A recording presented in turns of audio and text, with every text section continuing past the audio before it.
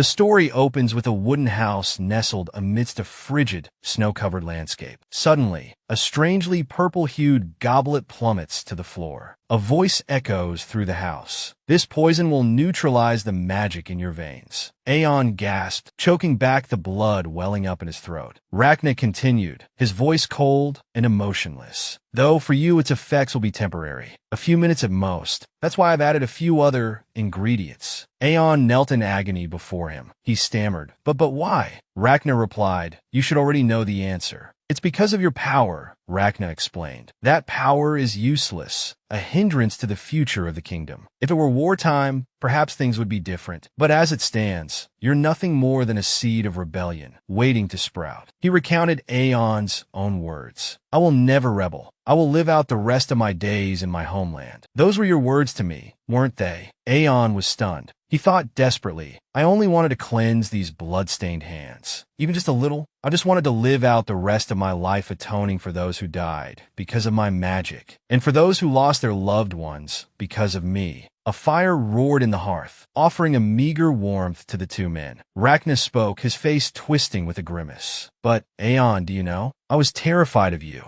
I was nearly driven mad by fear of my own old friend." His words were a bitter pill to swallow, and Aeon's eyes widened. The words echoed in his ears. "A master mage, someone capable of overthrowing both me and my kingdom at any moment. How could I let such a monster live?" Unspoken grief welled within him. Rachna continued, "My old friend, please never forgive me." He paused, lost in thought. Then he turned and walked away. A winter night, choked with snow, the flames in the hearth leaped higher. Aeon remained, kneeling helplessly in the firelight. "That bastard," he thought, his teeth gritted. "I was too careless." Suddenly, he clutched at his robes. Slowly, he drew out what appeared to be a dagger. "Rachna, you were careless too." A fierce determination hardened his gaze. "I studied it relentlessly, consumed by remorse for the life I'd lived until now." The dagger was etched with strange temporal runes. Aeon held it in his hand, the symbols pulsing faintly. "If I plunge this into my heart before the poison takes hold, I can use my magic one last time." Slowly, he brought the dagger closer. Blood spurted in his final moments. The atonement I longed for. Blood gurgled in his throat. The dagger glowed with an eerie blue light. Aeon weakly gasped, "Da Zakiro." Another dimension ripped open, and he found himself kneeling before a circular, magical inscription. He placed his hand upon it, whispering, "Du Kubergado, Jin Sunagas." Return everything to its rightful place. Images of the past flickered before him. First, he saw himself standing before a tombstone. Then,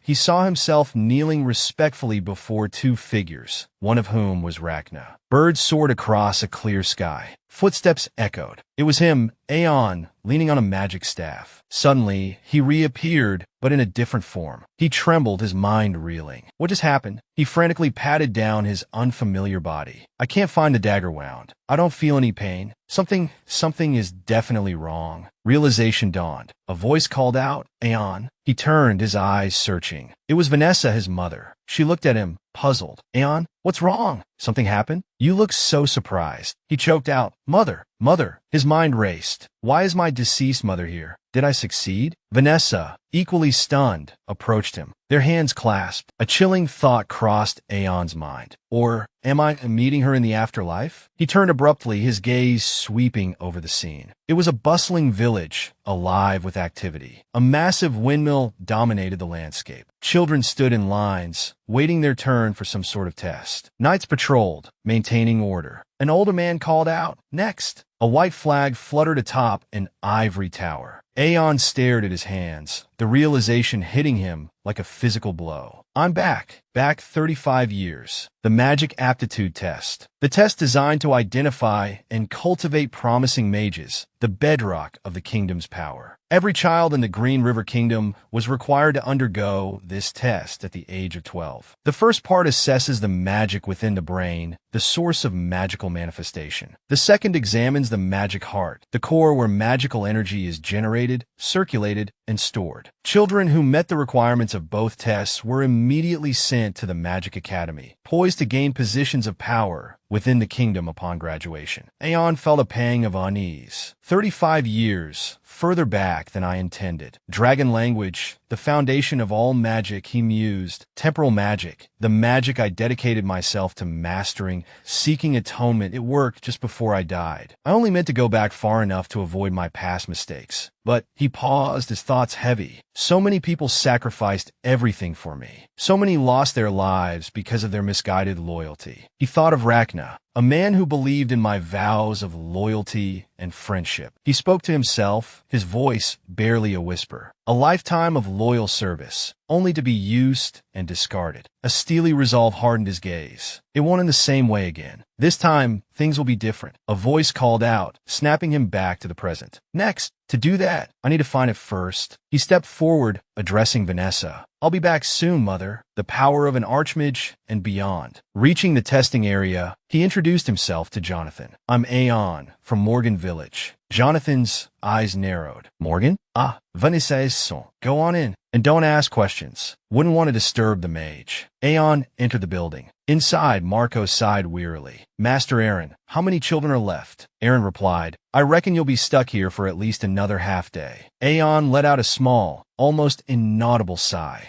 With a sudden shift in demeanor, Aeon strode forward, a disarming smile on his face. Excuse me. Marco's tired eyes focused on him. Hello there, young man. Come closer. Now, tilt your head down a bit, Marco instructed. I'll use magic to stimulate your brain. You might feel a little dizzy, but it's only temporary, so don't worry. He placed a hand on Aeon's head. Good. Now, turn around, he continued. Aeon froze, a flicker of something unreadable in his eyes. Marco, oblivious, urged him on. Come on quickly. I just sensed magical brain energy within you. This means you have the potential to change your life. If there's a magic heart within your chest, Aeon's thoughts churned. Simply joining the academy isn't enough. He turned to Marco. Master Mage, he began, there's something I want to show you. Marco raised an eyebrow.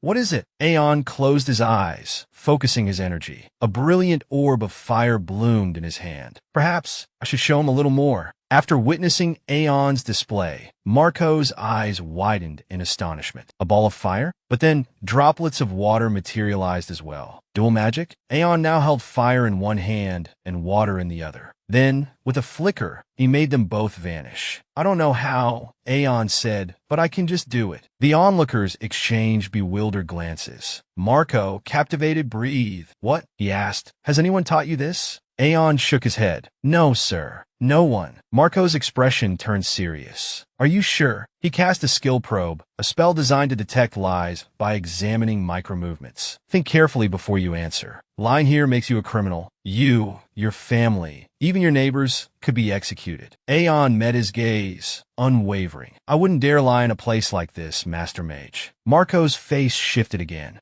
He chuckled. I thought so. The skill probe detected no deception. He stared intently at Aeon. This child. Suddenly, a scream ripped through the air, startling them both. Aeon rushed outside. The sight that greeted him was unbelievable. His mother. Vanessa's wrist was gripped by a leering Jonathan. Please, she pleaded, don't do this. Quiet. Jonathan snapped. Don't you know there are important people inside? 7 years a widow?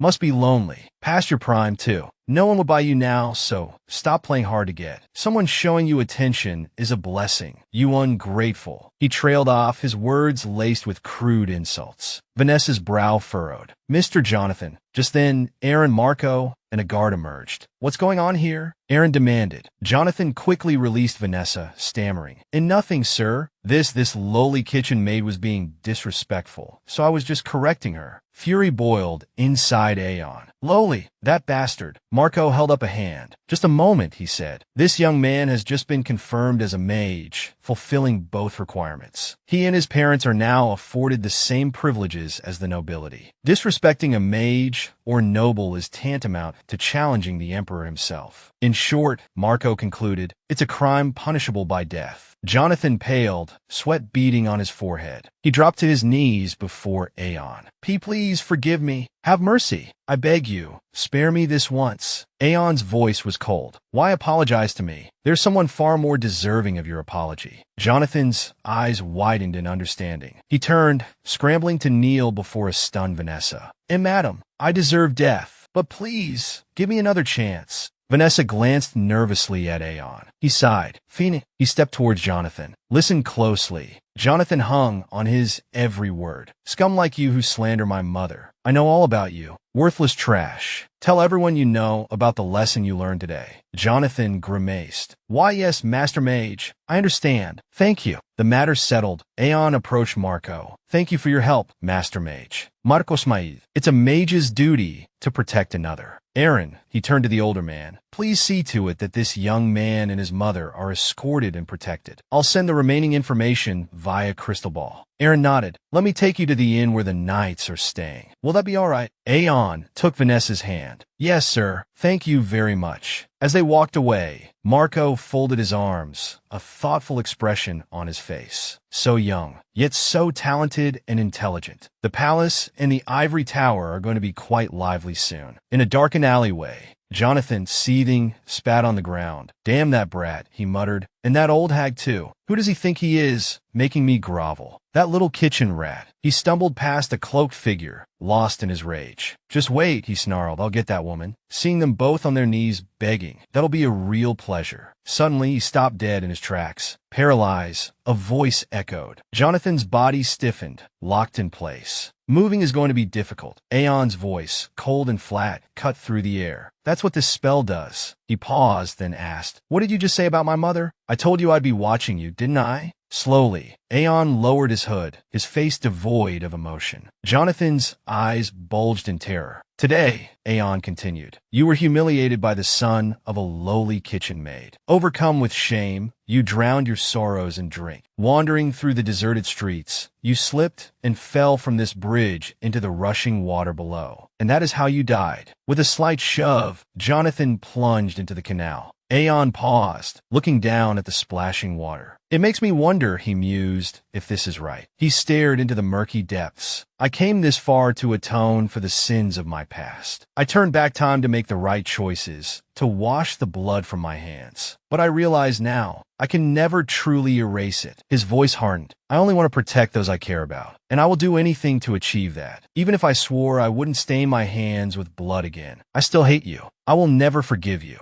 Jonathan lay sputtering in the shallow water. And the one who poisoned me, Aeon added, his thoughts turning inward. What made Rachnis say those things? I think I'm starting to understand. The scene shifted to a comfortable room in a grand house. Aeon sat wearily, rubbing his temples. My head is pounding, he murmured. He looked down at his hands. I never thought I'd deplete my magic reserves with a simple paralysis spell. I hope his body develops quickly. A new thought struck him. He walked over to the bed where Vanessa lay sleeping. Mother, he whispered. She seemed to be sleeping peacefully. After a year at the Magic Academy, I was placed in the first-rate mage class. My mother, left behind in Morgan, died of a sudden illness before she could see her son become a true mage, living in wealth and comfort. He leaned closer to Vanessa. Mother, he vowed, in this life, I promise to protect you. I will make you happy. He gently stroked her hair. So please, he whispered, live a long life. In my past life, I couldn't even protect my friends, let alone my family. I couldn't protect anything or anyone. But this time will be different, he vowed. The scene changed to a magnificent, opulent palace. Emperor Terry Green River, chin resting on his hand, addressed the tower master. What do you think? He asked. An elderly man with silver hair appeared. This was the fifth circle mage, the master of the Hobart Leon Tower. At this point, he replied, I can't rule anything out. However, Terry continued, magical energy is essentially a fraction of the soul circulating within the bloodline. The moment you can manipulate that fraction yourself, you are a mage. Stimulating the magic brain through techniques is the simplest method of manifesting magic. Typically, he explained, the Academy teaches these methods as I and other mages learned. But there are some who claim to have manifested spontaneously. And those individuals, they can freely wield first-rate magic like the Archmage. He recounted, long ago, it was thanks to him that humanity discovered the adaptability of magic. He discovered how to manifest magic on his own, without any guidance. He is a legend among mages. Terry folded his arms. Master Hobart, he asked, does this sound like the presence of a dragon from legend or myth to you? Hobart closed his eyes. Dragons are mere illusions, he replied, but the existence of the Archmage is a fact. Because someone had to start it all for us to be where we are today. Even my logic can't explain this case. That's why I need to see it with my own eyes. The mage sent to Morgan isn't one to lie. He paused, then added, if this is just a mistake or an exaggeration, then that boy's power is truly dangerous. This is all I can tell you.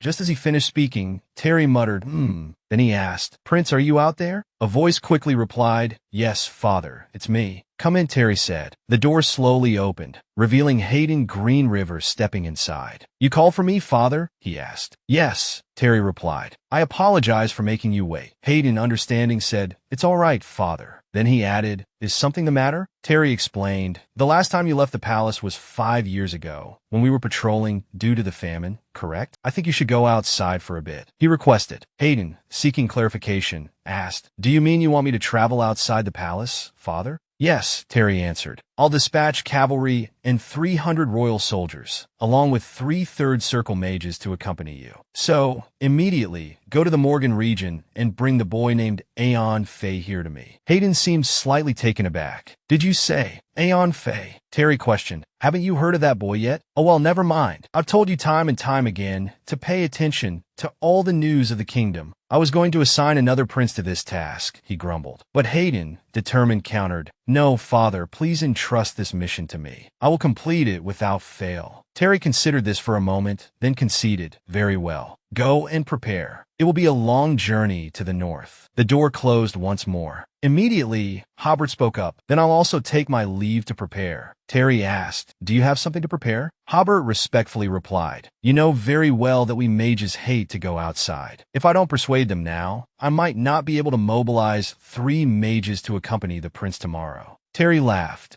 You're right. Go on. The door closed again as Hobart exited the room. A servant asked the tower master, will you return to the ivory tower? He replied, no. I need to prevent a few things at a certain house. Sooner or later, both the ivory tower and the royal family will act. Aaron sat looking out the window. He recalled what Marco had said a few minutes earlier. This boy has been recognized as a mage for fulfilling 2 requirements. He thought to himself, judging by the way he acknowledged himself as a mage right after the test ended, it's highly likely he reported back to his superiors right then, just as I wanted him to. The kingdom is currently eager to find a talent who can accompany Prince Hayden Green River. Although the head of the tower, Hobart, is with the 5th prince, Breakna, he will need more people in the tower. And this will create conflict between the royal family and the ivory tower, Aaron speculated. Whether I side with the king or the ivory tower, or choose my own path, my potential is limitless. Right now, I'm no longer a naive pawn for them to manipulate. A voice called out, Mage, please step forward. Marco held a shimmering blue orb in his hand. He coughed lightly. Then he called out again, startling Aaron. Mage Aeon Fei of the kingdom, hear the king's decree. Aeon wondered, the king's decree? He's acting faster than I thought. As he opened the door, a voice exclaimed,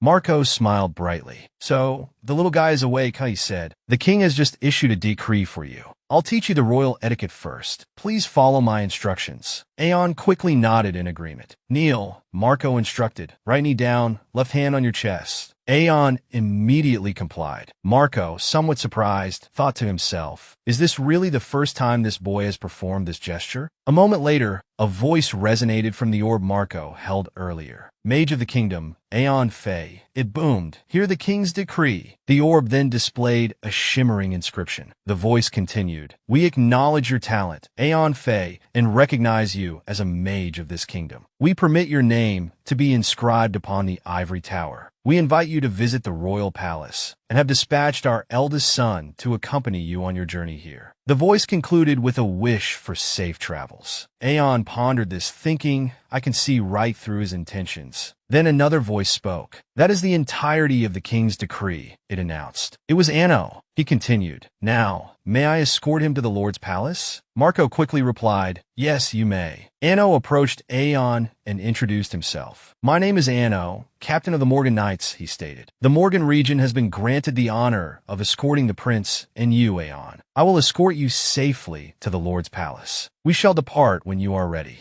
A few minutes later, at the royal palace, the lord of the Morgan territory, Marquis Market Morgan, announced, he's here. He addressed his family. Ravi Margaris, he commanded, I will reiterate this once more. Be mindful of your words and treat the mage with the utmost respect. Aeon Fei, despite his young age, is undeniably a mage of the kingdom, he continued. He possesses the talent to attract the king's attention. There's nothing wrong with showing him courtesy. Marquis Morgan then greeted Aeon warmly. Welcome, mage of the kingdom, he said. Within the royal palace, a servant's voice could be heard. Hey, have you seen the boy in the training grounds? He can conjure fire with his bare hands, she exclaimed. Another servant replied, well, do you think he'd be recognized as a mage otherwise? He's an incredible child. He's been in the training grounds for 15 days straight. He might still be there even as we speak, someone added. Meanwhile, Aeon continued his rigorous training, grunting with effort. He extended his hand and cast a spell. Ice Nova! Instantly, everything around him froze, transforming the area into a winter wonderland. Standing amidst the ice, he sighed. Still not enough, he muttered. In my past life, he thought, I could freeze not just the populace, but even Morgan's entire palace. He clenched his fist in frustration. This small body still has too many limitations. I need something to compensate for the lack of magical power. Suddenly, a desperate voice called out, "A mage! Your Excellency, mage!" Aeon turned and asked, "What is it?" Housekeeper Haga breathlessly replied, "Mage, please help us." He continued, The Marquis is missing." Aeon, puzzled, asked, "Missing?" Haga quickly explained, "He hasn't returned from his goblin hunt yesterday. Young Master Ravi and the Knights accompanied him. We've deployed all available personnel to search, but to no avail. We've only found traces of a struggle." Aeon listened, his mind racing. "I don't think this is the time for them to die. Marquis Market Morgan will die at the hands of an enemy assassin, right before the first unification war in the future. And his son, Ravi Morgan, will abandon and flee this land when the unification war begins. He will be executed after the war ends." Then, Aeon asked, "Wouldn't it be more helpful if Master Mage Marco assisted in the search?" Haga hesitated. Aeon pondered silently. "If the Marquis went hunting as usual, the probability of this incident being caused by my return is very low." He spoke aloud. "Where is Master Mage Marco?" "He's currently outside the territory on a different mission," Haga replied. Aeon wondered. The Master Mage of this territory is outside the designated area? Is this also because of my return? A Master Mage operating outside their designated territory is extremely rare. I don't know the exact details, but this must be related to me. He thought, for instance, if this were silently reported to the head of the Ivory Tower, it could put me in danger. My most powerful weapon right now is my foreknowledge of the future. If the Marquis's death alters the future, I'll lose that weapon. Haga continued, "We've exhausted all other options. That's why I came to ask for your help." Immediately, Aeon asked, "Where did it happen?" "I'll join the search." He thought, no matter what, I can't let this happen. As Aeon prepared to leave, he heard a voice call out, "Aeon!" Vanessa rushed towards him. "I heard what happened. Are you going to the mountains with the search party?" She worried, "Isn't it dangerous?" "You're too young for something like this." Aeon smiled. "It's all right, mother. I'm a mage now." Vanessa hesitated, but still. Aeon took her hand reassuringly. "Don't worry too much. I promise I'll come back." Margaret spoke up. Tears streaming down her face. Margaret pleaded, "Please find my father and brother." She clasped her hands together. "If you can find them, I'll do anything to repay you. I'll ask father to give you money, land, even servants. So please." Aeon's gaze fell upon the ring on Margaret's finger. He seemed to recognize it. "That's," he replied, "I promise I'll find them." Margaret's face lit up. "Really?" Aeon asked about the ring she wore. "Can I borrow that? I sense magical energy emanating from it." Margaret handed him the ring. Aeon said, "This will help me find them." She agreed. "All right." He slipped the ring onto his thumb. A surge of power seemed to flow through him. He looked at it. "It's exactly the same as in my past life." The Magayon ring, a low-level artifact said to amplify the wearer's magical power. He surmised, it seems that instead of giving it to his heir, he gave it to his daughter. Margaret urged, "You must find them." She reminded him, I'm only lending you the ring. It's a family heirloom that father gave me. Aeon reassured her. I know. He thought, this will compensate for my current lack of magical power. Turning to the soldiers, he commanded, let's go. In a dense forest, the soldiers reported, it's here, sir. They pointed towards a patch of blood. We lost their trail here. Aeon asked, have the dead been buried? A subordinate answered, we haven't found any bodies. We believe they were devoured by the monsters, sir. Aeon examined the remains of the creatures. He pondered, the only things left are a few dozen goblin corpses. They must have been attacked by hundreds of goblins. He extended his hand. I have to find them quickly before it's too late. He cast a spell. Summon Spirit Wolf. Magical light flared. The soldiers behind him watched in amazement. A wolf? Did he just say spirit? A paw stepped forward. A small wolf, wagging its tail, appeared. The soldiers gasped. A puppy? Aeon sighed inwardly. If this were my past life, I could have summoned a much larger wolf. This one's no bigger than a puppy. He felt frustrated. With my current magical capacity, I can't do any better. He instructed the wolf. This scent. Do you think you can find where they went? The small wolf sniffed the blood. Barking, it darted off. The soldiers were bewildered. Hey, Master Mage, Aeon explained. Just follow the spirit wolf. They obeyed. Ah, yes, sir. At the base of a cliff, a goblin, wielding a club, charged forward, roaring. Marcus cleaved through a goblin, severing its head. Surrounded by more of the creatures, his body already wounded, he felt a surge of desperation. Goblins everywhere. What am I supposed to do? The ferocious goblins lunged. If this keeps up, anxiety gnawed at him. He squeezed his eyes shut for a moment, then barked out orders to Ravi. Ravi, we'll deal with these goblins here. You have to make it back to the palace, understand? He added urgently, tell them Mount Mugleen is under attack by goblins. Hurry! Behind him, another goblin crept closer. Ravi cried out in alarm, Father! A goblin! As the creature leaped. It plummeted down, its club poised to strike. Ravi yelled, Father! Behind you! Marcus, stunned, turned just as the blow landed. The words of a spell echoed through the air. Ice Nova! Sheets of ice erupted, and Marcus gasped in relief. A figure landed amidst the frozen landscape. The goblins, caught in the spell, were encased in ice. Aeon had arrived just in time. Marcus stared at him, his eyes wide. Aeon turned and approached, thinking, that child is... Marcus's gaze grew distant, his eyelids drooping. Panic rippled through the onlookers. Marquis, someone cried. A faint voice called out, Father, and Marcus's eyes flickered open. Margaret, sitting beside him, cried out joyfully, Father. He looked at her in confusion. Margaret? He struggled to sit up. What happened? She explained, her voice thick with tears. Aeon saved you, Father. You and Ravi were unconscious for 2 days. You don't know how worried I was? Haga rushed in. My lord, thank goodness you're awake. Marcus asked Haga, is everyone else all right? Haga hesitated. Well, he began, then admitted, 12 soldiers and Master Rudin, they didn't make it back. Marcus, his brow furrowed, asked, where is the mage? I must see him myself. Aeon, about to leave, heard a voice call out, Mage Aeon.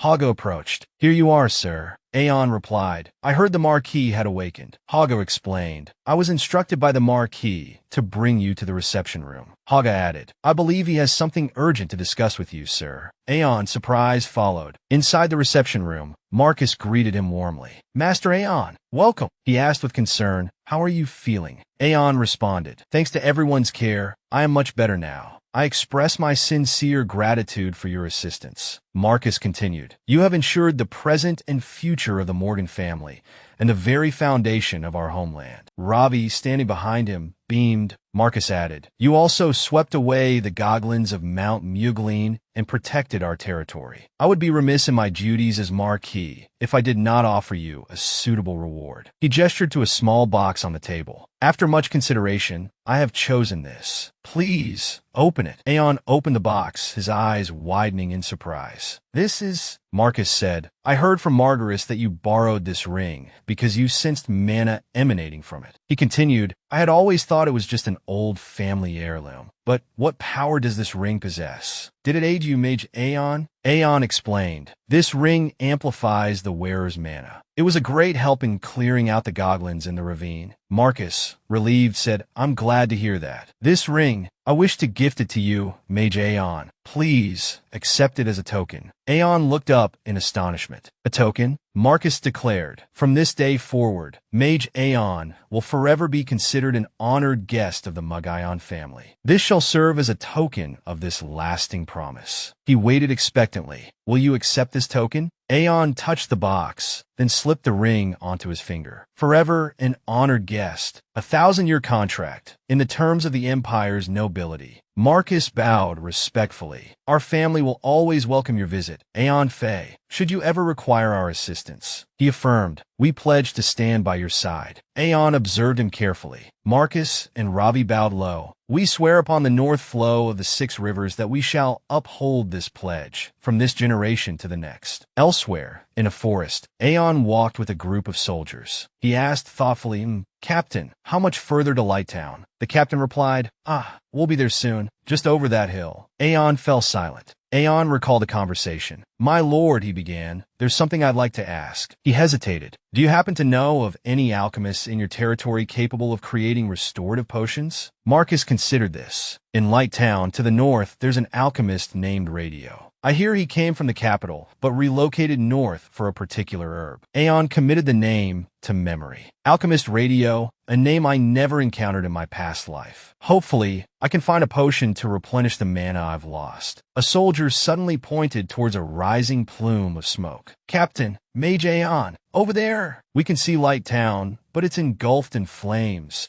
Aeon was stunned. The captain, drawing his sword, barked, defensive positions. A blood-stained axe glinted ominously. A group of bandits emerged, one hefting the axe on his shoulder. Gather the loot. Let's start rounding them up, he sneered. Make it quick. I want to get to the little girl. A young boy, captured by the bandits, struggled and cried out. A frantic older man pleaded, Flash, please, let him go. The bandit leader kicked the man brutally. You're about to die anyway, old man. You're worthless. The man coughed, blood splattering the ground. The boy thrashed, screaming, Let me go. Let go of me. Father, the bandit snarled. Shut up, you little brat. He leered at the boy. Would you be quiet if your father was dead? Terror filled the boy's eyes as the bandit brandished a knife, advancing on the older man. I'll sell your son. He'll fetch a good price somewhere. A predatory gleam lit the bandit's eyes. Farewell, he hissed. The boy sobbed, screaming in fear. Suddenly, a shard of ice flew through the air, piercing the bandit's throat. The boy stared, wide-eyed, at the scene unfolding before him. The bandit crumpled to the ground. His companions recoiled in shock. What? What was that? Ice? Where did that come from? Their eyes darted around, finally landing on a figure in the distance. Aeon, poised, prepared another volley of ice shards. A flurry of icy projectiles rained down upon the bandits. They scrambled in panic. Run! They shrieked, their cries echoing through the hills. A lone figure stood upon a rocky outcrop. Aeon focused his mana, glancing at the ring. It's working, he thought. With this ring, my mana capacity should be on par with a 3rd-level mage. The town lay in ruins, villagers mourning their loved ones, victims of the bandits' brutality. A voice called out, Mage Aeon. Aeon turned, concerned. Captain, are any of the soldiers injured? The captain replied, No, thanks to you, we're all unharmed. Aeon stammered. That's good. He wondered, I hope they're still alive. Hearing the name Radio, Aeon turned sharply. Villagers crowded around a man, gasping for breath. Hold on, father, a young boy cried anxiously. Aeon approached. Let me see, he offered. He was taken aback. Pale skin, devoid of color. Hair turned stark white. That was the man's current state. Could it be mana poisoning? Aeon surmised. An affliction considered a curse of the gods. If a certain amount of mana enters a body with a mana brain, but no mana heart, the mana fragments overstimulate the brain,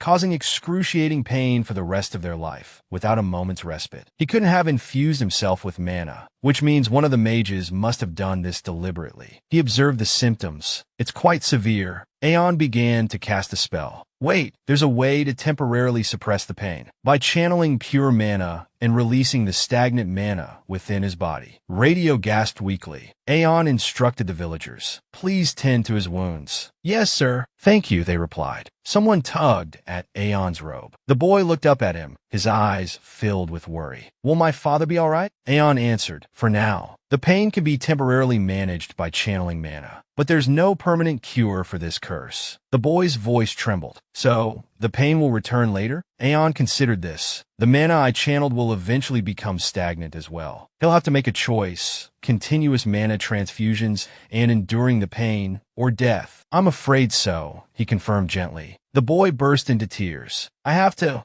find the linear flower and make an antidote. He turned and ran. The villagers, previously panicked, asked where the boy had gone. Aeon seemed to freeze. He cast his mind back. That's when I remembered the name of the greatest alchemist in history, the palace alchemist Hammon, a man who once lived in poverty, now standing beside Emperor Jaka, thanks to his prodigious talent. When I saw him in my past life, he always held a hostile attitude towards mages. An alchemist afflicted by mana poisoning from a mage, a certain herb he sought in the north. He thought about the boy's words. A herb capable of neutralizing mana within the body. If such a thing exists, a whisper from the past echoed in his mind. It was a poison that neutralized mana in the blood. Aeon was stunned. He cast a haste spell and ran towards the distressed boy. He warned, there might still be bandits lurking outside the village. It's dangerous to go into the forest. The boy sniffled, but I can't wait any longer. If I don't find that flower and make the antidote soon, Father will. He choked out, his voice thick with panic. My father will. Aeon interrupted him, casting a sleep spell. The boy swayed, murmuring, I have to the flower, before collapsing against Aeon. Aeon sighed. He seems to be asleep now. Sunlight dappled through the forest canopy. He laid the boy gently upon his cloak, taking a closer look. If his face wasn't so filled with desperation, he'd look exactly like he did back then. He pondered. If I hadn't come to Light Town, his father would be dead, and he would have been sold into slavery by the bandits. He reasoned, the poison I was given in my past life must have been concocted by him. He must have obeyed orders and created it, even knowing Rana's plan. Silence hung heavy in the air as he wrestled with a decision. Should I eliminate him? He tried to calm himself. Such a rash act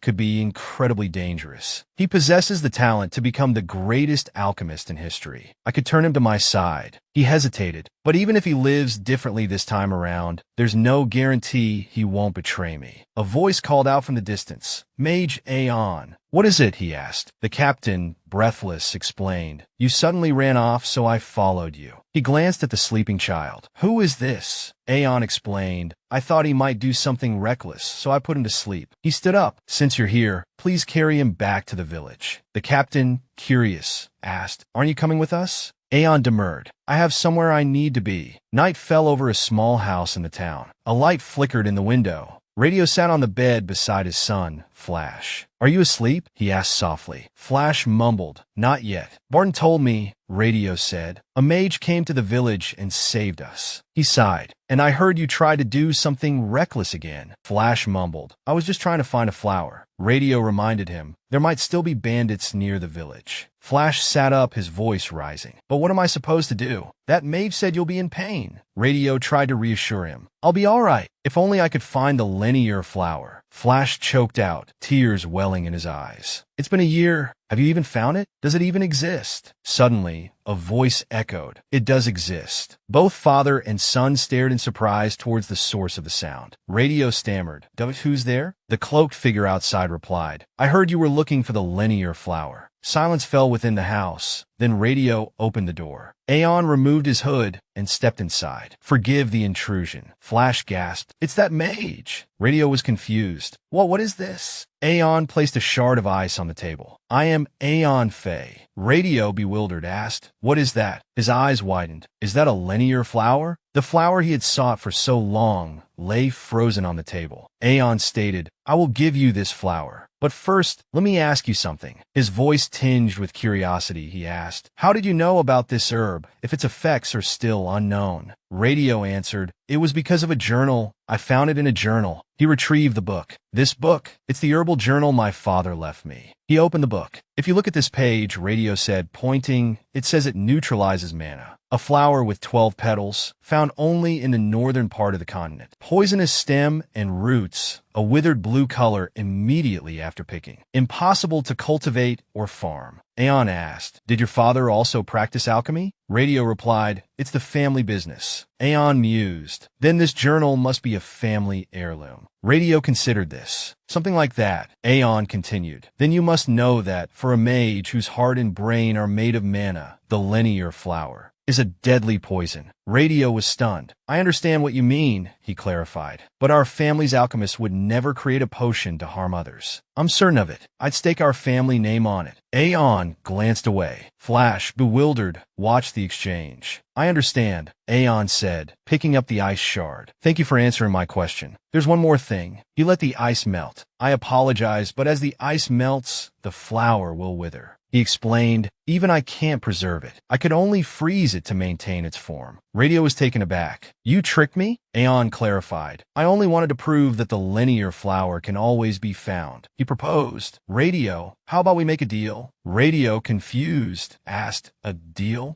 Aeon suggested, "I will continuously supply you with mana, so you won't die from mana poisoning." He assured him, "I also promise to find a way for you to use the linear flower." He thought to himself, "I'm sure I can find information related to it." The information that Rana and Doglat found. He continued, "So, please come with me to the capital." Radio was puzzled. "The capital? Why would I go there?" Aeon requested, "Please create mana potions for my mana deficiency and learn how to make a cure for my mother's illness." Radio was skeptical. "Can't you ask a famous alchemist?" He added, "I'm not that skilled in alchemy." Aeon replied, "I need someone to stay with me and constantly provide me with potions." He then turned to Flash. "That boy ran into a bandit-infested forest to find a herb that could cure you." He urged, "Please make the right decision. At least for him." Radio pondered. "He's not an ordinary child. Who is he?" He hesitated. "Can you give me some time to think?" Aeon agreed. "Take as long as you need. In this life, Doglat won't lose his father or become a slave." He observed the two of them. Looking at the boy's bright smile, he felt confident, and his talent won't fall into Rana's hands. Meanwhile, Lanfa was standing behind a fence, observing the houses from afar. Suddenly, a voice called out from behind him, "Mage Aeon." Hearing the voice, he turned around. This time it was the knight, standing at attention. "We are ready to return to the Lord's castle." Hearing this, Aeon remained silent, his gaze averted, seemingly towards the house. Then, he lowered his head slightly and said, "All right, let's head back." On the way back, he kept pondering one thing. He still hasn't decided? Suddenly, the door opened. It was Radio and Flash. Flash stepped out with his father, a surprised expression on his face. "Huh," he uttered. Hearing the voice, Aeon turned around. "Ah," he said, seeing them emerge from the house. He walked towards them, asking, "Have you made your decision?" Radio didn't answer directly, instead asking, "Do I even have a choice?" He seemed embarrassed, scratching his head as he continued, "I need to live first." While he spoke, Flash ran down the steps, his face beaming with joy. Despite his slight embarrassment, Radio smiled and said, "Please keep your promise." Hearing this, Aeon smiled back. "Of course." Suddenly, he was taken aback by something. Radio's son spoke up, hesitant at first, but emboldened as he hugged his father. He asked Aeon, "Can you really cure my father?" Hearing the boy's question, Aeon wasn't angered or annoyed. On the contrary, a flicker of amusement crossed his face. He let out a long sigh, though, and looked at Flash with an affectionate gaze. "Yes," he said, "I promise." Flash, still innocent in his wonder, asked again, "Really?" Aeon calmly replied, "Really." Hearing such a firm assurance, Flash's face lit up, a joyful bloom spreading across his features. "Then can I call you boss?" he asked. This time, Aeon stammered slightly, as sure. "Okay." Seeing Aeon agree, Flash exclaimed with delight, "Yes, boss." The words triggered a memory for Aeon, a flashback to an earlier time. "Get out of my sight." Was he really like that as a child? He wondered. Their conversation was interrupted by the sudden sound of approaching hoofbeats. Both turned their heads in surprise. Aeon let out a startled, "Whoa," while Flash, though curious, remained silent. A knight dismounted and addressed Aeon. "Mage Aeon, we must return to the Lord's castle at once." Sensing the urgency, Aeon asked, "What's happened?" The knight replied, "I've heard that the prince has crossed the Gomus River." Aeon's brow furrowed. "The Gomus River? Crossed already?" he asked, beads of sweat appearing on his forehead. The knight confirmed, "Yes, the news arrived this morning." Aeon's expression grew serious. "Why are they only informing me now?" he thought.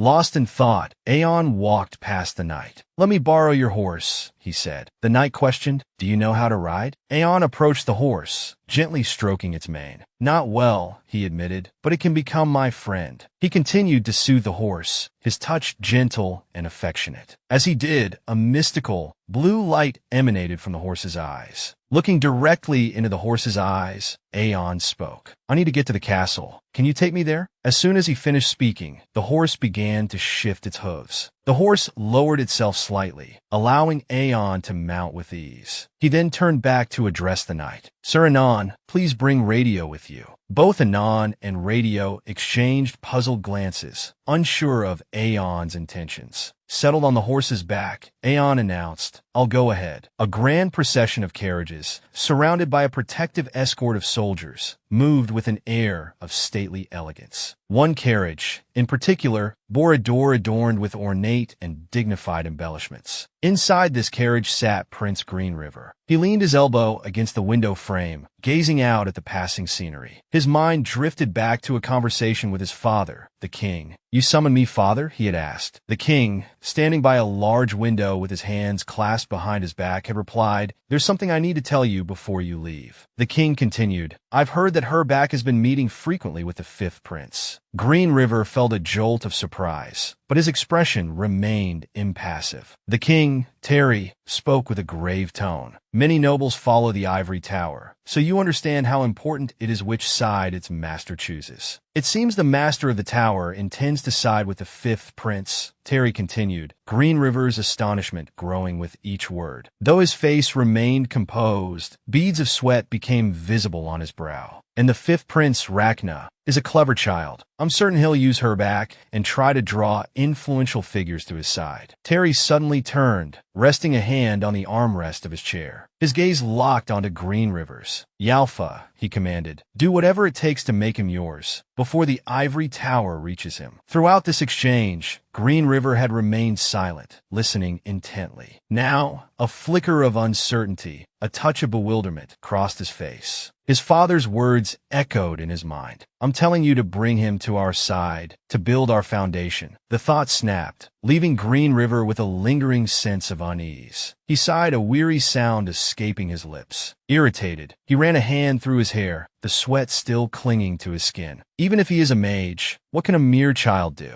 he thought. "The ivory tower is overflowing with mages, yet not a single one is on my side," he mused, a sudden bitterness creeping into his thoughts. "How dare he abandon me, the heir, and choose the fifth prince?" His eyes hardened, a chilling glint in their depths. Sitting in the carriage, he seethed. "The day I ascend the throne, I will eliminate those traitors." Suddenly, a voice called out from outside. "Your Highness," Oliver addressed him from beside the carriage. "I believe it would be best to inform House Morian." Green River, startled, nearly lost his balance within the confines of the carriage. "I thought we had already settled this matter," he retorted. Oliver continued, undeterred. "We must give them time to prepare, at the very least, before your arrival. Please consider their position." A look of vague comprehension dawned on Green River's face. "Ah, now I remember. Isn't your family part of the Morgan clan in the north?" he asked. Oliver replied, "Yes, your highness, that is correct." From within the carriage, Green River called out, "How much longer until we arrive?" Oliver, his expression still serious, replied, "It appears it will take 2 more days." A satisfied smirk played on Green River's lips. "Good. 2 days is sufficient. Send them a message." He sat back, legs crossed, an air of smugness surrounding him. "Let's see how the Northern Guardians, the shield of the Empire, prepare for a royal visit in just 2 days." Oliver, atop his horse, felt a flicker of unease at the prince's words, but he dutifully replied, "Yes, your highness." Within a grand and opulent estate, a booming voice resonated. "This is where His Highness, the Crown Prince, will be staying. Marcus, ensure the staff cleans every corner in preparation for his arrival." The voice, belonging to a man of authority, continued, "Not a speck of dust is to remain." He paused, placing a hand on his forehead in exasperation. "I assumed they wouldn't arrive, as no word had been sent." But suddenly, he addressed the bustling head butler, Haga. "Have the other families arrived?" Haga, ever composed, replied, "Yes, sir. All families have arrived except for House McFadden and House Judd. They have sent word that they will be here shortly." As Haga finished, the man pressed further. And the mage? Still no news? A note of worry crept into Haga's voice. No, sir, not yet. Marcus, his face etched with frustration, sighed. This is troublesome. I'll step outside for a moment. Suddenly, a knight's voice boomed from outside. His Highness, the Crown Prince, has arrived. A procession of soldiers and carriages entered the estate grounds, an impressive display of power and grandeur. The rhythmic clatter of wheels on cobblestones filled the air. The carriage came to a halt, and Green River emerged, his handsome features striking against the backdrop of the grand estate. The assembled crowd bowed in deference. Beside Marcus, the head butler whispered anxiously, "Sir, where is the mage?" Marcus, equally panicked by the mage's absence, shared the butler's fear. He began to speak, the mage, but was interrupted by a shout. Oh! The sound of approaching hoofbeats echoed from the distance. A lone figure on horseback, Aeon, appeared, slumped forward in the saddle. He lifted his head, meeting their gazes. "Apologies for my tardiness," he said. Relief washed over Marcus's face. "You've arrived. That's all that matters. Come this way." A wave of confusion rippled through the onlookers. That boy is the rumored archmage? They wondered. A child who can't even sit up straight on a horse? Marcus, hurrying forward, placed a hand on Aeon's shoulder. "Archmage, you have been summoned by royal decree. You must stand at the highest position, as per imperial law." As they walked, they encountered Green River and Oliver. Green River stared, stunned.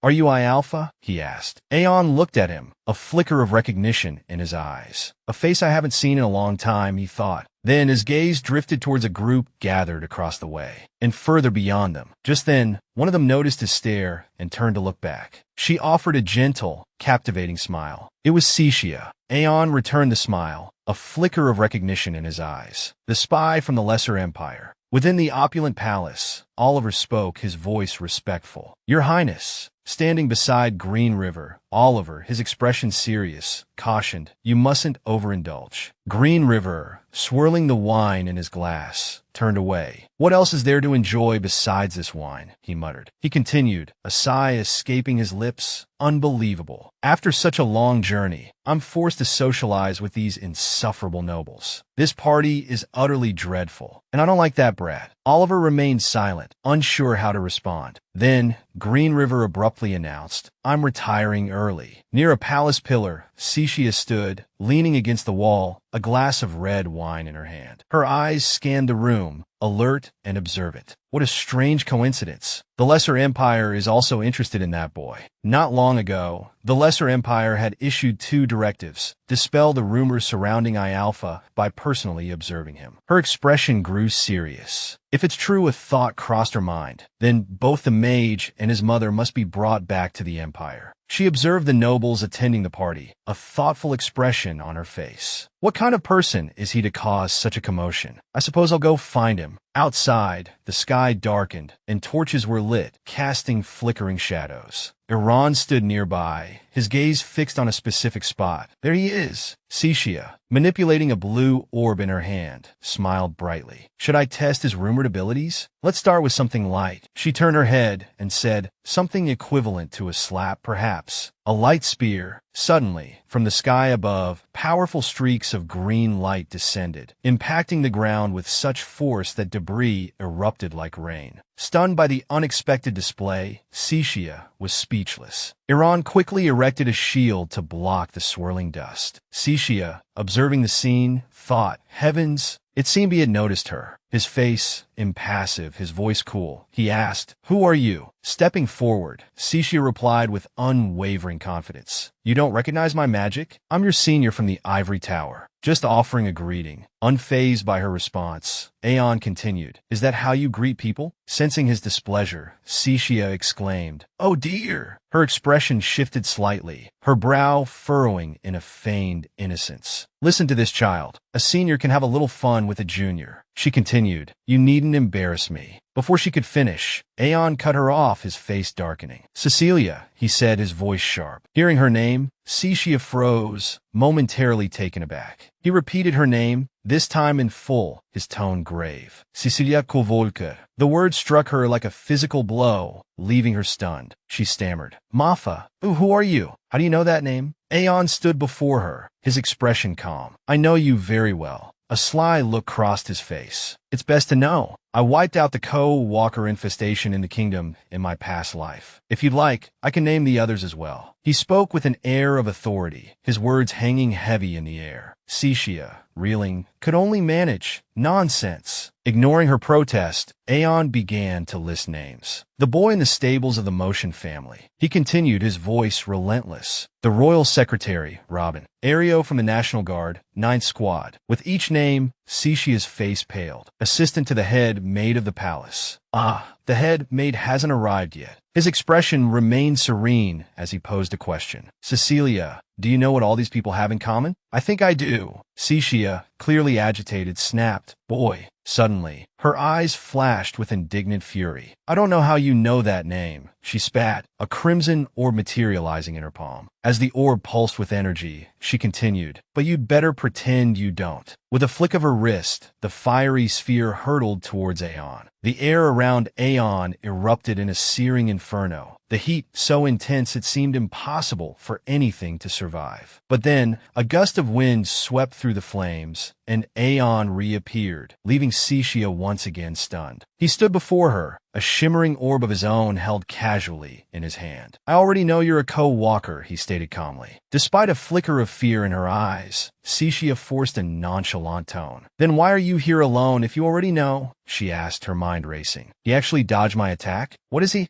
Aeon raised his hand above his head, the orb of light intensifying. A smug look played on his lips, and, he added, you will come find me at the training grounds. Cixia stared at him, utterly bewildered. Suddenly, panic flared in her eyes as sharp shards of ice materialized above Aeon, glinting menacingly in the torchlight. The crimson ice shards hovered, poised to strike, under Aeon's control. Iran, watching from the side, grinned. I knew it, he muttered. Then, with a shout of ice lance, Aeon unleashed the icy projectiles towards Cixia with terrifying speed. Cixia, caught off guard, cried out in alarm. Mana barrier. A shimmering shield of energy sprang up just in time, but the force of the impact cracked the barrier, leaving her struggling to maintain it. Gritting her teeth against the onslaught, she cursed under her breath. Then, Aeon conjured a massive fireball, dwarfing the one Cixia had used earlier. Fire blast, he yelled, launching the inferno towards her. Cixia, desperately trying to hold her ground, realized the futility of her situation. I can't move with the mana barrier. I'm gonna die. Dropping the barrier, Cixia turned and fled. Ice shards grazed her leg and abdomen, drawing blood. Another sliced across her face. She screamed in pain. The force of the explosion behind her sent her sprawling. She crashed to the ground, looking back at the devastation. I'm alive? The realization washed over her, and she collapsed, exhausted. That brat, she thought, he must be out of mana after using Fire Blast. Gasping for breath, she continued her internal monologue. The others will be here soon. There's no proof I'm a spy, and they won't suspect me just because of that kid. The tower mages will believe me. As she plotted her next move, Aeon walked calmly towards her. Lost in her thoughts, she considered, if I recover and deal with him later, I plan on making a name for myself. Aeon interrupted, a sly grin spreading across his face. By exposing you.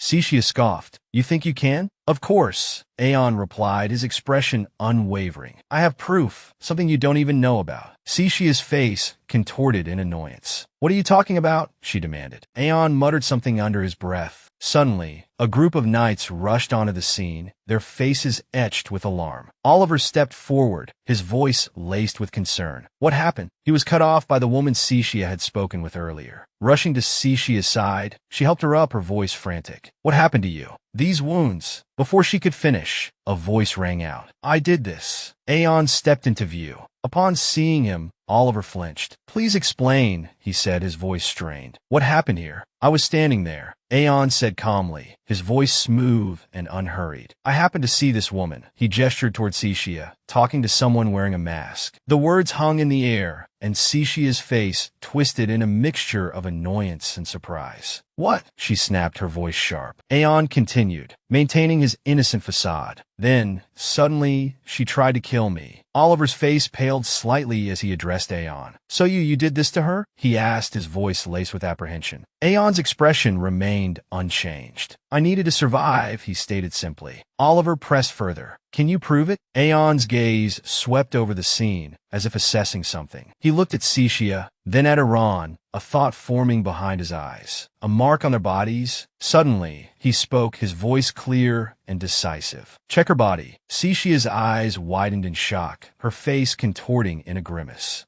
The woman who had been with Sishia stepped forward, her voice rising in indignation. Captain, isn't this a bit much? Have you forgotten we are mages of the Ivory Tower? But Aeon didn't respond. Instead, he drew his sword, the sharp blade pointing directly at them, silencing their protests. His voice, when he spoke, was cold and hard. The highest authority here is me, he stated, and this happened for a reason. He continued, his gaze unwavering. Whether the tower mages are involved or not, we have a responsibility to find the truth. The woman, though shaken, persisted. At least let us heal her first, she pleaded. Aeon's expression softened slightly. You can do that after a thorough examination, he conceded. Then, turning to the two female knights behind him, he commanded, check her. After the examination, Aeon addressed the knights. Anything suspicious? He inquired. The white-haired knight responded, we didn't find anything, sir. The woman beside Sishia erupted in outrage. See, I told you. Why would you suspect her? We need to heal her immediately. Aeon's gaze turned back to Iran. Lying, he asked, his voice low. Iran shook his head quickly. Of course not, he replied. Aeon then walked toward Sishia, who stared back at him, a mixture of apprehension and defiance in her eyes. He leaned down, his voice soft. Excuse me, he murmured, reaching out his hand. He placed his hand on her back, a faint glow emanating from his palm. Sishia flinched. What are you doing? She hissed, her voice laced with suspicion. The woman beside her gasped, her eyes wide with alarm. A faint blue mark, a mana seal, appeared on Sishia's back. What did you do? Sishia demanded, her voice rising in panic. Aeon looked at her, a smug grin spreading across his face. I was wondering what you two were up to, he said, his voice laced with triumph. It seems they checked for this. A co-walker sent to a training ground with a mark. They wouldn't know about it. Only the administrator would. His mind flashed back to a memory. I only found out after interrogating an administrator for a year. He turned to Oliver and the other woman. Does anyone know what this mark means? He asked. They both looked startled. This is the first time I've seen it, the woman admitted. Aeon turned to Iran. And you? First time, sir, Iran replied. Aeon paused, a thoughtful expression on his face. Even if no one knows what it means, it's still proof. He made a decision. Heal her, he instructed. Then we'll interrogate her. Sishia glared at him, fury burning in her eyes, but she was powerless to resist. Turning back to Oliver and the other woman, Aeon continued. Please prepare a mana prison. Yes, sir, they replied in unison. Oliver then turned to Aeon, his expression serious. If all of this is true, he said, the Emperor will reward you.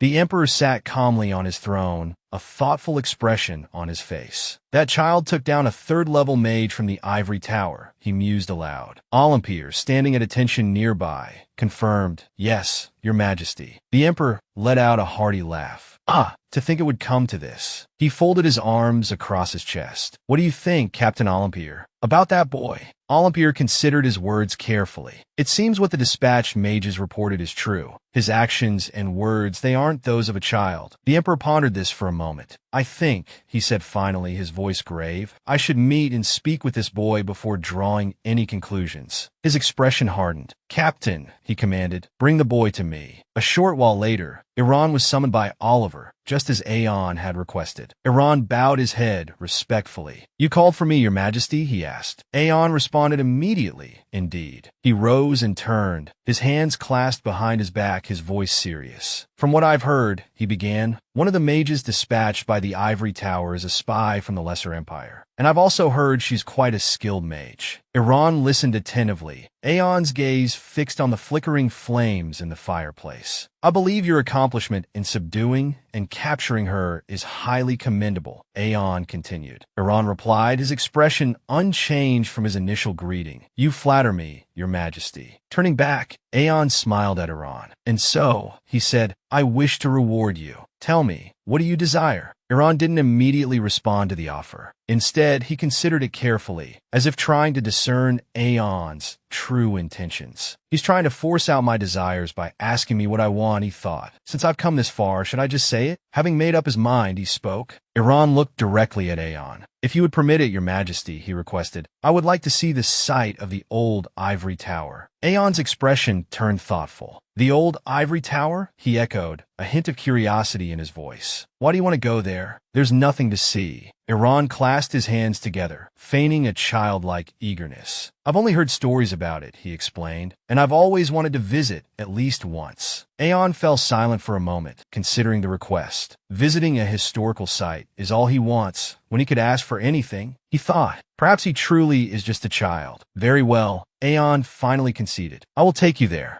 A small smile played on Iran's lips. I think I'll be able to acquire it sooner than expected, he thought. The old ivory tower and the artifact hidden deep beneath it, the dragon language scroll. The thought of the scroll filled his mind. Dragon language played a crucial role in magical research, and that scroll contained the essence of the language. In my past life, I only found it a few years before I died, so I could only decipher a small part of it. I wonder how much I can understand this time. A sense of anticipation coursed through Iran. Darkness had fallen, and the only light came from the moon filtering through the trees. The sound of a carriage approaching echoed through the forest. A group of soldiers escorted the vehicle. Inside the carriage, Vanessa gazed out the window, her face alight with excitement. This is the first time I've traveled this far, she exclaimed. She turned to Aeon, her eyes sparkling. Isn't it, Aeon? He returned her enthusiasm. Yes, it is, he replied. Radio, sitting across from Aeon's mother, chimed in cheerfully. Once we arrive in the capital, I'll be your tour guide, madam, he offered. Lord F.A. Doglad, seated beside him, shot him a look that suggested he found the boy's forwardness slightly embarrassing. Despite his appearance, he added, I've been working in the capital as an alchemist for quite some time. Vanessa beamed at the offer. Oh my, thank you, she exclaimed. Aeon remained silent, a strange feeling stirring within him. That name. Suddenly, a sound from outside the carriage caught Aeon's attention. He glanced out the window. A royal knight Paul stood there. Iran, he said softly, we've arrived. The surroundings were shrouded in the darkness of night. Paul dismounted his horse and outlined their plans. We'll be staying here for 2 days, he explained. And as per His Majesty's orders, he added, turning to Iran with a smile, you are free to explore this place during that time. He then gestured towards the building. Please follow me, everyone. I'll show you around. The village was sparsely lit, with few candles flickering against the encroaching darkness. Tall lampposts, usually positioned at the gate, cast long, dancing shadows. From within a simple dwelling, 3 plainly dressed individuals emerged to greet the arriving party. One of them stepped forward, his voice filled with awe. Unbelievable. To think you would grace our humble village with your presence. It is an honor for generations to come. At the villager's words, Paul let out a hearty laugh.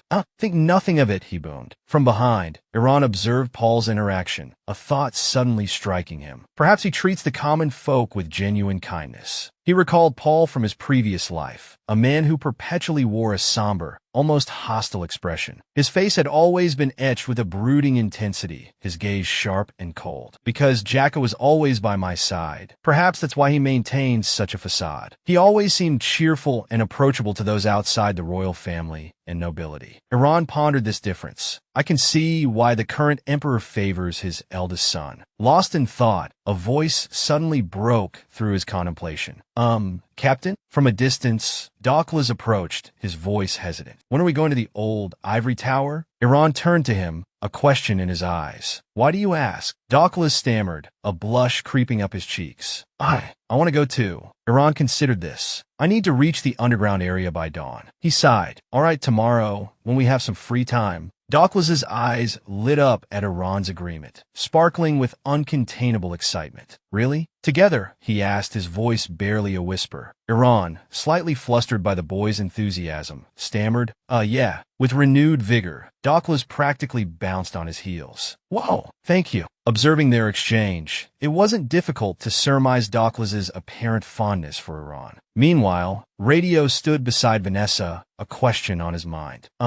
Lady Faye, he began, politely seeking permission to speak. There's something I've been wondering. Has Aeon always been so mature? He doesn't seem like a 12-year-old at all. Vanessa's expression softened. Aeon grew up too fast, she replied, a hint of sadness in her voice. She glanced over at Aeon, her gaze filled with a mixture of pride and sorrow. He's so kind and caring, just like his father. I know he doesn't say it, but I think he's trying to fill the void left by his father. And I feel so guilty about that. Radio listened intently. So, he's like his father? Was your husband a mage too? Vanessa shook her head gently. No, Fry was an ordinary man. She spoke of her late husband with a wistful fondness, her memories painting a picture of a man lost too soon. He disappeared before Aeon was born, just vanished after going to work one day. His belongings were returned to us 5 years later. Her eyes grew heavy with the weight of the memory, and now Iran had, overwhelmed by the painful recollection, Vanessa trailed off. Never mind, she said, quickly changing the subject. It's nothing. She and Radio turned their attention back to the two boys, their conversation a welcome distraction. A journey following the wind and the path of the stars, footsteps echoing on the grass, a journey without end. After the Unification War, far from the Ivory Tower and the Empire, a mage stood alone in an 8,000-acre meadow, a staff clutched in his hand, a figure of profound solitude. Was it simply coincidence that I entered the Ivory Tower after that? No, it was something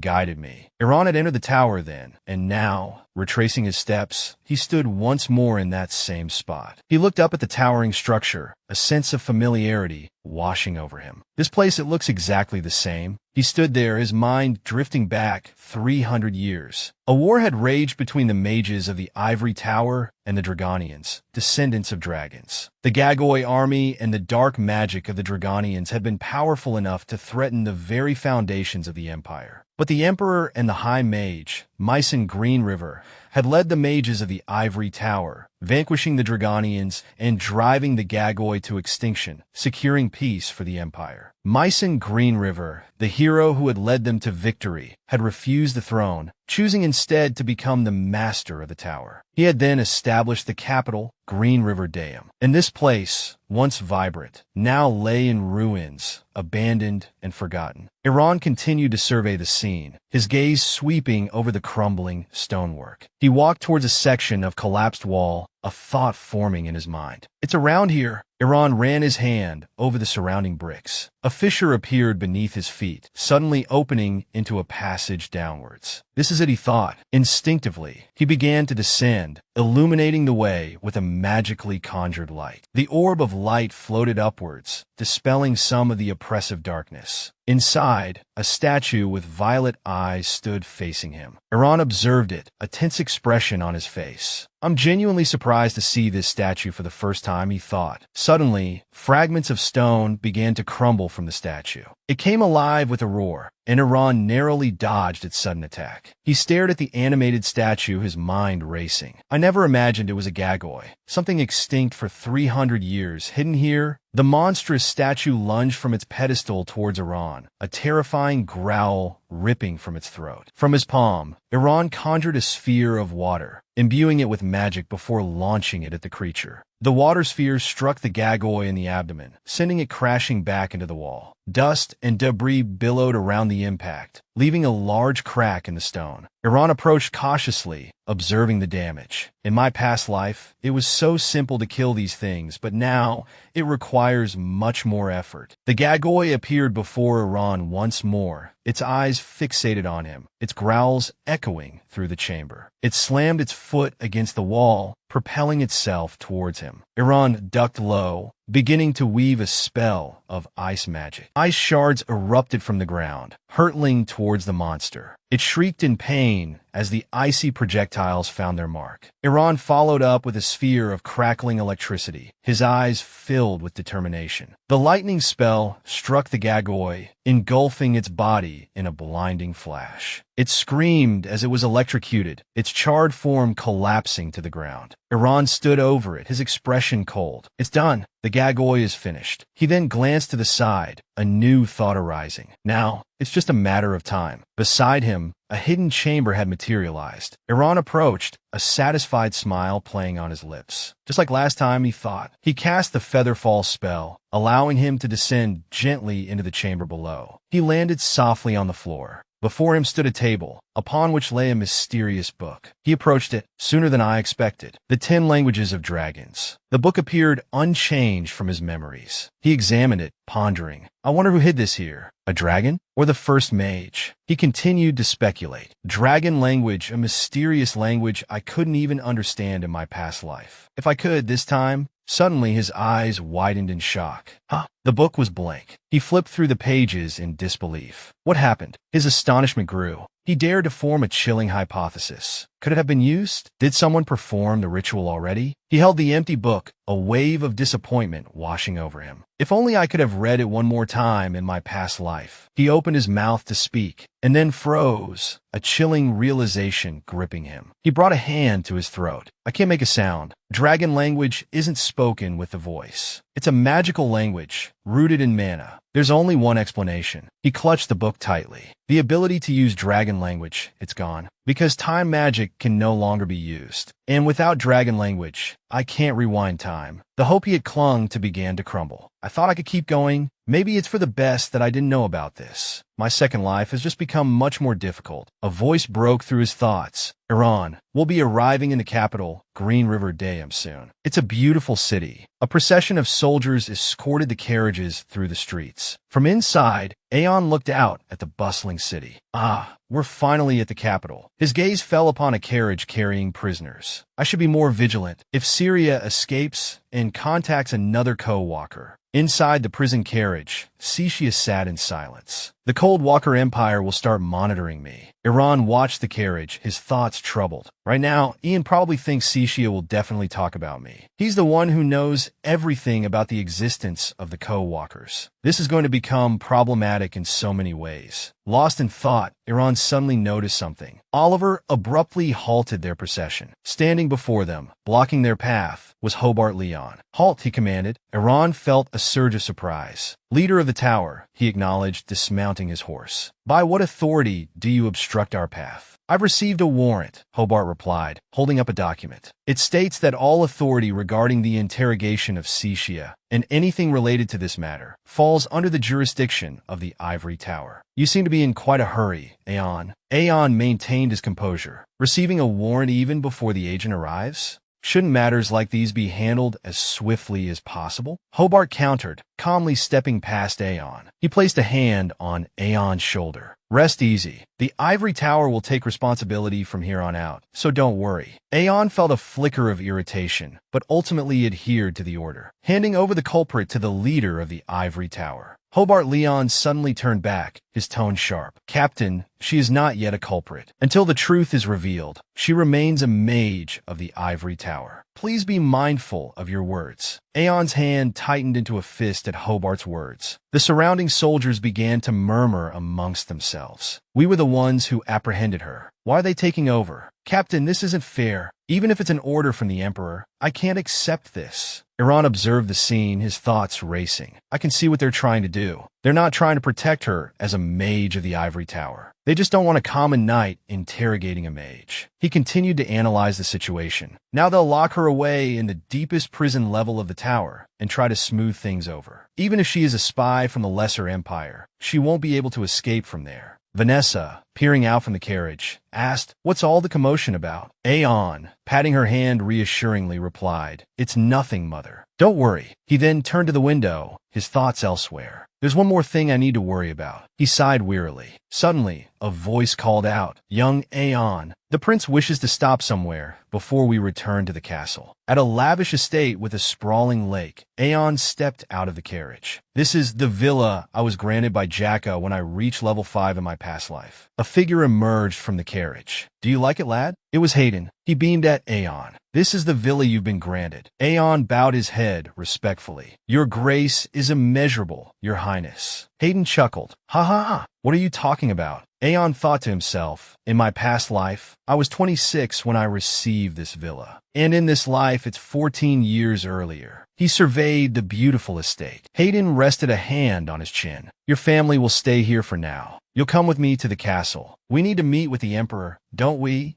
Aeon hesitated. If you'll permit me, Your Highness, could I tour the villa with my mother first? Hayden readily agreed. Oh, certainly. Vanessa, delighted, expressed her gratitude. Aeon then began to explore the villa, starting with the top floor. Inside, a magnificent temple stood, its splendor captivating Vanessa. Oh my, she breathed. Do you like it, mother? Aeon asked. Vanessa, slightly overwhelmed, replied, Like it? This is our home from now on, Aeon declared. Vanessa gasped. This place? Yes, Aeon confirmed. When I received this villa in my past life, mother was already gone. Vanessa's face lit up with joy. I can't believe it. This is really ours to live in? It's even more impressive than the Lord's castle. No matter how great a mage I once was, I couldn't bring mother back. Aeon thought, a smile playing on his lips. This villa, it means it was once used by the royal family. Vanessa, hearing the word royal, exclaimed, Royal family? But now it's different. The things I wanted to do for mother, the things I wanted to do with her, they're all possible now. As they toured the villa, Aeon turned to his mother and asked, Mother, what do you think? Vanessa, overwhelmed, simply hummed in response. Aeon looked at her, a silent promise in his eyes. This time, I'll be able to see mother's happy expression, something I couldn't in my past life. Finally, Vanessa spoke. It's spacious and beautiful and so big. Standing within the grand villa, she added, How will we ever manage to clean it? At her question, Aeon froze, stiff as a statue.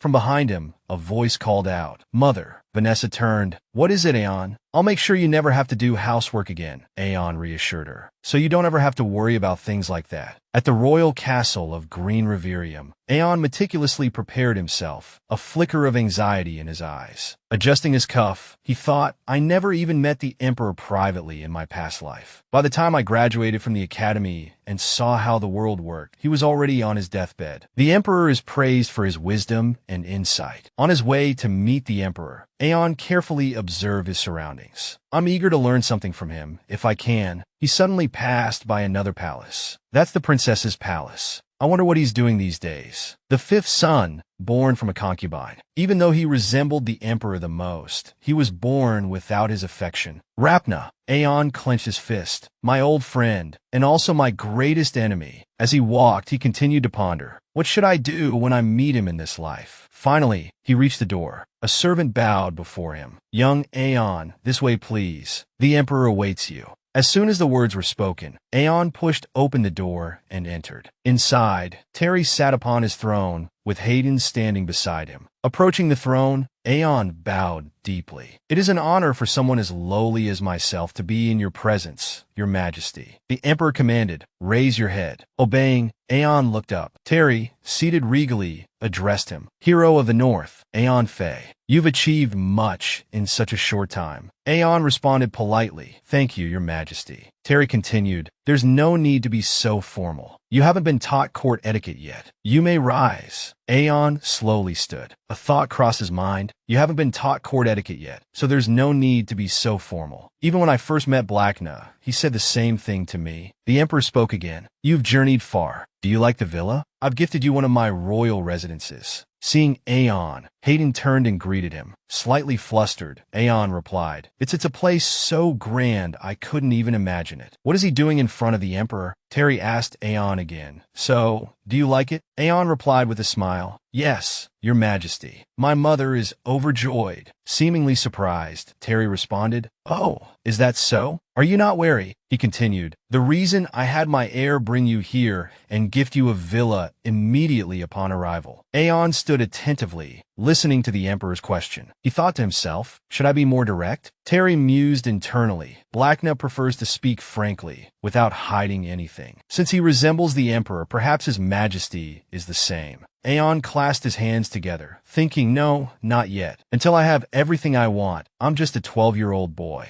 I need to act accordingly. A look of concern flickered across his face. It's probably best to act like a child. He then decided to ask, Isn't it because I'm more talented than others, Your Majesty? He voiced his thoughts. From what I've heard, my magic seems to be superior, so... Before he could finish, the Emperor interrupted him. You're more talented than others? Do you truly believe that? Faced with the Emperor's pointed question, Aeon was at a loss for words. He lowered his head and remained silent. Hayden, standing beside the Emperor, broke out in a cold sweat, not daring to speak. Suddenly, Aeon turned to the Emperor and addressed him as father. Terry, hearing the address, turned his gaze towards a young boy. Aeon began, "What does a child know anyway?" The Emperor, taken aback by the question, fell silent for a long moment. He seemed genuinely surprised by Aeon's sudden defensiveness, thinking to himself, "This is the first time I've seen him defend anyone." Terry considered what would be most beneficial for his heir, Hayden. After a moment of contemplation, he calmly replied, "True." He then continued, "It is because of your talent that I summoned you. Even seasoned knights and mages have praised your abilities. I've also heard you were instrumental in uncovering that spy." He went on, "It is only fitting that a citizen who has achieved such things be rewarded accordingly. Tell me, what is it you desire?" He looked directly at Aeon, posing the question pointedly. Standing before the Emperor, Aeon thought to himself, "Finally, a chance. The authority of the current Emperor. I've given this a lot of thought. I'm just a child." Sensing Aeon's hesitation, Terry turned to Hayden. He mentioned wanting to visit the old ivory tower. Aeon quickly responded, feigning childish curiosity, "I'm very curious about it. All kids my age are. I think father should allow it." Hearing Hayden support his request, a triumphant smile spread across Aeon's face. Finally, the Emperor conceded, "Very well, I shall grant you a seal. As long as you are within the Empire, you may travel freely with it." As soon as he finished speaking, a servant approached and presented Aeon with the seal. Taking the seal in his hand, Aeon listened as Terry continued, "You can also show it to others and ask for directions." Then, Terry asked, "Is there anything else you desire, Aeon?" Aeon feigned innocence, replying, "What more could I possibly want, your majesty?" The Emperor smiled. "In that case, I shall bestow upon you another reward." A voice called out, "Bring it in."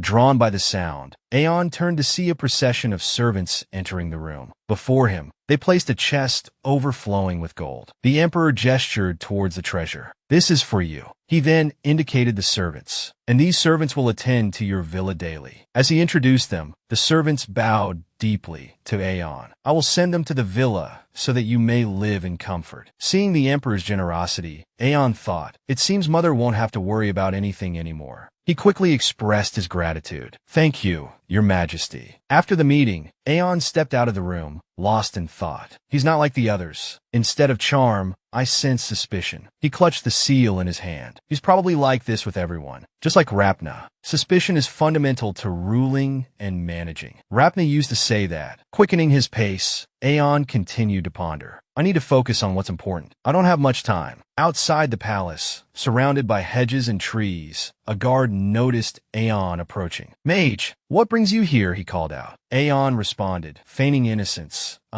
Where is the garden?" He then presented the seal. "Ah, the Emperor told me to show this." The guard, startled and flustered by the sight of the imperial seal, stammered, "Ah yes, this way please. I will show you." Aeon thought to himself, "I'll pretend to be sightseeing and head there." Finally, he arrived at his destination. This is it, the holy ground of the Empire. Standing there, memories from his past life flooded back. "I love it here, Iran. This place serves the Emperor and Empress. No one else can enter except the royal family. I'm just a prince, so I can't right now. But someday, I will definitely come here." He remembered Hayden's words, his smile, and the question that followed. "Right, Aeon?" He stepped inside. The first thing he saw was a blazing fire. Peeking inside, he heard a loud, snoring sound. A guard, completely oblivious to his presence, slept soundly in a chair. Aeon approached the sleeping guard, thinking the other guards are always alert, but you never know. He cast a spell on the unsuspecting guard. The interior was shrouded in darkness, so Aeon used magic to illuminate his surroundings. Venturing deeper, he carefully surveyed the area. "It's near the Emperor's coffin, right? This place is filled with coffins. It has to be around here." Aeon moved further into the chamber. Suddenly, he spotted something that made his heart leap. Found it. Thanks to the orb of light illuminating his path, Aeon finally spotted it. His eyes lit up. "Found it," he whispered, his gaze fixed on the cluster of heartstone mushrooms huddled together. With a swift motion, he used an ice shard spell to sever the clump of mushrooms from their base. He carefully collected them. "Perfect," he muttered, satisfied with his harvest. "This should be enough," Aeon thought. a small smile playing on his lips. He was reveling in his success when a booming voice echoed through the chamber. "It's late. Where are you going?" Aeon's senses sharpened. "Someone's here," he thought, his mind racing. "Don't tell me." To avoid detection, he quickly dispelled his orb of light, plunging himself back into darkness. While Aeon remained hidden, the voices grew louder, becoming more distinct. He recognized the voice from earlier. "Yes, sir, but I understand." Pressing himself against the wall, Aeon watched as the sound of footsteps drew nearer. A young man wearing brown shoes came into view. "Your Highness," he said. "Even so, this place is a little." Aeon breathed a sigh of relief as they passed by without noticing him. "Your Highness," the man continued. "Currently there are only 3 descendants. Whoever it is, it can't be Rapna." A figure with long, flowing hair emerged, her voice soft and gentle. This graceful woman, Aeon realized, must be the princess. "Not many people visit this place," she said, "and people rarely pass by. Sound doesn't travel outside this room." The woman, with golden hair and amber eyes, exuded a regal aura. Her blue and white attire, however, softened her appearance, making her seem approachable rather than haughty. "And you will test the magic experimented on it. We all have our roles." Aeon searched his memories for information about this woman. Harry Greenriver, he recalled, younger sister of the Crown Prince. "Your Highness," the man with her asked, "why didn't you inform the Ivory Tower?" Harry's demeanor shifted, her tone firm. "Don't you know how dangerous the Ivory Tower is?" She clasped her hands together reverently. "I'm sure our ancestors will understand. I'm doing this for His Majesty and my brother." The young man beside her sighed, seemingly resigned. "I understand. Then I will do my best to assist you until the very end. Do you remember the basic spells I taught you last time?" Harry's eyes sparkled. "Of course." Harry closed her eyes in concentration. "Let the mana flow like this." Light! A small orb of light, similar to the one Aeon had used, materialized in her hand. He was taken aback. "The princess is using magic?" Harry pouted. "Why is mine so small?" The young man replied honestly, "Because you only recently started practicing magic." Aeon's thoughts returned to Harry Greenriver. She had lived her life confined, like a bird in a cage. And when Jacka ascended to the throne, following the Crown Prince's execution, she had followed her brother, quietly ending her own life. He couldn't believe this seemingly fragile woman was a mage. Why would she hide it? He wondered. In the Green River Empire, concealing magical potential was a crime,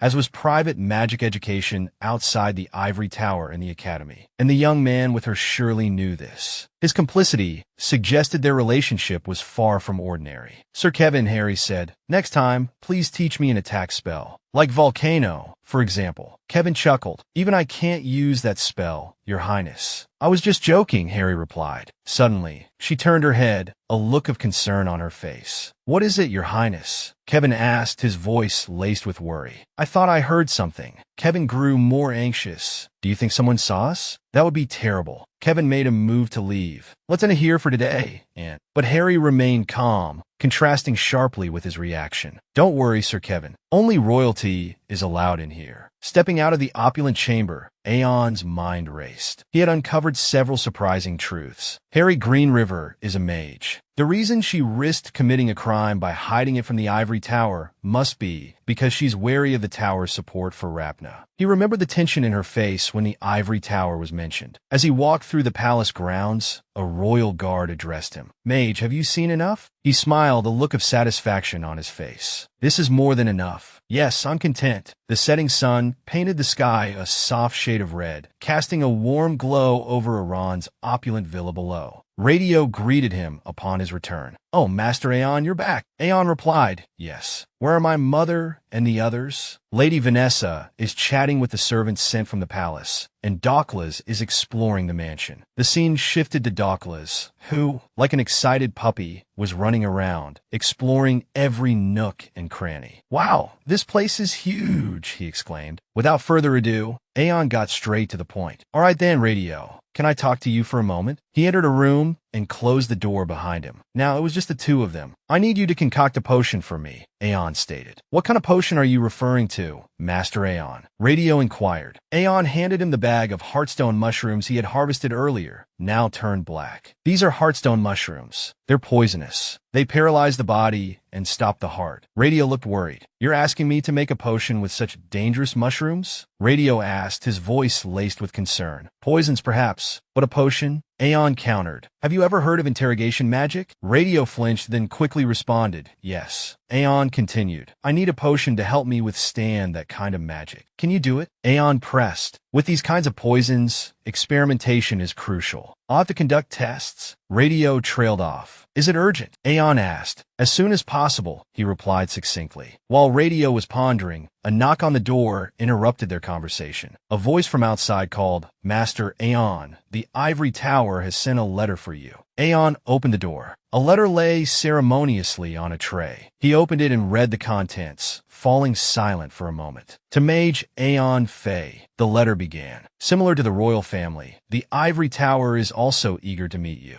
Therefore, although we should wait until the official registration day at the academy to meet, instructing a talented mage alongside other novice mages wouldn't be too difficult. Therefore, I would like to propose that we meet in a week, and I hope you will accept the tower's request. As a mage listed on the tower's roster. After reading the letter, Aeon spoke coldly. You have 1 week, Radio. Radio was startled. A week? That's difficult, but he couldn't refuse, so he did his best. Oh, of course. 1 week is no problem at all. The poor middle-aged man then confessed. It's just that I'll have to forego sleep entirely. Aeon felt a pang of guilt, but pressed on. Oh, then I apologize for the trouble, but I'll be counting on you. The scene shifted to a week later. A carriage was traveling along a remote mountain path, surrounded by a desolate forest. Inside the carriage, Aeon retrieved something from his pocket. It was the potion Radio had concocted from the heartstone mushrooms. Drinking this will stabilize my heart for 2 hours, he mused. 2 hours. Aeon glanced out the window. Outside stood a towering structure. This is the place I abandoned everything and left, he thought. I've returned. The carriage stopped in front of the entrance. Master Aeon, we've arrived at the ivory tower, a voice announced, drawing his attention. You've arrived, Master Aeon Fei. A friendly-looking brown-haired woman approached him. Welcome to the ivory tower. Please this way. I will guide you to the tower master. The grand hall was magnificent, adorned with expensive chandeliers hanging side by side. This is the first floor of the tower, the entrance hall, the woman explained. Aeon looked up. Back then and now, both in the present and the future, this place remains the same. They walked towards a large door at the far end of the hall.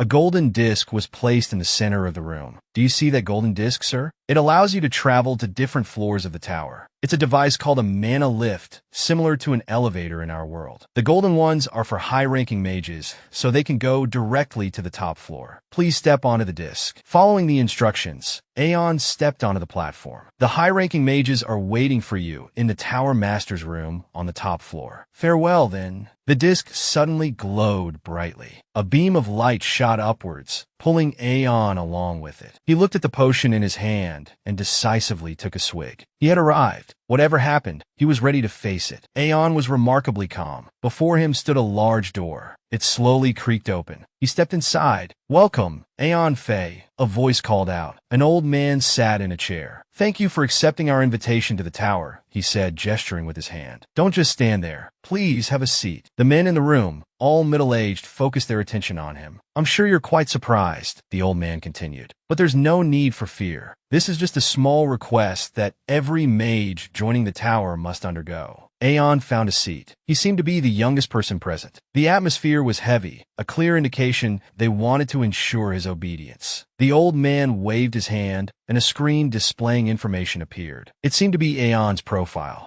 We are aware of your talents, the old man said, but even disregarding them, you are quite remarkable. To be honest, I'm still a bit skeptical. But aren't we brothers in mana, bound by a connection stronger than blood? He delivered these chilling words with an impassive face. If we can dispel this doubt, we should do so now. Aeon calmly inquired. Are you suggesting you intend to torture me? Oh my, the old man chuckled. How could we do such a thing? There's no room for barbaric acts in this tower. We'll simply ask a few questions. His eyes glowed blue. He was using a skill, and you just need to answer them. Now, let's begin. Aeon Fei, born in the year 488. Zodiac sign, Aries. Your father, Edran Fei, was a wandering adventurer, and your mother, Vanessa Fei, was once a servant in the castle. Is any of this information incorrect? Aeon closed his eyes and calmly replied, no, it's all true. I want to know more about your relationship with the alchemist, Radio. My mother is frail, Aeon explained. I needed an alchemist who could provide a steady supply of medicine, and the Lord introduced him to me. Why did you visit the old ivory tower? I saw it in books many times, Aeon answered. I always wanted to visit. Do you remember the mage, Cecilia? Of course. You saw her talking with a masked person, and Cecilia was caught trying to kill you. Can you confirm that this information is true? This is no different from an interrogation, Aeon thought to himself. He remained silent. I swear, I thought I was going to die. Can you confirm that no one taught you magic? Yes. Never. Never. Then how do you know so many techniques like Fireball, Summon Spirit, and Ice Crystal? I want a reasonable answer. You're not going to tell me you just did it, are you? I just thought about them, Aeon replied. For example, I imagined fire in the palm of my hand. As he spoke, a fireball flickered to life. I just imagined it, and one day, it became reality. They stared in disbelief. Impossible.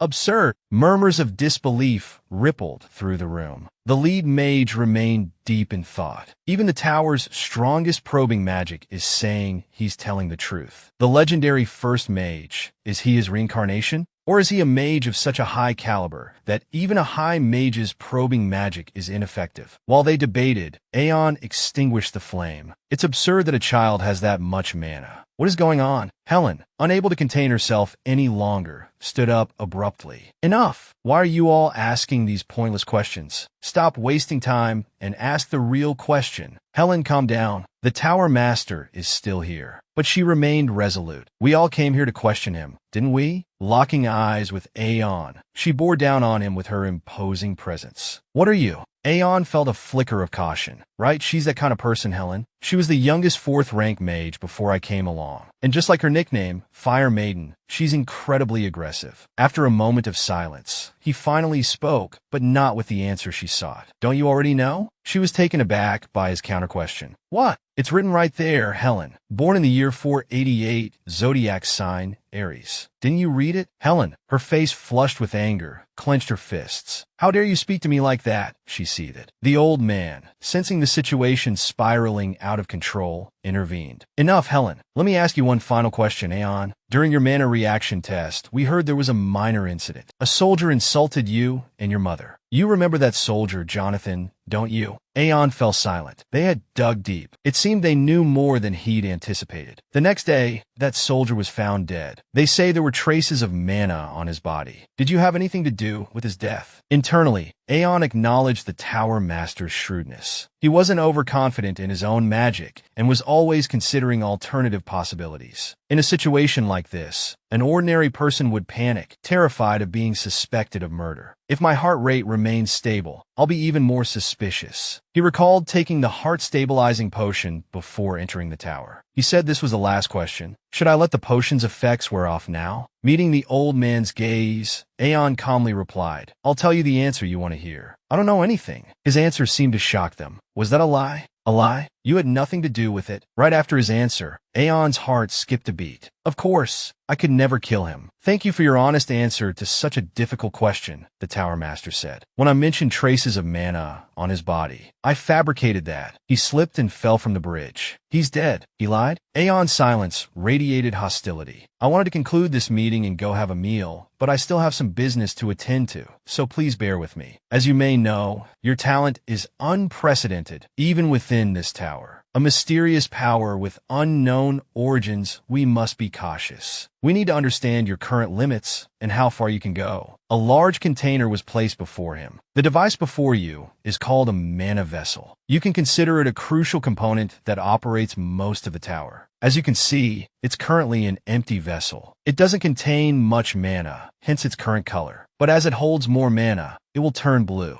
Try pouring your mana into it. All of it. All of it. Aeon questioned. Of course, the Tower Master affirmed. We want to see your limits. Aeon approached the vessel. He mentally calculated how much mana to channel. The vessel can withstand the mana of a third-rank mage. Pouring in the equivalent of a second-rank mage would be the wisest decision. If I show them the amount of mana they expect, I can minimize suspicion and be placed in a suitable class. The air grew heavy with anticipation. But why? I'm just an 8th-rank mage. I'm not some legendary sorcerer or a historically renowned leader. He continued channeling mana into the sphere, causing it to glow brightly. I could give up everything. Power, authority, glory. I could abandon everything I have. But magic. I understand nothing better than magic. The power steadily grew almost beyond his control. No one stands above me. The surrounding space was overtaken by the blue glow of mana. Then, the vessel cracked, shattering into fragments from the overload. Those nearby were caught in the aftershock, shielding their faces. Smoke billowed from the shattered vessel. Exhausted from the exertion, Aeon gasped for breath. The Tower Master was stunned. As the others recovered from the shock, they too were speechless.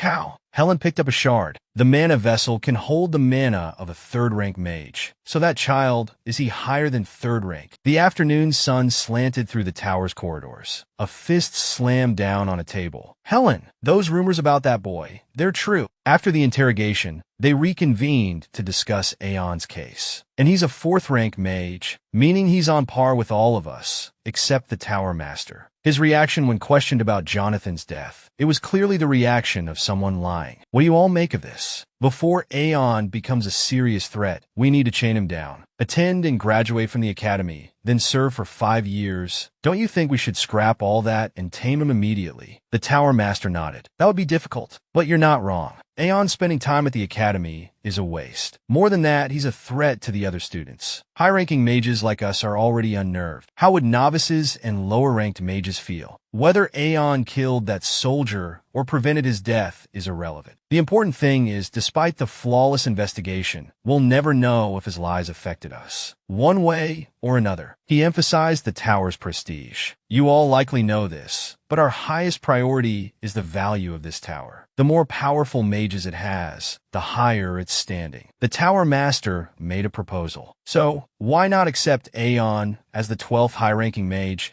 and officially announce the birth of a 4th-rank mage? However, due to his talent and age, I think it's best to assign a special high-ranking mage to tutor him. What are your thoughts? Some mages agreed, others voiced opposing opinions, but these were quickly dismissed. Sounds good. I agree. I wasn't expecting this. Good. Who will be responsible for Aeon's education? Before he finished speaking, a hand shot up. I'll do it. I didn't expect to be recognized as a high-ranking mage so quickly. I anticipated it, but this is too fast. The figure of a brown-haired young woman appeared. Master Aeon. It was Iran, the mage who had guided him yesterday. We meet again.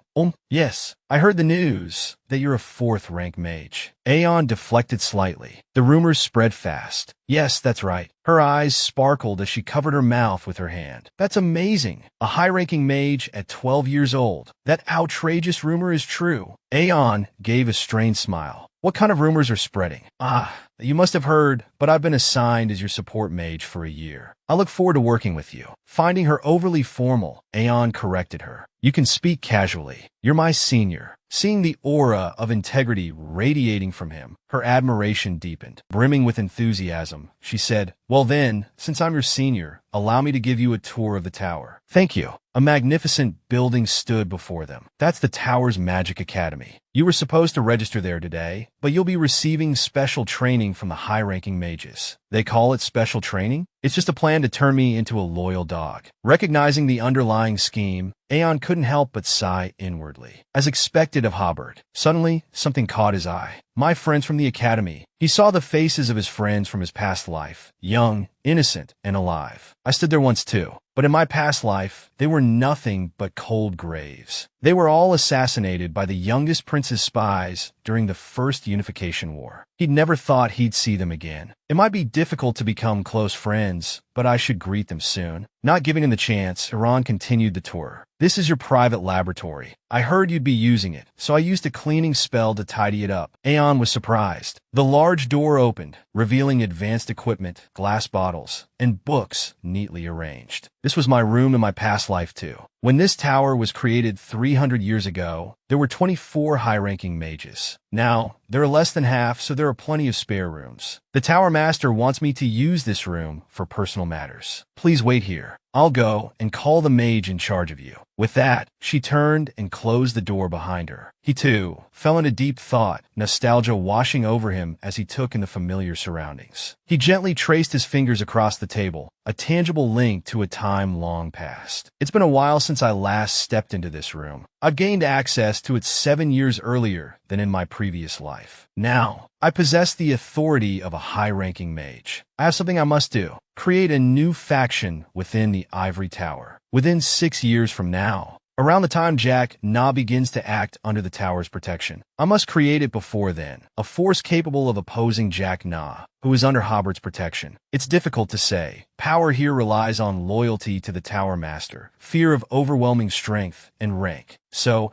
if I attain the same level, no, higher than the Tower Master, then the time will come when I seize complete control of this tower. He sighed, a heavy weight settling upon him. It's best to behave like an obedient child until then. Even I can't surpass rank 5 with this small body. Suddenly, the loud bang of a distant door opening startled him. Hello! He turned, a helpless expression etched on his face. They sat a center, the loud, imposing woman with an overwhelming presence. It was Helen. Long time no see. She flashed a dazzling, captivating smile. Insolent brat. Aeon remembered her by her actions, not her name. She was the one who had cleaned up the broken vase, a fact that had infuriated her. Seems you're more than just insolent, skipping right past pleasantries and straight to the point. Fine, I'm sure you've heard the news. Proper etiquette, tower history, magical theory. Those are things you'd learn at the academy. But the Tower Master wants to teach you personally within the tower. He said something about the other children losing confidence if a monster like you studied with them. So, I guess getting to know them is off the table, huh? But then, with a snap of her fingers, a book tumbled from a shelf. All the books, in fact, began swirling around her like a whirlwind. What's the point of this? Then one by one they fell back into place. Boring stuff like that isn't my forte.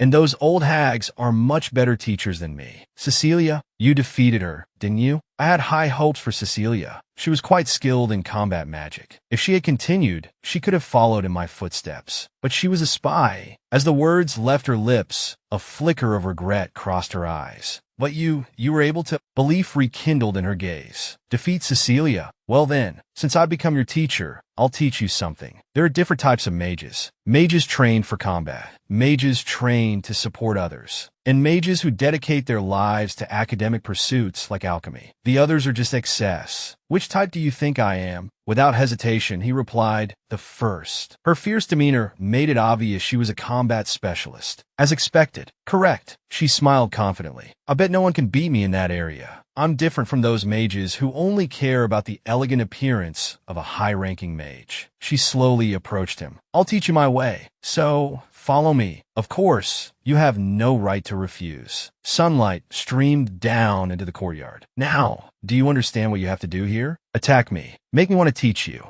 Seeing this display, Aeon felt a wave of helplessness. She hasn't changed a bit from my past life. Even then, she provoked me with these challenges. But this time, I won't let her instigate anything. His eyes began to shift in color as he channeled his mana. I will cut that thought down right here. The commotion drew a crowd. What's this challenge about? This kid, Aeon, isn't it dangerous to let him fight her? Satisfied with the growing audience, Helen smirked. Looks like we have enough spectators. Shall we begin? You go first. I'm the teacher, so I'll wait. Aeon reached behind him, about to remove his cloak. Are you sure? She scoffed. Who's worried about who? He opened his palm. Then I won't hold back. Aeon began to chant a spell, a green light emanating from his form. I see you've witnessed a few things, Helen observed, a predatory gleam in her eyes. You're setting up barriers front and back. She began to weave her own spell, heat shimmering around her, painting the air a vibrant crimson. No matter what kind of barrier it is, this countless swarm of fireballs, formed in mere moments, will break right through it, you brat. In response, Aeon invoked the ice block spell. Sheets of ice formed around his feet, rapidly crystallizing and thickening into a solid, protective shell. Soon, he was completely encased, the fiery onslaught now a muted threat. Huh, are you kidding me? Helen scoffed, rapping her knuckles against the ice. The best you could come up with is a block of ice? Planning to nap in there until your mana runs dry? Aeon, are you even listening to me? The Ice Block is the strongest defensive spell, protecting the user completely. But once activated, the user falls into a deep sleep, unable to cast other spells. She clicked her tongue, a mixture of amusement and exasperation in her voice. Honestly, I don't know what you're thinking. I was a fool to expect. A low, grinding sound cut her off. What was that? Her eyes snapped towards the Ice Block, a flicker of unease replacing her confidence. Impossible, she breathed. Despite being encased in ice, Aeon wasn't asleep. He was moving. That shouldn't be possible. How is it still moving inside the ice? He met her gaze, his expression serious. Helen, no longer content to wait, lunged forward. A network of thick vines erupted from the ground, reaching towards the sky and ensnaring her. The vines soared, their tips reaching higher than the courtyard gates, before whipping down towards Helen with blinding speed. She dodged and weaved, blasting the vines with fire, but they kept coming. Damn it, I burned them, but they won't stop. If this keeps up, I'll be the one cornered. Before that happens, I have to reach that brat inside the ice and drag him out. But how? How can he move and cast spells inside the ice block? Lost in thought, her guard momentarily down, a thick vine lashed out, wrapping itself around her throat. She choked, struggling against the tightening grip. Gah! The ice around Aeon dissipated as he walked towards her. Helen, gasping for air, forced a laugh. No, not giving up yet, ha! I guess the rumors about you having the first magician's talent are true. Alright, I lose. Can you get these filthy vines off me now, kid? Aeon, however, wasn't satisfied. Not yet. Ending it this quickly would be disappointing. Fear crept into Helen's eyes. What more do you want? I said I lost. Aeon raised a hand and snapped his fingers. Sparks of light danced in the air as the white clouds above darkened, swirling with electrical energy. Wait, kid. Lightning crackled around Aeon's hand, causing Helen to flinch. This is just a spar, Aeon. Stop! Stop it, she shrieked. But Aeon ignored her pleas, continuing to channel the spell. With a flick of his wrist, the lightning descended, striking the ground before a horrified Helen. Silence fell over the courtyard. The vines, now ignited, smoldered. It was then that Helen realized he hadn't aimed at her. The lightning had struck his own vines. I am alive, she gasped, drawing a shaky breath. Just as the shock began to wear off, she noticed Aeon standing over her. Stay back, she stammered. He continued to approach, a smug grin spreading across his face. Anything else you can teach me?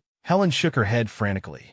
Then I'll be going now, Aeon said, turning and walking away. Excuse me, he called out to the stunned onlookers. Please move aside. I'm quite tired. The crowd parted obediently. As dusk settled over the ivory tower, the sound of his receding footsteps echoed through the courtyard. It was none other than old Herbet, the young man reported, his head bowed low. What's Helen's condition? He hesitated. She's quite dispirited. She hasn't eaten for days. Herbert's face hardened. Unbelievable. To think she'd pick a fight with a 12-year-old and ruin her composure. Utterly foolish. I intended to crush Yinfa's pride by having her tutor him, he mused, pacing. I never imagined Helen would be defeated by the brat. From the very beginning, this wasn't about controlling him. He's not a dog we can chain up, but a wild wolf. It seems we'll need more time than anticipated to turn him into a useful tool, he concluded, just as the large doors swung open. A man, engrossed in a book, looked up at the sound. You've arrived, he acknowledged. Herbet bowed deeply. My apologies, Your Highness. It appears I'm late. No matter, the prince replied, calmly closing his book. Perhaps you could fill me in on the details, he requested, a subtle smile playing on his lips. Regarding that young mage, Aeon. The sound of approaching footsteps echoed from within Aeon's residence. Dao Class, now a charming young boy, appeared, dressed in elegant attire. Father, I'm ready to go, he announced. Let's depart. Radio, also impeccably dressed in a suit, chimed in. Yes, let's go. This is the day you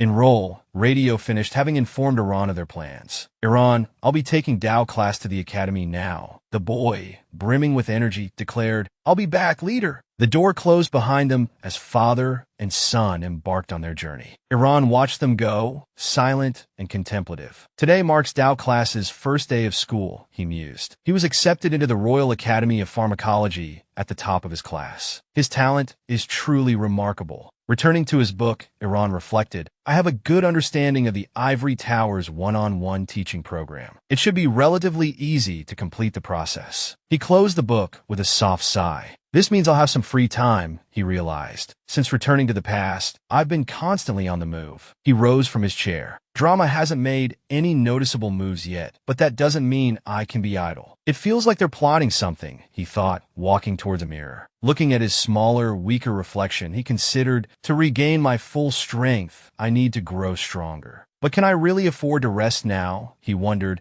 his attention drawn to the sound of approaching footsteps. A servant approached, bearing a letter. Master Aeon, an invitation has arrived from the palace. An invitation? Aeon questioned, taking the letter. There aren't any events scheduled, are there? He examined the seal. This is the first prince. The thought sparked a sense of foreboding. As night fell and moonlight bathed the opulent mansion, Iran stepped out of his carriage. Taking in the magnificent scene before him, he couldn't help but feel skeptical. He actually invited me to a place like this? An unspoken rule dictated that mages of common birth weren't invited to such gatherings. Iran placed a hand on his hip, exasperated. What is he thinking? I also didn't expect the banquet to be hosted by the first prince himself. He continued his internal monologue. The prince I remember from my past life was very reserved when interacting with other nobles and never organized social events with them. His attitude cost him the opportunity to make his debut in the political arena. As a result, the entire nobility turned their backs on him. Unlike the first prince, the fifth prince, Rachna, was a prominent figure in social circles. He diligently built trustworthy relationships with other nobles, and as a result, he usurped most of the first prince's political power. It's understandable that the first prince ignored the emperor's advice due to his impulsive and lazy nature. I don't know what motivated him to be so proactive, but this should be beneficial for me. Iran sighed, retreating into his introverted nature. As for me, in my past life, I never came close to places like this. I'll just sit quietly in a corner. A servant greeted him respectfully. Welcome, Master Aeon. The extravagant, massive doors slowly swung open, revealing a room filled with opulent furnishings. The chandelier was even more dazzling than the one at the ivory tower, its light reflecting off the predominantly white decor, creating an almost blinding effect. Murmurs rippled through the assembled nobles as Aeon entered. Their gazes, laced with arrogance, swept down to meet his. The unspoken disdain made Aeon, a natural introvert, acutely uncomfortable. As he'd suspected, this was far from pleasant. Suddenly, the arrival of the first prince was announced. As one, the nobles bowed in a display of formal respect. The prince's footsteps echoed softly as he approached. Handsome and regal, he stood on a raised dais, a gentle smile gracing his lips as he surveyed the room. I extend my gratitude to all the esteemed guests who have graced my banquet this evening, he began. As you are aware, I shall be hosting tonight's festivities on behalf of His Majesty, the Emperor. Traditionally, we would commence with a formal address, he continued. However, tonight, I wish to introduce someone to you all. He turned towards Aeon. Anticipating what came next, a shiver ran down Aeon's spine, despite himself. Tonight's special guest, the prince announced, the youngest Tier 4 mage in the history of the Ivory Tower, my esteemed guest hailing from Muglion. Ihonfe. He called out Aeon's name with a flourish, leaving Aeon flustered. A sudden hush fell over the room. The prince, previously composed, now beamed. Welcome, Aeon. I trust you've surmised that I organized this banquet to introduce you. Aeon, managing a strained voice despite his discomfort, replied, My gratitude, Your Highness. Seemingly oblivious to Aeon's awkwardness, the prince continued cheerfully, You're most welcome. Aeon suspected this was a ploy to demonstrate the first prince's support to the assembled nobles. The plan likely originated from the emperor, not the prince himself. The prince seemed lost in thought for a moment.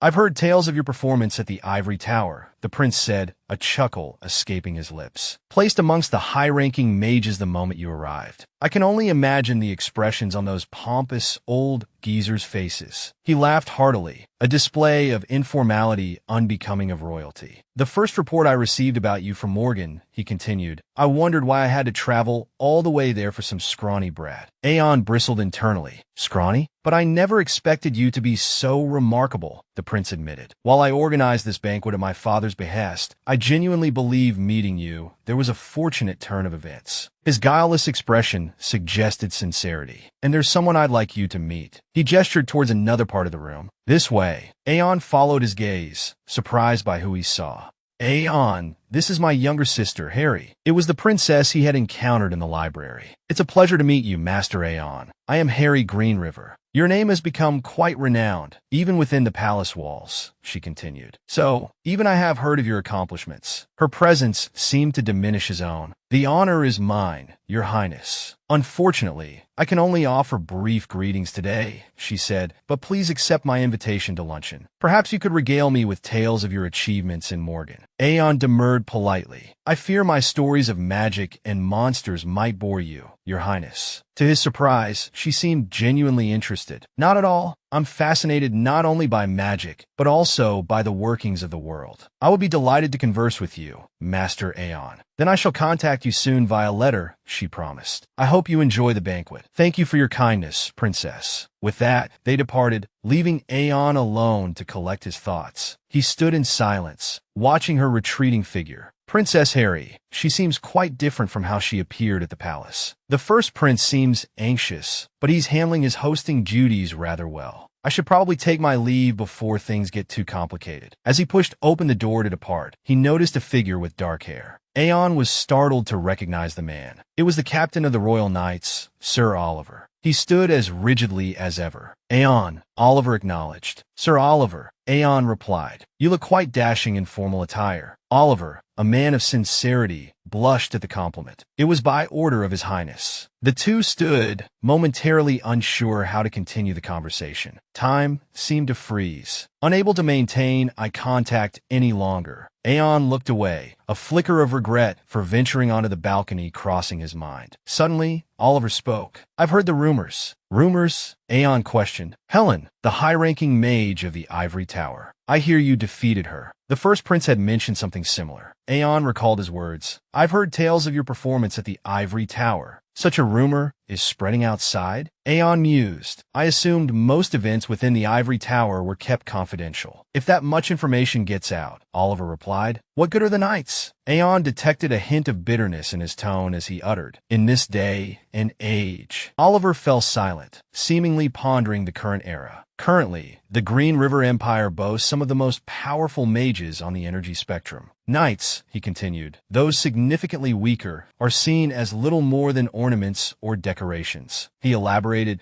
the energy spectrum, it's like a measure of, well, power. I'm astonished. You're not only the youngest tier 4 mage, but you also defeated Helen, the so-called Fire Maiden. Sometimes, Oliver admitted, I wonder if you're truly as young as you appear. Aeon, struck by the accuracy of the observation, gave a non-committal response. Haha, you overestimate me, Sir Oliver. No one can doubt you have the first prince's favor now, Oliver stated. He usually avoids interacting with other nobles, yet he personally organized this banquet just for you. But because of that, there's something I need to verify. Oliver knelt, adopting the posture of a loyal guard before his lord. Whose side are you on? It doesn't matter who you are, or how you reach such a rank at such a young age. What concerns me, he continued, is the Ivory Tower mages openly supporting the fifth prince. So, I ask you, will you side with the Ivory Tower? Aeon felt a pang of annoyance. It was a pointless question. Who could give a proper answer in this situation? As a knight serving the first prince, Oliver pressed, I must hear your answer. Are you friend or foe? His gaze was sharp, wary. Oliver Redwood, Aeon thought, the loyal knight who stood by the first prince until the very end. I'm not certain yet, Aeon began, considering how to subtly guide Oliver. However, I will never side with the fifth prince. Oliver's eyes widened, surprised by Aeon's bluntness in such a public setting. He glanced nervously around. Aeon, anticipating this, reassured him. I used a spell, so only you could hear. Don't worry. Does that answer suffice? For now, Oliver conceded. That is a perfect answer. May I make a request? What kind of request? Aeon inquired. Until you give me a definitive answer to my question, Oliver requested, please be my sparring partner. I need strength. It was a typical request from an earnest man like Oliver. A sparring partner? Aeon echoed. You wish for me to teach you how to fight against mages? Is there a chance that sword might eventually be pointed at me? It was a probing question. I can't entirely dismiss that possibility, Oliver admitted with a wry smile. Aeon chuckled. Sir Oliver, You have quite the nerve. Obviously, I'll refuse this request, Aeon stated. There's nothing in it for me. Oliver reached behind his neck, unfastening a necklace and presenting it to Aeon. This necklace, Her Majesty, the Empress, bestowed it upon me. It was the day I was appointed the first prince's bodyguard. It's a necklace enchanted with the power to purify the mind. At this, Aeon realized what it was. One of the royal treasures he couldn't find any information about in his past life, except that its last owner was the Empress. I'll offer this necklace as payment. I believe it would be more useful to a mage like you than a knight like me. Wasn't this personally bestowed upon you by Her Majesty, the Empress? She gave it to me so I could better serve my master. My request is to fulfill that very duty. I'm sure she would understand. Seeing his sincerity, Aeon couldn't ask for anything more. If you're willing to go that far, then I accept. I'll take the necklace. Oliver smiled, satisfied. Suddenly, a burst of flames erupted, shattering the peaceful scene. Both of them immediately turned towards the source of the fire. The flames, cutting through their conversation, flared violently. At once, both Aeon and Oliver turned towards the conflagration. The fire raged like a ferocious demon within the castle, the very venue of the banquet. Aeon frowned. His first thought was of the first prince. Your Highness, where are you? Your Highness, Captain, over here. How could something like this happen within the palace? Seeing them both unharmed, Oliver rushed over. Your Highness, Princess, are you both all right? We're fine, Your Highness. Are you all right? Captain, are you injured? Aeon asked, concerned, as he surveyed the scene. I'm completely fine. What's the situation outside? A series of unidentified explosions are occurring within the palace. We've activated the emergency contact orb and are mobilizing all forces to find the source of the blasts. The emergency contact orb? The palace's emergency contact orb. It's a network connected to the Knight Commander's headquarters, the army barracks, and even the ivory tower. It allows us to summon all available forces to the palace. The activation of the emergency contact orb means every soldier and mage will converge on the palace. What if this explosion was intended to cause that? A sudden thought struck Aeon, making him flinch. Could it be? He flicked his wrist, a mana lock shield shimmering into existence. The activated mana shield protected the first prince and Princess Harry. Remembering his discovery of her secret magical abilities, Aeon asked the princess, do you know how to channel mana into the barrier? What? Harry asked, startled. This is an emergency, so I need an answer. I've studied it, but can you maintain it? Aeon turned away, seemingly needing to attend to a more pressing matter. Go to the servants. I have questions. Has a maid named Isabin been here?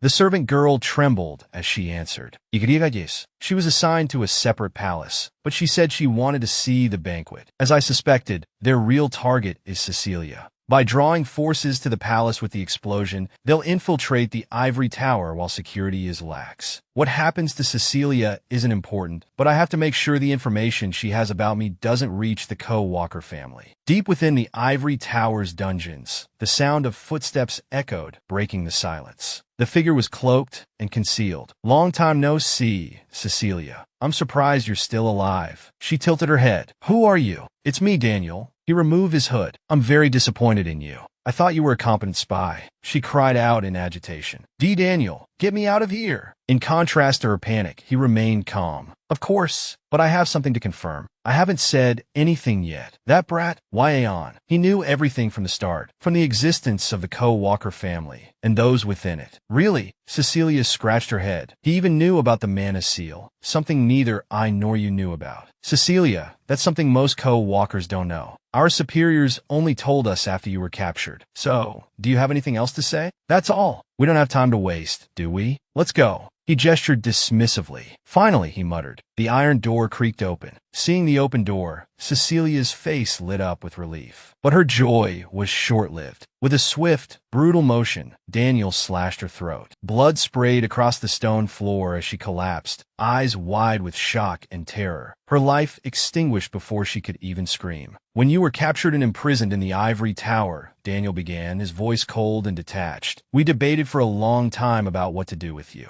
A Tier 3 mage is a valuable asset, so we considered rescuing you. And this, he gestured to her lifeless body, is the conclusion we reached. Farewell then, or rather, good riddance. A voice echoed from behind him. You as well. Daniel whirled around, instantly on guard, and flung a dagger without hesitation. The dagger whistled past Aeon's cheek. "Who are you?" Daniel demanded. Aeon calmly glanced at Cecilia's corpse. "So, you've eliminated Cecilia. Good. One less loose end for me to worry about. Thanks to you." A sheet of ice crept across the floor, encasing Daniel's feet and spreading rapidly upwards. "Daniel," Aeon said, his voice laced with chilling indifference. "What a pity to meet you here today." His eyes burned with a deep-seated hatred. "I swore," Aeon continued, his voice rising with intensity. "I swore I would kill you with my own hands." Daniel, despite the dire situation, maintained a surprising composure. He attempted to negotiate. "Wait, wouldn't it be more beneficial to keep me alive? I can finally avenge the suffering of my comrades. In this life, of course." Confusion flickered across Aeon's face. "What are you talking about? I've never killed your comrades." "Not yet. There's still 15 more years before that happens." The ice reached Daniel's face, the numbing cold seeping into his skin. "I promised myself," Aeon stated, his voice unwavering, "that when I returned,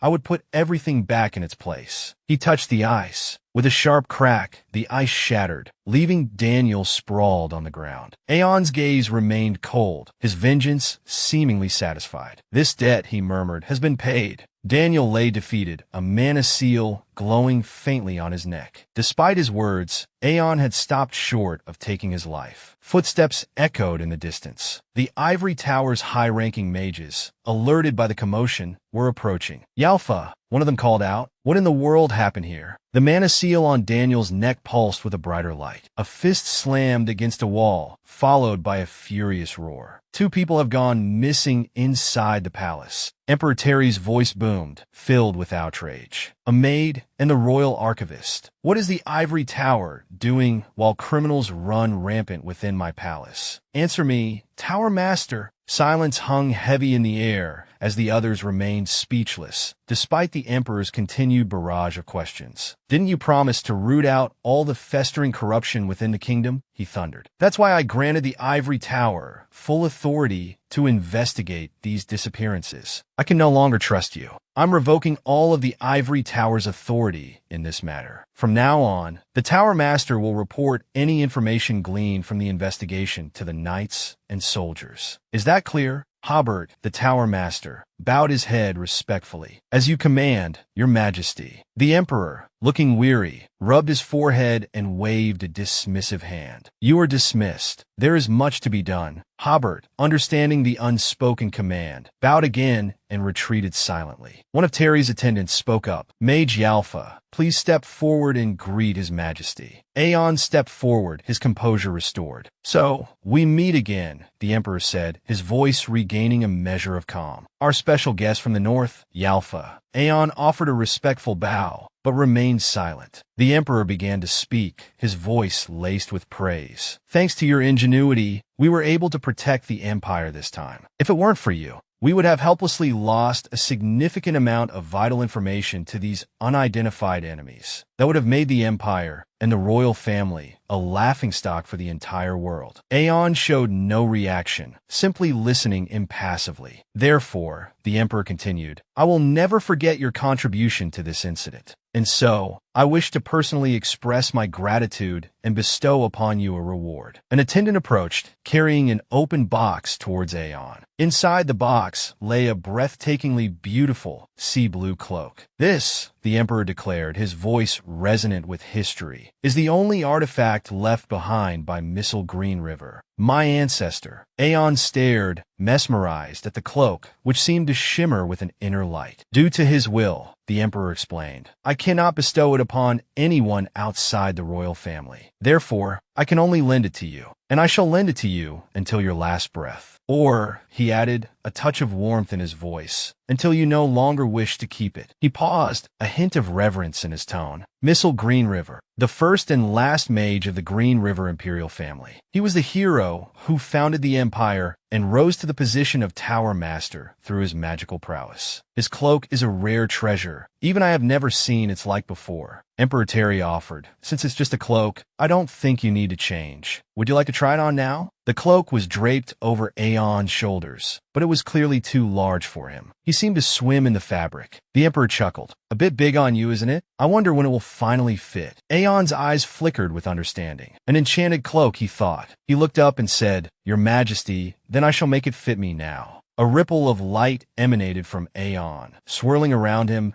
as the cloak gradually adjusted itself, shrinking to fit his form perfectly. Gasps of astonishment echoed around the room. How did he do that? Someone whispered. Emperor Terry, his eyes fixed on Aeon, declared, It suits you. The blue matches your eyes. Aeon offered a small smile and knelt, saying, I thank you for your grace, your majesty. Outside the palace, Princess Harry approached Aeon, accompanied by her maid. Excuse me, Sir Aeon, she began. Aeon responded with a formal greeting, Your Highness. Harry waved her hand dismissively. Please, there's no need for such formality. She fidgeted, her hands clasped tightly together. Sir Aeon, she began, looking away shyly. Actually, I have something to say to you. About earlier. Before she could finish, Aeon interrupted. I was preoccupied and incredibly rude to you, Your Highness. I hope you can forgive me. Flustered, she stammered, that's not it. Aeon raised a finger to his lips conspiratorially, a smile playing on his lips. And what you're worried about won't happen. So please, rest assured. Relieved by his confident words, Harry simply smiled, the tension easing from her shoulders. Just then, footsteps approached, accompanied by a voice. You truly have? Though his back was turned, Aeon seemed to freeze. The voice continued, laced with admiration, achieved something truly remarkable. Sir Aeon.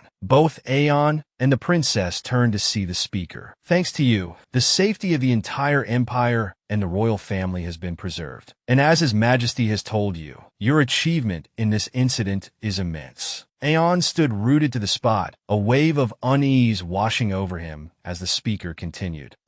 Forgive me for the late introduction. Perhaps you already know who I am, but I wish to formally introduce myself. The young man with pale blonde hair placed a hand on his chest. My name is Rachna Greenriver, fifth son of His Majesty, the Emperor. A torrent of memories flooded Aeon's mind. My old friend, a voice echoed. A vision flickered, a younger Aeon, kneeling weakly at the feet of this man, amidst the flickering flames of a dark chamber, a spilled goblet of red wine staining the floor. Please, Aeon's voice pleaded in the memory, his eyes fixed on a blurred figure. Snapped back to the present. Aeon found Rachna smiling at him. Still reeling, he stared, barely managing to echo the familiar name, Rachna. Rachna continued, oblivious to Aeon's inner turmoil. Though I'm late, I wanted to congratulate you on attaining the position of high-ranking mage within the Ivory Tower. Aeon's face tightened with apprehension. It's too soon to meet him, he thought, a knot of dread forming in his stomach.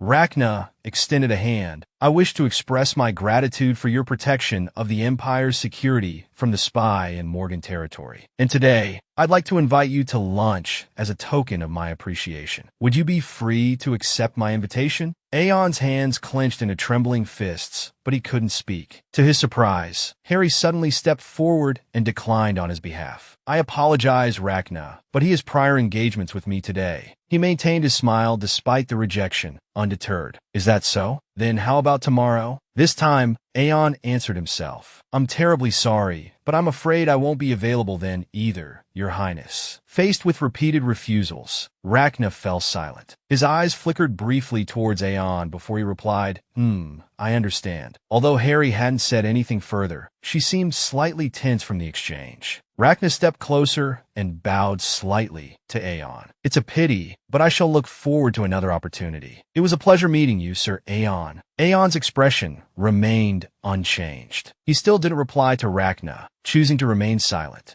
Rachna turned and left with his subordinates. Farewell then. Aeon watched him go. The princess spoke, Sir Aeon. She looked embarrassed. I spoke without thinking. I apologize. He replied simply, It's all right. Aeon continued to look in the direction Rachna had departed, repeating the name silently to himself. Rachna, I met him 2 years earlier than I should have, and right now, he's just a prince concealing his true intentions. I will stop you, Rachna, he vowed internally, before you have a chance to expand your power. I won't let you advance, even a single step, until you despair and meet a tragic end. At the palace, inside the study, a frustrated groan escaped Hayden's lips as he struggled with the book in his hands. I don't understand any of this. He held the book away from himself, complaining. Can't they write this so that everyone can understand? Who writes a book this convoluted and complicated? His tutor approached, responding to his lament. Your Highness, that book was written by the first Green River King. It details how to be a good ruler, explaining the methods and measures of governance. As the crown prince and heir to the throne, you should study these things. Hayden glanced at the two untouched stacks of books and thought with a shudder, all of this? The stacks grew taller. Furthermore, you must also study history, philosophy, economics, politics, and etiquette. The books piled up, much to his dismay. These are all the books you need to read. He snapped irritably. Ugh, I don't care anymore. Today isn't a good day for studying, tutor. The tutor sighed. It's always difficult with you, Your Highness. If you don't read now, your father will scold me. Ignoring the tutor's words, Hayden turned and called out, Paul, today's the last day the captain is sparring with Sir Aeon, right? Paul replied, Ah, yes. Hayden muttered, They're probably fighting already.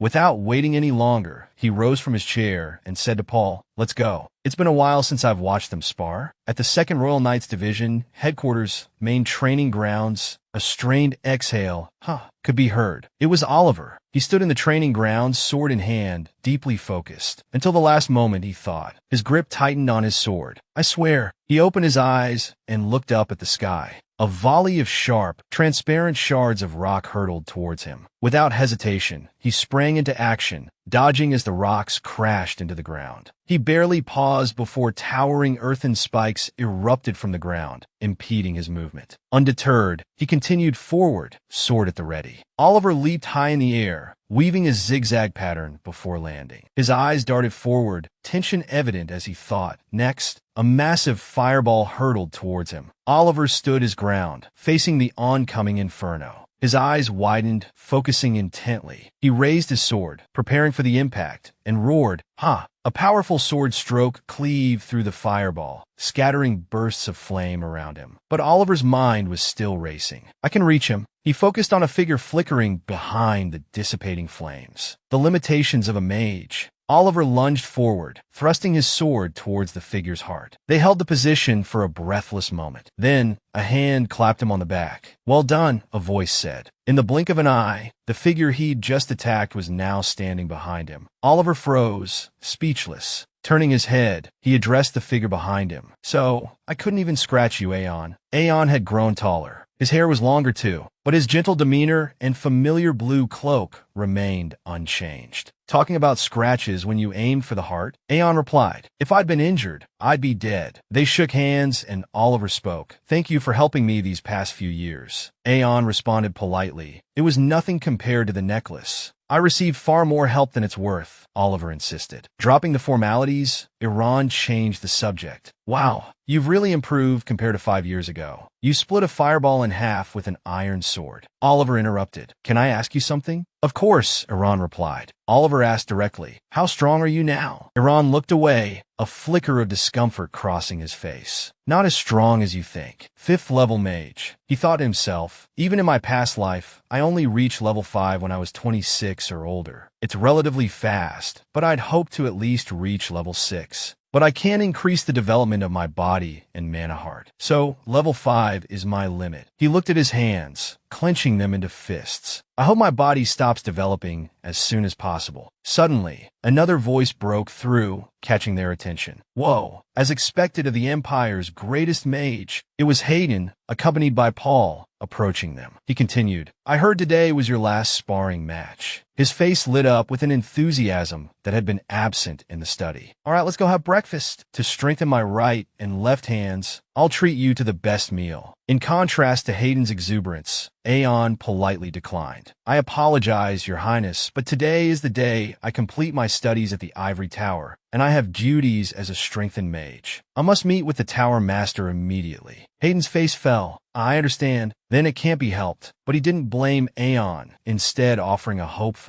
Let's eat together next time then. Aeon bowed his head slightly. I will arrange a time as soon as possible, Your Highness. A gust of wind swirled around Aeon. He brought a hand to his chest in farewell. Then, with a single bound, he launched himself into the air, high above the ground and the other three. He offered a faint smile. I shall return shortly. And with that, his figure vanished from the sky. The remaining three stared up at the empty sky. Hayden, still looking upwards, muttered, "Does the cloak my father gave him have a flight spell? I don't know about anything else, but I'm pretty jealous." He turned to Oliver. "Captain, your orders, your highness?" Oliver responded immediately. Hayden asked, "I saw you fight Aeon on equal footing. What do you think? Can you fight mages now?" Oliver replied, "My answer has two parts. First, I couldn't even scratch Aeon. The gap between us will only continue to grow. However, against other mages," Hayden was already smiling in satisfaction before Oliver could finish. A confident smirk played on Oliver's lips as he assured the prince, "I can handle them." At the ivory tower, as a door slowly creaked open, a voice echoed, "You've arrived." Aeon entered, bowing in greeting. Headmaster Hobart, seeing him, stood from behind his desk. "It feels quite strange. It seems like only yesterday I heard news of a special boy in the north," he said, a warm smile gracing his features. "And now that boy has become a young man. I suppose that means I've grown old as well."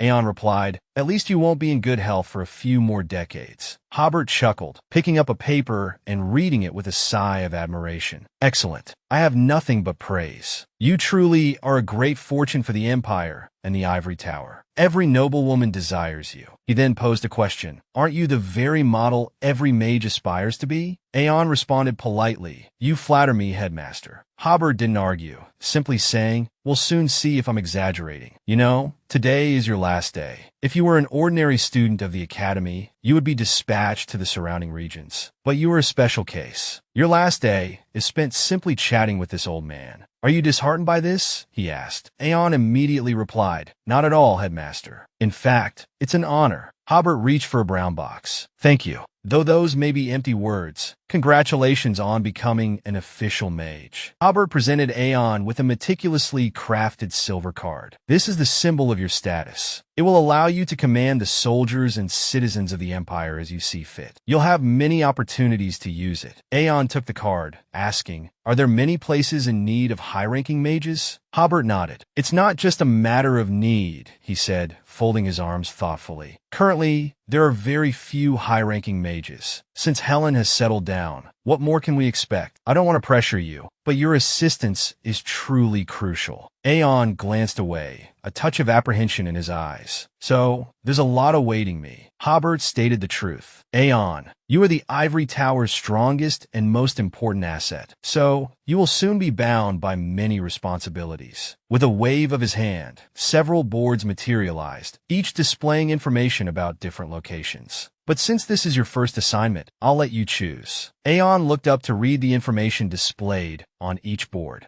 Rotmia, the city with the Empire's largest seaport. Benson, the city that produces the most iron in the Empire. He turned to read the last board. "And then there's Fire-Eric, the Northeastern Territory, the place I was assigned to in my past life. The previous mage died in an accident, so I was sent to replace him." He stared at the Fire-Eric information for a long moment, silent. Finally, he made his decision. "I'm interested in Fire-Eric." Hobart replied, "That's a place in dire need of assistance. We've dispatched 2 third-level mages and several soldiers from the Imperial Army, but it's still not enough. The monsters from the Great Plains seem to be causing trouble." He handed Aeon a document. "The details are written here. Read it. Do you think you can give them an answer today? If you refuse, we'll have to find." Before he could finish, Aeon firmly replied, "No, I'll go there." To Fire-Eric, outside the White Tower, the sky was still a clear, sunny blue. But by the time he returned to the mansion, the sky had shifted to the orange hues of late afternoon. During dinner, Klaus asked in surprise, "You're going to Fire-Eric for your first trip?" He covered his mouth with his hand, but still mumbled, "That place is notoriously crawling with monsters." Aeon shot him an irritated look.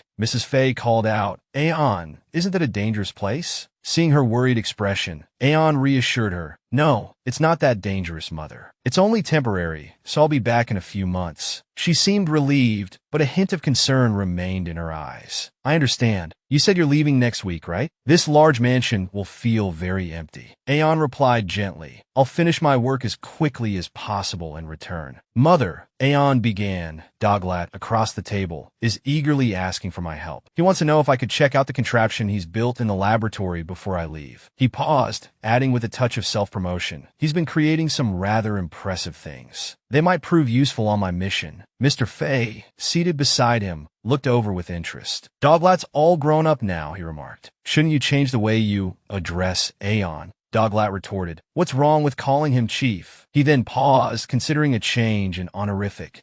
Aeon, mid-sip of water, raised an eyebrow, curious to see what Doglat would come up with. After a moment of intense concentration, Doglat blurted out, How about Big Brother? Aeon choked, spraying water across the table. Mr. Fei's eyes widened in astonishment. His jaw dropped, rendering him speechless. Aeon wiped his mouth, stunned, while Mrs. Fei, still processing the situation, stared blankly. Doglat grinned, then loudly declared, Big Brother Aeon. Aeon, still bewildered, thought to himself, is he really the same Doglat I knew in my past life? Mrs. Fei, finally catching up, clapped her hands delightedly. It's wonderful that you have such a sweet little brother, Aeon. I have another son now. Aeon, speechless, could only think, Mother. Mr. Fei, flustered, stammered. Mrs. Fei, what do you mean? Aeon, noticing his father's blush, wondered what was going on. Mr. Fei tugged at Doglat's arm. You should address him as Master Aeon. Doglat resisted. Oh, come on. We're family now. Master sounds so distant. Mr. Fei pressed. You live under our roof, eat our food, and you're still being picky? Doglat didn't back down. What do you mean, Father? My genius mind benefits this family greatly. Defeated, Mr. Fei sighed. Genius, huh? Fine, whatever you say. Doglat repeated. I am a genius. Mrs. Fei, who had been observing the exchange, covered her mouth with her hand, giggling. She looked truly happy. Aeon watched them, initially silent, but then a smile spread across his face. He thought, this isn't so bad. Despite his amusement, he turned to Doglat. You are not to call me Big Brother to. Doglat, looking disappointed, pouted. A voice called out, Are you ready yet? Mr. Fei asked. Are you going straight to Phi Eric? Aeon replied, I need to say goodbye to the headmaster at the Ivory Tower first. Then I'll make plans to head there. He turned to Mr. Fei. About the mana traps I set up in the mansion. Mr. Fei chuckled. You explained it yesterday. He reassured Aeon, Don't worry. I'll protect Mrs. Fei with my life. Aeon nodded. I hope you won't have to use them. Another voice interrupted. Brother! Catching Aeon's sharp glare, Doglat quickly corrected himself. I mean, Chief. He offered a small vial. Here, take this. He explained, it's a potion my father made. I experimented with it a bit. He glanced sideways, then leaned closer, whispering conspiratorially, then grinned. It's probably better than father's. Aeon chuckled. Thanks.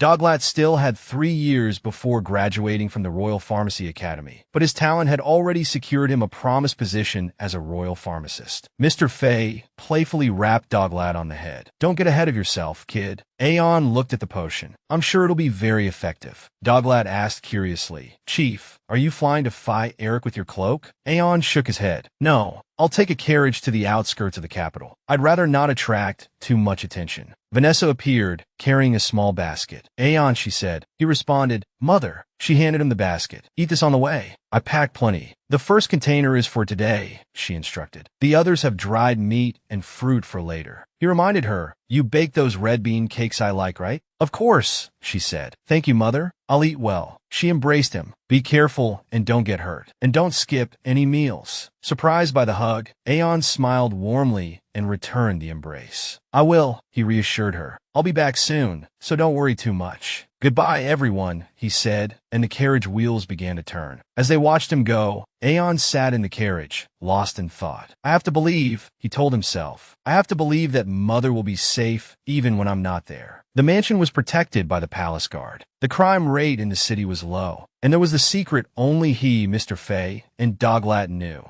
The mana traps they could activate. He clenched his fist. With this, he thought, I can eliminate almost any threat. He gazed out the carriage window at the Phillip district. It had been 25 years he he mused. Beneath those towering cliffs, the ravaged battlefield. Smoke billowed as the Gorlins swarmed the military encampment. Pyaric roared, "Cut off their heads 100 times over and bring them back to me," he exhorted his men. "Don't even think of dying until then." The soldiers surged forward, engaging the enemy. A soldier on horseback galloped towards Pyaric. "Sir, we have a problem," the soldier gasped, his voice strained. "Our supply lines, the ones in the rear," he stammered, struggling to deliver the news. "They've been attacked. Orcs, they climbed over the mountain and are attacking our rear supply lines." "What?" Pyaric exclaimed, stunned. He watched the relentless tide of orcs, their numbers seemingly unending, as they savagely pressed their attack. Anxiety gnawed at him. "Damn it, how could they have breached our rear lines?" He rallied his men. "Second and third squads, hold your positions. First squad mages, with me?" His voice rang with authority. "Follow my orders. Is that clear?" He mounted his horse, his sword flashing in the air. "We'll deal with those orcs in the rear." His horse whinnied, eager for the charge. Pyaric and his men thundered off. Their individual intelligence is minimal, he thought grimly, but they move like a well-oiled machine. A wave of concern washed over him. "My trained soldiers can handle them," he reasoned, "but the supply troops, they have no combat experience. They'll be slaughtered." He urged his horse onward, a silent prayer echoing in his mind. "Please let me not be too late." Snow began to fall, a soft, white blanket descending upon the scene. Pyaric pulled up short, astonished. "Snow?" He frowned, considering. There hadn't been any snow falling where they'd just been fighting. His gaze swept the forest ahead. Massive chunks of ice were piled high, an unnatural barricade. His men, too, stared at the icy structures. Within the frozen depths, Gorlins lay encased, frozen solid. "What in the—" he breathed, bewildered. A figure, its features obscured, stood atop one of the ice formations.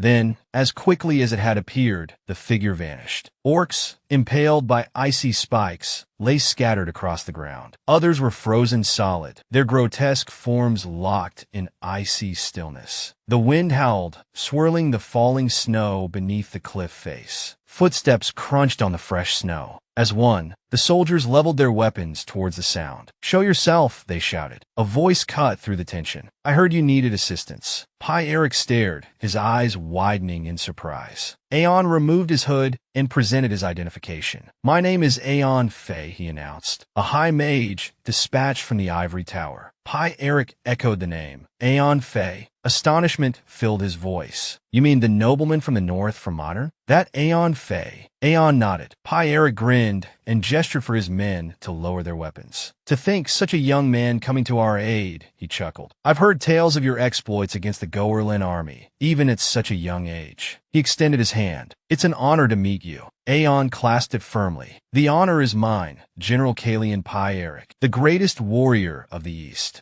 Pyaric smiled. "You must be weary after your long journey." His expression turned serious. "If you have the time," he gestured towards the imposing fortress. "There's much we need to discuss." Inside, Pyaric paced restlessly. "I never expected them to appear in such overwhelming numbers," he admitted. "No," he corrected himself. "I anticipated it, but not to this extent. They've grown bolder of late." He paused, considering. "There seems to be some trouble on the Great Plains. Otherwise," he looked at Aeon. "You see, Mage Fei, we sent requests to both the palace and the ivory tower." He continued, explaining the situation. "Firstly, we requested supplies and reinforcements to continue the fight. Secondly, we asked for a high mage to be dispatched." He emphasized his point. "A mage skilled enough to navigate our current predicament." He looked at Aeon with genuine admiration. "I was utterly astounded by your ability to decimate that monster horde so swiftly, and the speed with which you erected that ice wall. The canyon is barricaded, buying us some time. However," he sighed, "it's only a temporary solution." He spread his hands, a gesture of helplessness. "We're on the verge of a full-scale war with the monsters of the Great Plains. Years of constant incursions have taken their toll on our forces, and our supplies are dwindling rapidly." He voiced his concern. If only reinforcements and supplies arrived, we could continue fighting the monsters. Pi Eric offered a conjecture, but it seems the Empire has delayed that request. He hinted, and it appears you've arrived in their stead. So, I propose we devise a more permanent solution to this problem. Aeon crossed his arms. I understand. He explained, the ice wall can hold for 10 days. If we monitor the movements of the monsters encroaching from the mountain range, we should be safe for now. He affirmed, during these 10 days, we can travel to the Great Plains. Pi Eric questioned, you Aeon? You'll go yourself? Aeon explained, we must uncover the root cause of this, and perhaps a definitive solution. Pi Eric chuckled. I'm glad you're so confident. He recounted, but I've sent countless troops to the Great Plains these past few months, to no avail. He continued, the only thing we've discovered is that different monster species have ceased attacking each other. It's as if they've joined forces, and they're only attacking humans. He unfurled a map. These monsters aren't just attacking the Green River Empire, but also the northern border of the Great Plains, the Code Empire, and the John Duchy on the western border. They're invading these borders simultaneously. He pointed at the map. Some nations have fewer access routes, so they've suffered fewer casualties. He explained, among them is the Disa Canyon, which has led to the monsters concentrating their attacks on the Pi Eric estate. But the strangest thing is, he pointed to a location on the map. On the southern border of the Great Plains, the indigenous tribes haven't been attacked at all. He reasoned, it's as if something is preventing them from approaching that area. He continued, we suspect it's related to the disturbance in the southern Great Plains, but we can't break through the monster onslaught in the canyon to send troops to investigate the southern tribes further. Aeon pondered, a disturbance in the Great Plains. This is something I wasn't aware of in my past life. He recalled, there were many attacks from the Great Plains, but this is the first time on such a large scale. He proposed, we should go to the southern border, observe the indigenous tribes. Pi Eric agreed. Indeed, if the chieftain of the indigenous tribe, the king of shamans, knows anything about this, I'm sure he does. He asked, do you think we can meet and speak with him?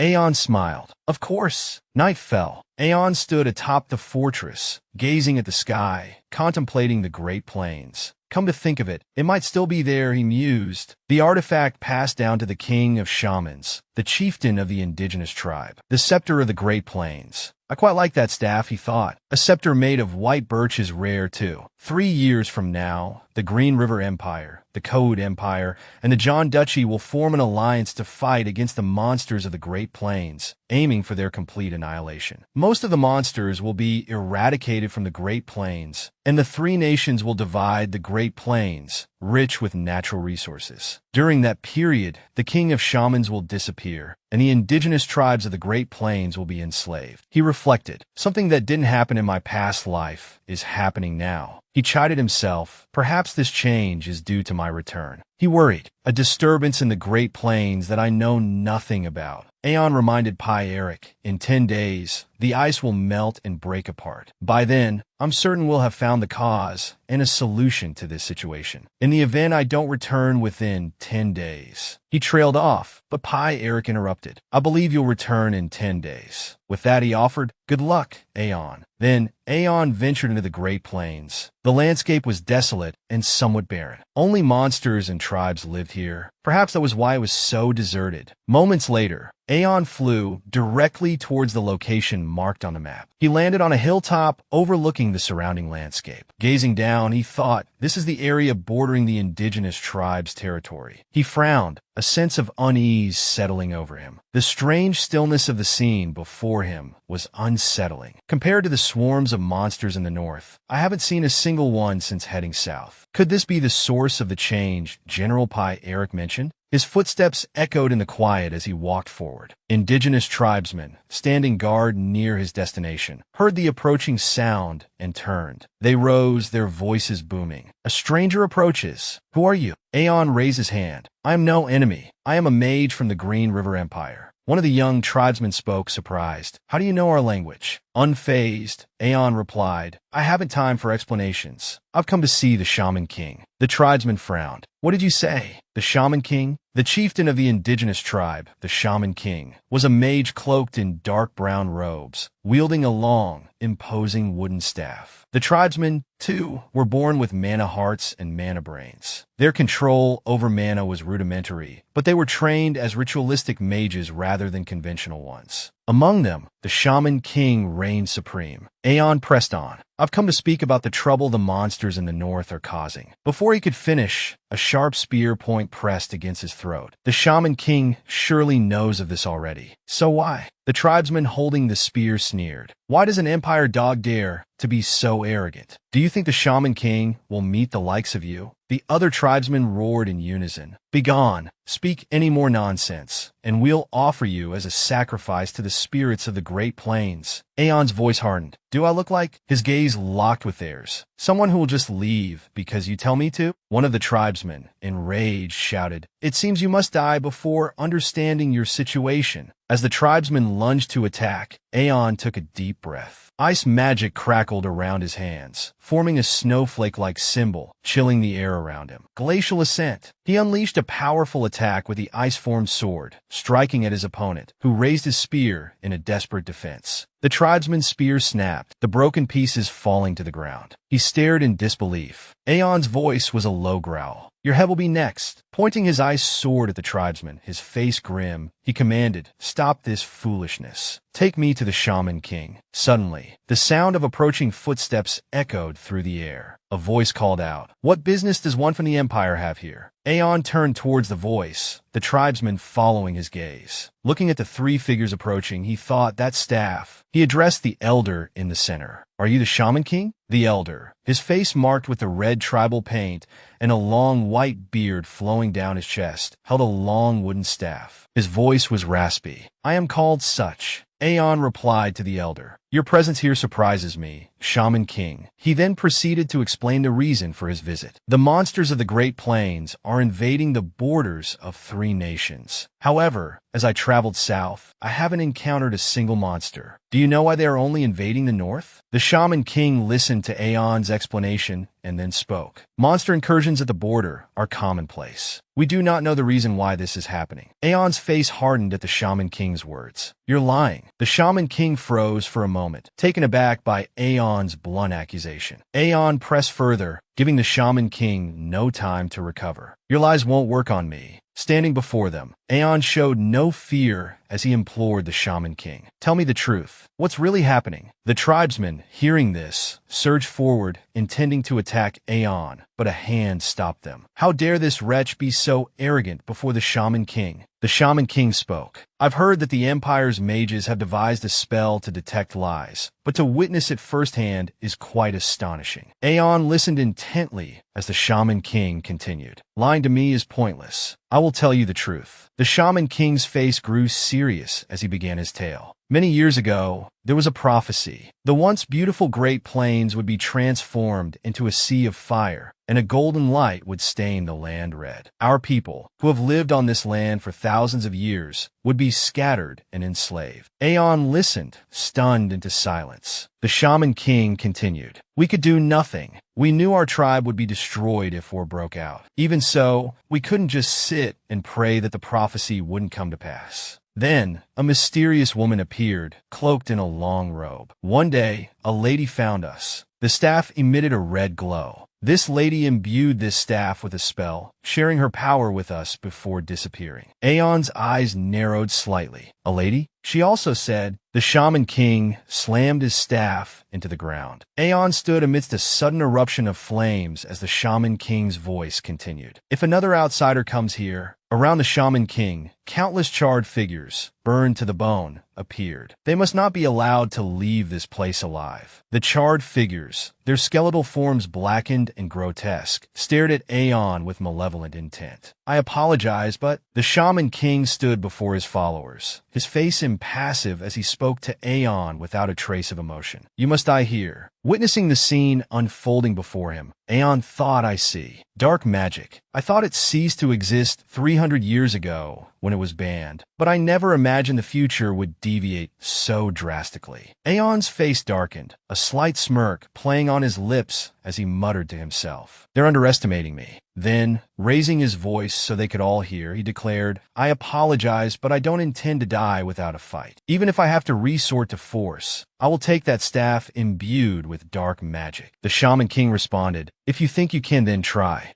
Aeon extended his hand, a blue light emanating from it. Those are your words, he said. The air around him grew frigid. a chilling aura spreading through the dry landscape. You won't be able to take them back. In another scene, a voice called out, "Is something wrong?" A massive block of ice appeared with a resounding crack. Eric watched the ice silently, thinking the mage set out for the Great Plains 10 days ago, and the ice wall blocking the canyon is rapidly melting. Looking at the melting ice, he murmured, "If." Then he fell silent. A moment later, he summoned Adon. The man bowed respectfully. "Yes, sir." Eric turned to him. "Prepare for battle at the canyon as planned. Advance all troops and catapults into the territory, and order the soldiers ambushing around the mountain to assemble." Adon bowed again. "Your orders will be carried out, sir." A thought flickered through Eric's mind. "We can stop them." The sword in his hand came down upon the ground with a sharp clang. Closing his eyes, he spoke with steely resolve. "Our soldiers will protect the territory and its people." He opened his eyes, his gaze fixed forward, unwavering. "We must be the Empire's strongest shield." The falling snow, growing thicker, began to obscure the soldiers' vision. The sounds of preparation filled the cold air. Eric stood before the soldiers, loading heavy stones into the catapults. "Prepare the catapults," he commanded, his voice booming. Suddenly, a figure emerged from the thick snow and fog. It was Aeon, his staff thumping against the ground as he approached. He let out a weary chuckle. Eric stared, his voice trembling. "Mage Aeon." Aeon continued forward, his body exhausted, but a faint smile still played on his lips. The wind howled, whipping the snow into a frenzy and causing black smoke to curl from the staff Aeon carried. Eric stared at the staff in astonishment. "That scepter, your remaining strength." Aeon looked up, his voice weak. "Never." He couldn't finish his sentence, collapsing to the ground with a thud. "Never touch it." The scene went dark. A voice cried out, "Aeon!" Aeon's eyes fluttered open. He looked around in confusion. "Where?" A voice called from outside the room. "Physician Giuseppe? How is he?" Aeon sat up, rubbing his head. He murmured. "Seems I'm in the right place." He continued to massage his temples, his face etched with lingering fatigue. "But first, I must deal with the scepter." A voice from the doorway interrupted his thoughts. "Mage Aeon, you're finally awake." Seeing General Eric at the door, Aeon greeted him. "General." Eric entered, accompanied by a guard. "How long have I been asleep?" he asked. 3 days, Eric replied. Eric's gaze softened. "How are you feeling?" Aeon winced as he shifted, his body still aching. "The physician advised against too much movement," Eric added. "I'm fine," Aeon insisted, suddenly remembering the scepter. "Where is the scepter I brought back?" Gesturing toward the large chest, Eric explained. "The mages have secured it in that vault. It's called a storage vault, operating on similar principles to a mana tower." Aeon approached the glowing chest. "You handled the situation well," he commended. Eric simply nodded, watching him. After a moment of silence, Eric spoke, his voice laced with concern. "Mage Aeon, when you returned to the canyon," the physician said. Aeon turned to face him. "My mana was completely depleted. Even a moment's delay could have been fatal." Eric continued, his voice heavy. "I know it's impolite to ask this of someone who's just recovered, but I have no choice. I need to know what put you in such grave danger. What happened in the Great Plains?" Aeon's expression grew somber. "This scepter," he began, "is the cause of the Great Plains' unusual changes." He held up the scepter, now wreathed in black smoke, gripping it tightly. Eric and the guard behind him fell silent as Aeon continued. "This scepter utilizes dark magic. The Shaman King controls the monsters with dark magic and illusions emanating from this scepter." General Eric couldn't believe what he was hearing. "Wait, what do you mean? Wasn't dark magic eradicated 300 years ago?" After the Sorcerer King, before he could finish, Aeon interrupted, his hand resting on the blue glow of the scepter. "Someone has inherited the secrets of dark magic, though we don't know who." His fingers traced the scepter's surface, causing the blue light to flare and streak across the room. Since the king's death, dark magic and illusion magic have been lost arts. His gaze fixed on the scepter. The monsters began to rise, attacking the new owner of this scepter. It seems to be a curse, a way for the scepter to destroy any evidence. "So you face so many obstacles returning because of the scepter?" Eric asked, beads of sweat forming on his brow. If this scepter is so dangerous, shouldn't it be destroyed? Aeon's eyes remained locked on the scepter, a strange fondness in them. I've grown quite attached to it. Eric was taken aback. You're fond of it? He asked incredulously. Is that the only reason? The scepter shimmered in Aeon's hand. He held it aloft, a casual air about him. That's all. I've already erased the dark magic inscriptions carved into it. Suddenly, a sharp pain shot through Aeon's chest. He gasped, startled by the sudden, intense throb. His heart hammered against his ribs, a frantic rhythm that made him whisper in fear. The pain intensified, making his whole body tremble. His legs weakened, and he dropped the scepter with a clatter. My chest, he muttered through gritted teeth, clutching at his heart. He groaned. His heart raced faster and faster, pulling him towards unconsciousness. Eric, witnessing the scene unfold, cried out in alarm. Aeon, are you all right? Adon, get the physician, he barked, his voice laced with panic. Aeon's vision blurred, his face pale and slick with sweat as his heart pounded relentlessly. Don't tell me, he whispered, his voice barely audible. He looked at Eric, his image fading. My mana heart. His heart continued its frantic beat, and he coughed up blood, staining the bandages on his chest. He stared at the crimson stain, speechless with horror. The bleeding worsened, blood splattering around him. He raised a hand to his mouth, trying to stem the flow.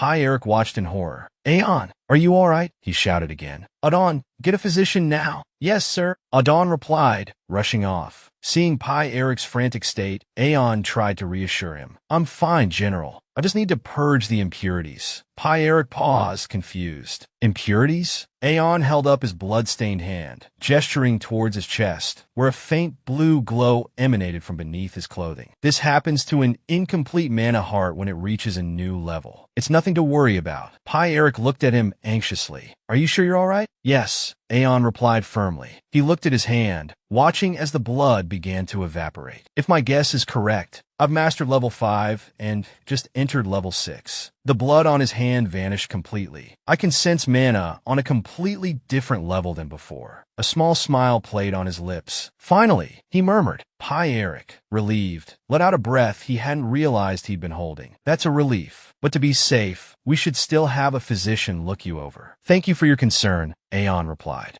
Eric gestured towards a box held by Adon. There's much I need to thank you for, but first I must tell you this. For days after you left for the Great Plains, the Ivory Tower sent a letter. Inside the box, a blue orb pulsed with a faint light. Eric sighed. I promised to deliver it as soon as you returned, but with you unconscious. He offered the orb to Aeon. Please take a look. Aeon took the orb, turning it over in his hands, his brow furrowed. A message from the Ivory Tower? A voice suddenly broke through Aeon's thoughts, startling him. Wait, General. From within the folds of his robe, Eric withdrew something. There's one more thing. He held out a letter to Aeon. We received this letter today, delivered directly by a messenger from His Majesty the Emperor. I was ordered to give it to you personally, Aeon. Aeon looked at the general questioningly. It was delivered by a rider? Eric nodded. It seems so. Aeon pondered this. So, His Majesty didn't use the Ivory Tower's communication orb, but chose to send a physical letter via horseback? Using this method risks delays or mishaps. He held the blue orb gently in both hands. What could be so secret that he'd avoid the tower? Well, let's check the tower's message first. A message materialized before the orb. To High Mage Aeon Fei, we have been instructed to delay the delivery of this message, as its contents may hinder your current mission. We hope you understand this unavoidable decision. Your family has encountered a slight issue.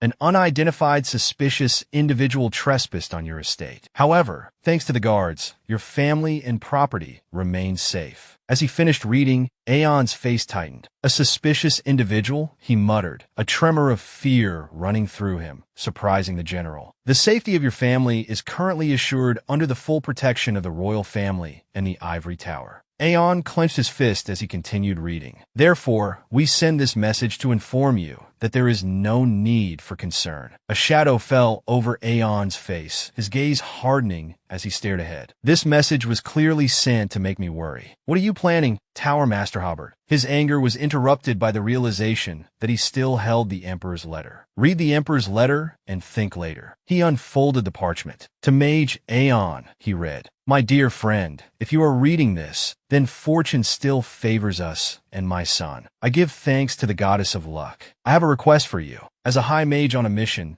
you likely haven't heard the news. But a tri-nation pact concerning the subjugation of monsters in the western Great Plains will soon be signed in the free city of Demaraz. Aeon's eyes widened in surprise. They're already signing the monster subjugation pact? That's supposed to be 3 years from now. In a magnificent castle, a decision had been made. Crown Prince Hayden Green River, 5th Prince Rana Green River, Tower Master Herpergen, and Grand General Duncan Meadows of the Royal Army would be part of the delegation attending the Pact Conference. By the time you read this, the conference will likely be underway in Demaraz. Currently, the Crown Prince has no one to act as his eyes and ears. Hayden Green River leaned against a sunlit window, a melancholic expression on his face. His hand moved across the parchment, penning the letter. Therefore, I ask you, his closest friend, Terry Green River sat, focused on his writing, to go to Demaraz and be his strength. He took the royal seal and pressed it into the wax. I promise to bring your beloved family into the palace and grant them the Empire's utmost protection. Aeon finished the letter, falling into a long, contemplative silence. He closed his eyes, recalling the Demaraz negotiations. It was where Rana Green River had made his serious move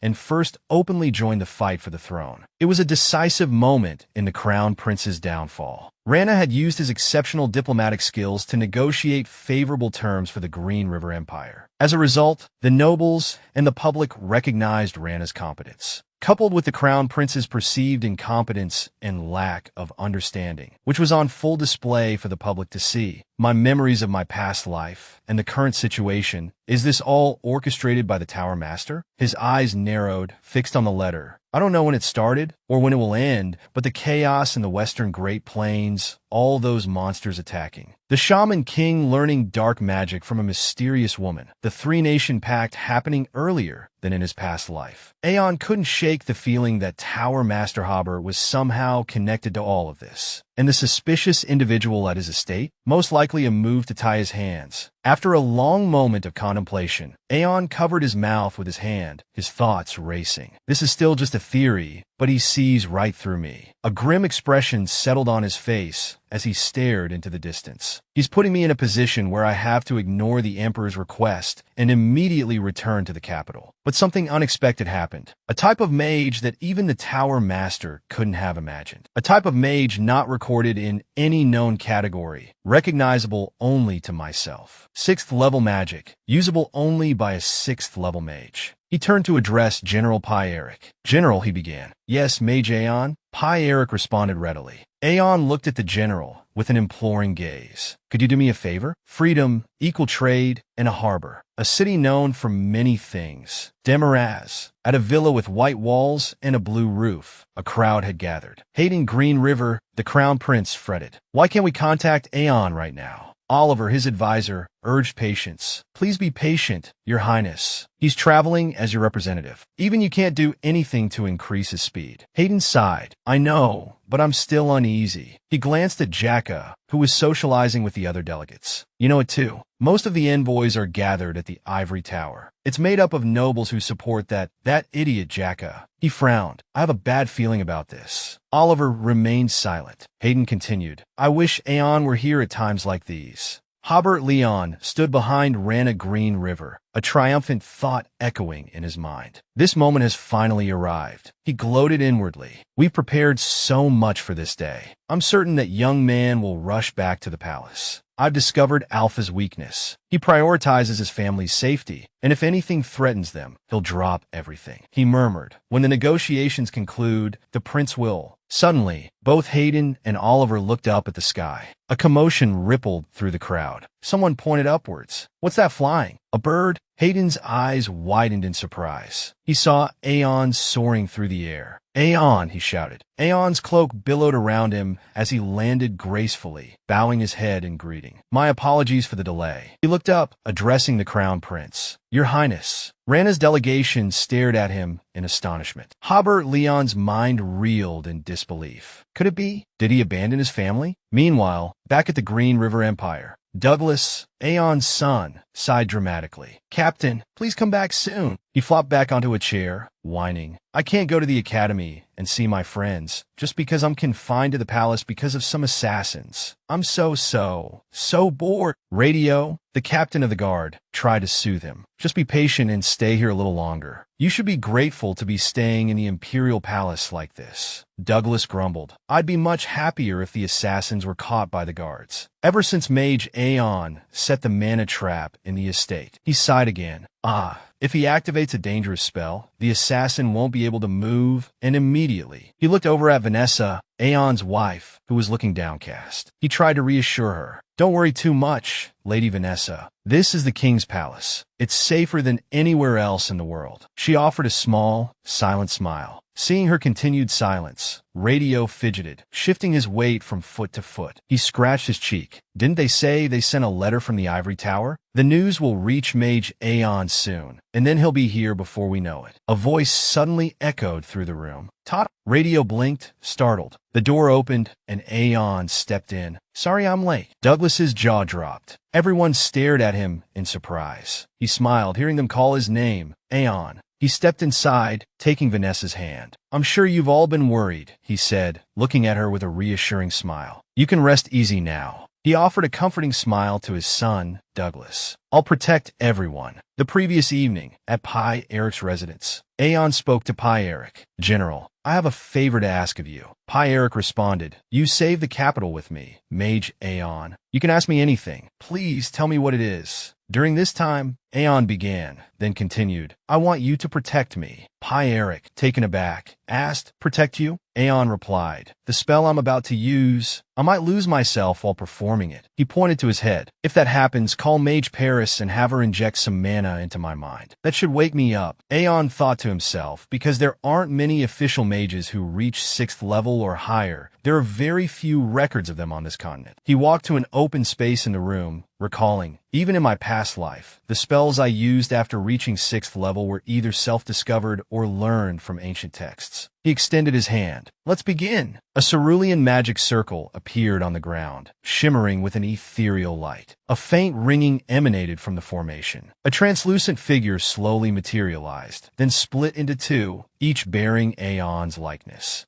Aeon's real body swayed, about to fall. Pi Eric quickly caught him. How? Pi Eric stammered, staring at the two Aeons before him. This spell, he exclaimed. Aeon thought to himself, recalling the rules of the puppet play magic. With 6th level spells and above, the original body becomes the controller and falls into a comatose state. Not only can they move freely, but the two puppets can also use magic equivalent to a 5th level mage. A voice spoke, snapping Pi Eric from his stunned silence. One of the Aeon puppets smiled. I'm counting on you. Hayden, practically beaming with joy, greeted Aeon. You're here. You came for me. He rushed forward and enthusiastically shook Aeon's hand. We must be on the same wavelength. I missed you, Aeon. Seeing Hayden's effusive welcome, Aeon could only chuckle awkwardly. Tower Master Hobart, he acknowledged. I was wondering who it was. Aeon, I heard from Lord Pi Eric that you completed your mission, Hobart said. I understand it was so difficult you fainted. I only did what I should as a high mage, Aeon replied. Hobart questioned him. But why are you here? I made sure you were to return to the ivory tower to rest. Haven't you heard about what happened at your estate? Hobart pressed. Aeon explained. I did receive a letter from the ivory tower, but after completing the mission,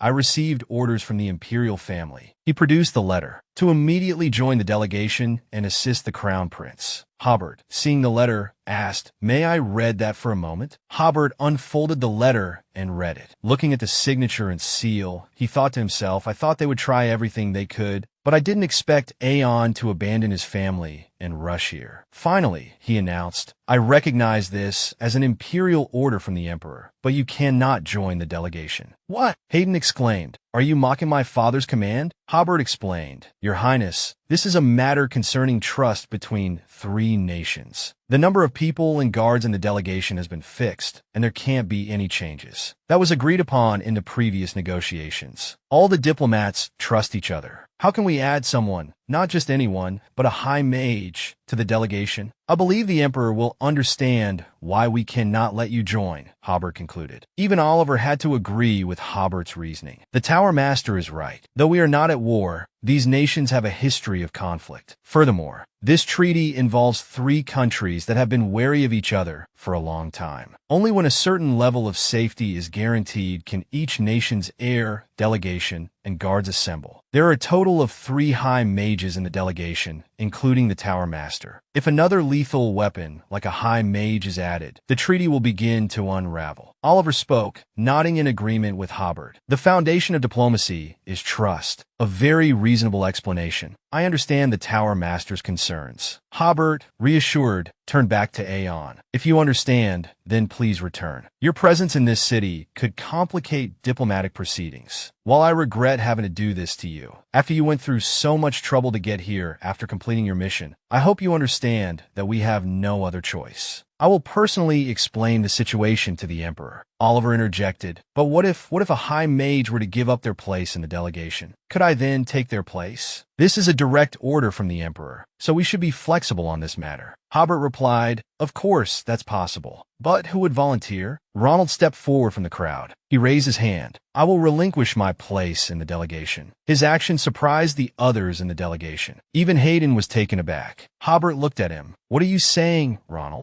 Ronald offered his reasoning. As I just said, aren't we citizens of the Empire? No citizen disobeys an imperial command. Even if it causes diplomatic complications, the delegation's duty is to represent the Empire. As citizens of the Empire, this is an honorable task. But in carrying out that duty, if I can help execute the Emperor's order and facilitate diplomacy by relinquishing my position, then I will gladly do so. I now entrust the sacred duty of being part of the delegation to Aeon Fei. Your Highness, I humbly request you to allow this change. Hayden, please, commended Ronald. I approve. I am deeply impressed by your sincerity and loyalty to the Empire through what you have done for the Empire. I command you to prepare yourself fully and return safely to the capital. Ronald bowed respectfully. By your grace, your Highness. Then he turned towards Aeon. I entrust the duty of being part of the delegation to you. Please ensure you fulfill your duties without error. Aeon smiled. Thank you, Senior. There's no need to thank me. Aeon thought about the High Mage, Ronald. Based on his past life memories, he was one of the few decent mages. Although unwavering in his stance on all matters, his loyalty wasn't based on allegiance to the Tower Master or the Ivory Tower. He only cared about his own magical abilities. In exchange for teaching him a few spells that even Tower Master Hobart didn't know, he easily sided with Aeon. Then he turned back to the Tower Master. Well then, I will now step down, as the Tower Master said a high mage not part of the delegation being in this city would hinder diplomatic efforts. Hobart outwardly accepted but seethed inside. I thought he was just an ignorant brat, but has he already taken root in my ivory tower? He glared at Aeon. Aeon Fei, I won't allow a brat like you to ruin my plans. To turn the Empire into the Ivory Tower Empire I've envisioned for so long. Meanwhile, from within the crowd, Blackna also observed Aeon. He pondered deeply, seemingly calculating something. The delegation arrived in Demaraz. Demaraz was a neutral city, not belonging to any particular nation. All 3 nations recognized the importance of Demaraz, and it had been a symbol of freedom and neutrality for hundreds of years. The 19th mayor of Demaraz, Nagalo, greeted the delegation. This way, please. Hayden, his dark hair gleaming, inquired. Mayor Nagalo, where are the others? Nagalo replied smoothly. We've shown them to their accommodations, Your Highness. He gestured towards a grand building. Those from Green River may use this building. Then, indicating a separate, even more opulent structure, he continued. I believe Your Highness might prefer this detached villa. It's reserved for our most esteemed guests. Hayden nodded, a small smile playing on his lips. Not bad at all. Turning to Hobart, Hayden asked, Tower Master, do you have any plans? Hobart responded, before the appointed day, there are no particular arrangements, Your Highness. Hayden rested his chin on his hand thoughtfully. I understand. Very well. Everyone, you may retire to your quarters. He then addressed Aeon. Aeon, come with me. Aeon nodded and followed the Crown Prince as they departed. Elsewhere, in a secluded room, Hobart and Rana, the 5th prince, were engaged in a clandestine conversation. Rana's voice was laced with displeasure. I won't hold you accountable, Hobart, but that mage at your side, Aeon Fei, he's a nuisance. I don't have a good feeling about this. Hobart bowed his head. I understand, Your Highness, but please do not be overly concerned. While Aeon Fei's magical abilities are indeed exceptional, the crux of this diplomatic mission lies elsewhere. Magic has little bearing on these proceedings. Even I have no authority to interject. And even if I did, there would be nothing to say. When nations engage in diplomacy, there's always a young mage present. Who do you think they have in mind? The high mages at the negotiating table are mere decoration. As you have prepared, Your Highness, you must become the central figure in this treaty. Ran aside. I understand, but I still find it bothersome. I've attempted to sway Aeon Fei countless times, extending invitations for him to become our ally, but he always refuses. If we leave him unchecked, he will become a significant obstacle. I expect you to resolve this matter as swiftly as possible. Hobart responded with a respectful bow. Please leave it to me, Your Highness. Everything will unfold according to your wishes. Meanwhile, Hayden, treating the diplomatic mission more like a leisurely holiday, was discussing plans with Aeon and Oliver. A splendid suggestion. Now that you mention it, Demerez Night Market is quite renowned. There must be plenty of entertaining sights to see. We'll have to sneak out. Perhaps we should purchase some new clothes for the occasion? Captain Aeon, I'll assign you a few servants to run errands. Aeon started to reply, Your Highness, but was interrupted. What is it, Aeon? Aeon's expression turned serious, a stark contrast to Hayden's carefree demeanor. He was exasperated by the Crown Prince's playful attitude. Do you realize the gravity of our current situation, Your Highness? You are here as a representative of the Green River Empire and heir to the throne. Furthermore, you are responsible for the Tri-Nation negotiations. My point is, Your Highness, you are not here for a vacation. Please abandon the notion of gallivanting about. Hayden's face fell. Why? We still have plenty of time. Aeon snapped. You must begin your preparations immediately. Dejected, Hayden turned to Oliver for support, but Oliver looked away, refusing to intervene. Aeon pressed his point. You have the most significant voice in these negotiations, Your Highness. If you fail to contribute, that opportunity will be ceded to the Fifth Prince. Hayden mumbled, I've heard Father mention that, but Aeon warned. I assure you, if that happens, the negotiations will revolve entirely around the Fifth Prince. Does that sit well with you, Your Highness? Hayden groaned. Ugh, I despise that thought. He sighed. Honestly, I don't understand military logistics, trade agreements, land distribution, or anything related to, well, anything. And with no one beside me to discuss these political matters, I'm completely lost. Aeon pondered. Wouldn't it be better to remain silent and do nothing, rather than risk humiliation by speaking out of turn? Aeon's words gave pause to Hayden. It seems he's grown accustomed to giving up and escaping reality, he thought. This won't do. The Crown Prince could deliver a crushing blow to Rana, my only viable pawn. Aeon advised, you must become the central figure in these negotiations, Your Highness. Hayden whined, but how? Aeon snapped his fingers. I'm giving you one chance, Aeon stated, his voice firm. Use your magic. Start writing the documents related to the negotiations. His Majesty requested I become the Crown Prince's strength. A chance for the Crown Prince to take matters into his own hands, by the Emperor's order, so that His Highness doesn't lose the initiative to the Fifth Prince. I will list all the issues to be discussed at the negotiations, along with corresponding solutions. Therefore, Your Highness, a gust of wind swirled around the papers. From now until the appointed day, Aeon continued as the papers floated towards Hayden. Memorize everything written here. You must commit all of this to memory. 1 week from now, in Demerez, you will participate in the Tri-Nation Pact negotiations. Is Rana also attending the negotiations? Hayden asked. Also, he continued, I heard that after my brother entered that villa, he hasn't come out all week. I wonder what's happening with him. Hobart replied, I was also concerned, Your Highness, so I placed surveillance around the villa where the Crown Prince is staying. But nothing has happened. I hear he only occasionally goes out to the garden and looks very tired. Hayden acknowledged, I see. Just then, Hayden's group encountered Rana's delegation. Rana greeted him. Good morning, brother. Did you sleep well last night? Hayden, his face etched with fatigue, replied, Yes. I'm glad to hear you did. Then I'll go to the conference room with the delegation first. See you later, brother. With that, Rana brushed past Hayden. The two groups continued on, their paths diverging. Hayden's hands clenched, his body trembling with anger. Seeing this, Oliver quickly spoke. Your Highness, he soothed. Please don't worry. You've done everything you could throughout the past week to prepare. The weight of leading the Tri-Nation Pact negotiations settled upon him. Hayden gradually regained his composure, taking a deep breath and forcing a confident smile. Right, he affirmed. Sometime later, the participants in the negotiations had all assembled. The mayor of Demaraz addressed the gathering. I'm the one entrusted with mediating this pact negotiation, the 19th mayor of Demaraz. From this point forward, every detail of these proceedings will be recorded, and I will oversee the negotiations. I expect all of you to bear this in mind. Now, we shall begin the pact negotiations. The representatives, including Rana and Hayden, took their seats at the table, ready to begin. The Crown Prince of the Banat Mashal Empire initiated the discussion. As you all know, due to the narrow and dangerous route leading to our duchy, it is difficult for us to receive troops and supplies. We hope to receive elite mages and knights in lieu of infantry, and monetary compensation instead of goods. In fact, we have already reached an agreement with the Kutu Empire on this matter.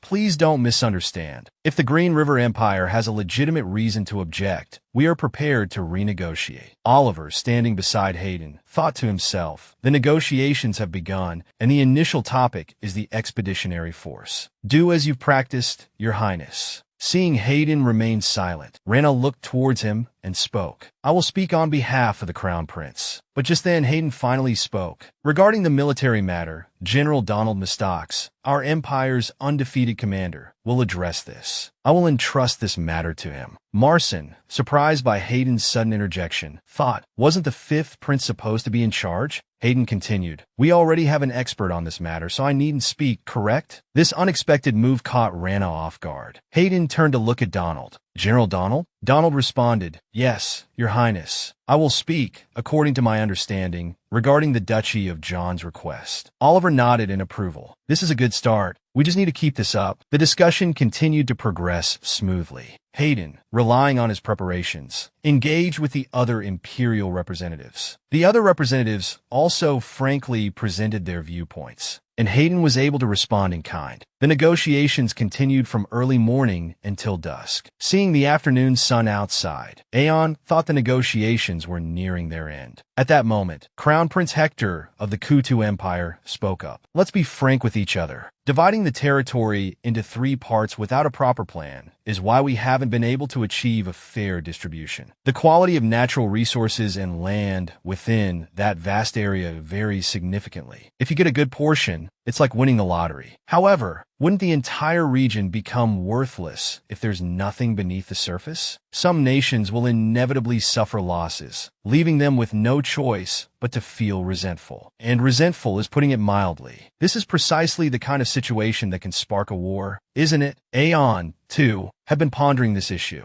The most crucial topic of the treaty negotiations, the distribution of territory and natural resources following the conquest. Hector continued, our empire doesn't want any trouble. If we can maintain peace for 1,000 years, or even 10,000, that would be ideal. Therefore, please speak up if you have any good proposals. Let's enjoy the fruits of our collective efforts without any animosity. Rana turned to look at Hobart, the Tower Master. Hobart nodded in response. Rana began to raise his hand, preparing to offer a suggestion. This is just my humble opinion, but I wanted to share it. But just then, Hayden's voice cut him off. He slammed both hands down on the table. The representatives immediately shifted their attention to him, their gazes filled with curiosity. He spoke confidently, without any unfortunate incidents occurring. Even Jacka and Hobart were taken aback by his words. Nagalo adjusted his glasses and addressed Hayden. Crown Prince of the Green River Empire, please enlighten us all. What is the solution you have in mind? Hayden began, first, the ivory tower of our empire. No, our magic tower has developed a new type of magic. We can detect and relatively accurately quantify the mineral deposits located beneath a specific area. Immediately, both Hobart and Rana looked at him in surprise. How does he know that? Marson wondered. Is that true? Of course it's true. You must have heard rumors about this mage. Hayden introduced Aeon. He is the youngest high mage in our empire, Aeon Fei. He is the one who created that spell. The other representatives exclaimed in astonishment. Incredible! To think such a spell exists. Herbeck, however, felt a surge of anger. You thought the same as me? That mineral detection magic would be essential for these treaty negotiations? How could this brat grasp the crux of these treaty negotiations? Hayden continued to explain his idea. We are considering using that magic to create what we call a resource map. We need to assess the value of the land. And with a complete map, we can divide the Great Plains into various sections among the nations based on specific requirements. The borders might be a bit messy, but we'll be cultivating and utilizing this land for the next 15,000 years anyway, right? Seeing his plan preempted, Rana clenched his fists in frustration. I'm certain there's no better way than this. His whole body trembled as he glared at Aeon with resentment. Seeing this, Aeon simply offered a satisfied smile. Hayden finished presenting his idea. That is my proposal. The evening sun now bathed the city of Demaraz. Oliver leaned against a wall, waiting for the negotiations to conclude. Hayden's voice rang out. Captain! Oliver rushed over, his face beaming. Your Highness! Hayden boasted to Oliver. Captain, you should have seen it. I completely turned the meeting on its head today. Rana and the Tower Master's faces were absolutely sour. It's a shame you missed it. I'll tell you all the details when we get out of here. Let's go get a drink and explore the city. Aeon, join us. When will we ever have another chance to celebrate like this? Aeon nodded in agreement. Hayden, feeling even more cheerful, clapped him on the shoulder. That's the spirit. Aeon, you'll be a grown-up soon enough. You should try some of the wine I've offered you, shouldn't you? Excellent. I'll teach you how to drink it properly. A voice called out. Your Highness. Rana approached the three of them. He wore an ambiguous smile. Hayden felt a flicker of suspicion. What is it? Rana bowed his head slightly. I was truly impressed by you today. I learned a great deal from you. Ahaha. Hayden crossed his arms, a smug grin spreading across his face. Of course, little brother. I'm glad you could learn something from me. I think you'll learn even more from these treaty negotiations. Keep striving and improving yourself. If you need any advice, feel free to ask me anytime. Rana, though clearly irritated, managed to keep his composure. Thank you, brother. He turned and walked away. Watching his retreating figure, Hayden turned to Oliver. Captain, today was truly the best day of my life. Oliver and Aeon smiled, happy for Hayden. Hayden urged them on. Come on, let's go. I've been holding back all week, and tonight we celebrate. Captain, you should loosen up a bit tonight. Don't be so stiff. Aeon, you'll be a grown-up soon, so you should try some of the wine I offered you, right? I just said that, didn't I? But wait. A blue light enveloped Aeon's hands. Aeon, what's happening to your hands? The others stared in surprise at the glowing light. Hayden and Oliver looked at him with a mixture of confusion and concern. Aeon held out his hands. It seems this is my god's limit. Your limit? Explain yourself. I apologize, but I think I'll drink the wine you offered in the royal palace. The light gradually spread across Aeon's entire body. What do you mean? I'll explain everything to you. At the royal palace. As he finished speaking, Aeon vanished in a flash of blue light. Everyone stared, dumbfounded by what they had just witnessed. Haber trembled. A copy? His entire body shook. All this time, a copy? A copy can't exist. How could he be a copy? Have we been played?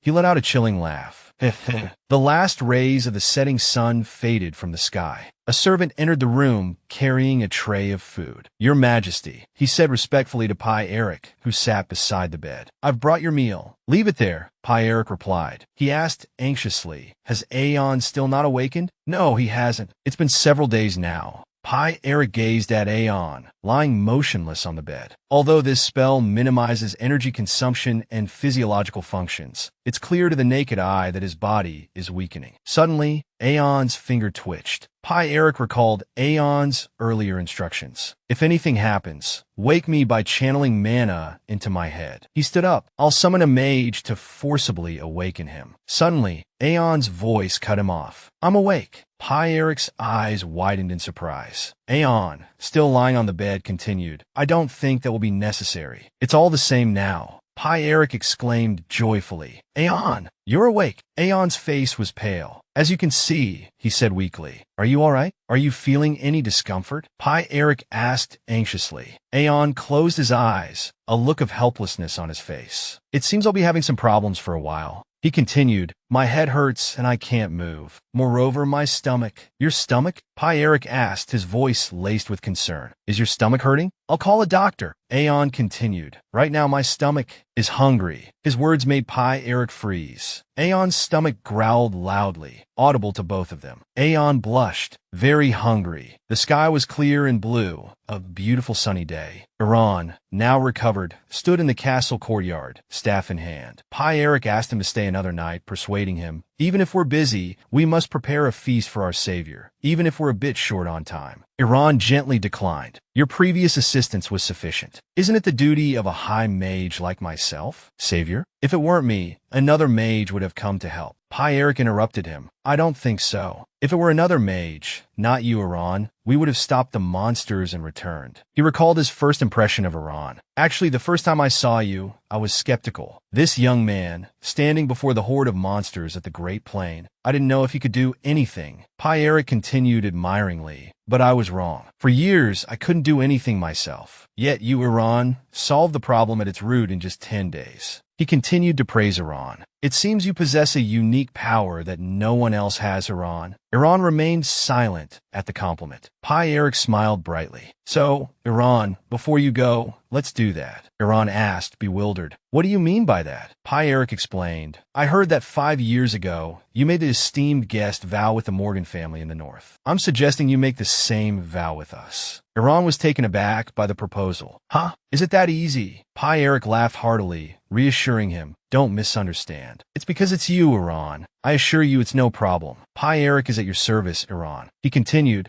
This isn't just simple courtesy to a savior. I have my reasons. If the Empire's only 6th-tier mage accepts the East service, there's no greater honor. He placed his hands on his hips. This is purely my assessment, but I think no one will regret it, neither you, Iran, nor I. Iran was slightly flustered. I'm not sure I can accept a vow called the Millennial Vow of the Empire so easily. And this is a bit sudden. Looking directly into Pi Eric's eyes, he said, but I don't intend to refuse. Pi Eric immediately reached out to receive the sword offered respectfully by an attendant. I've been waiting for that answer, he said cheerfully. Raising the sword, he murmured, I suppose we should follow the procedure, shouldn't we? This is the Millennial Vow. He slowly drew the sword, chuckling. Please bear with the strangeness of this. I'll be done shortly. Pi Eric plunged the sword into the ground. He closed his eyes, his expression serious, and slowly swore, this family. He continued his oath, will always welcome High Mage Iran whenever he visits, if he needs the power of the East. Iran smiled, listening to the vow. We promise to stand by his side at any time. Pi Eric finished the final part of the oath. This will be passed down from generation to generation. In the name of the eastern flow of the 6 rivers, I swear. After completing the oath, he returned the sword to the attendant, bashfully covering his face. No matter how many times I do this, it feels a bit strange. If only I could just say, this is my vow, consider it done. Iran smiled at him. I'll rely on your help next time I visit. Pi Eric advised, please let us know before you arrive. I'll show you what an Eastern feast looks like. You can look forward to it. Iran began to cast a spell, saying, I will. Magic surged, and Iran's voice faded into the black mist. Then, I'll be going. Pi Eric and his attendant looked up at the sky. Iran's robes billowed in the wind. He silently watched the sunset before a vast desert. He thought to himself, so much has happened in such a short time. He raised his staff, a satisfied smile playing on his lips. And an unexpected bonus, too. Iran gazed at the staff in his hand, his thoughts turning inward. The one they speak of, the King of Mages, the one who carved this magic into this very staff, the revival of black magic, lost for 300 years. His expression gradually hardened. When I return to the capital, he mused, there will be much to investigate. A woman hurried down the stairs, her footsteps echoing in the hallway. Iran! Vanessa called out. He turned, a gentle smile replacing the serious set of his features. Mother, he replied. She rushed towards him, her voice laced with worry. How could you just disappear into smoke like that? Do you know how worried I was? I was so shocked. Her eyes widened as she took in his appearance. Goodness, you've lost so much weight. She cupped his face in her hands, her touch gentle. You must have had such a difficult time. Your face is half its size. Did Lord Pi Eric not feed you while you were there? She clicked her tongue disapprovingly. How dreadful. He He chuckled, reassuring her. Things happen, Mother. I just need to eat more, that's all. He reached into his pocket. All right, here, Mother, take this. He produced a blue crystal, holding it out to her. This is a mana communication orb, made from a mana crystal. On my way back to the capital, I had the workshop create this for us. From now on, you can use this to talk to me anytime, as long as you're within the capital. He gestured to his staff. I'll put mine on my staff. I'm sorry for making you worry, Mother. He looked at her with genuine affection. I promise, from now on, I'll always be there for you. Dao Class interrupted, his voice brimming with excitement. Leader, what was that magic? I've read many spells at the academy, but I've never seen anything like that. He bombarded Iran with questions. How could you appear in Demiraz and the royal palace at the same time? Was it some kind of mirror image? A doppelganger? Iran chuckled, a bit flustered. That's a lot of questions at once, Dao. Could you ask them one at a time? He paused and said, simply put, he announced, I can do that because I've reached rank 6. A wave of surprise washed over everyone. Dao flash gasped. Is that even possible? You mean you're the highest ranking mage in our empire now? Radio stared at him, equally stunned. I knew you weren't ordinary when I first met you, but I never imagined you were this exceptional. Nothing's really changed, so please treat me the same as always. Dao Flash's eyes lit up. In that case, I was planning to test a new potion I created in the lab this afternoon. Would you like to join me? Sorry, but we'll have to do that another time. Dao Flash's face fell. Why? Smiled.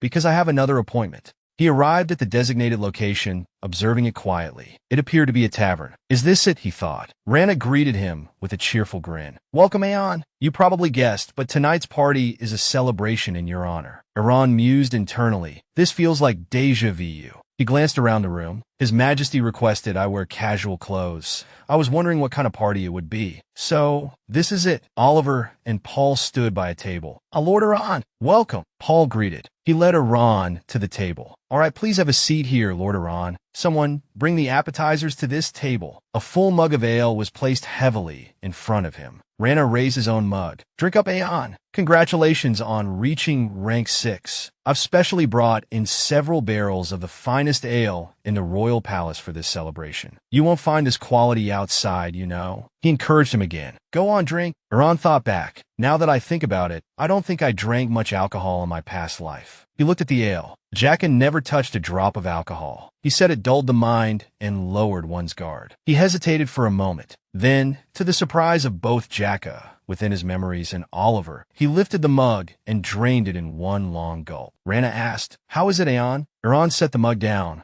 He smiled. Actually, it's quite good. Rana beamed. Is that so? I'm glad you like it. The others at the table, caught up in their own conversations, called out to Rana. Hey, tell us what happened in Demiraz. Rana stood up, eager to share his story. All right. He went over to them, launching into a lively recounting of the events. Iran watched him, a thoughtful expression on his face. Someone called out, Hey, Iran, I'll refill your glass for you. He turned to see Oliver. Behind Oliver, Olympia approached, cradling a bottle of wine. He poured the wine into Iran's glass. If this is your first time drinking, you shouldn't push yourself too hard, Oliver cautioned. If you get drunk and something happens, you might just launch a fireball at the knights. Sir Oliver, you worry too much. A flicker of curiosity crossed his face. Actually, I'm quite surprised to see His Highness so close to the knights, even enjoying himself with them. Is that all right? Oliver replied. All the knights have sworn their loyalty to him. They can be trusted. Iran rested his chin on his hand, mulling over the words loyalty and trust. Oliver glanced at him. He teased, You know, Iran, I think I know why you don't have any friends. Iran started a little surprised. What? Why would you suddenly say that? Oliver continued. Actually, I've known since I first met you. Remember our first conversation 5 years ago on the Mugren estate? Celia, who turned out to be a spy, was captured by you. You had just apprehended a third-rank mage spy, but you acted like nothing had happened. You were so impassive. You're remarkably good at controlling your facial expressions. Children that age can't usually hide their true feelings so well. Iran stared silently into his wine glass. Oliver went on. But back then, I couldn't read a single thing from your face. As if you were a soldier trained for years to mask your emotions. Iran reflected on the past. I couldn't exactly pretend to be a child then, could I? Olympia chimed in. That's when I realized how closed off he was despite being so young. I figured he probably didn't have any friends to confide in. He chuckled. I'm pretty good at picking up on these things. Iran shifted uncomfortably. All right, I admit it, but I'm not sure how to feel after hearing you say it so directly. He confessed, actually, I did have a friend once, but things didn't end well between us. Oliver's curiosity was piqued. Your friend? I'm very curious what kind of person they were. He added, training with you these past 5 years, I've realized something else too. Iran asked, what is it? I'm a little afraid to hear what you might say. Olympia elaborated. I don't know why, but sometimes when I talk to you, Iran, I feel like I'm talking to a jaded old man. It's strange, isn't it? Iran shuddered internally. What? He laughed, deflecting the comment. You're good at reading people, Sir Olympia. He joked. Actually, I'm almost 48. I just use magic to maintain my youthful appearance. Oliver's face darkened, momentarily taking him seriously. Iran quickly clarified. I'm joking. I'm the type who doesn't share his feelings and doesn't have friends. Sometimes my jokes sound a little too real. Please understand. Oliver smiled back, his good humor restored. As the elder here, I'll let you off the hook this time. Iran gave a weak smile. Well, I'm truly grateful for that. Night had fallen. Iran stumbled out of the tavern. I drank too much. I never drank this much in my past life. A voice called out, Hey, Aeon. He looked up, surprised to see Deputy Commander Paul sitting in a corner outside. Iran, curious, asked, What are you doing out here? Paul chuckled sheepishly. Actually, I'm not very good with alcohol. A couple of glasses, and I'm already feeling it. He then asked, I snuck out here for some fresh air. What about you, Aeon? Iran walked over and leaned against the wall beside him. I came out for some air too. I'm still not used to him. Paul laughed heartily. Iran glanced at the deputy commander of the 2nd Royal Knights. Paul Land. He was the second best swordsman in my past life, after Sir Olympia. He was a commoner, but his swordsmanship and unwavering loyalty to the royal family earned him the trust of the Crown Prince and Sir Olympia, leading to his promotion to deputy commander. Paul spoke up. Now that you mention it, Aeon, you said this was your first time drinking, right? He asked. How was it? Your first time with alcohol? Iran replied, Not bad. A little is all right. Paul grinned. That's good to hear. Let's go drinking together sometime. The others wanted to thank you, Iran. Even the usually quiet Captain Olympia started talking to you, right? He continued, recounting the evening. And it's been a long time since I've seen His Highness so radiant. It's all thanks to your power, Iran. Iran sighed. Thank you for saying so, but he thought of Rana and added, I simply nudged things along a little. He continued, as if looking on the bright side, a satisfied smile playing on his lips. I think I've become rather attached to this whole affair. Paul's eyes widened in surprise. Noticing this, Iran turned to him. What is it, Deputy Commander? Did I startle you? Oh no, Paul stammered. I'm just surprised, he added, a touch of wonder in his voice. I never expected to see that kind of expression on your face, Iran. Someone from inside the tavern peered out and called to Paul. There you are. His Highness is calling for you. If you don't come back in for another drink, he says he'll strip you of your deputy commander title. Paul's face fell. Oh, honestly, he stood up. Iran, I'll be going back in now. Iran watched him go, their conversation still echoing in his mind. I should have paced myself from the beginning, Paul muttered to himself. If only I could have. A rustle of wind accompanied him as he disappeared back inside. Iran gazed out at the town, memories from his past life flickering before his eyes. I won't rely on them as my weapons anymore. The changes brought about by my choices. He pictured Black Rana, laughing and talking with the others, will gradually influence everything and create situations completely different from my previous life. Rana stood by a window, deep in thought. Where will all this lead? Terry sat reading documents. No one can predict the future. Vanessa chatted cheerfully with Douglas and radio. Iran told himself, I can only protect those I care about. A quiet resolve settled over him. I can only move forward. This is just the beginning, Rana. Late that night, in the palace, a voice spoke by the window. So, Rana, Hobart inquired, what are your plans? Rana's tone was sharp. What did I tell you? I said to eliminate him before he becomes an obstacle. Haven't I reminded you constantly? Hobart replied, Yes, Your Highness, you did. Rana pressed him. And what did you say every time I reminded you? If we wait a little longer, I will turn him into a useful weapon and offer him to you. You always said that and ignored the matter, didn't you? He continued. Now look at him. He's blocking our every path. Hobart bowed his head. I apologize. My judgment was flawed. I should have dealt with the problem swiftly, but I only delayed. He added, I never imagined a mere boy could cause such disruption. He assured Rana, I will offer no more excuses. However, this will be the last time you have to wait. Rana echoed. The last time? Hobart affirmed. This will be the last time. I implore you to wait just a little longer. He spoke with confidence. All preparations are complete. He brought forth a cloaked figure. Helen, greet His Highness. Rana gasped. Helen? You mean the High Mage who disappeared several years ago? He stared, stunned, as the red-haired woman slowly removed her hood. It is an honor. Helena, with her mystical red eyes, bowed. To finally meet your highness. Rana was too shocked to react. Hobart soothed him. Please don't be too surprised, your highness. She is a human, a loyal subordinate of an administrator who serves me. He introduced her further. She is also a devoted follower who will gladly offer her life for you. Your Highness, Rana stammered, the Tower Master. Could she possibly be? Hobart grinned. Indeed, he confirmed, it is forbidden magic, black magic. He made a promise. Iran, that thorn in our side, will become a long-term pawn, offering his life to you. Please do not worry, your highness, he reassured. According to plan, you will ascend to the throne. The next morning, in the palace, Hobart read a piece of paper. Rank 6. He clenched his fist. Rank 6. He flew into a rage, his fury so intense that a nearby mirror shattered. He scowled. That brat. His anger was palpable, the veins in his neck bulging. Marco opened the door and entered. Tower Master, you summoned me? He started at the scene. Papers were scattered everywhere, a testament to Hobart's outburst. Hobart forced a smile. You've arrived, Marco. Marco looked perplexed. Did something happen, Tower Master? Hobart denied it. No, nothing at all. It's just, he adopted a thoughtful expression. I suddenly remembered the first time I met you. It's been 25 years. He recounted, Marco, back then, you were just a newborn babe, so you wouldn't remember. But that moment is still so vivid to me. He described the scene. You were a swaddled, abandoned child, and you smiled at me. He continued, you rolled over and stood on your own 2 feet. I enjoyed watching you so much that I sometimes forgot my own work. He went on. Then, one day,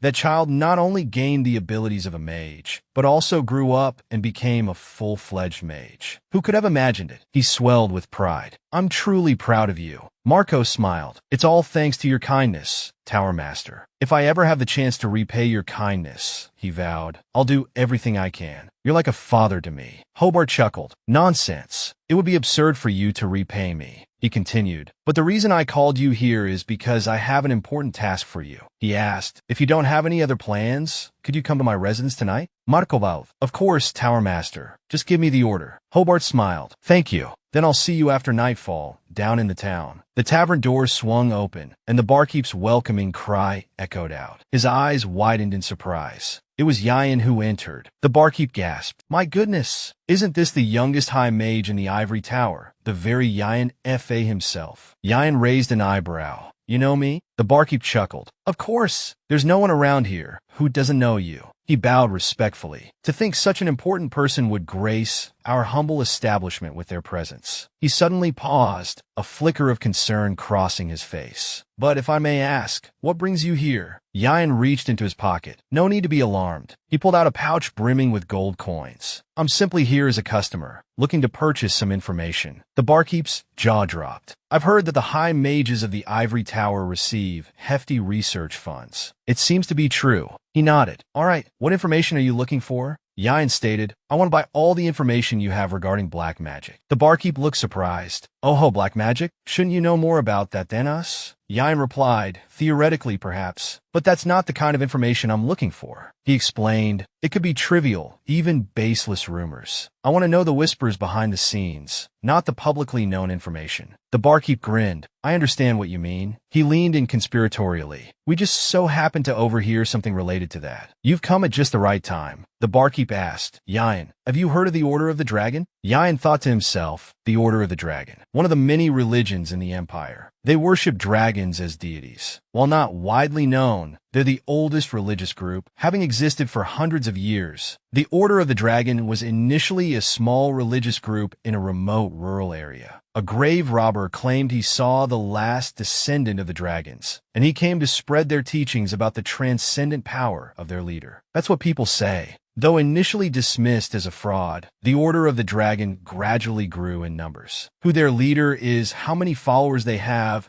and what their goals are, all of this information is shrouded in mystery. It's as if a veil covers them. There are numerous speculations and rumors, some quite outlandish, like their ability to resurrect the dead and brainwash people. The barkeep continued, "While I don't know if the dragon descendant truly exists," he suggested, "if you piece together the rumors and the current situation, a possibility emerges." He stated with conviction, "We're fairly certain the Order of the Dragon is connected to black magic." He went on, "Recently, influential figures within the Empire have been seeking information about the Order of the Dragon." He elaborated, "Black magic requires ingredients even more inhumane than mana. This means there are powers out there capable of procuring such things." He explained, "They're quite secretive. I hear only select individuals can join. But finding out who's in that religion isn't easy. If they can brainwash and control others," he speculated, "couldn't they bewitch those in high positions of power within the Empire?" He promised, "That's all we know. We'll continue investigating them, so if we get any more information, I'll send it to you by letter." Yain agreed. "Please do continue your investigation." The barkeep cheerfully bid him farewell. "Thank you, Yain. We hope you'll continue to patronize our establishment in the future." Night fell over the palace. Yain sat at his desk, pondering the Order of the Dragon. He recalled, "I've never heard of them in my past life. If they're a religious sect that's existed for over 100 years, I should have at least heard of them once." He glanced at his staff. "The Sorcerer King I met on the Great Plains used black magic through the black magic arts inlaid on this staff. And the necessary ingredient besides mana is probably..." His thoughts trailed off as he considered Hobart. "This is just my speculation, but I believe Tower Master Hobart knows the extent to which the changes in the Great Plains are related to black magic. Perhaps he's directly involved with the Order of the Dragon." He sighed, weary. So many things have changed in this life. He worried, "It's highly likely the future has been changing little by little before I return to the past." He mused, "The gap between my past life and this one, it's gradually widening." He wondered, is it because I used the dragon language? Or is it a side effect of turning back time? It feels like I've opened a box I shouldn't have. He chided himself, "I've been too complacent during this time, just because I hold the memories of my past life." He resolved, from now on, I won't know what will happen. He touched a small box. He opened it, revealing a necklace inside. I must prepare for all possibilities. A light shone from the window of a house. Inside, Hobart apologized. "Marco, I'm sorry to call you all the way here so late." Hobart and Marco sat on a sofa, conversing. Marco replied, "It's all right, Tower Master." He inquired, "May I know what you need my help with?" Hobart snapped his fingers. About that." A door creaked open. He instructed, "This is something no one else can know." He stood up. "Come with me for a moment." Marco questioned, "Where are we going?" Hobart produced a book. "This book." He opened it. "It will guide us." A blue aura emanated from the book, forming a large circle. Marco hesitated. "Tower Master, this is?" Hobart asked. "What is it, Marco?" He urged, "Quickly, step into this portal." Marco still seemed hesitant, but he stepped into the pitch-black interior. Hobart immediately cast a light spell to illuminate the space. Blinded momentarily by the sudden light, Marco's eyes widened in shock as he saw what lay before him. It was a massive secret prison. Numerous people in ragged clothes were locked behind bars. Confused, Marco asked, "Tower Master, who are these people?" Hobart explained, "Don't be so surprised. These are just ingredients." Marco reacted sharply. "What do you mean, ingredients? Aren't they all human beings?" Suddenly, Marco's eyes landed on one of the prisoners. "Chris," he exclaimed. The prisoner, missing an arm, sat listlessly in a corner. Marco was horrified. "You're sure he—" Hobart interrupted. "He nearly died. An accident occurred while he was practicing magic." He explained, "All the mages here are the same. They nearly died while on duty due to accidents or illness." He continued, "Occasionally, we also have mages from other countries. As for ingredients who aren't mages, we can find them in the back alleys." He described, "Since they're all people groveling on the ground, their lives are probably just like trash." He recounted, "The mages here are no different. They couldn't surpass rank 1. He justified, "So they were looked down upon by others, burdened by shame. We're simply saving them from that abyss." Marco was stunned. "You're saying—" Hobart's voice turned sinister. "They are ingredients, offered to the Empire of the Ivory Tower. He raised his staff high, magic overflowing. Don't worry, Hobart reassured, power radiating from the staff in all directions. I won't turn you into one of them. I promise. A sinister smile spread across his face. You're like a son to me, aren't you? He lowered the staff. A plume of black smoke materialized, swirling around Marco, gripping his arm. Marco's body convulsed. He cried out in agony, a racking cough shaking him to his core. He collapsed. The black smoke dissipated. Marco, Hobart commanded, get up. Marco obath, raising unsteadily. Look at me, Hobart instructed. Marco looked up, his gaze meeting Hobart's. Who am I? Hobart asked. You are the Tower Master of the Green River Empire's Ivory Tower, Lord Hobart Leon, Marco responded. And who are you? Hobart continued. My name is Marco, he replied. A rank 2 mage of the Ivory Tower, and currently your assistant. Hobart produced a knife. He tossed it at Marco's feet. Can you cut off your little finger with that knife? He commanded. Marco picked up the knife. He brought it to his hand, then, without hesitation, severed his little finger. Now, Hobart declared triumphantly, you are truly my son. Within the Ivory Tower, conversations buzzed. The Tower Master has requested an indefinite leave, one person remarked. It seems a lot has been happening to him lately. He's quite old, too.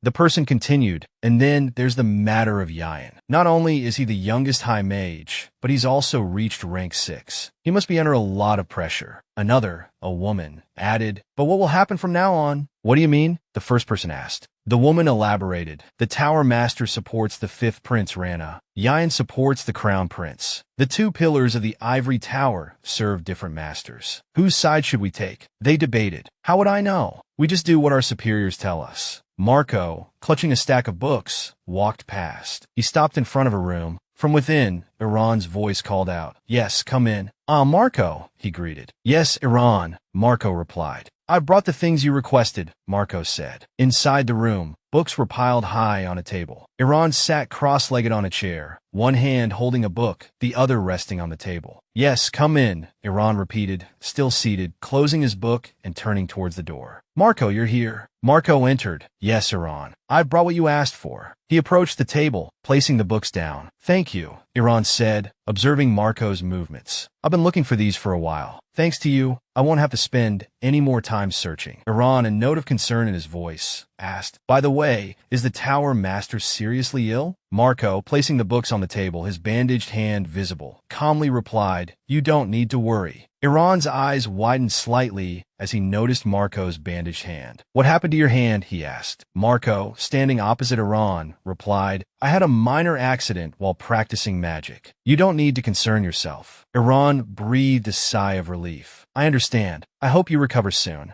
Iran felt a strange distance between them, as if Marco had become a different person. Amidst a hazy memory, he recalled how Marco used to be around him, never so formal, always at ease. Though the voice and face were the same, there was an undeniable shift in their dynamic. After the Tower Master's leave, an invisible wall seemed to have risen between them. Marco remained standing. Iran closed his eyes. All right, he began, lost in thought. I remember back then, in the memory, Marco reached out to touch him. 6 years ago, when I first met you, Iran continued, you were sent to Morgan. Outside, Michael entered, holding a gun, followed by soldiers carrying spears. Iran's voice continued, narrating the memory. When the Lord went out to conquer the Goblin and was in danger. If it weren't for your help, something terrible would have happened. Back in the present, Marco, remembering the incident, said, yes, that's right. Iran, sitting with both hands resting on a green-bound book, Marco placing his right hand over his heart in a respectful bow, eyes closed, said, if there's nothing else, I'll be going. He was interrupted by a sudden exclamation. Michael! Iran pushed himself up from the table. Wait a moment, he said, his face hardening. I wasn't present at the Goblin campaign. Marco remained impassive. You helped me during the new mana reaction test. Iran continued, stepping forward. If I remember correctly, my apologies. Iran reached for his staff. The ornate would warm beneath his fingers. What are you talking about? Marco asked, a flicker of alarm in his eyes. Iran gripped the staff with both hands, his expression tense. Suddenly, the orb atop the staff pulsed with light. Dispel, Iran commanded, his voice low and serious. A shimmering circle of light materialized from the orb, hovering in the air between them. The light washed over Marco, forcing him to raise a hand to shield his eyes. He opened them again, wisps of black smoke curling away from his body. Marco collapsed to his knees, the black smoke thickening around his feet. He raised one hand to his mouth, the other, still bandaged, clutched at his chest. A crimson light flared in his eyes. Iran watched him, staff held firmly in his grip. Marco remained on his knees, hands pressed against the floor, his body trembling. Iran lowered himself to a crouch, one hand resting on his thigh, the other dangling loosely. "Are you back?" he asked. Marco looked up, his voice shaky. Why am I here?" Iran's gaze was steady. "I dispelled any enchantments on you.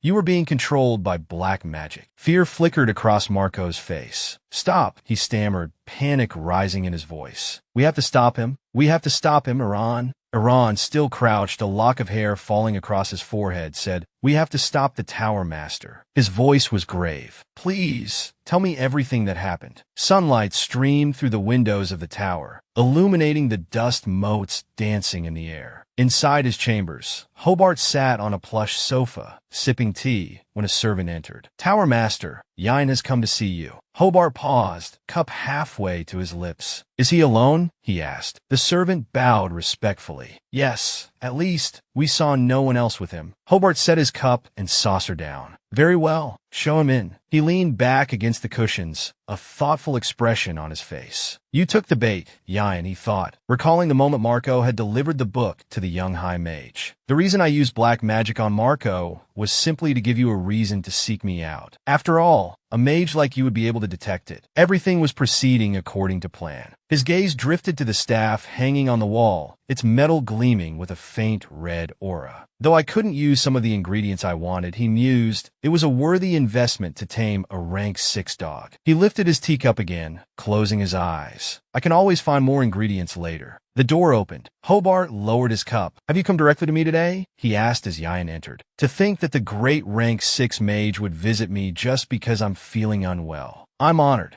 Yain approached, staff in hand. He placed his left hand over his right breast and bowed respectfully. "The Ivory Tower's eldest elder is ill," he said. "It was only right that I come to visit." He straightened, his expression polite. "I hope you recover quickly." Hobart raised his teacup. "Thank you for your kind words. Sit. The tea is excellent." Yain sat opposite him and picked up his own cup. Hobart lifted his cup, then paused, feigning concern. "Marco isn't feeling well," Yain said. "Oh dear," Hobart replied. "I hope I haven't passed my illness on to him." Yain closed his eyes for a moment. "I examined him, but it doesn't seem to be that." The chandelier above them glittered. Hobart chuckled lightly. "That boy Marco, always so diligent. I worry he overworks himself." Yain set his teacup down, "And I heard something unbelievable from him." "Marco?" Hobart raised an eyebrow, looking at Yain expectantly. Yain met his gaze. "He said that within your residence, there is a gate leading to a secret laboratory, and that you are currently conducting inhumane black magic research there." Hobart took a sip of his tea, a small smile playing on his lips. "How could that be? I'm sure Marco is mistaken. He hasn't been well, you know." Yain's expression was serious. He was being controlled by black magic. Yain's gaze was cold and direct. "And the one who cast the black magic on him," he stated, his voice level, "was you, Tower Master. The man he sees as a father." He sat stiffly, his posture rigid. "He was sobbing as he told me. He begged me to stop you." Hobart listened impassively, then finally spoke. "I don't understand what you're talking about." He set his teacup down on the table. "A gate leading to a laboratory. Such a thing does exist," he admitted. "It's the power of an artifact I happened upon. Quite convenient for this aging body of mine." He closed his eyes, a small smile playing on his lips. "But black magic experiments? That's a bit much, don't you think?" He slowly rose to his feet. "Now that we're on the subject," he said, his voice smooth, "would you like to see my laboratory? Because rather than suspecting me," he looked down at Yain, his eyes glinting dangerously. Yain remained seated, listening intently. "It would be better for you to see it with your own eyes." Hobart Leon fixed his gaze on Yain. "Now that we're on the subject," he repeated, "would you like to see my laboratory?" Because rather than suspecting me, it would be better for you to see it with your own eyes. Yian responded politely, only if you would allow me such a privilege. Hobart turned his back, preparing to leave. Follow me, he offered. Yian rose gracefully and followed Hobart's instruction. Hobart lowered his gaze. I'll show you the laboratory right away, he murmured. The Tower Master, who should be a shining example, is suspected of researching black magic. Isn't that a disgrace? He continued towards a section of the wall concealed by a heavy red curtain. He swept the curtain aside. An unsettling atmosphere permeated the space beyond. Leon stepped through and picked up a magic book that emanated a blue aura. This is the gate, he explained, created by the power of this artifact. If one channels their mana into this book, anyone can use this gate spell, which is normally an 8th tier spell. Yian stared at Hobart and the book, momentarily speechless. The aura from the book transformed into a swirling, unsettling gateway. The space within was pure, impenetrable darkness. Hobart stepped into the gate, extending a hand towards Yian. All right, come inside. The two men stepped through, enveloped by an unnerving silence. As they walked, Yian thought to himself, Hobart Leon, in my past life, was recorded as one of the greatest tower masters the Ivory Tower ever had. The great mage who laid the foundation for the unification of the continent. He was simple and upright, a benevolent master of the Ivory Tower, more compassionate than any other. He was the one who saw Rachna as his master and helped him ascend to the throne. He led the Ivory Tower to its highest point of power and prestige in human history. Yian's brow furrowed. Something felt deeply wrong. As fellow servants of the same master, he mused, I, too, respected the Tower Master. Hobart suddenly stopped, turning to face Yian. Yian, he said. His calm voice echoed in the darkness. You know? He stood with his back to Yian, facing a staff that pulsed with a strange, red energy. There was a time when I wanted to be a hero, to become a mage strong enough to protect the Empire and to save the suffering commoners. His hands trembled slightly, his voice growing quieter. However, I gradually realized, he clenched his fists, that I couldn't change anything with just my own strength. He stepped towards the staff, reaching out to grasp it, and that there is a separate power in this world. The moment his hand touched the strange weapon, it pulsed with an ominous black energy. His eyes darkened. That can make me a hero. He turned to look at Yian.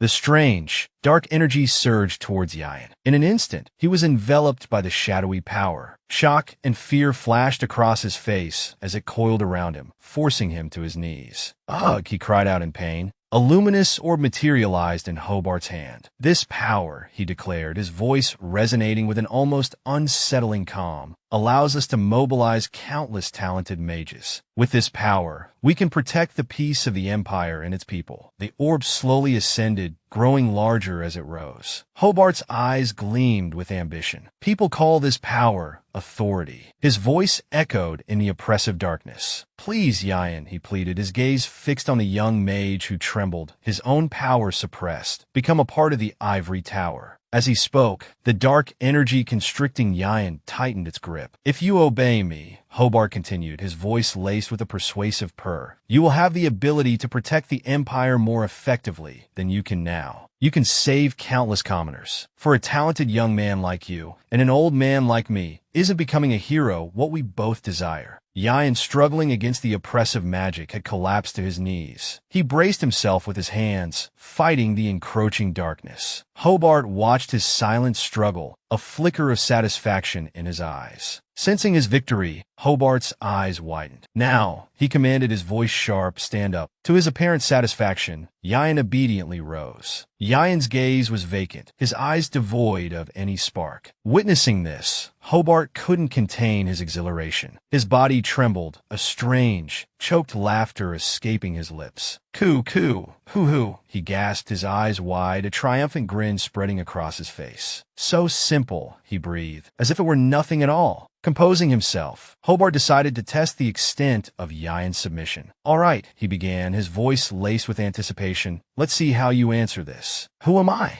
Yian responded dutifully, as if completely hypnotized. You are the Tower Master of the Ivory Tower of the Empire, Hobart Leon. Unable to hide his excitement, Hobart pressed further, eager for complete confirmation. And he prompted, his voice brimming with expectation. But everything was about to go against his meticulously crafted plans. Unbeknownst to Hobart, Yian had been feigning obedience all along. He tilted his head, a sly smirk playing on his lips. A madman. Hobart stared, momentarily stunned. "Well, what did you just say?" he stammered. Before he could finish, a fist connected squarely with his face. Yian's blow sent Hobart reeling backward, his body crashing against the wall with a sickening thud. He cried out in pain, the impact reverberating through him. Hobart's face contorted in pain, his body trembling uncontrollably. Panic seized him, his voice reduced to a terrified stutter.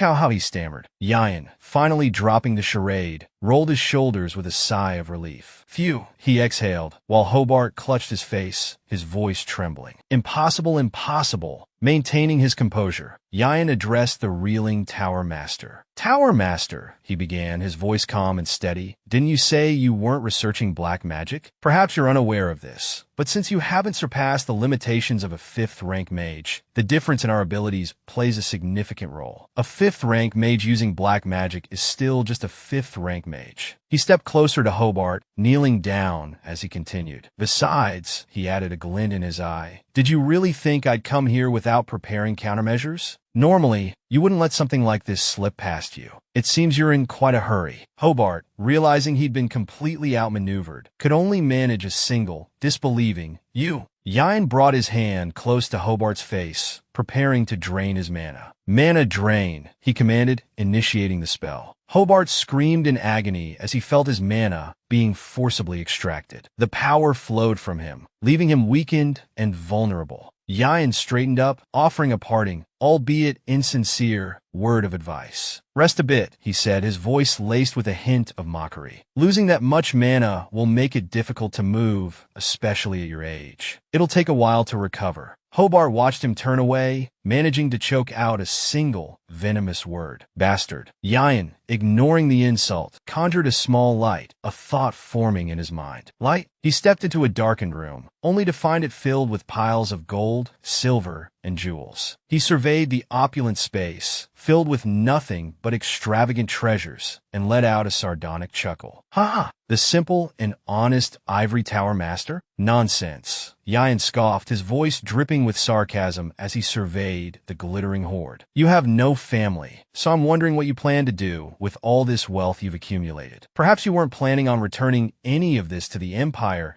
and were thinking of hiding it from everyone in this mansion." He turned to the groaning Hobart. "Were you planning to take it with you to the afterlife?" he asked mockingly. Only trembling sobs answered him. Yian frowned, looking down at the pathetic figure. He moved on, heading to the prison where the other 3 were held captive. Seeing their current state, he thought to himself, their condition is quite dire, but some are still breathing. These people seem to have been tortured to the point of despair. They noticed Yian's presence, but didn't even bother to plead for release. He addressed them seriously, promising, "Please wait a little longer. I'll get you all out of here and get you treatment." By now, Hobart had regained some composure. His voice low and menacing, he addressed an unseen presence, presumably Marco. "You think he's the only one?" he growled before bursting into laughter. As if making a proud announcement, he continued, "I still have many subordinates out there. Compared to someone like Marco, they're far more useful." Unfazed by the threat, Yian calmly replied, "So?" Hobart, realizing he was feigning ignorance, roared in frustration. "Don't play dumb, you brat. I'm certain they've already started moving. They won't stop unless I signal them. From the beginning, I set them up to behave this way, targeting just 2 things." Yian didn't wait for him to finish, cutting him off. "My family and the Crown Prince, right?" Hearing this, Hobart cunningly proposed a deal. "So how about this? Let's just forget what happened today. If I don't reveal this gateway, there will be no evidence. You won't be able to expose me with just your words. I don't know what you're scheming, but touching me won't benefit you at all. In the end, you'll beg and regret doing this." Hobart's long-winded speech was met with Yayan's indifferent attitude and a short, dismissive reply. No thanks. Hobart's eyes widened in surprise. He tried to shout and persuade him. Your mother and the crown prince will really die. But Yayan, unafraid, replied, do it if you can. The wrinkles on Hobart's aged face deepened. As if he couldn't believe his ears, he asked, what? Yayan calmly and serenely nodded, replying, I said try it. It was late at night, in a magnificent and splendid palace. The bright moonlight shone down on the beautiful face of a woman with shimmering golden hair. It was Anne's mother, Vanessa. While she sat silently, longing for her son's return, she heard a call from afar. Lady Vanessa! It was Radio approaching her. The wind is strong tonight, he said gently. Come inside. Her face was clouded with worry for her son. Yayan hasn't returned yet, she said, and I can't contact him through the crystal ball. Her eyes grew sad. He would certainly let me know if he was going to be late. Radio tried to reassure Lady Vanessa. Master Yayan is the only 6th-rank mage in the Empire. Even a group of bandits would kneel before him. You don't need to worry. Before he could finish, she couldn't contain her anger. To me, he's still my little boy. The atmosphere between the two became awkward after her outburst. Radio, realizing his misstep, stammered, oh. He bowed respectfully. I apologize for my insensitivity, Lady Vanessa. I also have a young son, yet I failed to consider your feelings. He sincerely pleaded for her forgiveness. Her anger subsided somewhat. It's all right, she replied softly. Then she expressed her thoughts about her son. I always think Yayan carries too much burden. He doesn't rely on anyone and always tries to solve problems on his own. It pains me to be his family. I want to lessen his burden and be someone he can lean on. But I'm so angry with myself. I can do nothing but wait for him like this. Radio gently comforted her. Please don't blame yourself, Lady Vanessa. The reason Master Yayan is so strong is because he has a family waiting for him. There was a time I was poisoned by mana, but I had the strength to live on because of my son who always stayed by my side. Isn't that what family is?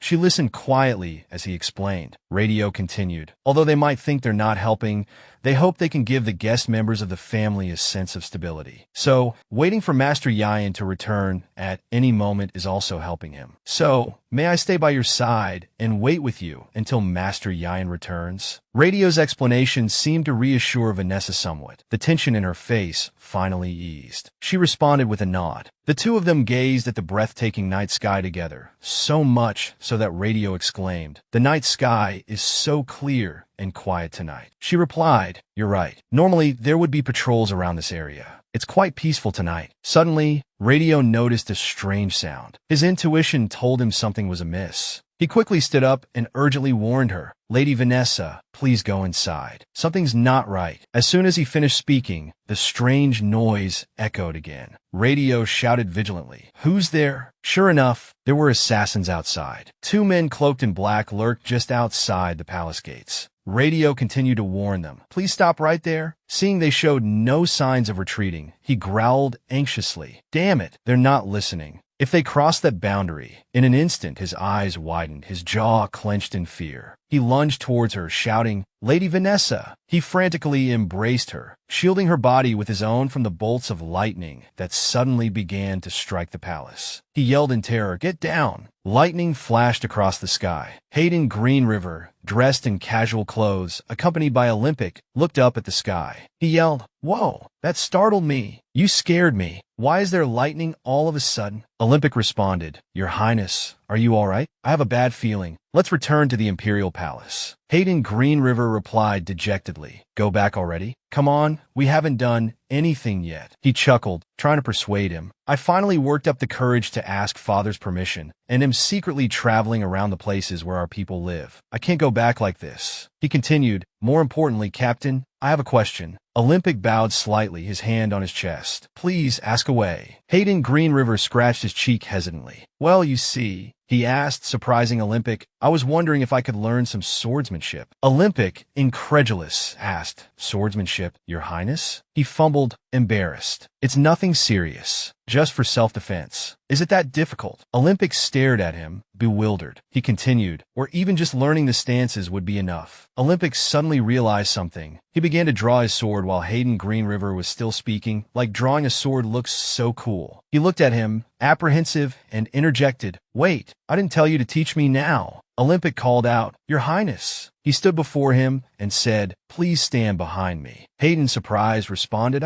Olympic gripped his sword and commanded, "Second Night Squad." A few figures approached. He continued, "Protect His Highness." Around 3 knights, dressed in plain clothes, positioned themselves around Hayden Green River, surprising him. Olympic said, "Show yourself." A figure in a black cloak stepped forward. He watched warily, then recognized the figure as they lowered their hood. "Helena, the High Mage of the Ivory Tower?" He questioned. "I heard you disappeared a few years ago. What are you doing here?" Helena just stared intently at him, silent. He shouted, "Wait, tell me your purpose. Why have you suddenly appeared before me?" She struggled to speak, finally managing a raspy, "Hayden Green River." Olympic watched her warily. Helena continued, her voice chilling, "We must eliminate those who stand in our way." Hayden recoiled in shock. He leaped forward, his sword flashing towards Helena. She parried the blow with her staff, her right eye suddenly turning an inky black. He pushed her back with his blade. She landed hard, skidding back across the ground. Helena began to chant, and fiery orbs of magic erupted around her, swirling with violent energy. One of the fireballs hurtled directly towards Olympic. He grinned, a fierce glint in his eyes, staring straight at the approaching inferno. With a roar of "Ha-ha!" he cleaved the fireball in two, scattering sparks and embers in all directions. Helena stared at him, momentarily stunned. Olympic charged forward, his sword raised high above his head. He swung his sword, but she blocked the attack with her staff. He thrust again, but she dodged to the side. Leaping into the air, he brought his sword down with a powerful yell. "Hoa!" Helena chanted, conjuring a mana shield. Olympic's blade slammed against a magical barrier. He watched as she reinforced the shimmering shield in front of her. He grinned. "A mana shield? It seems I finally have a chance to try this." He tightened his grip on his sword. "I wanted to show Yayan first." With his teeth, he ripped off the glove from his left hand. He brought the blade of his sword to his bare palm. "But I suppose a test run wouldn't hurt." He sliced his hand with the sword. His blood stained the blade crimson. "I can't release mana normally," he explained, "because I only have half a mana heart." But, he continued, "the mana is mixed within my blood." Helena listened silently, her eyes fixed on him. Olympic gripped his sword tighter, a grim smile spreading across his face. "I can only release it for a short time." He channeled his power, enveloping the blade in a vibrant aura. "I'll show you." He braced himself and roared, unleashing the full force of his half-mana heart. He charged towards Helena, his sword a blur of motion. The mana shield shattered, fragments flying in all directions. One shard sliced across Helena's face. Olympic pulled his sword back. He then thrust the blade deep into her left shoulder. She gasped in pain, a cry escaping her lips. "I won't kill you," Olympic said, his voice cold, "because I need to find out who ordered you to attack His Highness." He leaned closer, his voice menacing. "Don't expect a peaceful death." Hobart Leon's eyes widened in disbelief, his long silver hair disheveled. His lips moved, barely able to form the words. "What?" Hobart Leon sat slumped on the floor, his hands braced behind him. He stared up at Yayan, clad in a blue robe, who stood before him. "What do you mean?" he stammered. "I didn't do it." Yayan tilted his head, a sardonic smile playing on his lips. His blue eyes bored into Hobart's. "Unlike some people," he said, his voice dripping with sarcasm, "I have faith in those I've met over the past 5 years." Hobart Leon roared in fury. "Even so, you can't win." Yayan placed a hand on his hip and laughed. "Ha ha ha, Tower Master." His laughter sent a chill down Hobart's spine. With a cold, piercing gaze, Yayan continued, his words precise and deliberate. "Did you think I'd just sit idly by? Weren't you the one who sent those suspicious individuals to my home during the negotiations in Demara? You can't use the same trick twice." As Yayan spoke, a look of sheer terror washed over Hobart Leon's face. He gritted his teeth, his eyes bulging. Sweat beaded on his forehead. The scene shifted to a prison, filled with sturdy iron cages secured by thick chains. Yayan's voice echoed through the prison. "Those intruders are probably trapped in a mana cage by now. Perhaps they're not even in this world anymore." He tilted his head and shrugged, a smile playing on his lips. "Negotiations failed. I won't gain anything from this discussion anymore." He towered over Hobart Leon. "You'll stand trial," Yayan continued, his voice hardening, "but execution would be more fitting for your crimes." His words carried an unseen weight, pressing down on Hobart Leon, rendering him powerless. He had to lean heavily against the wall, to keep from collapsing. Yayan, his eyes narrowed in a friendly smile, continued, because I will make it happen. Hobart Leon was utterly defeated. He recoiled, pressing himself against the wall, his eyes wide with terror as he looked up at Yayan. In that moment, Yayan's shadow loomed large, engulfing him. Yayan said, "The ivory tower. How much blood and tears did you shed for 15 years to build it? I'll take good care of it." Yayan stopped and said, "And..." He bent down, staring intently at Hobart. Extending his hand, he said, "Actually, I wasn't planning on doing this." His hand touched the top of Hobart's head. Caught off guard, Hobart could only stare, eyes wide, at Yayan's actions. A blue energy flowed from Yayan's hand into Hobart Leon's head. Yayan spoke casually. "Increasing the power of the ivory tower is what the Tower Master should do." The blue energy quickly enveloped them both. Hobart Leon's hands, braced against the floor, began to tremble. Yayan continued, "I understand why you supported the fifth prince and not the crown prince. There was a time I also thought Rachna was an ideal candidate to rule." By now, Hobart Leon was beginning to lose control. He cried out in anguish, a garbled, desperate sound. The blue energy continued to surge, engulfing Hobart Leon. His hands, pressed against the ground, clenched. He clawed at the stone floor, trying to endure the pain. Yayan, unfazed by his struggles, continued, "Secretly accumulating wealth, huh? It's not surprising for humans to do such things." Hobart Leon could no longer bear it. He screamed, "Edward!" A blue aura began to emanate from Yayan. He stared coldly at Hobart and said, "However, the king's wrath can fall upon anyone. Isn't it a beautiful morning?" The scene shifted to a magnificent palace, adorned with red banners bearing the kingdom's emblem. Inside a high-ceilinged room, filled with intricate architectural details, a massive red curtain hung from the ceiling. An angry voice echoed to the rafters. "The heinous crimes of Tower Master Hobart Leon have been exposed." In the grand room, Emperor Terry sat upon his throne, slamming his hand against the armrest in fury. He roared at the courtiers standing in neat rows below. That criminal forgot his position as Tower Master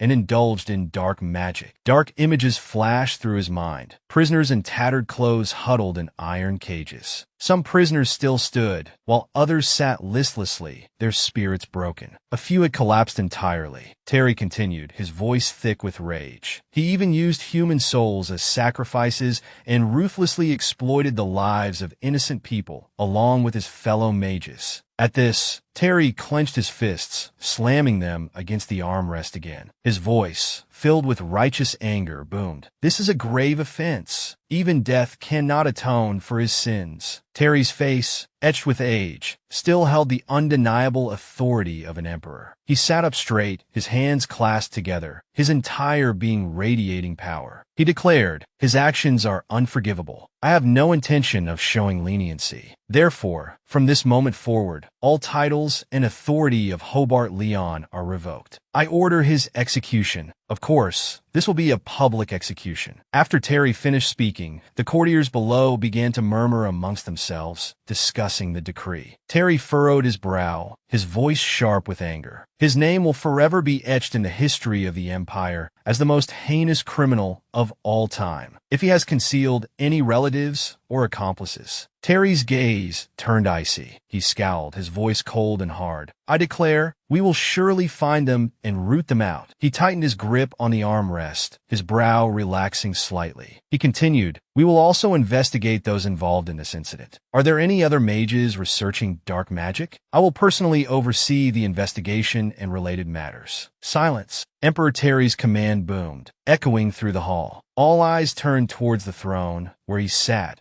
his gaze sweeping over the assembled nobles. "Listen carefully," he continued, his voice heavy with authority. "Throughout this investigation, there will be no exceptions, regardless of status. I order all nobles to cooperate fully with the investigation." Sunlight streamed through the ornate windows, illuminating the intricate architecture of the palace as Terry's voice resonated. "I suspect some aided the Tower Master's plot without knowing the true nature of his actions." Terry continued, his face grim, his eyes sharp. "Those individuals will be allowed to cleanse themselves of dark magic and return to their former positions." Hayden Greenriver, the crown prince, stood below, his hands clasped behind his back, a thoughtful expression on his face. Terry's voice continued to fill the room. As for High Mage Helena, who targeted the Crown Prince's life, her punishment will differ from the others. Terry, seated upon his throne, looked down at the assembled court, his brow furrowed. While she may have acted on the Tower Master's orders and been unable to control her own mind, he declared,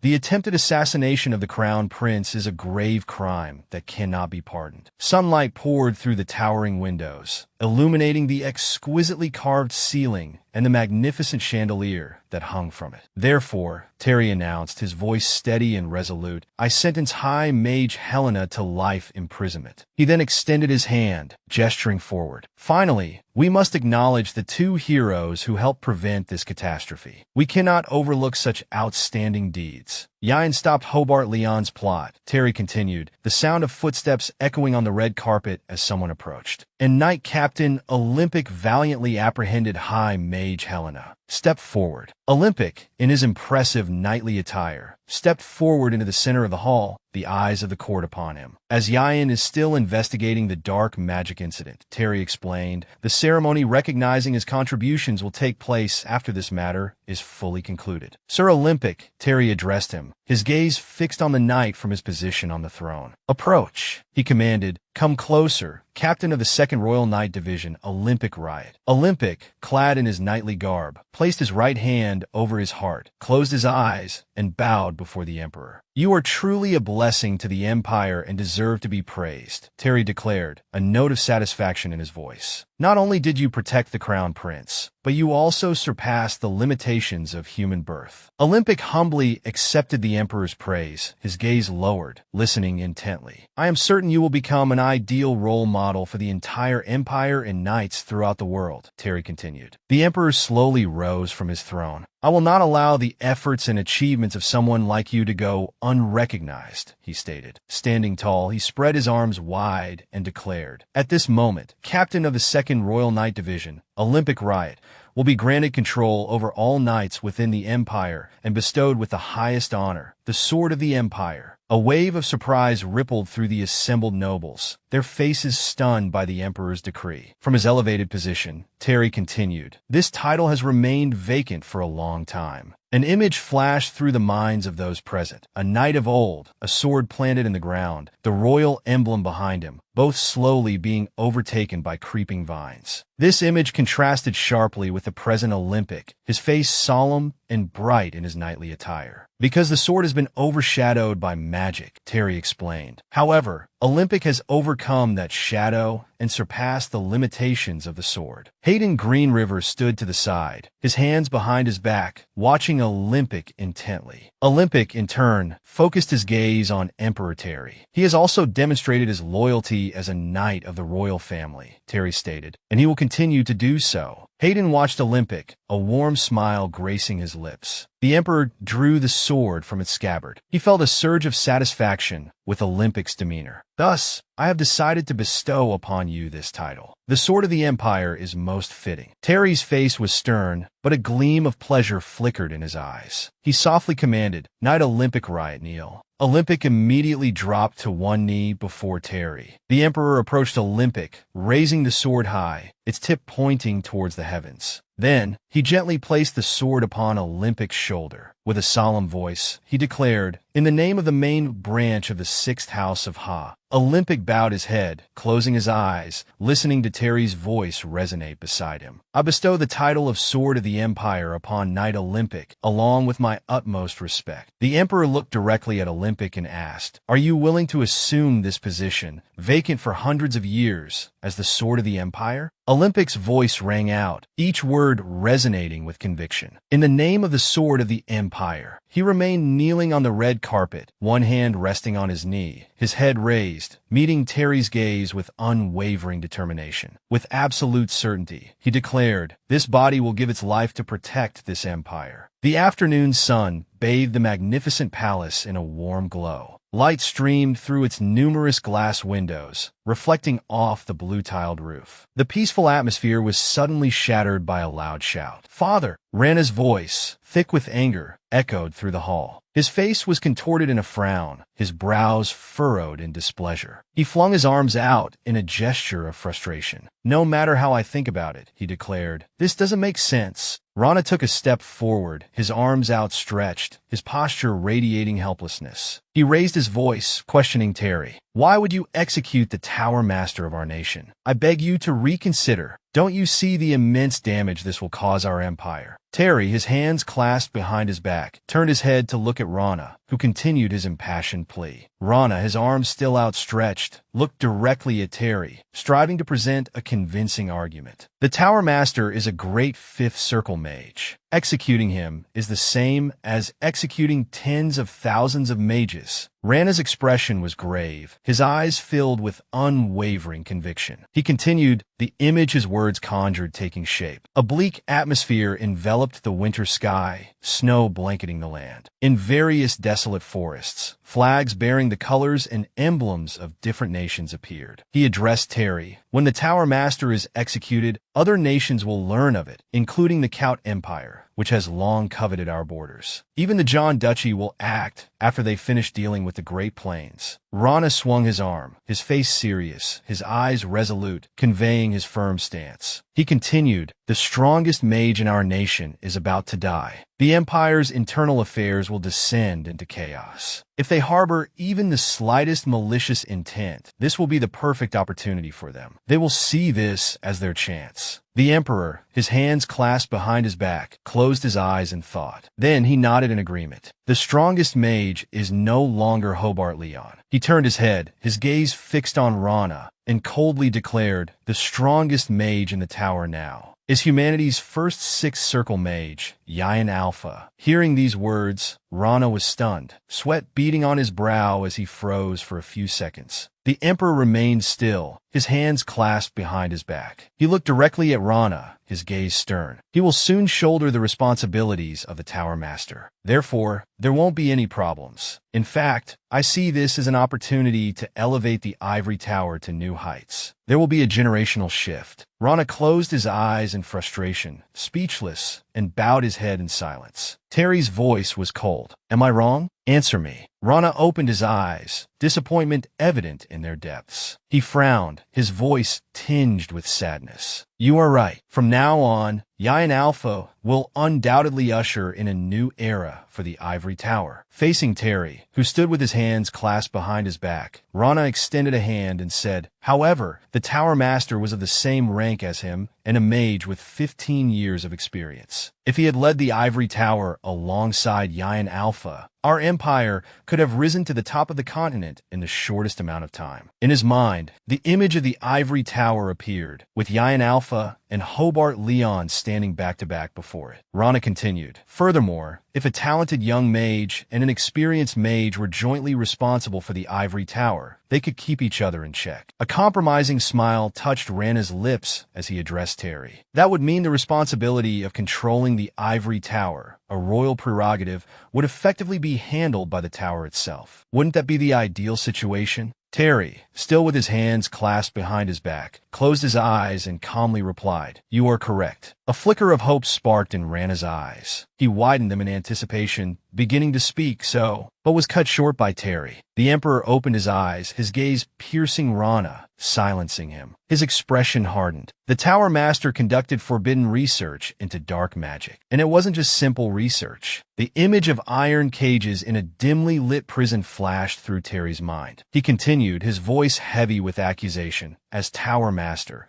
he used countless mages and the innocent lives of commoners he was charged to protect as ingredients for his dark magic. He didn't hesitate to sacrifice them." Terry's words sent a chill down Rana's spine, making his hair stand on end. He stammered, "But that—" The Emperor raised an eyebrow, his eyes sharp. The Tower Master's actions crossed the line. He must have gone mad. The Emperor swung his arm, his anger radiating outwards. He addressed Rana, his voice laced with fury. What he sought to grasp by sacrificing countless lives was power. Didn't he try to eliminate the threat to his power, Yayan Alpha, by using dark magic? And wasn't he exposed while doing so? The force of Terry's outrage left Rana speechless, his mouth agape. He closed his eyes, his body trembling. Still, Rana refused to give up. Clenching his trembling hands, he struggled to address Terry. But the Tower Master was the second most powerful person in our empire, wasn't he? In the grand room where they spoke, intricate carvings adorned the high ceilings, and a magnificent crystal chandelier cast a shimmering light. Rana's voice echoed. Though his methods were wrong, the dark magic he researched could become a powerful weapon, bringing immense benefits to our empire. Clinging to a sliver of hope, Rana widened his eyes, pleading with Terry. As for the ingredients used for dark magic, we could use dangerous criminals instead. He continued, for the greater good, wouldn't such sacrifices be? Terry, upon hearing these words, erupted in fury. His face darkened, and a wave of rage emanated from him. He roared at Rana. That's precisely your problem, Rana. Witnessing Terry's wrath and having been shouted at, Rana stood dumbfounded, his eyes wide with disbelief. He stammered, what? Terry's anger remained unabated. He glared at Rana, his eyes sharp, and said coldly, that is why I cannot choose you as my heir. These words struck a deep chord within Rana. He clenched his fists at his sides. On the intricately patterned walls, an ornate window, fitted with elegant glass, seemed to amplify the tension in the room. Terry's voice resonated through the chamber. Dark magic is an absolute evil that corrupts the soul and disrupts the order of the world. Our founder, Missile Green River, worked tirelessly to ban dark magic and eradicate it from this land. Terry looked at Rana earnestly, his brow furrowed with age. He questioned him, you know this well, don't you? The vastness of the room dwarfed Terry and Rana. He stood before Rana, his gaze unwavering, and spoke with grave seriousness. Rana, I know your thoughts, your character, and your ambitions. You are intelligent and bright. Rana stood rigidly, silently absorbing his words. Terry frowned slightly, a hint of concern in his eyes. He softened his tone, explaining, however, you lack something crucial, and I'm sure you know what it is. Rana remained silent, his hands clenched, staring intently at Terry as the Emperor took a few steps closer. He said, perhaps you've always hidden this flaw of yours, but you won't be able to conceal it when it's something essential. Terry coldly brushed past him, walking a few steps away. He turned his head slightly and said to Rana, just like what you're doing right now. Rana, struck to the core, froze. His face stiffened, and his eyes widened in alarm. Terry turned back, looking at Rana's silently grim back. He continued, the ultimate goal of politics is to enforce justice in this world. The quality of an emperor who can reign and enforce that justice is a heart that fights for the benefit of the common people. Someone who sees others as tools, like you, doesn't possess that quality. Rana remained silent for a long time, his face grim. Then, suddenly, he burst into laughter.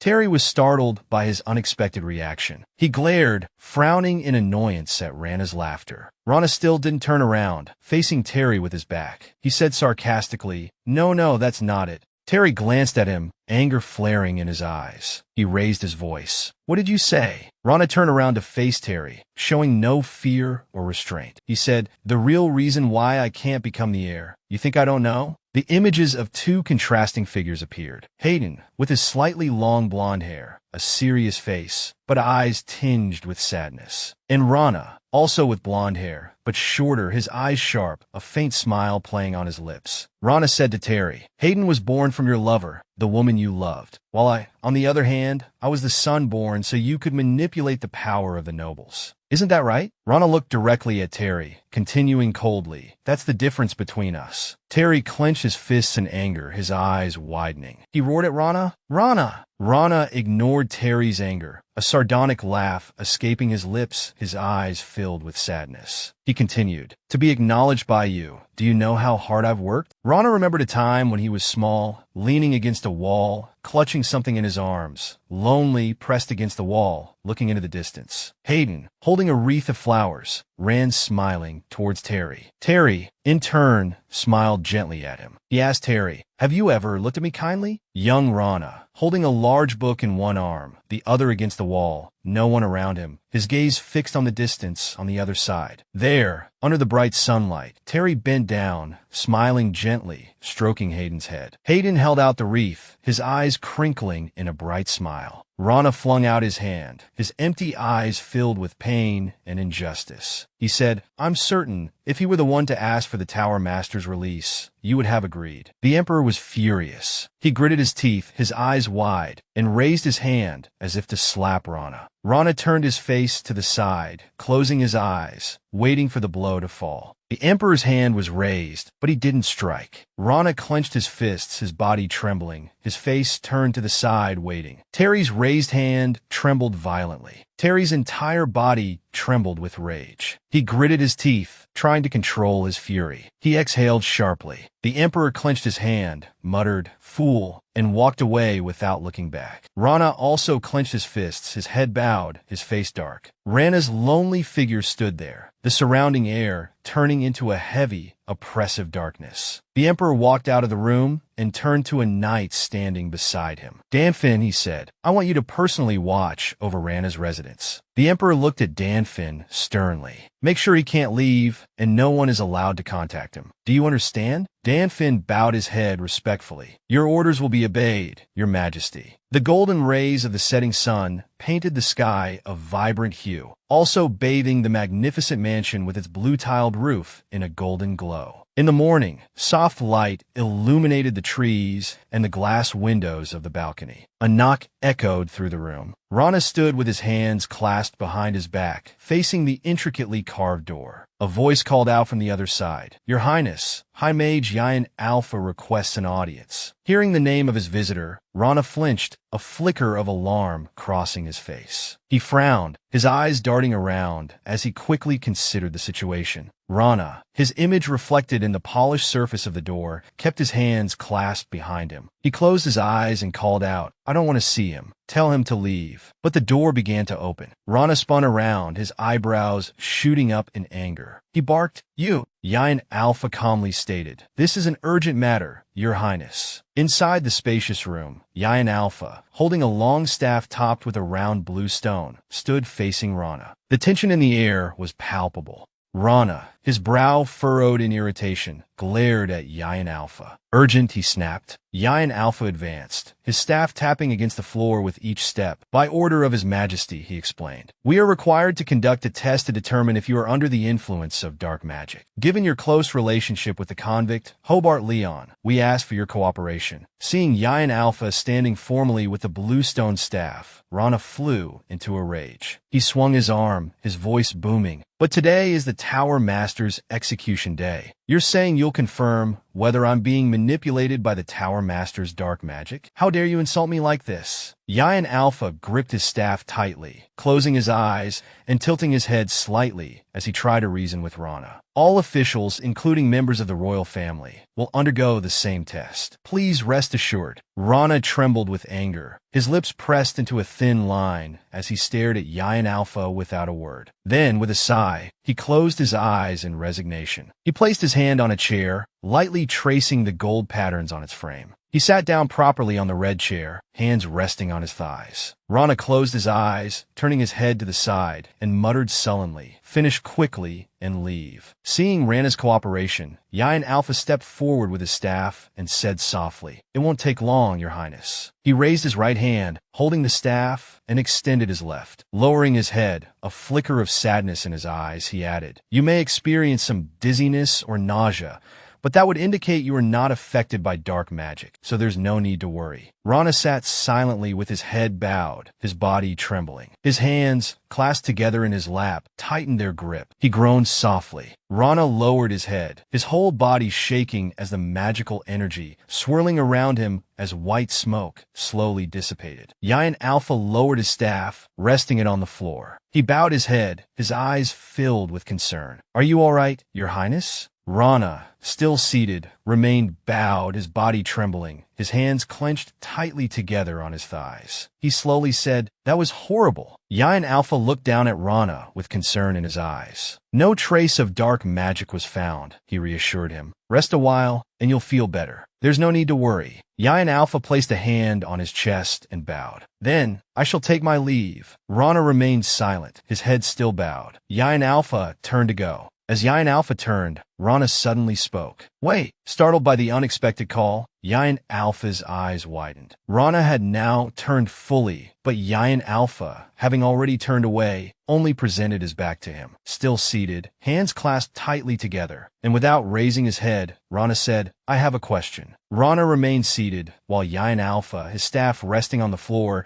didn't turn around but also didn't move. He waited silently for Rana's question. Rana, his face grim, asked with difficulty, "You?" Then, Rana lifted his head, his sharp eyes fixed on Yain Alpha. He voiced the question burning in his mind. "Why do you serve my brother?" Yain Alpha remained silent, offering no reply. He glanced at Rana with an unreadable expression. Sensing the weight of his gaze, Rana continued, "You're intelligent enough to understand what I mean." Rana looked up, a faint smile playing on his lips as he spoke to Yain Alpha. "My brother is not fit to be emperor. Do you know how many nobles and attendants have turned their backs on him?" Yain Alpha turned his head, his hair obscuring half his face, making it impossible to discern his expression. He spoke, Yain Alpha." He lifted his head, his gaze meeting Rana's directly. His voice resonated with conviction. "Do not serve the crown prince." Hearing Yain Alpha's firm declaration, Rana's eyebrows shot up in surprise. He stared at him, wide-eyed. He quickly rose to his feet, raising a hand as he began to speak. "Wait, you mean?" He didn't finish his sentence. Yain Alpha bowed once more and said, "I will take my leave now. Please rest, Your Highness." The door opened with a heavy thud. Then, Yain Alpha stepped out, closing the door behind him. He leaned against it, his staff resting on the floor, his head bowed in silence. His hand, gripping the staff, trembled. He raised his left hand, his brow furrowed as he looked down at his trembling palm. He thought to himself, "I once did not serve Hayden Green River." He spread his left hand, staring at the violent tremor that racked it. He remembered the past, kneeling before Rana, head bowed. Rana stood with his hands clasped behind his back, watching him intently. Then, Rana smiled, his sharp eyes fixed on Yain Alpha. He extended a hand as if to help him rise. A thought sparked in Yain Alpha's mind. "Because there is only one person to whom I have sworn loyalty." Yain Alpha looked down at his hand, then clenched it tightly. He steadied his emotions, then raised his head. He walked forward with resolute steps, his blue cloak billowing behind him. His resolve hardened. He thought, "What I am about to do is revenge. It is also treason." The night sky was filled with stars. The full moon cast a soft glow over the mansion. A hand knocked on the door several times. Danfin slowly opened it. The room was dark and in utter disarray. Everything was broken and scattered across the floor. Rana sat alone on a chair, a single lamp burning beside him. He stared out the window. Danfin entered, looked at him, and called out, "Your Highness." Rana, his back to Danfin, sat on the chair. After a long silence, he asked, "Has the Tower Master been executed?" Danfin closed his eyes and replied, "Yes." Danfin recalled the scene. Hobart Leon, in tattered prison garb, huddled and led away by two figures in hooded cloaks. Hobart Leon's face was gaunt, his hair disheveled. His wide, vacant eyes stared ahead. Terror filled his gaze as he saw the massive guillotine. A flock of crows circled overhead. Danfin said, "This afternoon, at the execution grounds in Green River Square, he was beheaded." Rana remained silent for a moment before speaking. "Is that so?" Danfin, having delivered his message, remained standing respectfully with his hands clasped behind his back. Rana turned his head, his face etched with weariness. He said, "I understand. You may leave." Danfin looked at Rana and said, "Please do not grieve, Your Highness." Rana, still seated, looked out the window and let out a dry laugh.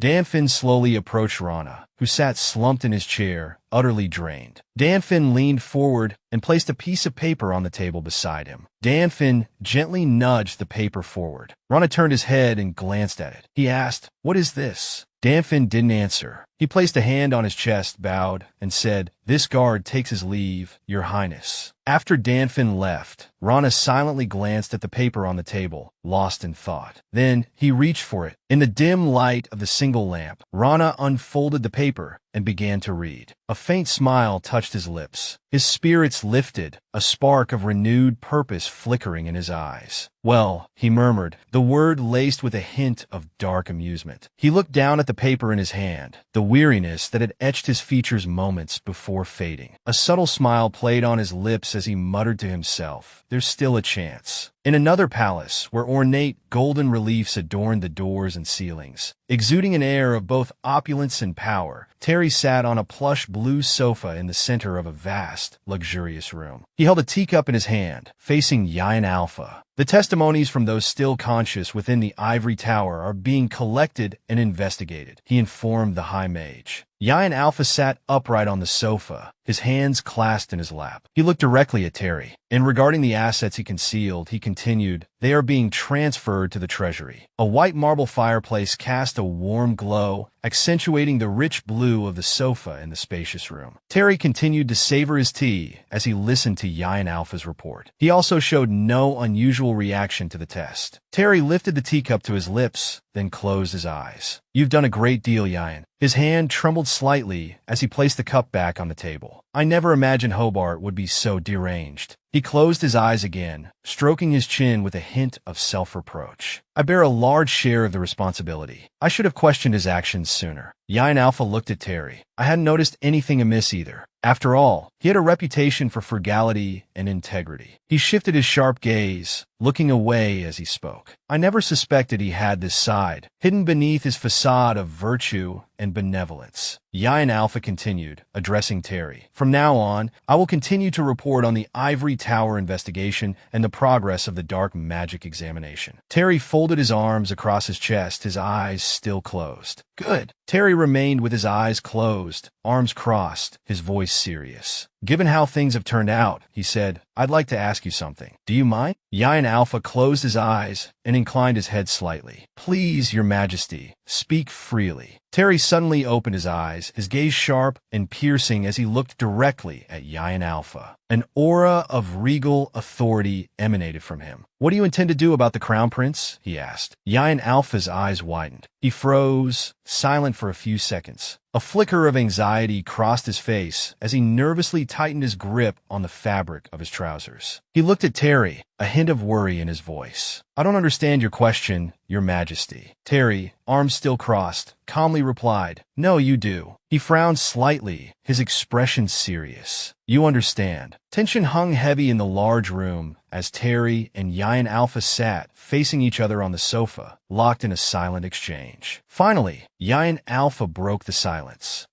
He began. Yayan Alpha tightened his grip on his knees. He looked directly at Terry, his gaze unwavering. "I cannot swear loyalty to the Crown Prince," he stated firmly. The Emperor, arms still crossed, listened intently to his response. His eyes widened in surprise at Yayan Alpha's words, a flicker of disbelief in his expression. "You cannot swear loyalty," he echoed. Yayan Alpha's fingers tightened on the fabric of his trousers. "However," he continued, addressing Terry, "I will cooperate to ensure the Crown Prince's safe ascension to the throne." Terry continued to observe him, assessing his words. Yayan Alpha closed his eyes. "And to ensure he remains a wise ruler in the future," he added, "I will do everything in my power to assist him." The Emperor stroked his chin, a thoughtful expression in his eyes. "You cannot swear loyalty to the Crown Prince," he repeated, "but you will assist him." He continued to stroke his chin, a flicker of understanding dawning in his eyes. A faint smile touched his lips. Yayan Alpha sat silently, observing Terry. The Emperor placed his hand on his knee and leaned forward, speaking to Yayan Alpha. "That is sufficient," he said. He lifted his teacup and took a sip, then closed his eyes. "Bring it in," he commanded. A guard, upon hearing the Emperor's command, opened the door and entered cautiously. Two other guards followed, carrying a long wooden box. Yayan Alpha, seated on the sofa, watched as they approached the tea table with the box. Terry, still sipping his tea, spoke. "Accept this," he said. "This is the staff that was confiscated upon Hobart's arrest." The wooden box was opened, revealing a wooden staff with a curved head resting inside. Terry continued, "I'm sure you understand. But the process of selecting a new tower master isn't simple. Even with a clear successor, there's much to be done." Yayan Alpha glanced at the staff within the wooden box. The guards carrying the box bowed to Terry before backing out of the room and closing the intricately carved door. Terry, resuming his explanation, said,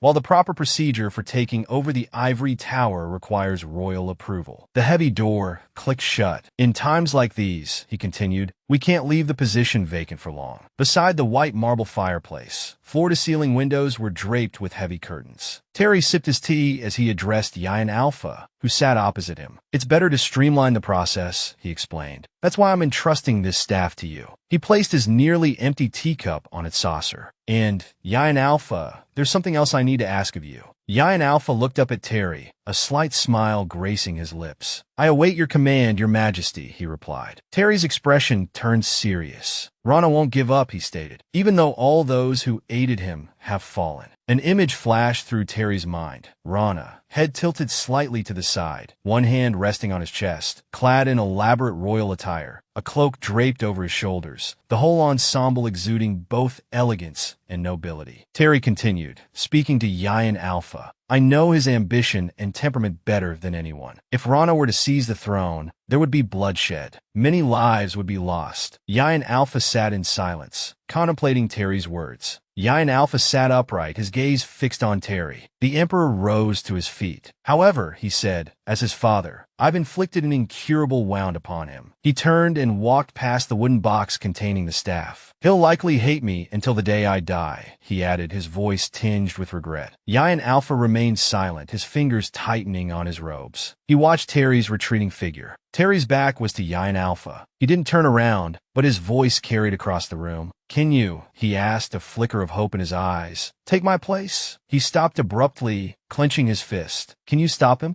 Yian Alpha reached into the wooden box and touched the staff within. He grasped it firmly, then knelt, bowing his head before Terry. I will obey your command, your majesty, he declared. Terry looked down at him, his gaze softened. The Emperor stood regally, looking down at the kneeling Yian Alpha. Then I entrust it to you, Yian Alpha, he declared. Tower Master. As dusk settled, the setting sun cast a warm glow on the towering ivory tower amidst the vast forest. The grand gates of the ivory tower slowly swung open. Yian Alpha, staff in hand, stepped through the threshold, his gaze fixed on the interior. A voice echoed, welcoming him. Yian Alpha stood still, taking in the vast chamber. Walls were replaced by soaring windows, their panes crafted from glass, giving the room an airy and opulent feel. Before the windows stood a dark wooden desk, a chair positioned behind it. The chair's back was intricately carved, flanked by two exquisitely crafted lamps. Yian Alpha walked forward, step by measured step. A voice echoed through the chamber. Yian Alpha, it said. You know, I once wanted to be a hero. Yian Alpha approached the window, silently observing his surroundings. The voice continued, to protect the Empire, single-handedly. He gazed out at the panoramic view, listening as the voice went on. To become a mage who could save those who weep. Yian Alpha stood as if in the midst of a desolate wasteland, the staff clutched tightly in his hand, his head bowed slightly. Ravens circled him. The voice continued its tale. The power to truly protect the prosperity of the Empire and its people. They call that power authority. Yian Alpha's eyes held a flicker of contemplation. Authority, he thought. The thing you want to protect, even if it means killing me. Yian Alpha recalled the scene before the crackling fireplace. Beside the overturned wine glass on the floor, he knelt before Terry. The Emperor, clad in his royal attire, looked down at him. Yian Alpha placed a hand on the window pane, his gaze melancholic as he looked out. I don't want to be a hero, he thought. What I want is simple. Yian Alpha's hand rested on the glass, his reflection staring back at him. A dangerous glint flickered in his eyes. To kill the one called Rana Green River, he thought. A death worse than death. A death of utter shame. His face pressed against the cool glass, his sharp gaze fixed on the distance. That is my reason for being, he mused, and that is what I will give you. My revenge. Meanwhile, in his own chambers, Rana sat by the window, hunched over with his hands clasped, lost in thought. He brought his face closer to his steepled fingers, his eyes wide and distant. Hayden Green River beamed, waving cheerfully. Greetings, Tower Master. Yian Alpha stared at him, speechless. This hasn't been announced yet. Please refrain from calling me that. Hayden laughed. Who cares? It's just us here. He continued, oblivious to Yian Alpha's discomfort. I can't believe the kid who begged to visit the old ivory tower 6 years ago is now the esteemed Tower Master. He feigned a wistful sigh, bringing a hand to his forehead dramatically. Just seeing you all grown up makes me so proud. Yian Alpha bristled inwardly. I never begged you. Your Highness, Yayan Alpha stated. As you can see, I'm busy with the dark magic inspection. He pressed on. You were already checked the day before yesterday. Unless you feel something different, please excuse yourself. Hayden waved him off. Oh, come on, don't be so stiff. I came all this way because you're so busy. He perched on a chair, looking at Yayan Alpha. By the way, he continued, you're sure I'm all right? I've been feeling dizzy and nauseous all day. Yes, Yayan Alpha replied. Everything is normal, and you are in perfect health. It's not that I haven't been suspicious, Yayan Alpha thought. He recalled Hayden, Rana, and Hobart Leon. I considered the possibility that His Highness was influenced by dark magic, hence his foolishness. He thought of Hobart. For Hobart, who wanted Rana on the throne, the Crown Prince was clearly an obstacle. Removing him by making him disgrace and ruin himself would have been easy. Yayan Alpha looked at Hayden, continuing his internal monologue. But I realized he's just naturally foolish. Hayden suddenly spoke. Speaking of which, next is my little sister, Hari, right? Yes, that's correct, Yayan Alpha confirmed. Hayden grinned. Before I go, I have to tell you this. She's been asking me about you a lot lately. I think she's interested in you.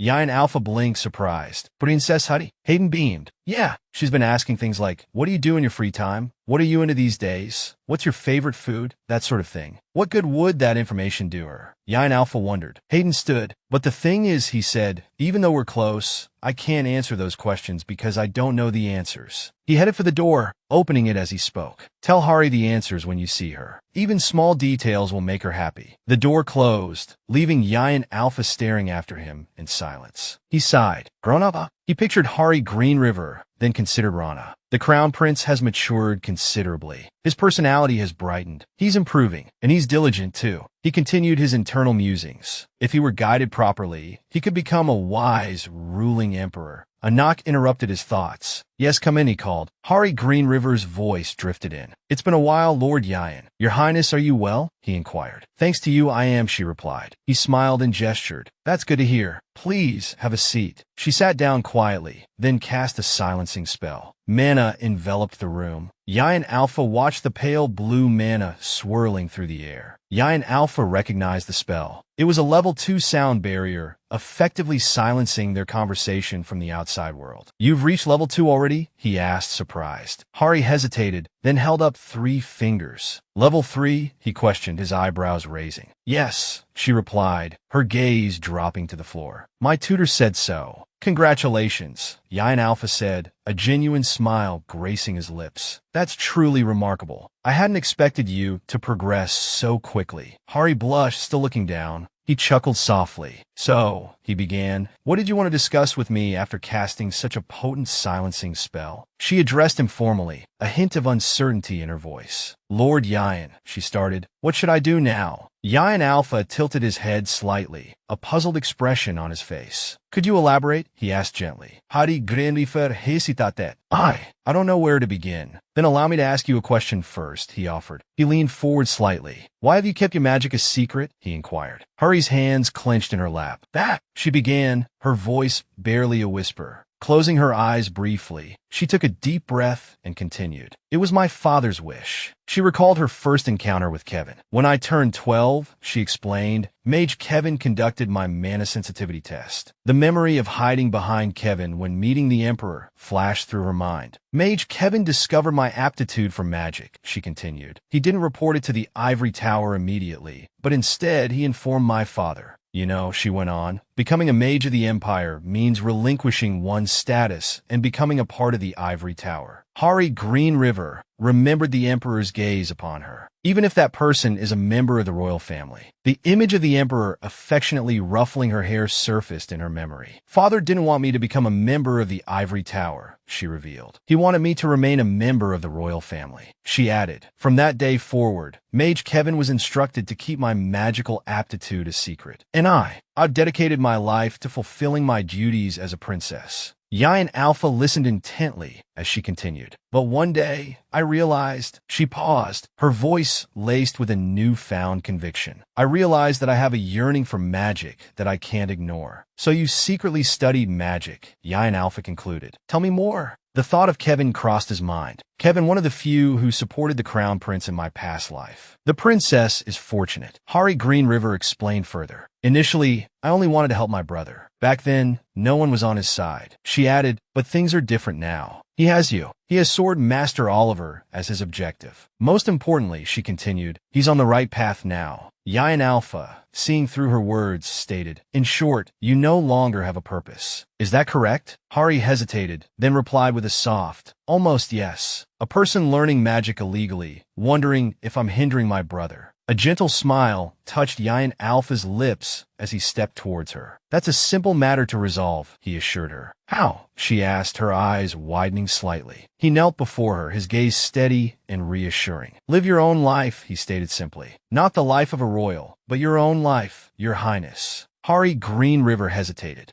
I'm not sure about that, he continued, his words catching her off guard. One's birth doesn't dictate how they live, he added. If you only do as others say, your life will fall into their hands. Memories of his own past surfaced. And gradually, he continued, you'll forget yourself. You'll wander aimlessly, filled with regret and emptiness. He met her gaze. So, I suggest you choose for yourself, your highness. From now on, I hope you'll make your own decisions and move forward. I'm certain you'll find your own way, he added with a reassuring smile. Hari hesitated, then asked softly, Lord Yayan, have you found the life you desire? Yayan Alpha paused, a flicker of surprise in his eyes. I'm not sure, he admitted honestly. Perhaps I've made a rather presumptuous remark. Hari shook her head quickly. Not at all, she assured him. Hari Green River explained. Actually, Lord Yayan, you're the first person to say such a thing to me. She confessed. Because I've always been pressured to fulfill my duties as a princess. I couldn't even imagine any other kind of life. A soft smile graced her lips. Thank you for your encouragement, Lord Yayan. He returned her smile, then rose to his feet. If your highness continues to study magic, he said, your learning will aid you on whatever path you choose in the future. He continued, you've progressed so rapidly. Your future holds even greater potential. That's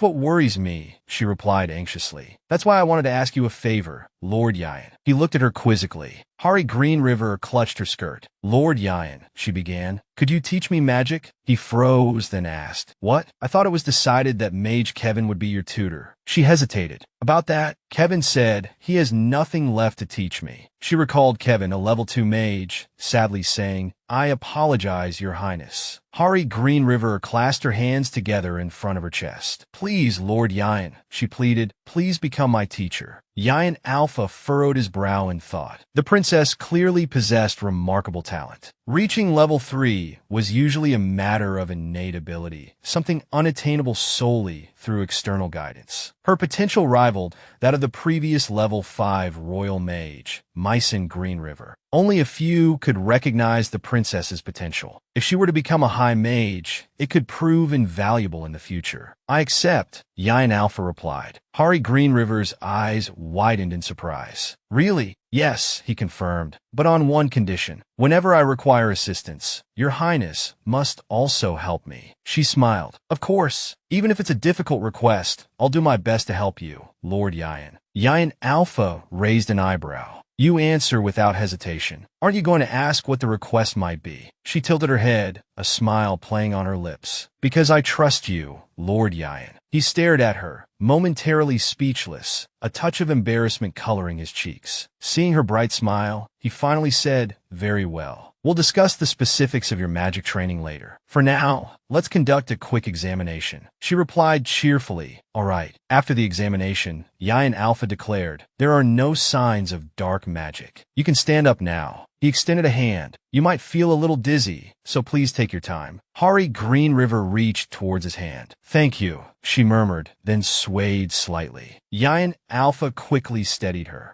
Are you all right? He asked with concern. Should I call someone to assist you? Her head was spinning. Leaning on his arm, she replied sheepishly, oh no, I'm fine. She straightened up, and he stepped aside. Oh, Your Highness, Yayan Alpha suddenly spoke. Normally, after my duties at the Ivory Tower, I spend most of my time reading and researching spells in the laboratory, he explained. Thanks to a past hobby, I'm also interested in alchemy. I'm not a picky eater, but I'm not fond of spicy food. Hari Green River tilted her head, puzzled.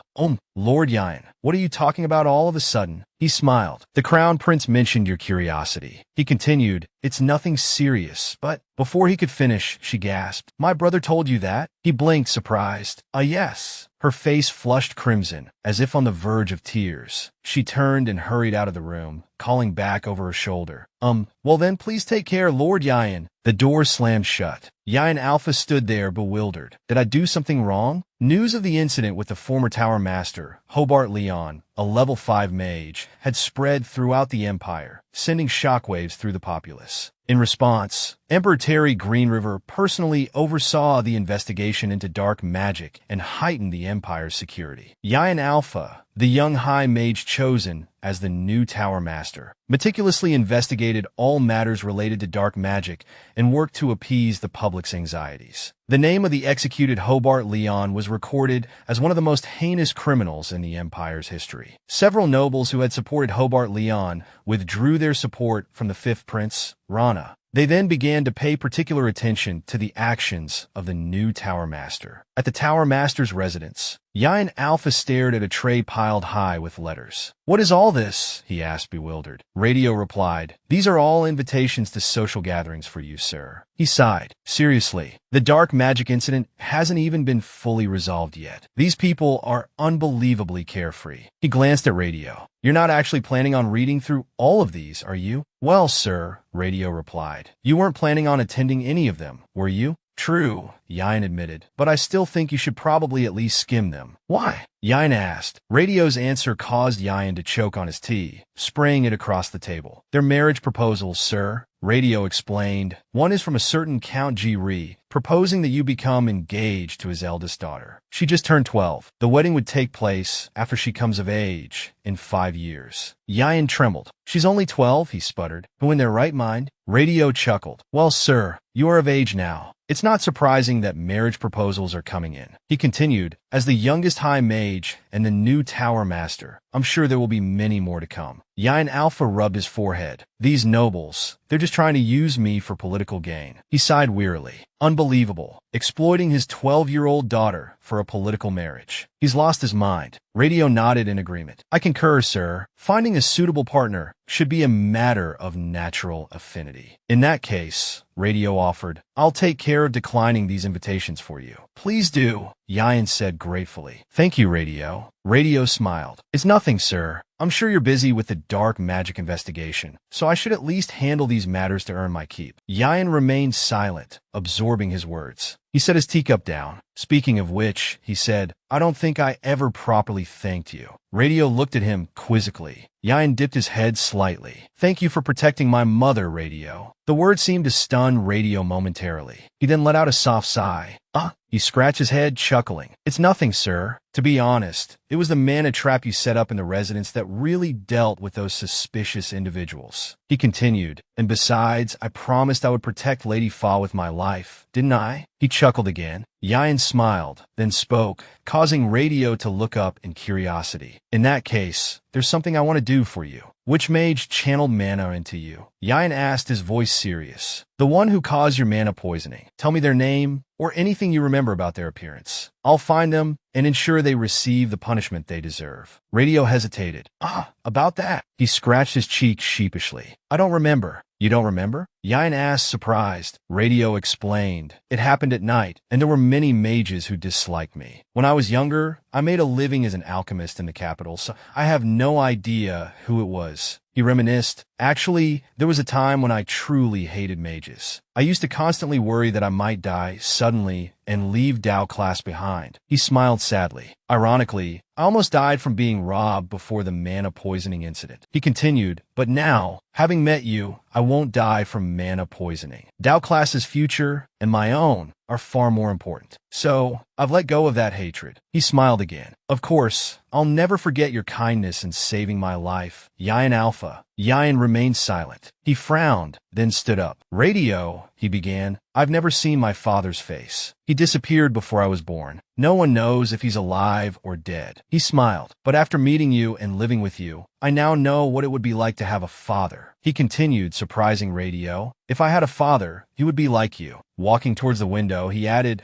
I think I understand why Tao class is always so optimistic and cheerful, and why my mother is healthier now. It's all thanks to the medicine you create. In the future, he continued, I'll be spending more time away from my mother. He smiled. I hope you'll keep your promise to protect her. Radio blushed, smiling. Of course I will, Master Yayan. Yayan suddenly spoke. It's almost time, isn't it? The door burst open and Tao class called out excitedly, Leader. He held a vial in his hand. I did it, he exclaimed. The mana poisoning antidote, made from the landier flower. He continued, then noticed Yayan in the room. I have to quickly give this to Father. Oh, Father. Radio stood up, staring blankly at Tao class in bewildered confusion. Why are you here? I wanted to surprise you with this. He stammered. Did you create the mana poisoning antidote, Tao class? How? Yayan Alpha answered. I found it in the library, the one only the Tower Master can enter. I remembered the landier flower. He explained, and I experimented with the landier flower harvesting method. It's a high-level spell that allows you to freeze time for an object. Luckily, it works on plants. Radio silently looked at Tao class. Then, tears welling in his eyes, he said, Thank you, Yayan. He embraced Tao class tightly. Tao class said to Yayan Alpha, Leader, I'm going to become an alchemist who can create cures for serious illnesses. He continued, so no one else has to suffer like Father. He beamed. Thank you, Leader. Someone entered. A voice from within spoke. You are the last one remaining. Missile said, the membrane covering the human and dragon worlds is about to close. He declared, the dragon race has brought chaos and destruction to this world, and the price for that sin is steep. He continued, imprisoned until your death, you shall bear the sins your race has wrought. He commanded, you are forbidden from ever setting foot outside this land. He cast a spell, declaring, forever. By the window of the Blackna Palace, a figure expressed genuine surprise. He looked at the person before him, identical in appearance. He recalled, the paper said I had to wait for someone here, but I didn't think it would be like this. He asked, how do I get out of here? He pondered, Yayan Alpha has covered this place with ivory tower magic to monitor me. So, I don't think I can fool them just by disguising myself as myself. The other person said confidently, you needn't worry about that. They continued, the Patriarch holds more power than the current ivory tower master. He was astonished. The Patriarch? The other person produced a book. You will learn more details when you have a private audience with the Patriarch. A blue aura emanated from the book. It formed a large gate. He gasped, what is this? The other person gestured. Please enter. It's a gate that will allow you to leave the capital. He repeated, a gate? From the gate, a hand emerged, and Demphin's voice spoke. Your Highness, please take my hand. He was stunned. Lord Demphin. He hesitated, then reached out and took Demphin's hand. The two passed through the gate and into a forest. He questioned, how can you cast such magic? Demphin replied calmly, it's nothing surprising. He elaborated, even Hobart Leon wouldn't be able to cast this. Your Highness, did you truly think Hobart Leon could rise to the position of Tower Master on his own merit? He explained, despite wielding immense power, he only sought advancement for his own position. He was someone who would be eliminated sooner or later. It made our work much easier that he self-destructed. The figure remained silent, contemplative. Demphin continued, the world is vast. He pointed out, you might think this world is merely a place dominated by a select few, and you are among them. He added, not even the Emperor is among the chosen. The figure was puzzled. Chosen? Demphin affirmed, indeed. The Patriarch believes you are the perfect candidate to rule. He elaborated, the perfect ruler is one who will eradicate the ignorant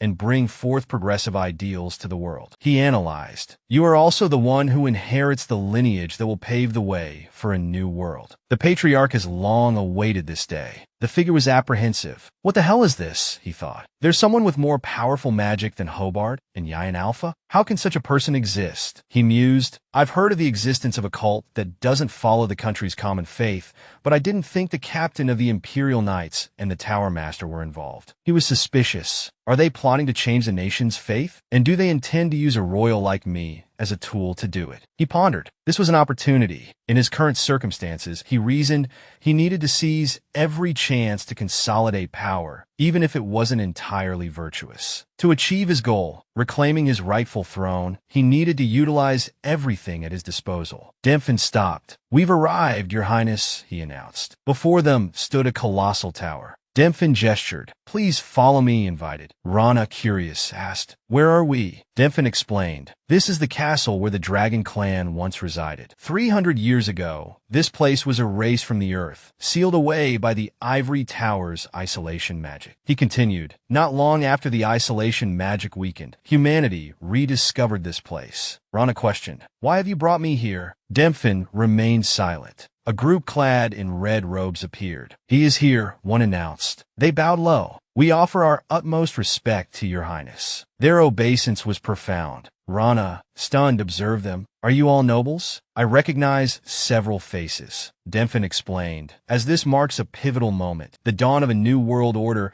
I could only gather the most influential members from within the capital." Rana countered. "However, I believe you've omitted the most crucial detail. The purpose of this gathering, and to whom you all pledge allegiance. Since I'm now involved, shouldn't I be privy to this information?" Demphin reassured him. "You will know soon. The Patriarch awaits you inside." The doors opened. Rana, passing through, was taken aback. Within, a white-haired man with black wings stood waiting. Rana stood his ground, waiting as well. The robed figures knelt, reverent. The sole surviving descendant. They murmured, hands clasped. The last dragon. Understanding dawned on Rana. This was their leader. He bowed his head in turn. The man spoke. "You must have many questions about who I am and why I've summoned you here." He introduced himself. "I am Avantis, the last dragonkin in this land." Rana was astonished. Weren't they all eradicated 300 years ago? Creatures capable of such powerful magic. The man's appearance closely resembled the depictions of dragonkin in historical records. "Is this what the last descendant of dragons looks like?" Avantis chuckled. "You seem perplexed." Rana explained. "It's true that in the war 300 years ago, our kind was defeated and destroyed by humans." He continued, "Except for me. Your ancestor, Missile Green River, cast a powerful sealing spell using his own blood, preventing me from taking even half a step outside." He declared, "I have long awaited this moment." He spoke of his bloodline. Missile Green River's blood seal. To break the seal, I require the blood of his descendant. Rana questioned, "Wouldn't it be simpler to kill me than to use my blood to break the seal? Why make such an offer?" Avantis replied, "You're quite barbaric, Your Highness. I merely believe it would be advantageous to make you emperor." He promised, "I will dismantle the old ways and usher in a new era of splendor." This transaction could be the cornerstone of a grand design. He assured, the foundation for a peaceful world where dragonkin and humans can coexist. Rana stood. "So, you intend to use me as a pawn?" He deduced, "And if I refuse, you'll kill me on the spot while my impostor remains in my place?" Avantis clarified, "I have no intention of harming you.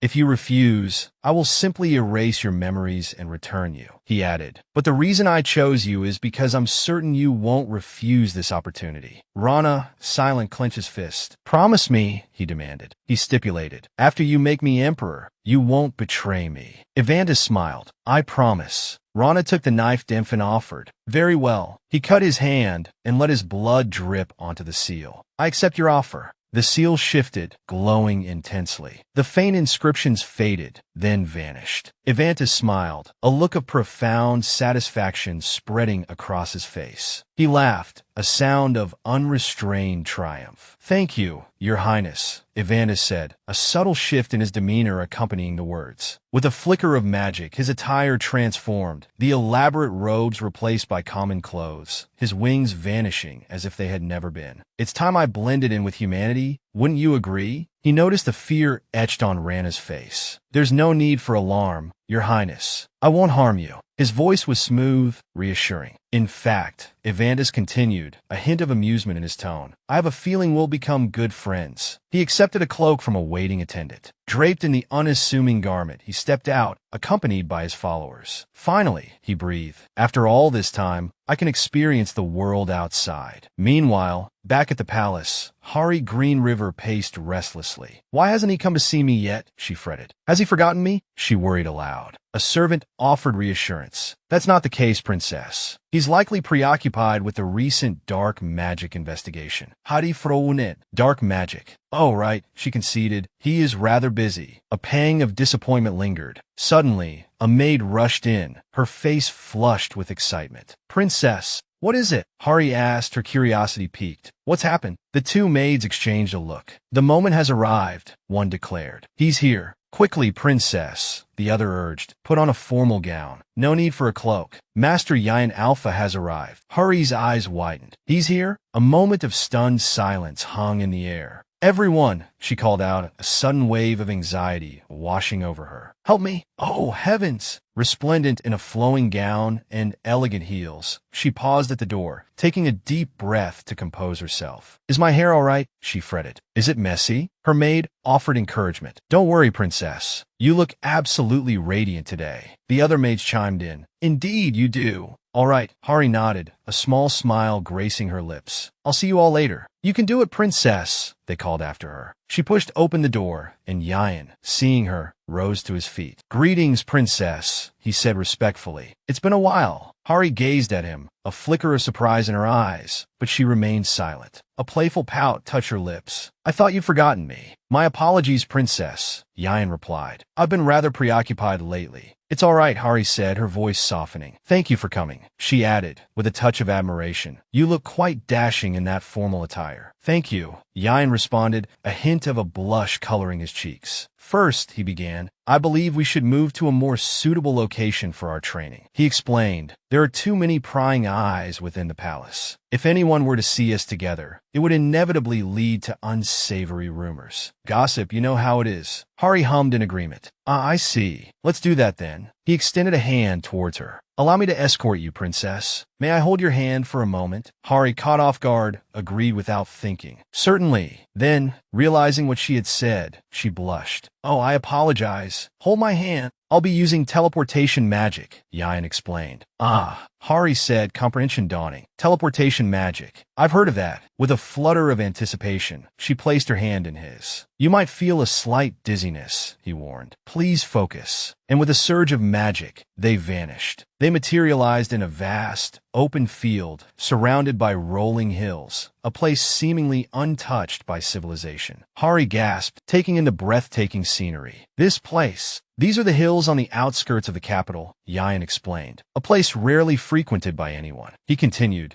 since the range of 6th-level teleportation magic isn't very wide, I chose this location. It's spacious and secluded, perfect for practicing magic. Hari remained silent, captivated by the view. Princess, Yayan prompted gently. Turning to him, she confessed, I've never been outside the palace walls before. I thought it was something that only happened in dreams. A radiant smile bloomed on her face. But after holding your hand, that dream instantly became reality. Yayan watched her, a wistful expression in his eyes, remembering her lonely, isolated figure from her past life. A soft smile touched his lips. You're right, princess, he murmured. Magic truly is wonderful. Hari said, if you say so, you must have seen me practicing magic in the royal sanctuary. Yayan admitted, yes, your highness. I was exploring the palace and wandered in there. I hid in a corner as you and the royal tutor entered. That's when I saw. She asked curiously, but why were you in there? There should have been guards in that area. He stammered, ah well, that's youthful curiosity. Hari chuckled. I understand, she said playfully. When I was younger, I used to explore restricted areas of the palace with my brothers and got scolded a few times. She promised. I'll turn a blind eye to you entering the royal sanctuary,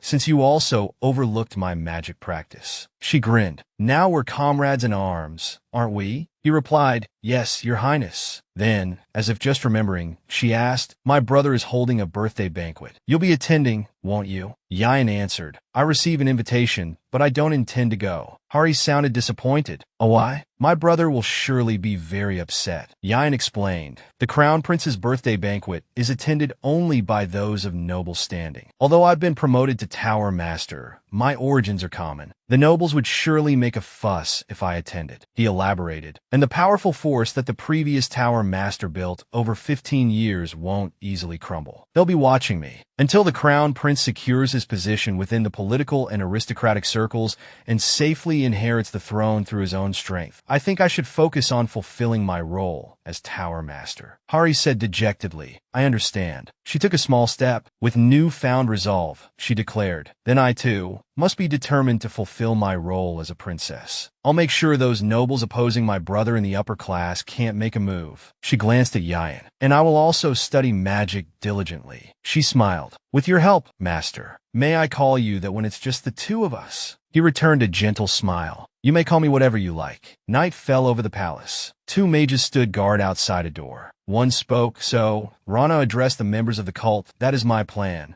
Ivanis replied. In short, before we deal with that mage, Yayan Alpha, we must eliminate the Crown Prince first. Rana agreed. Indeed, currently, several nobles and commoners are paying particular attention to the actions of the succeeding Tower Master, Yayan Alpha. He pointed out, although Yayan Alpha possesses exceptional magical talent, he is still a young mage who has just come of age. He lacks experience. Born a commoner, he doesn't have much political influence. He expressed, there are quite a few nobles and vassals unhappy with him becoming the Tower Master. He reasoned, if the Crown Prince, whom he supports, falls, he will be at a disadvantage, and we will naturally be able to eliminate him. Demphin added, we will need a puppet to carry out this plan. Rana concurred, correct. I haven't decided on a suitable person yet. Demphin asked, would you entrust that task to me? I know someone very suitable for this plan. Rana agreed. Understood, Demphin. Then I'll leave it to you. The door opened, and they left. Ivanis said, then I'll be going as well. Rana called out, Ivantis. He said, I have a question for you.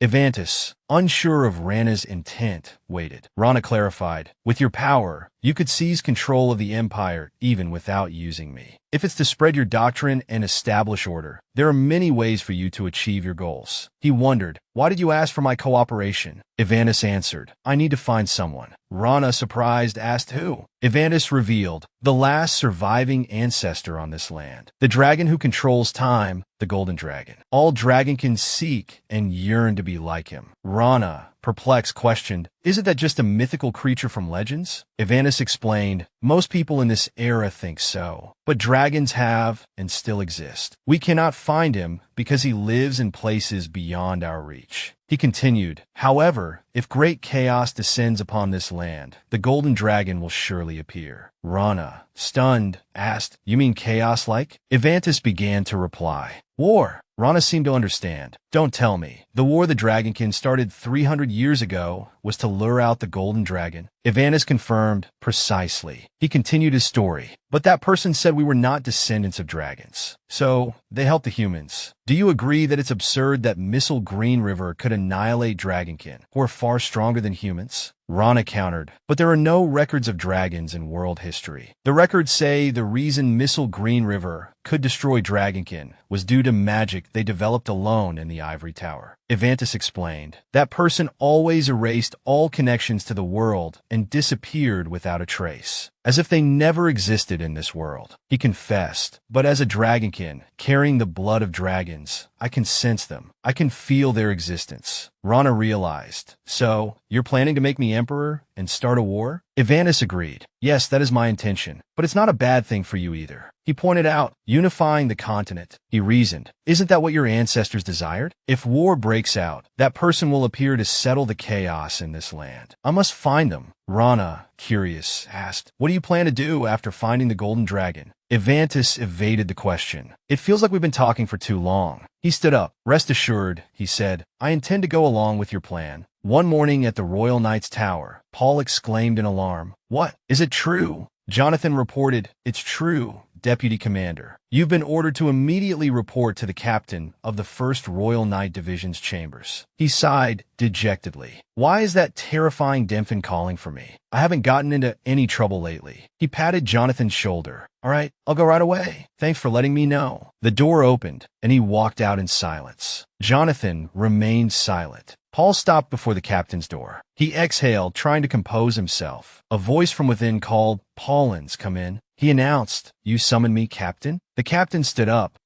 Paulins, come over here." The captain began, "I heard that the reason High Mage Helen attacked the Crown Prince before was because she was afflicted with dark magic." He inquired, "I received a report saying that security has been tightened, but is everything still all right so far?" Paul replied, "Yes, there are no issues at the moment, sir." He reported, "The Night Division has heightened its vigilance and is protecting the Crown Prince more closely." The captain nodded. "Good. The Crown Prince is our future king. His safety is our top priority." The captain continued, "I've had many opportunities to speak directly with Captain Olympic, but I think this is the first time we've talked like this." He wondered aloud, "You've been appointed deputy commander for a while now. I wonder if I've done anything to upset you." Paul stammered, "Not at all, sir. I'm honored that you called for me." The captain chuckled. "That's good then," he recounted. "From what I've heard, your swordsmanship is second only to Captain Olympic, the one bestowed with the title of Swordmaster." He praised, "You are truly talented, possessing such talent, recognized by His Highness the Crown Prince and Captain Olympic." Paul responded humbly, "I still have many shortcomings, sir." The captain encouraged him, "No need to be modest. Your recognized talent is what made you deputy commander." He stepped closer. "When Captain Olympic recommended you, an orphan commoner from the northern border, as deputy commander of the 2nd Royal Knight Division, he expressed, I thought he was mad." Paul was taken aback. The captain explained, "I questioned why he chose someone with no distinguished background to become a member of the Royal Knights, who protect the Emperor." He frowned in displeasure. "I couldn't believe he would let a nobody into the noble and prestigious Royal Knights. I simply couldn't stand it any longer." Paul flinched. Evantus, radiating a chilling aura, stepped out. Demphon stated, "Therefore," Paul, stunned, questioned, "Who are you? How long have you been there?" However, Evantus's magic prevented him from drawing his sword. He couldn't move. Magical energy enveloped Paul. Demphon declared, "You must become," he grinned wickedly, "the foundation for a great empire." The scene shifted to a forest. Rana, struggling, parried a blow. He deflected the attack, just as Olympic had demonstrated. Olympic encouraged him,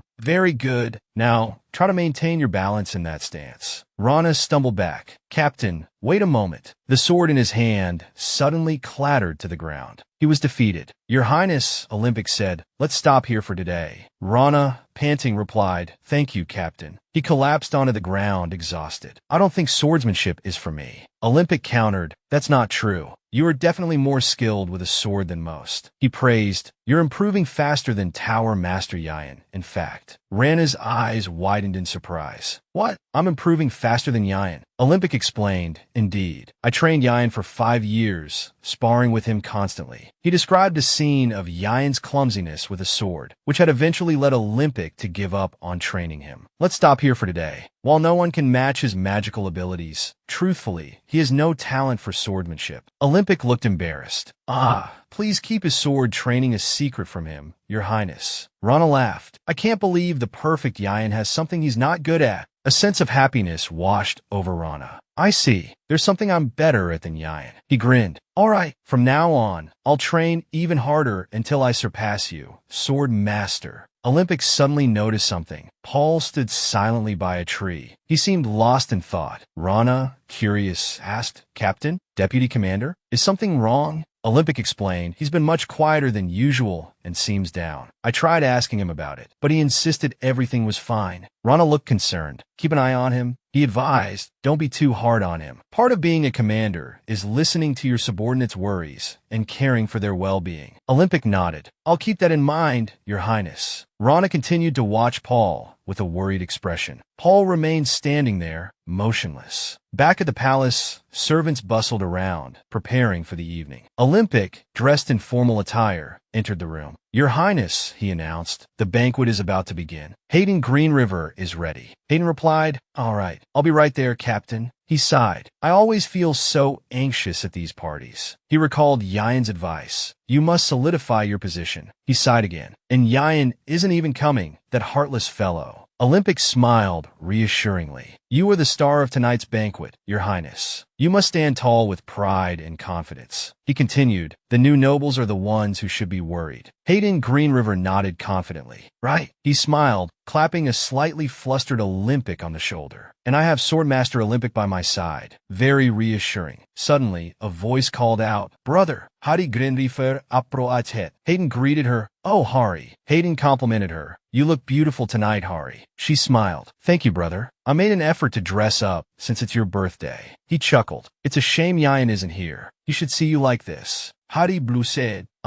what are you saying, brother? She scolded him playfully. How could you tell Master Yayan what I asked you before? I'm so embarrassed. She sighed. Oh well. She offered her birthday wishes. Happy birthday, brother. I'm always proud of my hard-working brother. Then, with a playful stomp of her foot, she declared, I'll crush those high and mighty nobles who dare speak ill of you, so don't worry about them. He smiled. Thank you, Hari. Hayden Green River offered his arm to Hari. Shall we go in? Hari looped her arm through his. Yes, a servant announced. Crown Prince Hayden Green River and Princess Hari Green River arriving. Everyone in the hall bowed their heads. Hayden and Hari, arm in arm, entered the banquet hall. The conductor signaled, and music filled the air. Several voices called out, Happy birthday, Your Highness. Happy birthday, Crown Prince. Hayden Green River responded, Thank you. I hope you all enjoy the banquet. Olympic watched as Hayden mingled with the guests. He smiled. The servant at the door suddenly glanced to the side, freezing. Another servant hissed, What are you doing? Announce him quickly. He barked, Why yes, sir. The Emperor, smiling, entered. The servant announced, His Majesty the Emperor has arrived. A murmur of surprise rippled through the ballroom. Hayden Green River, astonished, called out, Father? He said, I didn't think you would come. The nobles bowed. Terry Green River replied, It's your birthday, and I'm your father. I must come to celebrate the day you were born and have grown another year older. He added, I'm proud of you, continuing to address his smiling son. Then they walked together. Terry Green River surveyed the room. It seems many people have come to celebrate the Crown Prince's birthday. He remarked, After hardship comes the beginning of good things. I'm glad to see everyone here today. He smiled, addressing the crowd. For parents, every moment of a child's growth is like magic, full of surprises. I'm both proud and amazed to see such a small child now grown into an adult. He reminisced, I remember when he was about 5 years old. One day, we were taking a walk, and he followed behind me. He recalled Hayden Green River's smiling face, then continued, I asked him, Why are you following me? And he said, I'm following you because you're leading the way. Terry Green River remembered patting Hayden's head. He continued his story. Although it was just a meadow, it gave the child the strength to walk. So I continued to lead the way, and he trustingly followed. He sighed. So much time has passed. Then, looking at Hayden Green River, he added, Since that day, you've always followed me. You followed in my footsteps so well, my son. I always believed you could do it. Hayden Green River said, Father. Terry Green River raised his glass. Everyone, raise your glasses. He toasted. May the future of the empire and the crown prince be blessed. Everyone echoed, Many blessings. He smiled, raising his glass. Happy birthday, my son. Hayden Green River replied, Thank you, father. Suddenly, Terry Green River coughed up blood. The glass slipped from his hand and shattered on the floor. Hayden stared at him in shock. Everyone in the hall gasped. Hari Green River and Olympic looked on in horror. Several people cried out, Your Majesty. Your Majesty. Hayden Green River froze, his own glass falling from his numb fingers. Wine spilled across the floor. Someone called out again, Your Majesty. Night gradually fell. Through the window, Hayden could be seen sitting on a sofa. Moonlight streamed in. Since the incident with the Emperor, he had been like a lost soul, silent and listless, his face pale and drained of life. A voice called from outside the door. Your Highness, Captain Oliver of the 2nd Royal Knights requests an audience. Hayden immediately straightened up. The captain? Show him in at once. The door opened, and Olympic entered. Your Highness. He approached with a worried expression. Captain, Hayden hesitantly asked, My father, how is he? Olympic avoided his gaze. He is out of immediate danger, thanks to prompt treatment. However, he remains in a critical condition. All the physicians and apothecaries are doing their utmost to heal him. He will soon.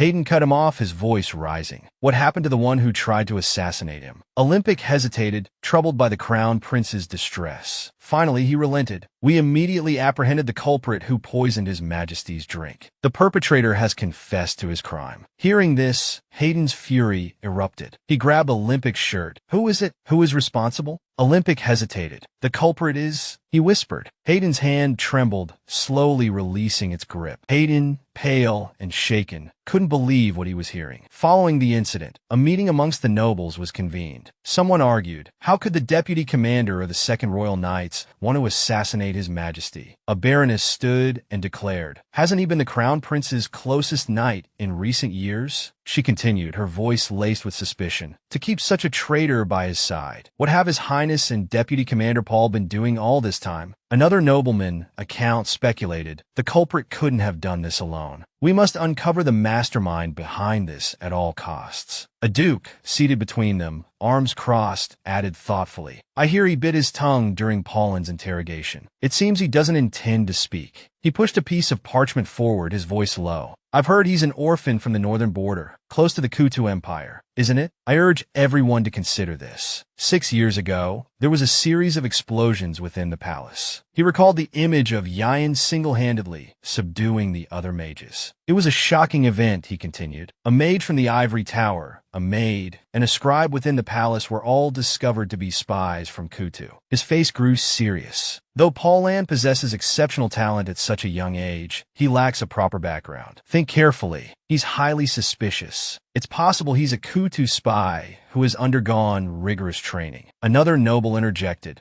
but Paulan shows no signs of mana sealing. He raised his voice, exasperated. Does that even matter now? He attempted to poison His Majesty. He remained silent about the mastermind and his motive. The Duke beside him spoke, his voice firm. These problems arise because we decided to employ him without considering his status and background. We must strip him of his title as Deputy Commander of the Second Royal Knights. He concluded, his voice cold, and Paulan must be executed for attempting to assassinate His Majesty. Most agreed. Indeed, we concur. Throughout the clamor, Yayan remained silent, listening. The meeting concluded. In the secluded forest near the estate, someone called out, Yayan. He turned, his eyes widening slightly. Captain Olympic, cloaked, approached. Removing his hood, he asked anxiously, how did it go? What about Paul? Yayan replied, his voice heavy with despair. They believe he's a Kutu spy. Olympic frowned, immediately protesting. Preposterous. He's not a spy. Yayan agreed. I think so too.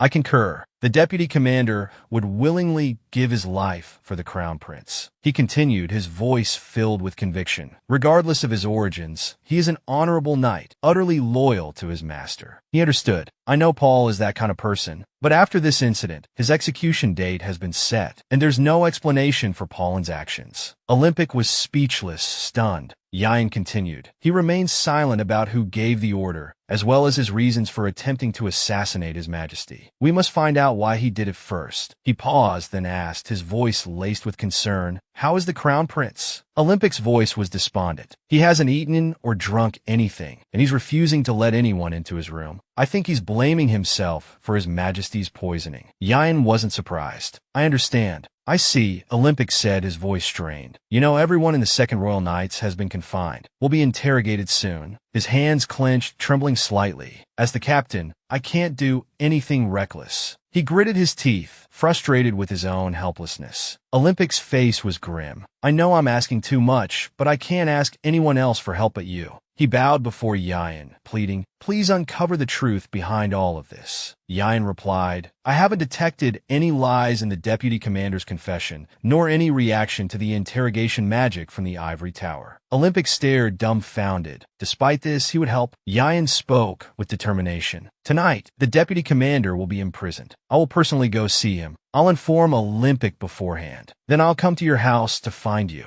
Olympic agreed. Understood. Their conversation ended there. Drops of water began to fall, and then, suddenly, rain poured down. As promised to Olympic, Yayan arrived at the Empire's prison. A guard, spear in hand, slept soundly. Yayan easily slipped past the sleeping guard and stood before a prison cell. His face was grim, and he remained silent. Yan unlocked the door and called out, "Deputy Commander." Inside, Paul was chained, his body covered in wounds from torture. He struggled to open his eyes. Yan asked anxiously, "Do you recognize me?" Paul didn't look up, remaining silent. Trusting Paul implicitly, Yan continued, "I don't believe you tried to assassinate the Emperor. There's no enemy spy, nor anyone plotting against the Emperor. I know this better than anyone." Confused, Yan pressed on, "You've always been loyal to the Crown Prince, risking your life for him. I can't understand why you would do this." He placed his hand on Paul's head. "Now, I will enter your memories." A matrix shimmered into existence. "Please allow me," Yan requested. The memory began with a knight announcing something. Paul entered a room. Demfin stood before him. Another figure emerged from behind Demfin.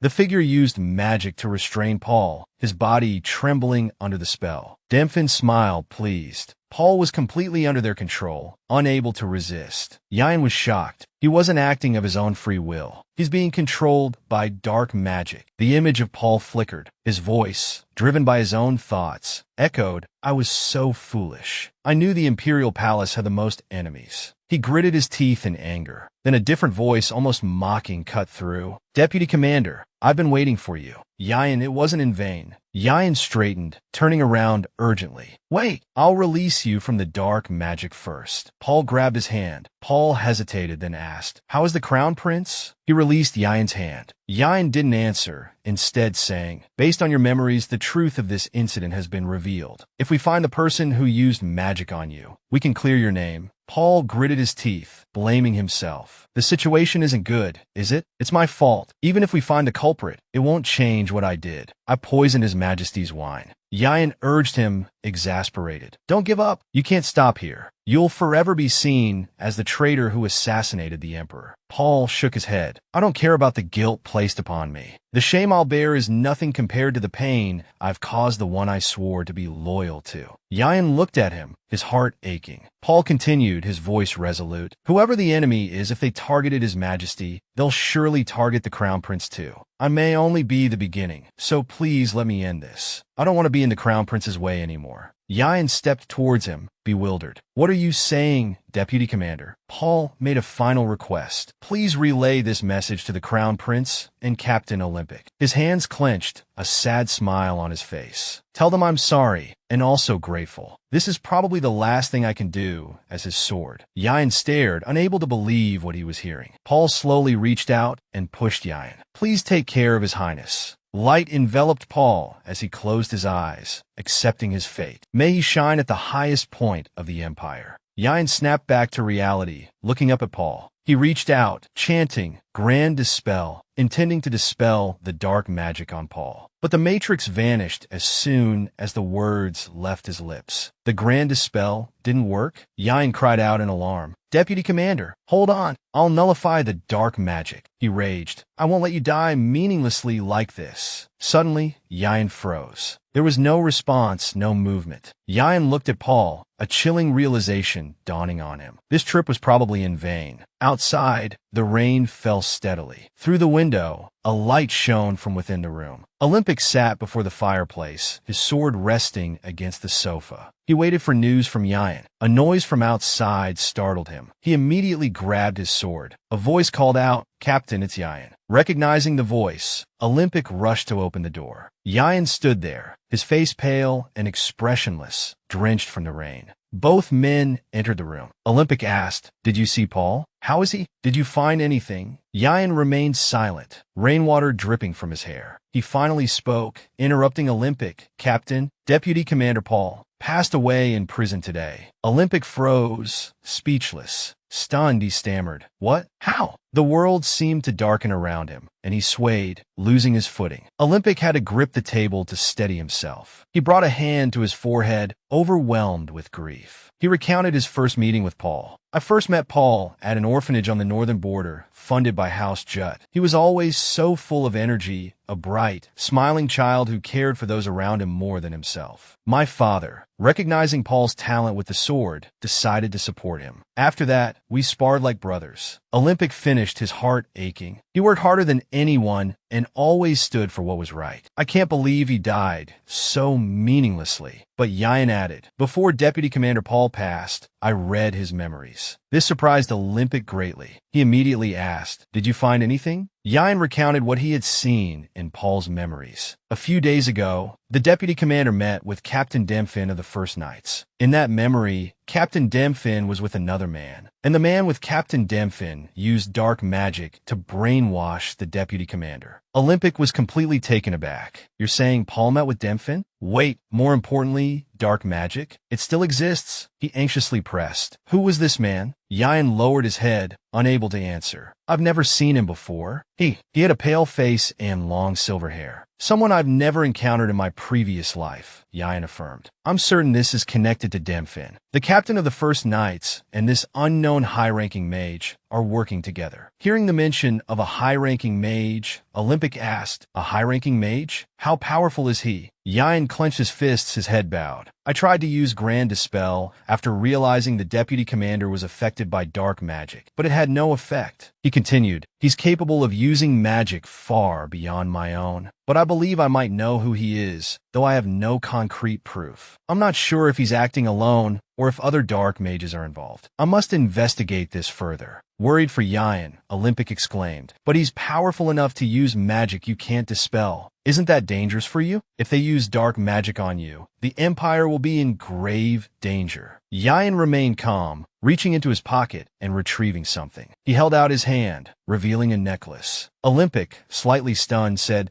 that's the necklace I gave you during our sparring match 6 years ago. Yayan replied, it's the necklace the Empress bestowed upon you. You said it had magic that helped clear the mind, but it's not simple magic. This necklace has a precious stone made from a dragon's tear. It contains an anti-magic enchantment that can absorb dark magic, and its effective range is against magic of the 8th tier or higher. Olympic finally relaxed. I see. That's a relief. If you have that necklace, you won't be affected by dark magic. But contrary to his expectations, Yayan shook his head. He didn't understand why Yayan shook his head. Yayan explained, the details about the anti-magic enchantment haven't been publicly revealed. Currently, only you and I know about it. People only think this necklace is one of the common royal treasures. Olympic was silent for a moment, then said, Captain, can you promise not to tell anyone what I'm about to tell you? Olympic anxiously replied, I promise. Then, Yayan revealed something that left Olympic utterly stunned and surprised. The scene shifted. Through the torrential downpour, a luxurious and magnificent castle came into view. Inside the palace, the 5th prince held a piece of paper. His aide informed him, Paul is dead in prison. He remained silent for a moment, then responded indifferently, I know. Continue, the prince said, and a rat snuck into the prison. It seems that person realized Paul was under the influence of dark magic. The aide, presumably named Blackna, replied. Of course, the 5th prince, presumably named Rachna, responded arrogantly. But he couldn't do anything. Rachna calmly took a sip of tea and continued. Yayan still doesn't know about the existence of the Dragonkin. He's cautious, and while things are still unclear, he'll likely try to avoid being affected by dark magic. Herbak's 5th tier dark magic can affect a 6th tier mage like Yayan, but Aventus is a more powerful mage than Yayan. By human standards, he's an 8th tier master. He took another leisurely sip of tea. Although he claims he hasn't fully recovered his strength due to the seal, he's still stronger than Yayan. Having a mage stronger than himself is probably what Yayan has realized. Demfin asked, wouldn't he simply give up everything and run away? Hearing this, the prince laughed aloud.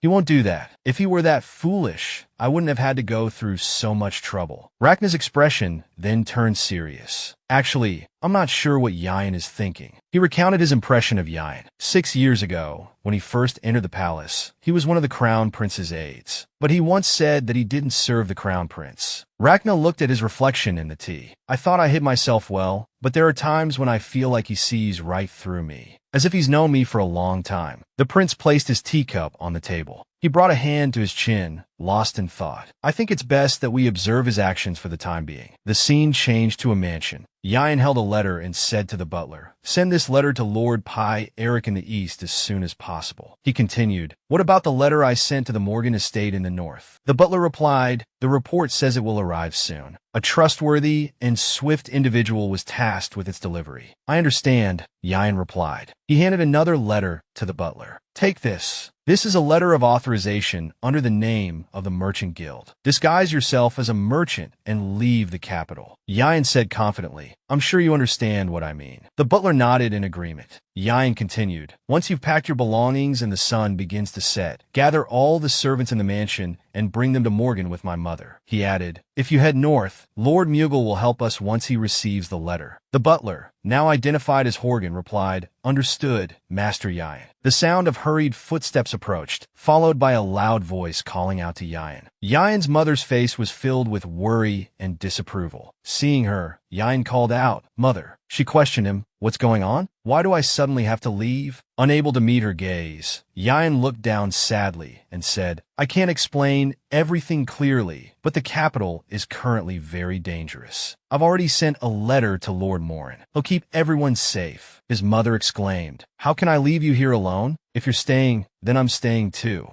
Yayan took his mother's hand and spoke gently. "Mother, you don't have to worry about me. I'm grown up now," he said, his eyes filled with determination. "And I'm a mage. I'm more than capable of protecting myself. So please don't worry." But his mother, still panicked, said, "You're only 18. You're my only son." She cried out in anguish. "Why do you keep putting yourself in dangerous situations? I can't just watch you face danger alone." She made her decision. "We should leave together." At this, Yayan couldn't hold back any longer and shouted at his mother. She froze. Lowering his voice, he spoke with a trembling tone. "Mother, please, just listen to me this once. If something happens, I might hurt you." His mother, Iran, stiffened, tears welling up in her eyes. Yayan gently released her hand. Yayan instructed Horgan, "Please, take care of my mother." He added carefully, "Even if I come looking for her, you must never tell me where she is. When the time is right, I will send a letter to Lord Morin." Horgan nodded repeatedly. "Understood, Master Yayan."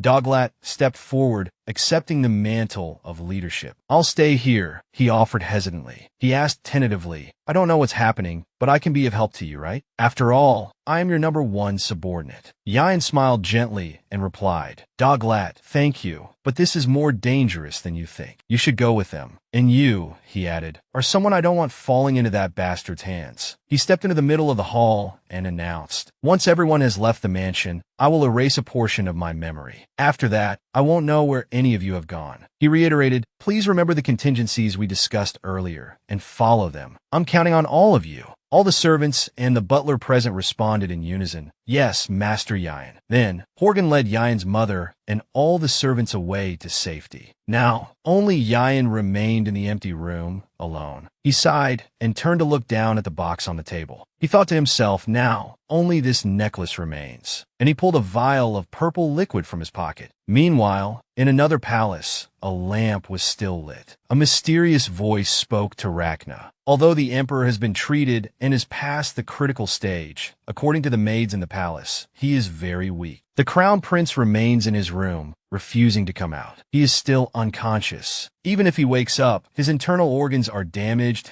and susceptible to negative after effects. Rachna seemed agitated and restless. He brought a hand to his chin. "He's holding on longer than I thought. If his father's condition improves, it won't be good for us." He gritted his teeth in frustration. Demfin said, "I will bribe one of the royal alchemists in advance. It's best we act preemptively, just in case." He continued, "The nobles aren't concerned about the crown prince at all. They are doubting his ability to rule, since he's unable to address the country's problems at such a crucial time." Demfin continued his report. "The second royal knights have been confined to barracks and are under investigation. The council is discussing stripping Captain Olympic of his title." Aventus, upon hearing this, responded with delight. "Everything is proceeding smoothly according to plan. Very good. Now we just need to wait. You will ascend to the throne effortlessly." Rachna, however, remained uneasy. It's strange that Yayan hasn't made any moves. just waiting for the situation to resolve itself isn't like him at all. I'm certain he's plotting something. A voice called out from outside the room. Demphin turned and asked, "What is it? I told you not to disturb us." The person stammered apologies. "Forgive me, but Yayan is approaching the royal palace." Both Demphin and Rachna were taken aback. Rachna calmly said, "Let's end our meeting here for today." He turned to Aventus and requested, "Master Aventus, please conceal your presence and remain in this room." Aventus replied casually, "Certainly." Yayan arrived, his bearing regal and imposing. A subordinate's voice announced, "Your Highness, the Tower Master, Yayan, requests an audience." Rachna responded, "Let him in." Slow footsteps approached. Yayan walked up to Rachna. Upon seeing him, Rachna opened with, "It's been a while. Tower Master Yayan, this is our first meeting since Hobart's execution. I've heard many unfortunate things have happened since then." His expression shifted to one of anger. "I still can't believe such a thing happened to my father, and I couldn't even see him in his final moments. It pains me deeply. So, why have you come to see me at a time like this?" Rachna asked. After hearing his question, Yayan furrowed his brow. "What are you plotting?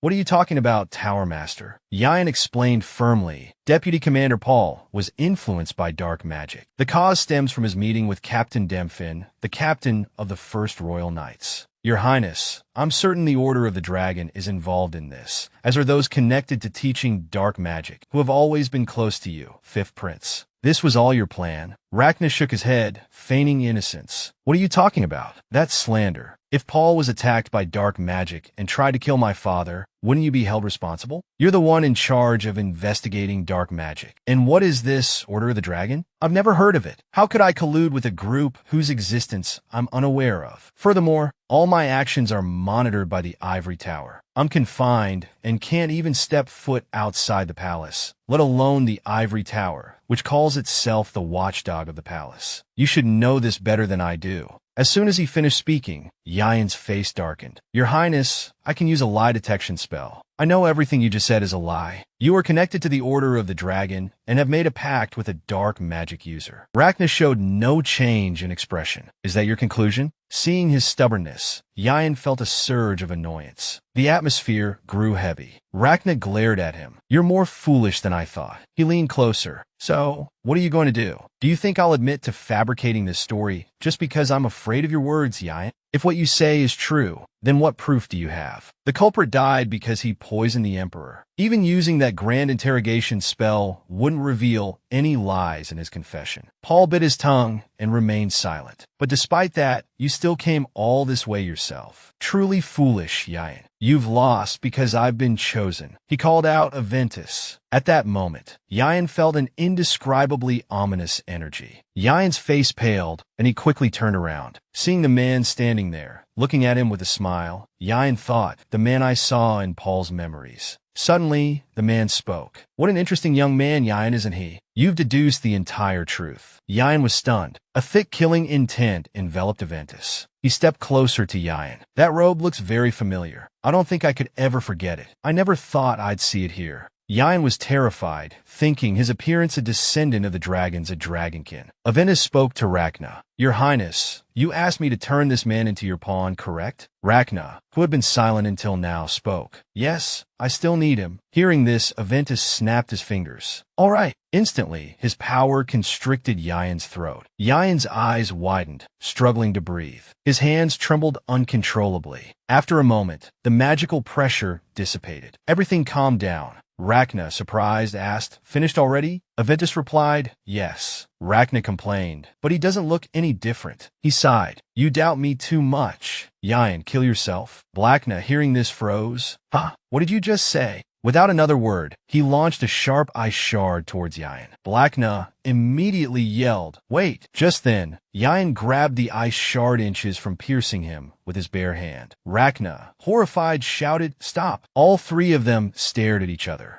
Yayan's hand, now sliced open and bleeding, dripped crimson. Rachna, sweating, stammered, "Enough!" Aventus turned away, his voice cold. "From now on, proceed according to your plan. I'm going to rest." With that, he departed. Only Yayan and Rachna remained. Rachna shifted his gaze to Yayan, hesitantly saying, "Yayan, who is the true monarch you serve?" Hearing this, Yayan knelt on one knee. "You will rise to the pinnacle of this empire. The fifth prince, Rachna Green River." Rachna's face paled, his smile twisting into a grimace. The scene shifted to the royal palace. The steward knocked on the crown prince's door. After receiving permission, he respectfully entered. "Your Highness, please prepare to attend the conference this afternoon." Hayden Green River sighed, looking upwards. "All right, it's today. I heard this is a conference convened by Yayan, using his authority as Tower Master." He ran a hand over his face, frowning. "It's been a while since I've seen Yayan, and I can't meet him in my current state. Could you help me tidy up a bit today?" "I'm counting on you." The steward softly replied, "Yes, Your Highness." Sometime later, the time for the conference arrived. Nobles and officials filled the hall, their chatter echoing throughout. They gossiped amongst themselves. "This is the first conference the Tower Master has convened, isn't it?" "Indeed. It seems he summoned both the Crown Prince and the Fifth Prince. They've been quiet until now, but I guess they're trying to talk about that matter." "That matter? What's that?" "The matter of who will inherit the throne. You don't think Yayan will support the Crown Prince, do you? He's always supported him until now." At this, one person shook their head and recounted what they knew. "But recently, I heard Yayan met with the Fifth Prince at his palace." Everyone was surprised by this shocking news. Yayan met with the Fifth Prince? There have been a lot of unsettling things happening lately, haven't there? And since the Crown Prince has been making some rather disappointing moves, it's possible Yayan has changed his mind. Soon after, Hayden Green River arrived. He called out, "Yayan!" Then, he rushed over. "It's been a while, Yayan. How have you been?" He continued, "Just seeing you makes me feel better. I've missed you." But Yayan's expression remained impassive. Hayden Green River patted Yayan's arm and said, "If you're not busy, maybe we could meet up after the conference?" Suddenly, Yayan coldly brushed his hand away, leaving the Crown Prince stunned. Hayden Green River looked up at Yayan. Yayan bowed his head and said in a low voice, "I apologize, Your Highness, but I have other matters to attend to after the conference." Hayden, hearing this, scratched his head and chuckled awkwardly. "Oh, I see. All right then, perhaps we can meet after you're finished." From behind them, a voice called out, "Tower Master." He addressed Yayan. "Please proceed to the conference hall." Upon hearing this, Yayan, without another word to the Crown Prince, turned and walked away. Seeing Yayan unwilling to even glance at him, a mix of emotions churned within the Crown Prince. Yayan entered the conference hall and stood before everyone. He began to speak. "Honorable members of the Elder Council and esteemed nobles, thank you for attending this conference. Our empire has just experienced a terrible tragedy. Due to Paulin's attempted assassination of the emperor, His Majesty has yet to regain consciousness, even after 15 days. Even if His Majesty were to regain consciousness, there's no guarantee he could shoulder the burdens of leadership as he once did. The time has come to make a choice, and I'm certain you all understand this. Our pillar has crumbled. The empire currently teeters on the precipice of disaster, and our enemies at the border mock our vulnerability. Fear has gripped our land, plunging it into chaos. With the future of the empire so uncertain, we must face reality with composure. Choosing the right ruler requires more than just a polished facade. Mere appearances will not save our empire. What we need now is a leader who can navigate us through this crisis, restore stability to the empire, and mend the fractured political landscape between the three nations. Someone capable of forging the Green River Empire into the greatest nation in history. That is the individual who should wear the crown. And that is why I, Yayan, Tower Master, in this assembly, declare my support for the true blood of the great emperor, the Fifth Prince, Rachna Green River. This declaration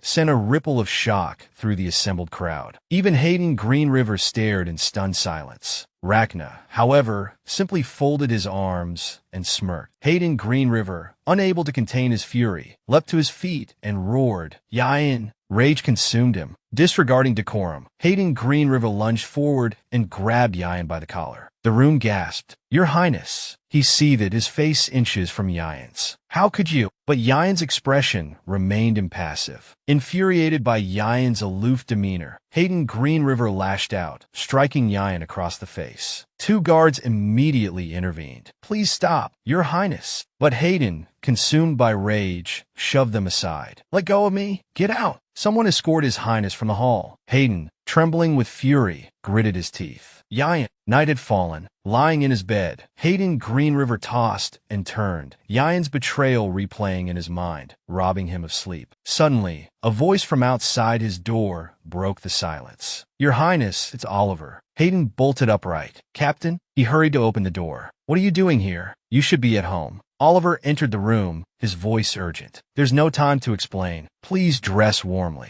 We must leave immediately. Hayden was bewildered. What's going on? Where are we going? Oliver crossed to the wardrobe as he spoke. There's a hidden passage behind the palace. We can use it to escape unnoticed. It's a secret route reserved for emergencies. All of the 2nd Division soldiers are stationed outside, Oliver added. Hayden froze. All of them? Oliver knelt, extending a hand. Your Highness, we must go now. A wave of unease washed over Hayden, suspicion gnawing at him. Despite his apprehension, he took Oliver's hand. Quickly, they made their way outside. After a short while, they reached a group of people waiting for them. As they approached, someone called out, Your Highness! Your Highness, you've arrived. We've been waiting for you. Hayden stared in astonishment. Everyone, they surged forward, their faces beaming, eager to embrace him. We've missed you so much, Your Highness. You've grown so much since we last saw you. Hayden turned to Oliver, confusion swirling in his eyes. Will someone please explain what's going on? Why are they all here? Oliver continued. Your Highness, the palace and the capital are no longer safe. That's why, from now on, we, the 2nd Division Imperial Guard, will protect you.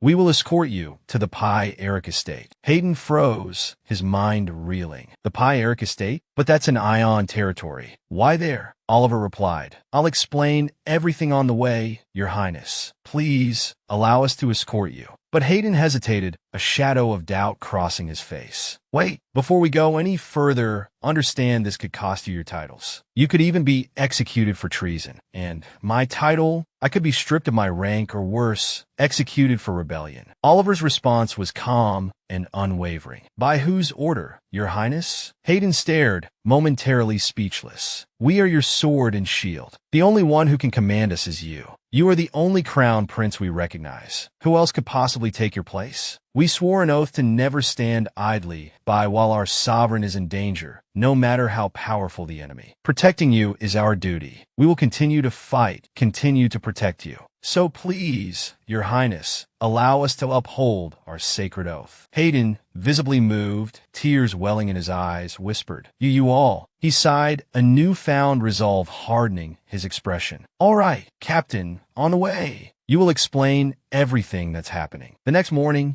Demfin entered Rachna's study, his voice laced with concern. Your Highness, we have a problem. Rachna looked up sharply. What is it? Demfin reported. The crown prince has disappeared. He vanished at dawn. Furthermore, the 2nd Division of the Imperial Guard, who have been unusually quiet lately, have also left, fully armed. Rachna pressed. Have you discovered where they've gone? Witnesses say they headed east, Your Highness. We've dispatched troops to pursue them and will send more. Rachna shook his head dismissively. No need. They're heading for the Pi Eric Estate. The road to the Pi Eric Estate is winding and infested with monsters, but they have Oliver Riot with them, and they're all elite cavalry. They'll be fine. A reckless pursuit would only deplete our forces. Demfin looked worried. Rachna frowned. Let them go. Finding Vanessa Beth is more important than chasing that crown prince. That cunning mage. He even anticipated the possibility of dark magic interference when he hid his mother. He hasn't breathed a word about her whereabouts. His thoughts turned inward. There's no way Evanis hasn't been brainwashed yet, and it seems he's even erased his own memories. Demfin, ever respectful, inquired, Forgive me, Your Highness, but why are we still searching for the Tower Master's mother? She's quite powerful herself. Yayan's weakness is his mother, Rachna explained. A cunning man like him suddenly appearing and agreeing to be my puppet is suspicious, even considering the dark magic. He must be planning something. We must find Vanessa Beth to prepare for any unforeseen circumstances. Understood, Your Highness. Rachna sighed, glancing towards Ialpha. The ease with which everything was proceeding was unsettling. What is Ialpha planning?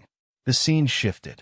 Hayden and Oliver were conversing when they heard approaching footsteps. Ah, there you are. It was Pi Eric. He greeted Hayden warmly. Are you comfortable, Your Highness? Hayden smiled. Yes, thank you for your hospitality, despite my unexpected arrival. I am grateful. It's an honor, Your Highness. Truthfully, I was surprised to receive Yayan's letter. My condolences. I hope His Majesty recovers swiftly. As per Yayan's request, the Pai Eric family of the East will stand with you, Your Highness. Please rest. We will ensure your safety. With that, Pai Eric departed. Hayden watched him go, a thoughtful expression on his face. The head of the Pai Eric family is a good man, strong and open-hearted. Come to think of it, Lord Calion and the other commanders are also here, Oliver mused aloud. Hayden nodded. Indeed, he's my cousin. He taught me swordsmanship when I was young. A shadow fell over his face. So, Yayan has calculated everything. Captain, Hayden asked, his voice tight with anxiety. Is Yayan truly under the influence of dark magic? Oliver's face paled. What? Seeing Oliver's reaction, Hayden turned away. It's nothing, he murmured. Yayan, he probably chose Rachna. Rachna has always been superior to me in every way since we were children. It's irritating, but it's the truth. Yayan probably thinks so too. Just like the nobles, he probably believes Rachna will be an outstanding emperor. A small smile played on Oliver's lips. That's impossible, Your Highness. 6 years ago, Yayan promised he would fight, and he swore he would never support the fifth prince. He said so himself. Please have faith in Yayan, Your Highness. He surely has a plan. Outside, the rain poured down in sheets. Inside, Oliver spoke with Ionfa. Yayan, he began, could you repeat that? Yayan replied, I told you I would meet with Blackna and allow him to cast dark magic on me. If the Crown Prince knew, he would definitely stop me. You must not tell him. Oliver's voice was thick with worry. That's too dangerous. You mustn't do it. Yayan clenched his fist. Rachna won't kill me immediately. He needs me alive more than dead. I'm useful to him. I am a 6th level mage, the Tower Master. My position holds significant political and diplomatic influence within the kingdom. Rachna will exploit this to seize the throne. I don't want to be used by him again. He trailed off, his voice catching. Oliver looked at him sadly. Again, Yayan continued haltingly. If I do this, I can learn Rachna's plans and identify those who are siding with him. If I publicly declare my support for him to ensure my safety, you must go east to the Pai Eric family with the Crown Prince. I'll send a letter to the head of the family. He looked troubled. But, Yayan, we need someone to dispel the dark magic affecting you.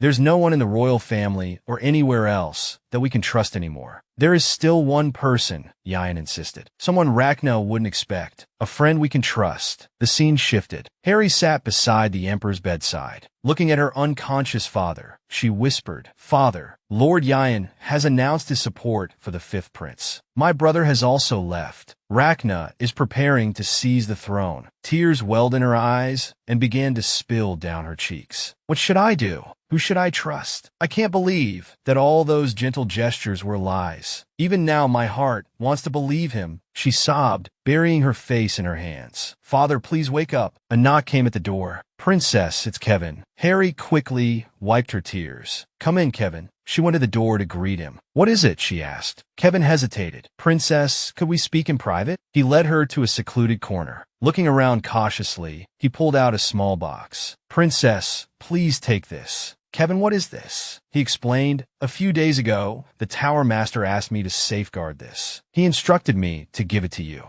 Yayan, she gasped. Kevin nodded, gesturing for her to lower her voice. He asked me to deliver it discreetly. I must take my leave now, Princess. With that, he turned and walked away. Harry sat down at a table and slowly opened the box. Inside was a necklace, a vial of potion, and a letter. She unfolded the letter and began to read. To the princess, it began, I'm sure you're surprised to receive this. By the time this letter reaches you, I may have become a completely different person due to dark magic. The reason I'm writing to you is because I need your help. The Emperor's poisoning wasn't the work of the 2 deputy commanders of the Paulin's Imperial Knights, the letter read. It was dark magic, and an unknown high-level mage. The 5th Prince, Rachna, is collaborating with them, plotting to poison the Emperor and seize the throne. To uncover the truth and the real culprit behind this, I will become Rachna's puppet. The necklace in the box is something the Emperor left behind. It carries a counter curse imbued by a level 8 mage or higher, capable of destroying dark magic. If you are reading this letter, please put it on me. The enchantment on the necklace will destroy the dark magic cast upon me. The vial contains a poison made from the Landier flower, a special herb. It neutralizes mana within the body and is a deadly poison that can kill a mage. If the necklace fails to break the dark magic on me, please use it to kill me. After reading Yayan's plea, Harry sought out Rachna. It's been a while, Rachna, she began. Have you seen father? Rachna gave a faint smile. He's my father too. Since I'm no longer confined, I must fulfill my duties. He added, it's been a while, Tower Master. How are you? Yain simply nodded. Harry felt a pang of unease. Rachna, she said, could I speak with Yain for a moment? Of course. He turned to Yain. Yain, come to me as soon as you're finished. With that, he walked away. Alone with Yain, Harry softly said, Tower Master, this way, please. Leading him to a secluded corner, she smiled faintly. I haven't forgotten your request, Tower Master, she confessed. But I doubt you're happy to see me. Do you remember what you asked me to do? I'm here to return what you entrusted to me. Would you lower your head, please? Yain said nothing, simply bowing his head. Gently, Harry fastened the necklace around his neck. She held her breath, waiting. Suddenly, Yain's eyes flashed red. The necklace glowed brightly. A wave of dark energy emanated from him. Yain staggered, clutching his throat. Harry cried out, Tower Master! He coughed up blood, startling her.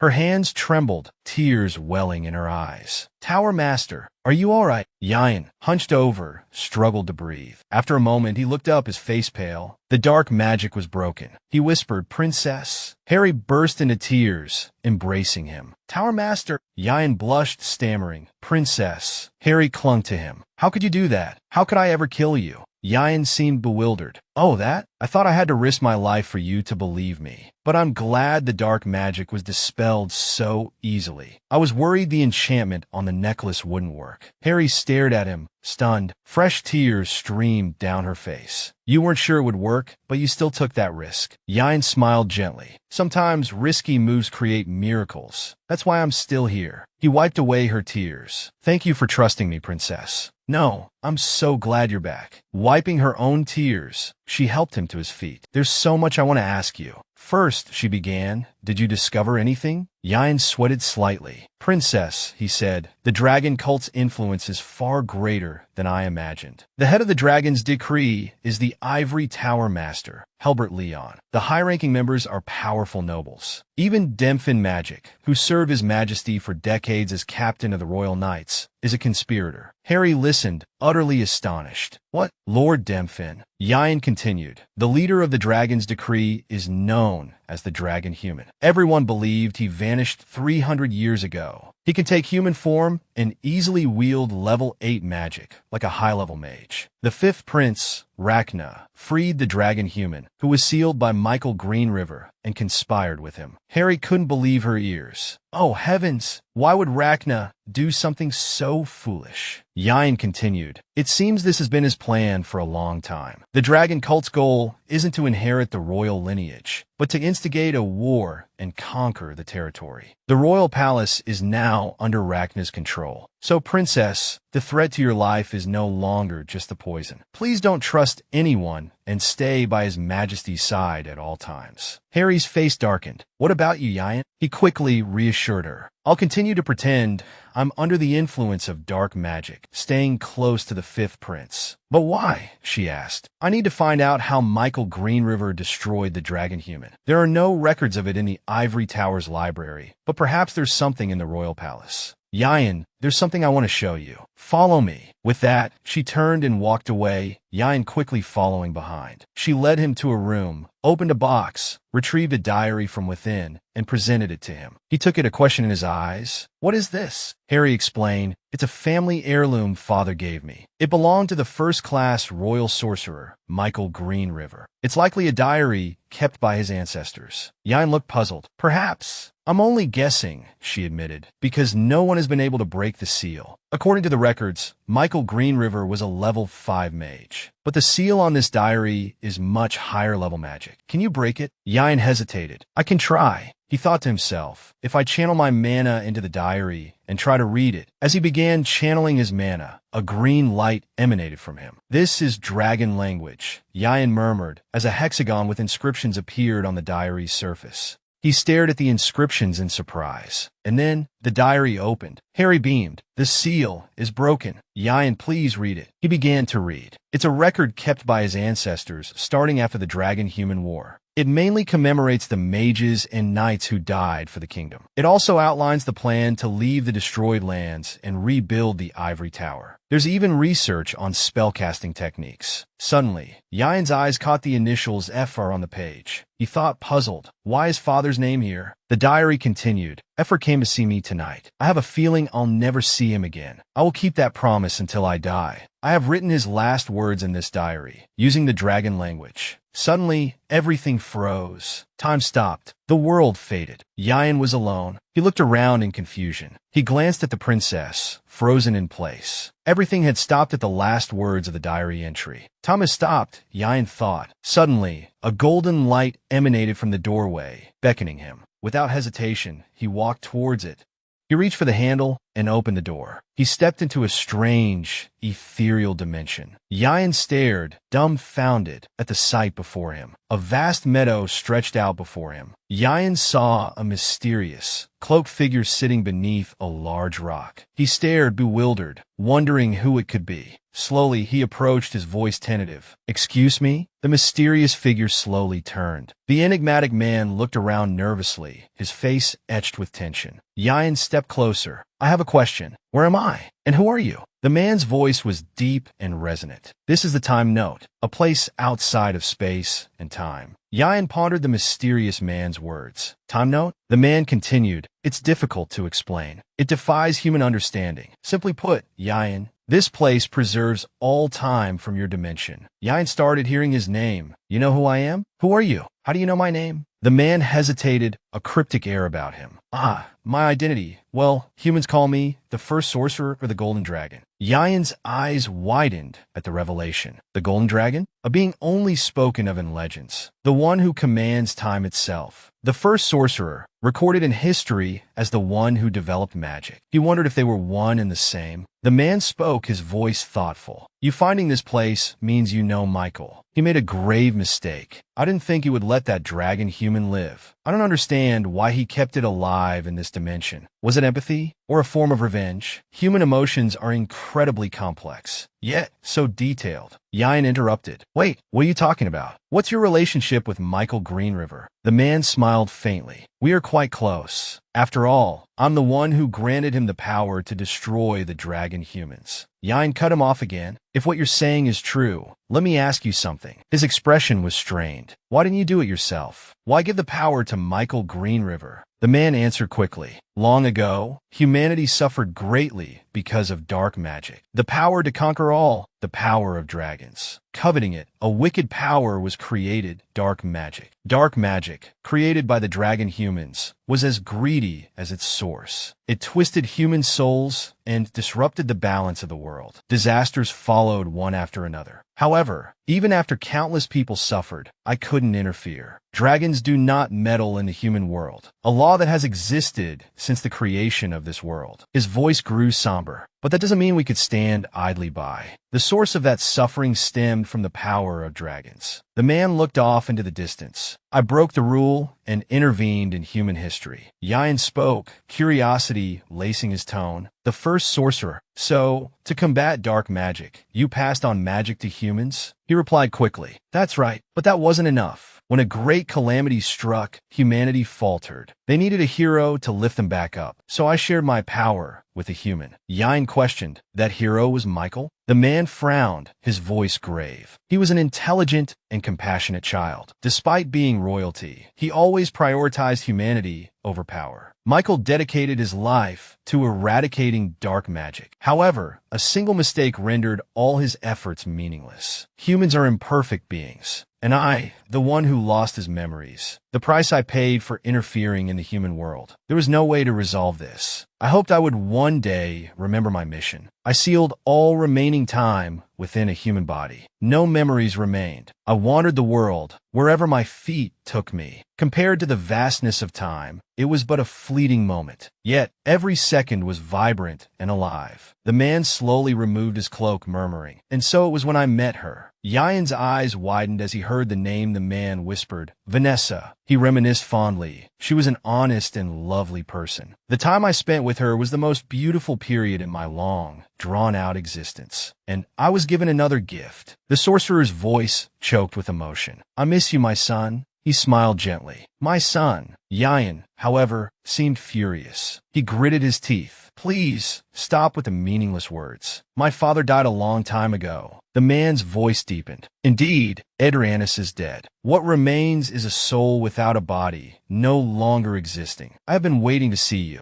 Yayan suddenly yelled. What you did wasn't just waiting. His anger escalated. Why did you leave? Because of you, mother. The man quickly interrupted, his tone regretful. There are some goals one must pursue for a lifetime. As time passed, the seal weakened, and my memories began to return. I realized what I had to do. He slowly closed his eyes, then continued, to completely eradicate dark magic, the plague of this world, and to protect the world where you and Vanessa live. But the time I had was too short. Leaving my family was unavoidable. The man turned his head coldly. It seems you are going through a difficult time in this life. I hope you can find the life and happiness you desire. Yayan grimaced. I didn't come here to talk about that. The sorcerer seemed to anticipate his words. The power you seek is already within you. I left my power with you when I left Vanessa. Yayan's eyes widened in surprise. Power? The man nodded. Yes. The dragon language you use and understand. Did you really think it was simply because you are a high-level mage? Yayan fell into deep thought. Come to think of it, since when have I been able to use dragon language? The man slowly walked towards him, murmuring, Now, I will awaken the dormant power within you. But before that, we should take a look at this. Yayan froze, his eyes widening. The sorcerer said in a low voice, I will awaken your latent power. But we should look at this first. The life you truly desire, but haven't realized. Another scene instantly appeared. Yayan slowly opened his eyes. He was leaning against a picturesque tree. He mumbled, this place is... He slowly sat up. Where? I must have been with Perrin. A beautiful woman and a child suddenly appeared before him. The woman was none other than Harry. She asked cheerfully, Are you awake? Harry stroked his head, murmuring, Honestly, we rarely have time to go out together as a family, and you're sleeping. You said you've been busy lately. Have you been overworking yourself? I'll scold my brother and tell him to lessen your workload. Yayan said in surprise. Princess? Harry smiled shyly. A burst of delighted laughter rang out. Why are you calling me that? Harry asked, still chuckling. Are you still half asleep? Princess, I haven't heard that in ages. Yayan thought to himself. Ages? Harry turned to their child. Hannah, Daddy's awake. Come give your father a hug. The little girl slowly turned her head at her mother's call. Her eyes shining, she cried, Daddy, and ran towards them. Papa. Hannah hugged Yayan's leg tightly. He stammered, What's wrong? Harry spoke up. Why are you just standing there? Hug Hannah. But the little girl was already clinging to her father. Yayan reached down and scooped her up. The sight of them embracing was heartwarming. Daddy. Tears welled up in Yayan's eyes. The three of them looked utterly content. Just as quickly, the scene vanished, leaving Yayan alone. He stared blankly at the emptiness. His arms, no longer holding his daughter, felt strangely empty. The sorcerer's voice echoed. What did you see? Yayan didn't answer, his body trembling. After a moment, he stammered. A child with the same eyes and hair as me. Hannah, when I held her, the scent, the voice, her weight, it felt so warm. What was that? The sorcerer interrupted. Love. It is a powerful spell that nurtures humans. And yet, it is also an ordinary word. They will do anything for the ones they love and fight to protect them. It gives them the courage to live. What you desire is the greatest thing, yet also the bond of an ordinary life. Yayan echoed, surprised. An ordinary life? He murmured, almost in a trance. But it was too peaceful, too beautiful to be my dream. Then, his voice gaining strength. I just saw my future. The sorcerer's voice was low. Perhaps not. He smiled faintly. It all depends on your decision. It seems it's time for you to go. The man walked slowly away, his voice echoing. I will awaken the dragon's might within you. With this final authority, I hope you will accomplish what I could not. Yayan's eyes widened as the sorcerer reached out and stroked his hair. He was lost in thought. The memories of Adrianus are being transferred to me. The sorcerer's voice resonated. I will always be with you.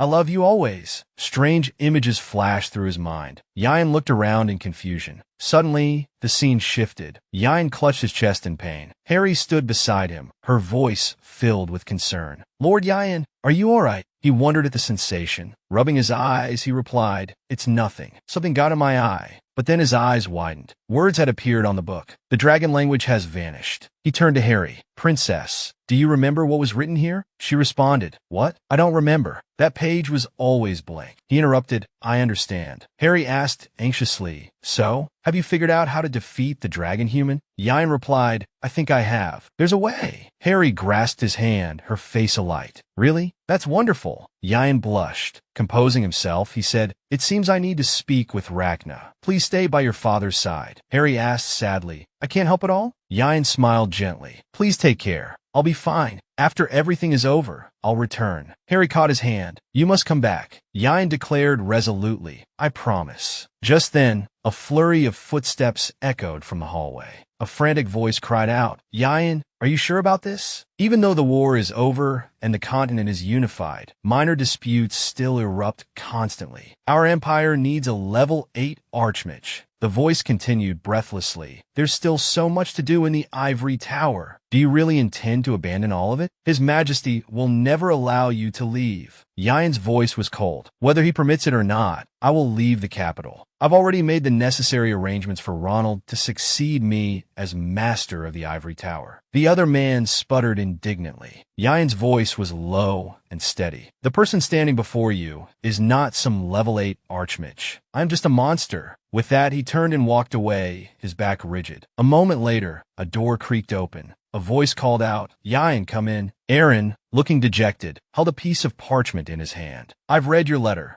Aaron frowned. "Why? Why are you leaving so suddenly?" He continued, his voice pleading, "You just need to rest. If that's the case, take a month, a year, whatever you need. I know how much you suffered to unify the empire. I know better than anyone. I'll agree to any request. Take your time to rest. I'll appoint someone else to oversee the ivory tower while you're gone. If you recommend Ronald, I'll make him the acting tower master." Yain accepted the offer. "Then, thank you, Your Majesty. I gratefully accept." Aaron immediately tore up the letter. "I'll also recruit new members and adjust strategies so you won't feel lost when you return. So, after you've rested enough, you must come back to the Empire." Yain stood frozen, silent. After a few seconds, he spoke. "Your Majesty." Yain knelt, his voice low. "I will not return. My existence no longer benefits the future of the continent. Instead, it will only be a source of discord, a catalyst for division within the empire. Therefore, I relinquish all my positions and return to my homeland. I will no longer use magic. Instead, I will dedicate my life to atoning for my sins." Aaron interrupted sharply. "I won't allow it." "Sins? I won't allow you to belittle yourself. Your contributions to this empire are greater than anyone else's. You should be proud of yourself." Aaron approached Yain slowly, his voice softening. "No one would dare question your service to this empire. Not a single citizen would even entertain such a thought. So, please forget those trivial, meaningless things." Yain's voice was quiet. "Even if you command me to forget, my hands are stained with blood. How can I forget?" Aaron's voice was heavy. "Yain, those were necessary sacrifices." Yain trembled, his jaw clenched. "Yes, necessary sacrifices made by my hand. I killed them with these hands. I truly can't bear it any longer." Aaron's brow furrowed in concern. Yain bowed his head low. "As your friend, I implore you, please allow me to atone for my sins." Aaron's voice rose in anguish. "Just because of this, you would abandon me after placing me on the throne?" Aaron walked past Yain, his voice laced with hurt. "We've been together for so long, such close friends, and you ask this of me?" "Yain, I never imagined we would part ways like this." He bowed his head apologetically. "I'm truly sorry, Your Majesty. I sincerely apologize." Just then, a loud shout erupted. "Your Majesty, how can you let Yain leave like this?" A wrinkled old man spoke, his voice laced with concern. "The remnants of the enemy and the rebels of that alliance are still eyeing our borders. If news of his departure leaks out at this unstable time, our position will be jeopardized." Another voice chimed in anxiously. "We also have to consider the possibility of him joining the rebels. If he changes his mind, it's only a matter of time before he seizes the throne." They took turns criticizing the emperor. A group of commoners worships him as a war hero and even suggests he should be crowned. His mere existence is too dangerous. They collectively arrived at a brutal conclusion. If Yain is not our ally, then we must kill him. Aaron jolted awake, his breath catching in his chest. He clutched his hand to his heart, gasping. It had all been a dream. He brought his hands to his head, exhaustion evident in his posture. "Is anyone there?" he called out weakly. A servant's voice responded respectfully. "Yes, Your Majesty." Aaron's voice was strained. "Summon the royal alchemist, Douglas Hammond." A while later, in the same room, a concerned voice inquired, "How effective was the medicine this time? Are you still unable to sleep?" Douglas sat beside him, his brow furrowed with worry. Yayan responded wearily, "Nothing has changed. In fact, I feel like it's getting worse. I was hoping you could give me something stronger."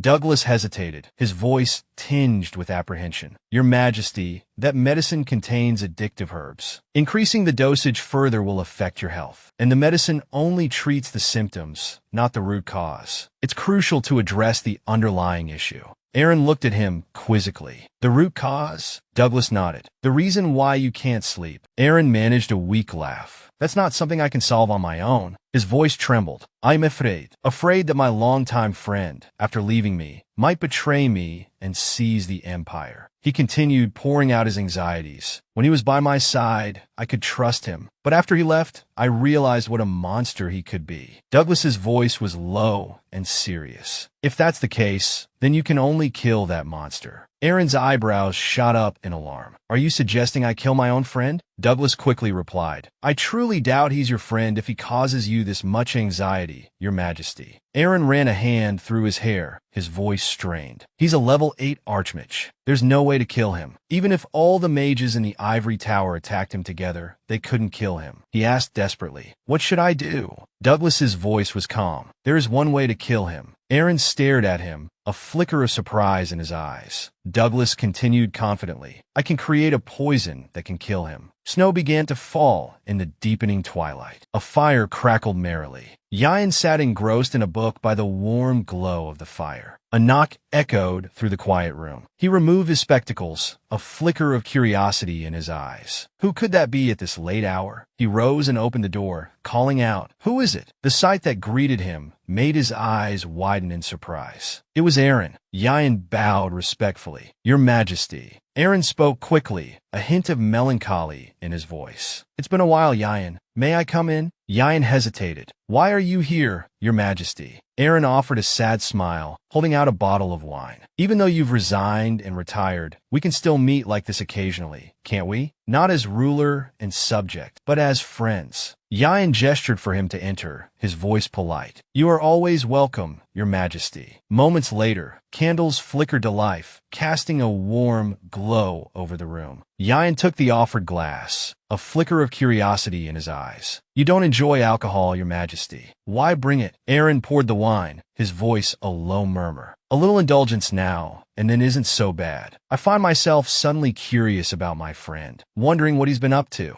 Aaron urged him to take a drink. Yayan accepted the glass, responding respectfully, "Thank you, Your Majesty." Aaron began to inquire about Yayan's well-being. "How have you been, Yayan? You seem less vibrant than when you were in the capital." Yayan offered a small smile. "I've been traveling the unified lands of the Empire. I've met people from all walks of life and observed their lives. It's been a meaningful experience. I've learned a great deal since returning to my homeland. When I think about it, magic was the only thing I truly knew. When the snow melts and winter passes, I'm thinking of starting a small garden." Aaron's voice was laced with a touch of melancholy. "You're living a much simpler life now, compared to your status as the hero who fought for the unification of these lands." He sighed. "I'm glad you're content with what you're doing. So much has happened since you left. After we successfully repelled the demonic forces in the north, the unified empire finally found peace. The daughter of Duke Bernard, the ruler of the John Duchy, is soon to be wed to the crown prince." Aaron continued to ramble. "With this marriage, we can establish a peaceful relationship with the people of the powerful John Duchy." Meanwhile, Yayan began to feel a strange unease. Something's not right. Aaron, oblivious to Yayan's discomfort, continued. "It's wonderful to see the new crown prince, once just a child, now about to be married. I think I finally understand how my father felt. While the ivory tower isn't as strong without you, The lands are stabilizing as we balance power and influence with the royal family. The restoration, once disrupted, is now back on track thanks to the rapidly changing world. Yayan suddenly collapsed to the floor, a groan escaping his lips. Your Majesty, Aaron, seemingly unconcerned, continued his monologue. Everything is falling into place, and the Empire is entering its golden age. He slowly placed his wine glass on the table. His eyes widened. If you were to disappear, Yayan suddenly coughed up blood. Aaron watched Yayan's agony with a chillingly calm expression. This poison will neutralize the mana flowing through your veins. It only lasts a short time, for you that is. That's why I had to mix in another poison. Yayan struggled to speak. Why? Aaron strolled over to the wine glass. Don't you understand?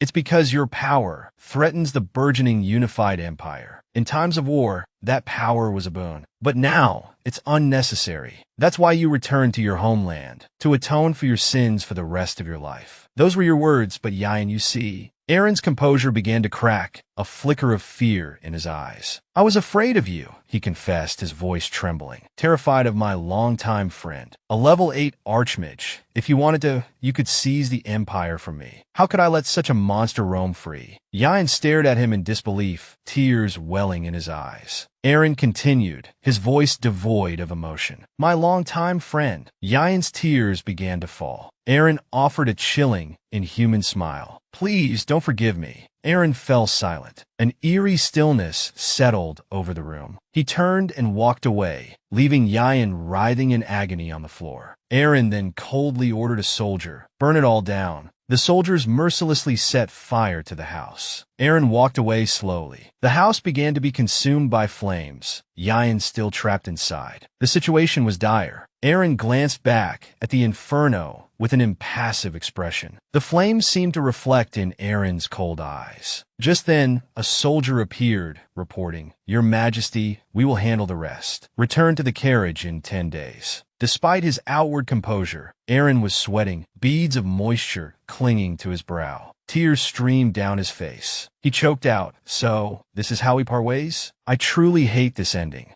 But the moment of vulnerability passed. A cruel smile twisted his lips. Aaron turned and walked away. The soldiers continued to feed the flames, the house now a raging inferno. Meanwhile, in a lavish palace, the rhythmic click of Yayan's boots echoed through the halls. Rachna's voice broke the silence. Yayan, you're here. He held a letter, his brow furrowed in curiosity. What did the princess say? Yayan replied. She asked why I betrayed his majesty. Rachna's frown deepened. And what did you say? Yayan answered calmly. I told her I was under no obligation to answer her. Rachna burst into laughter. Ha! He sneered, poor girl. She seems quite smitten with you. Anyone who proposes to her, father immediately rejects. It's quite strange. He continued, I don't understand why father hates them so much. For people like us, marriage is simply a transaction, a matter of family benefit and power. Yayan listened silently, a thought striking him. He's hiding her away, isn't he? To prevent such transactions. It's laughable, Rachna muttered, rising to his feet. He's the type to exploit such transactions. He began to pace. When the time is right, I'll help you secure a betrothal with a lady from a worthy family. He continued, his voice filled with ambition. It won't be long now. I'll inherit the throne and become a stronger king than my father. I will be the first to unify these 3 nations, the leader of the Green Aven Empire, ushering in a golden age. Rachna stopped before Yayan, placing a hand on his shoulder. That's my intention. Please stay by my side during this momentous time. Yayan listened intently, then spoke. Your 5th Highness. A small smile played on his lips. I've already witnessed it. The momentous occasion of witnessing the Green Aven Empire become unified beside its great king. Rachna looked at him, surprised. What do you mean? Yayan's voice was solemn. I've abandoned everything I had for the king and this empire. They are my life. His expression brightened. And now, I've found the life I truly desire. Rachna's eyes widened in alarm. Don't tell me you've broken free from the black magic? How could you? Yayan's face fell, a shadow of sadness crossing his features. I regret to inform you, as the only one in the past, present, and future. He knelt, his voice low. As a friend and master, the one who trusted me the most, showed me absolute respect, and simultaneously drove me to despair. Rachna stared speechless. Rachna, confine me? I'll be waiting at the old ivory tower. Rachna stood frozen, his jaw clenched so tight his body trembled. His hands balled into fists, his rage palpable. The doors slammed open, a servant rushing in. "Fifth Prince, what's wrong?" Rachna roared. "Bring the commander of the first royal knights. Assemble the knights, prepare my fastest horse, and find Avantis." Moments later, snow began to fall. Yain sat alone in a corner, his gaze fixed on some distant point. A voice echoed in his mind. "My arrival here in my past life wasn't a coincidence." Yain looked up startled. "You've been watching me?" The voice echoed again. "Always watching over a wanderer like me for so long. My life, filled with regret and hatred. You brought me here to give me another chance. The last memento you left behind. The regression dragon language." Yain murmured, his voice low. "I think I understand. Why I can understand the dragon language." His eyes glistened. "And how to use the power you bestowed upon me." Yain's face hardened. Just then, a troop of knights appeared. Among them was the fifth prince, Rachna. Yain offered a casual greeting. "Welcome, Rachna." Rachna approached, conversing with his subordinates. He turned to Avantis, lowering his voice. "This time, you must kill him. Can you do it?" Avantis replied quickly. "We should have killed him from the start and avoided this mess. He's just a 6th level mage. I can finish him in the blink of an eye. But there seems to be another problem." Rachna asked, surprised. "What problem?" Avantis answered cryptically. "I sense the dragon majesty of the Imperial Dragon. He's close." From a distance, Yain greeted them, but Rachna's face was tense. He slowly approached Yain. Yain greeted him cheerfully. "It's good to see you, Rachna." Rachna snapped. "Are we close enough to use first names?" Rachna's face twisted in a sneer. "Yain, are you mistaken? Do you think the crown prince can rule this empire?" His anger flared. "This empire needs a rational and powerful emperor. That fool has no right to bear such a responsibility." Rachna's voice dripped with venom. If he understood his place, he should have given up long ago. What right does he have to bask in the emperor's love and strut around so arrogantly? A lowly insect like him, enjoying what should rightfully be mine. Rachna declared, his voice ringing with conviction. "I will never accept him. I'm the one who is qualified. I am the one who will become emperor." Yain closed his eyes. Black magic always lurks, waiting to consume one's soul. And you are no exception. You've lost your strong judgment. Those words reveal your true nature. Yain's voice was filled with disappointment. "Rachna, you can never go back to the way you were." Rachna gave a chilling, inhuman smile. "Preach all you want. This is the last time you'll have the chance to spout such empty, sanctimonious nonsense." Rachna turned and called to his subordinate. "Avantis." Avantis's body radiated a strange, dark aura. The aura surged towards Yain. A fierce battle seemed imminent. Yain thought to himself, I heard he was one of the more intelligent humans. Rumors aren't always true, are they? So eager to rush to his death. Avantis's face tightened. Yain calmly surveyed the destruction around him. His expression remained fearless. Avantis gasped, "How?" He narrowed his eyes, conjuring blazing flames. They hurtled towards Yain. He stood firm, unyielding. Avantis paused, a flicker of doubt crossing his face. "Yain, his skill is incomparable to mine. No matter how special, he's just a human. He can't surpass a dragonkin who has lived for over 5 centuries. His power surged towards Yain, like a sharp arrow aimed directly at his eye. So how? And then, strangely, it all dissipated before Yain. Avantis felt a surge of anxiety. All his attacks were neutralized. Not only that, but the energy he'd sensed upon arrival. The majesty of the Imperial Dragon. He could feel that power emanating from Yain. Then, Yain's voice cut through the air. "Who are you?"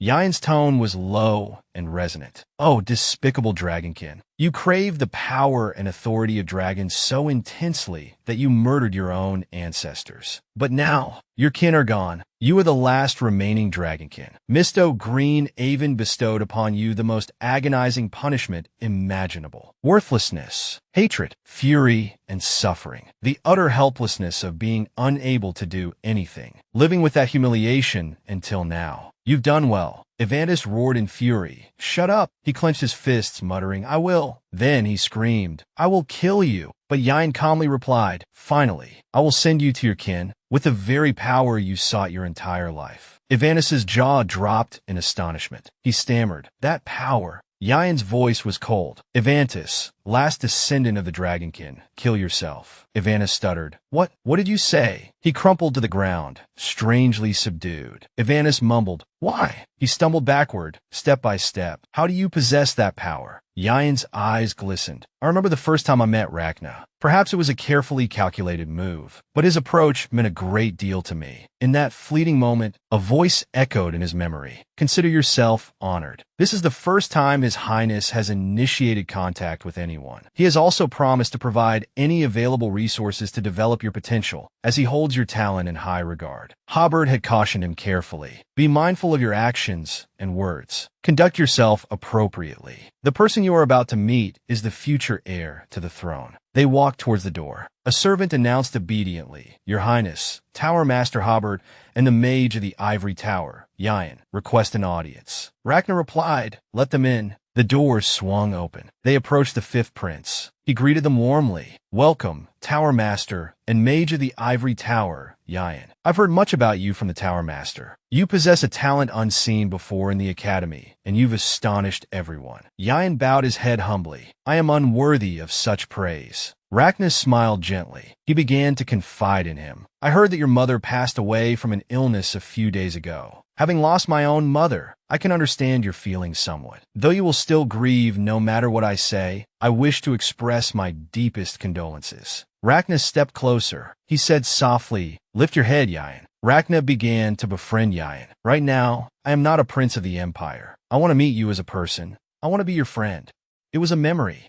Yayan walked slowly through the snow-covered path. He stood before the prince. Rachna's face crumbled in fear. He closed his eyes. He fell to his knees, tears welling up. I won't beg you to spare me. Kill me. I'd rather you kill me here than face the executioner. Yayan stared at the pathetic figure of the fifth prince. Rachna asked in astonishment, Why? Don't you hate me? Why are you looking at me like that? Do you pity me? He continued to press, his voice laced with anxiety. The prince's surprise quickly morphed into anger. He roared, A monster like you. I should have killed you from the start. You monster. Yayan responded, his voice tinged with a strange sadness. Is that how you feel, Your Highness? Are you that afraid of me? He stepped closer to the prince, murmuring, In these final moments, I wanted to show you this. He paused, standing directly in front of Rachna. A strange light emanated from Yayan. Who am I? He reached out and gently touched Rachna's head. A memory surfaced, a fleeting image of Yayan and the fifth prince, Rachna, passing each other in a crowded hallway. Rachna's face was twisted in a sneer, while Yayan remained indifferent, his gaze passing over the prince without acknowledgement. The scene shifted to a mysterious building. A flock of birds suddenly descended. Yayan walked slowly towards them. The image changed again, showing Yayan standing before the emperor. Yayan knelt, his head bowed in deference. Rachna's disdainful expression flickered once more. The prince walked past Yayan, his face cold and impassive, leaving Yayan alone in the room. The scene changed to Yayan's home. The prince's face, contorted with hatred, filled the frame. He offered Yayan a glass of wine, the poison within unseen. He then set the house ablaze, leaving Yayan to die in the flames. Each moment, each flicker of emotion on Rachna's face played vividly in Yayan's mind. Rachna's eyes widened in terror. He lowered his head. He cried out, Yayan dash! But before he could finish, his voice cut short, his body collapsing to the ground, a pool of blood blooming beside him. A chilling, emotionless smile touched Yayan's lips. He turned and walked away. Following the deaths of the Dragonkin and the fifth prince, a widespread purge was initiated, targeting the dragon cult and all those associated with it. The order, executed by the captain of the Royal Knights, Demfin, extended to all nobles who had aided the fifth prince in his rebellion. Thanks to Princess Erin's devoted care, Emperor Terry Green, Avon quickly recovered both physically and mentally. Tears welled in the emperor's eyes. He grieved deeply upon learning of the fifth prince's death. Paul Ant, who had attempted to assassinate the emperor while under the influence of black magic, was deemed to have returned to his normal state and was declared innocent. His grave was honored, and he was laid to rest alongside the other royal knights.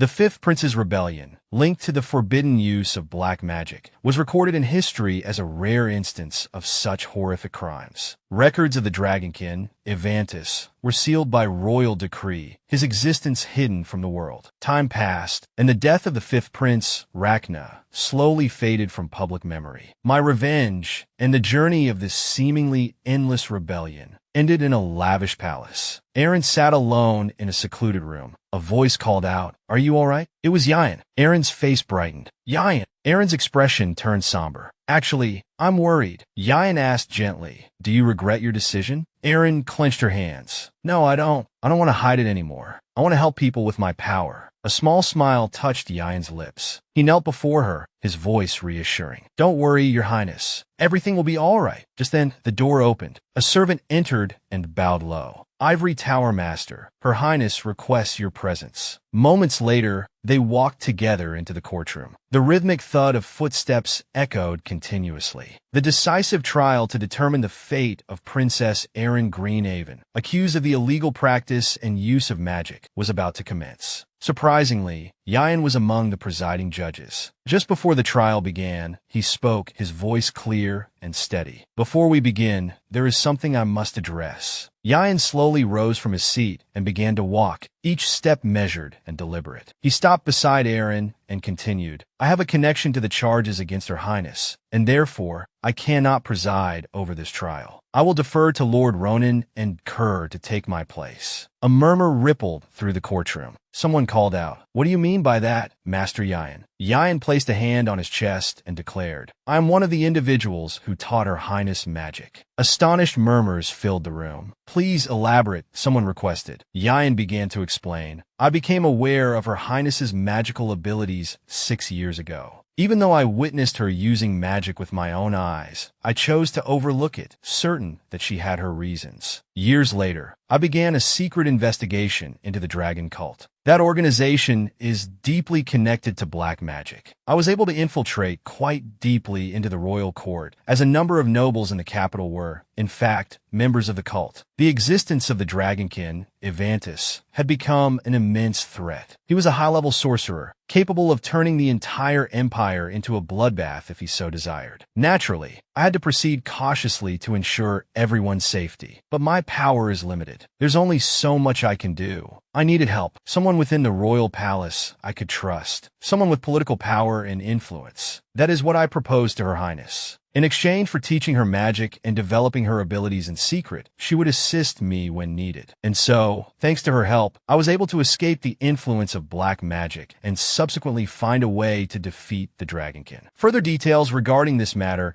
can be found in the report on the Fifth Prince's Rebellion and the investigation into the dragon cult. That is all I have to say. One of the presiding judges quickly spoke up. "Your Highness, I must ask you, is what the former Tower Master is saying the truth?" Eren replied, her voice soft but firm. "Yes, it is true." The judge's voice deepened. "We will now give you the opportunity to speak. Please, tell us everything you wish to say." Eren turned her head slightly, glancing at those standing behind her. They trembled, fear etched on their faces. She looked back at Yayan, who offered her a small, encouraging smile. A blush crept up Eren's cheeks. She began to speak. "I am guilty of breaking the laws of our empire. I am prepared to accept any punishment deemed appropriate. I do not expect any special treatment simply because I am a member of the royal family. I wish to be punished according to the laws of the empire and the ivory tower." Closing her eyes, she continued, "However, Sir Kevin and the maidservants present here, those who knew of my magic and concealed the truth, are completely innocent. They simply obeyed my orders, having no other choice as I am a member of the royal family. Please, consider this extenuating circumstance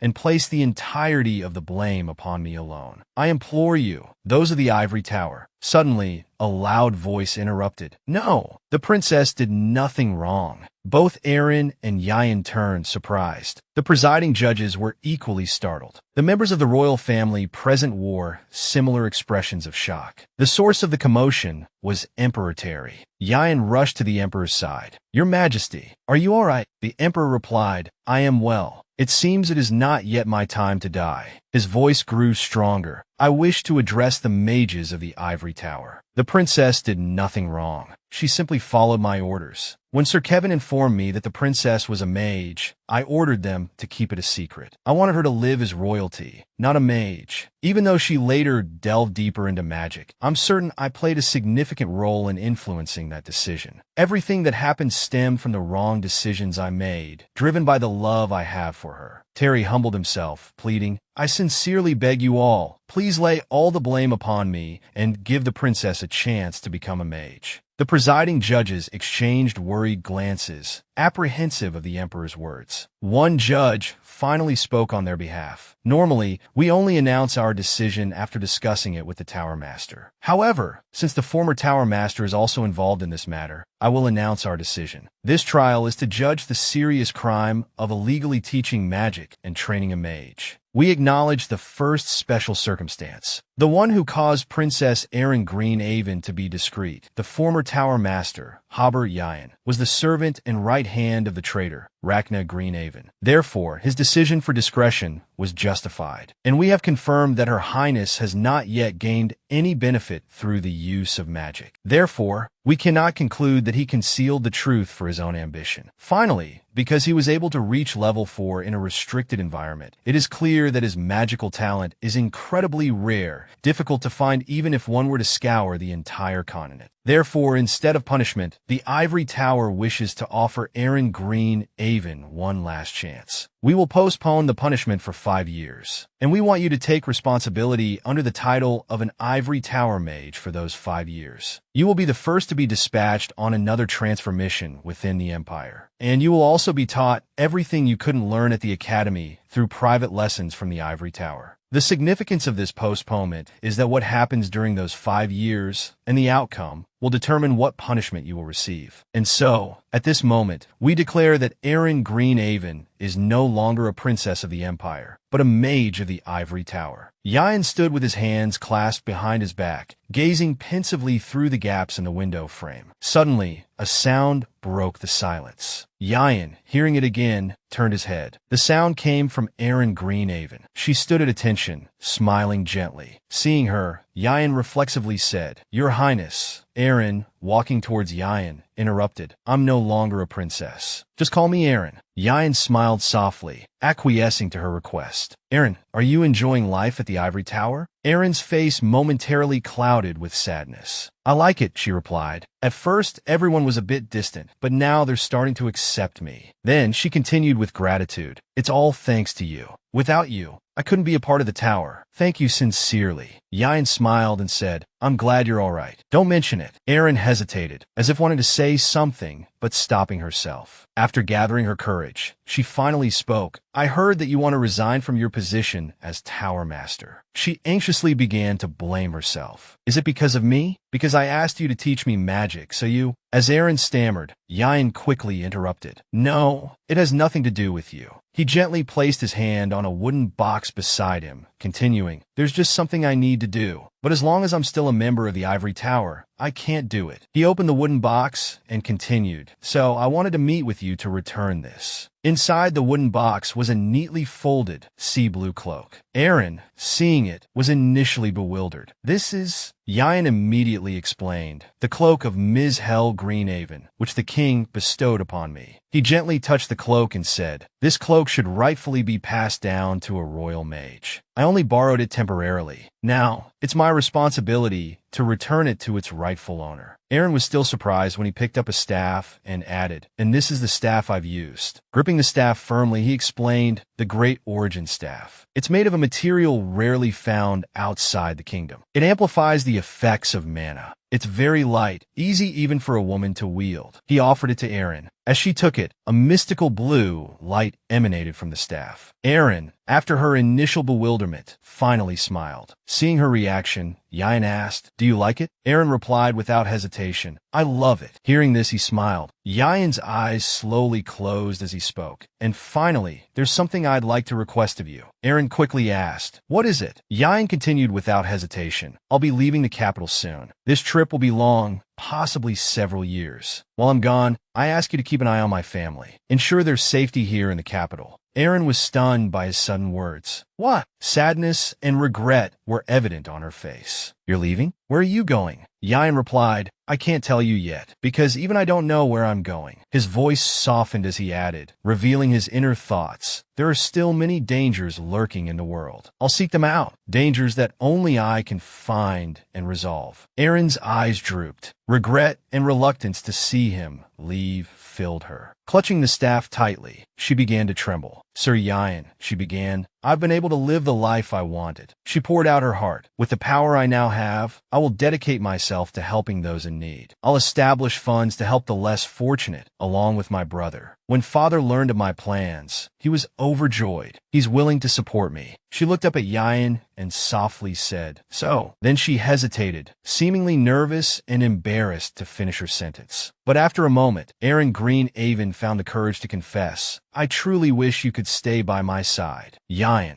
with a saddened expression, looked at Aaron, momentarily at a loss for words. Finally, he could only utter a regretful, I'm sorry. The scenery outside the magnificent ivory tower remained serene and peaceful, a stark contrast to the regret and sadness in Aaron's heart. Hardin, upon hearing the news of Yayan's departure, looked startled. You're leaving the capital? He asked as he rushed towards him. Yayan calmly replied, Yes, Your Highness. Hardin frowned slightly, scratching his head. Do you know how surprised I was when I heard you were resigning as Tower Master? And now you're leaving too? The troublesome matters haven't been completely resolved yet. Hardin unexpectedly mentioned Aaron. Aaron keeps crying too. His voice grew angrier. Did you dump her? Hearing this, Yayan awkwardly averted his gaze. What? No, it's not like that. Hardin coughed, his expression thoughtful. It's a bit embarrassing to say, but Aaron is truly a remarkable woman. He continued to praise his wonderful sister. She's kind, just like Mother. And she's also an incredibly talented high-level mage. You won't find another person like her. Yayan didn't deny his assessment. She is a lovely and remarkable young woman. Therefore, I sincerely hope she finds someone better than me and lives a happy life. Hardin, unable to bear it any longer, exclaimed, Why are you so dense when it comes to relationships? Then, quickly regaining his composure, he said, All right, what do you want to tell me? At this moment, Yayan cautiously spoke the words he'd been holding back. Before Lord Paulant passed away, he asked me to do something. The image of Lord Paulant flashed through his mind as he continued. He wanted me to tell the Crown Prince and Captain Demphin that he was sorry and very grateful to them. Hardin listened silently to Yayan's words. Yayan bowed his head before him and added, This is all I could do. I beg your forgiveness, Your Highness. In response to this sincere apology, Hardin simply said gently, Yayan, you've helped me a great deal. He offered a gentle smile. Without you,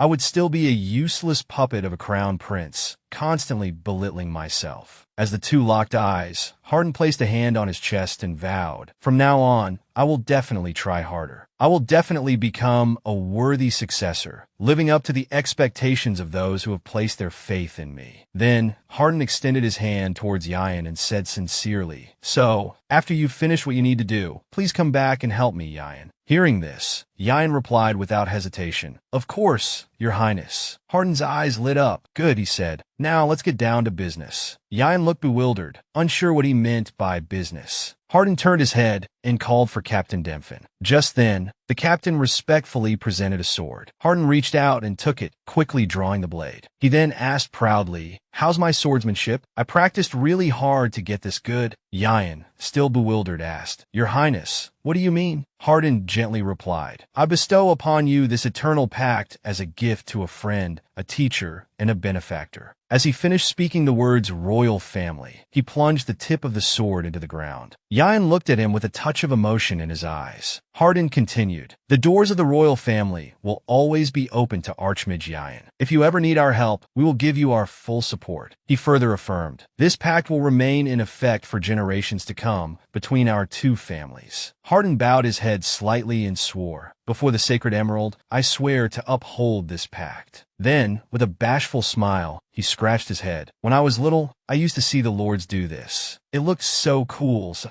I wanted to try it once. He then added, like an encouraging elder, go and do what you must. We'll be waiting for your return. Hearing these words, Yayan felt a surge of warmth in his heart and smiled faintly. As Yayan bowed in gratitude, Hardin stepped forward and embraced him in a gesture of friendship. The scene shifted to Yayan's magnificent and opulent mansion, bathed in the bright sunlight. Yayan sat at his desk, buried under two towering stacks of documents. Outside his door, Vanessa knocked gently. Yayan, she asked softly, may I come in? Recognizing his mother's voice, he immediately replied, come in, mother. As she entered, he quickly rose to his feet, offering her his arm and asking, why are you here? You're still tired from your journey. Why don't you rest some more? Suddenly, his pupils contracted. Mother, are you all right? He asked anxiously. Your hands are so cold, and your complexion doesn't look good. Vanessa's entire body trembled uncontrollably, but she insisted, I'm fine. I just came to welcome you home safely. I was so relieved to see you. Yayan, touched by her words, softly called out, Mother. Her brow furrowed slightly, and her voice grew weaker. Do you really have to go? She asked. Vanessa began to describe her feelings upon learning what had happened to him. After returning to the capital, I heard what happened to you.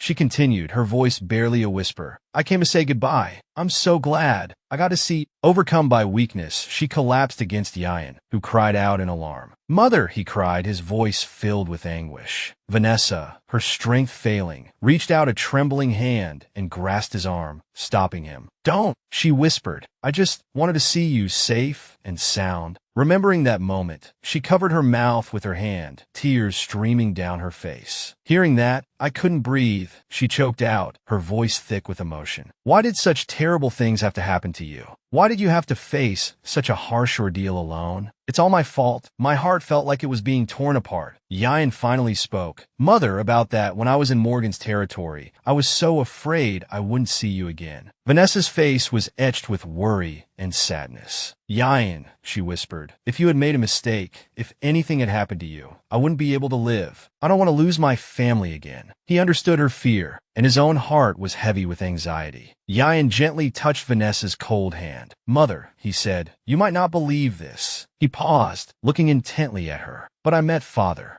Vanessa gasped, stunned by his words. What? Understanding her surprise, Yayan calmly replied, it's hard to explain, but he told me. He began to recount his father's words. Even though I can't see him, he's always in my heart. Yayan opened his heart to his mother. I used to hate him so much, but I've realized that everything I have is because of the love he left behind. Because of this realization, he declared to Vanessa, I will follow the path he walked. He continued, explaining that he wanted to understand what it meant to have a heart to protect his mother. Please, mother, he pleaded, allow me to fulfill this first and final request he asked of me. Yayan smiled softly, his eyes gentle, waiting for her response. Vanessa continued to gaze at him, her expression still filled with worry. Then, tears began to flow freely down her cheeks. Her voice, though choked with emotion and tinged with regret, held a note of pride. You've truly grown up so much, she said. I still think of you as my little boy. Seeing his mother trembling with tears, Yayan quickly comforted her. Please, mother, don't worry so much. Don't think you're alone. He continued gently, because now there are people who love you very much. Yayan began to speak of Radio.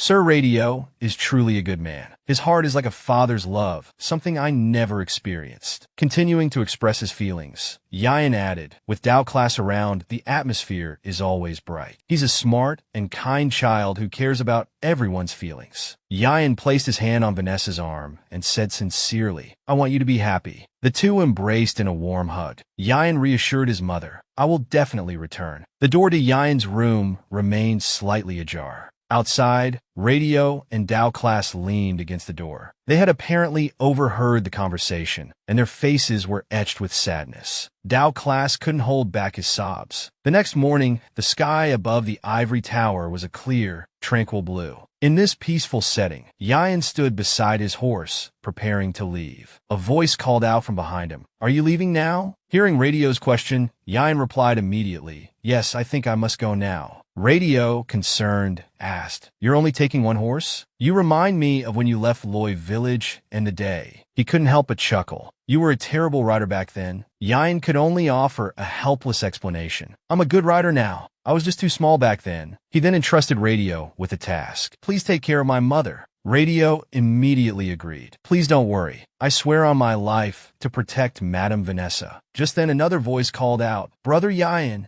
Turning, Yain saw Dao Class with a bright smile. He immediately corrected the boy. "Dao Class, you can't call me that." Before he could finish, Dao Class held out a small gray pouch. Dao Class calmly presented the pouch. "These are mana elixirs and healing potions I've concocted. I guarantee they're much better than anything you can find on the market. I know you won't get hurt, but just in case something happens, if you need more, send a letter to my mansion anytime, and I'll prepare even better ones." Yain thanked him. Just then, Vanessa hurried over, as if afraid her son would leave too quickly for her to see him. She arrived, clutching a large box. "Yain," she called, walking towards him, "eat this on your journey. I've prepared plenty." Vanessa began the familiar song of mothers sending their children off on long journeys. "Don't skip meals. Take care of your health. Write to me often." Yain obediently replied, "Yes, mother. You take care too." His belongings were packed, farewells exchanged, and reminders given. Not wanting to prolong the goodbye, he said, "All right, everyone, I'll be going now." His horse began to move, each step light, yet his heart felt heavy. The scene of Yain leading his horse away from the mansion was tinged with a sense of regret. His steps slowed. He couldn't help but look back. He gazed for a long moment at his home, the place he could always return to.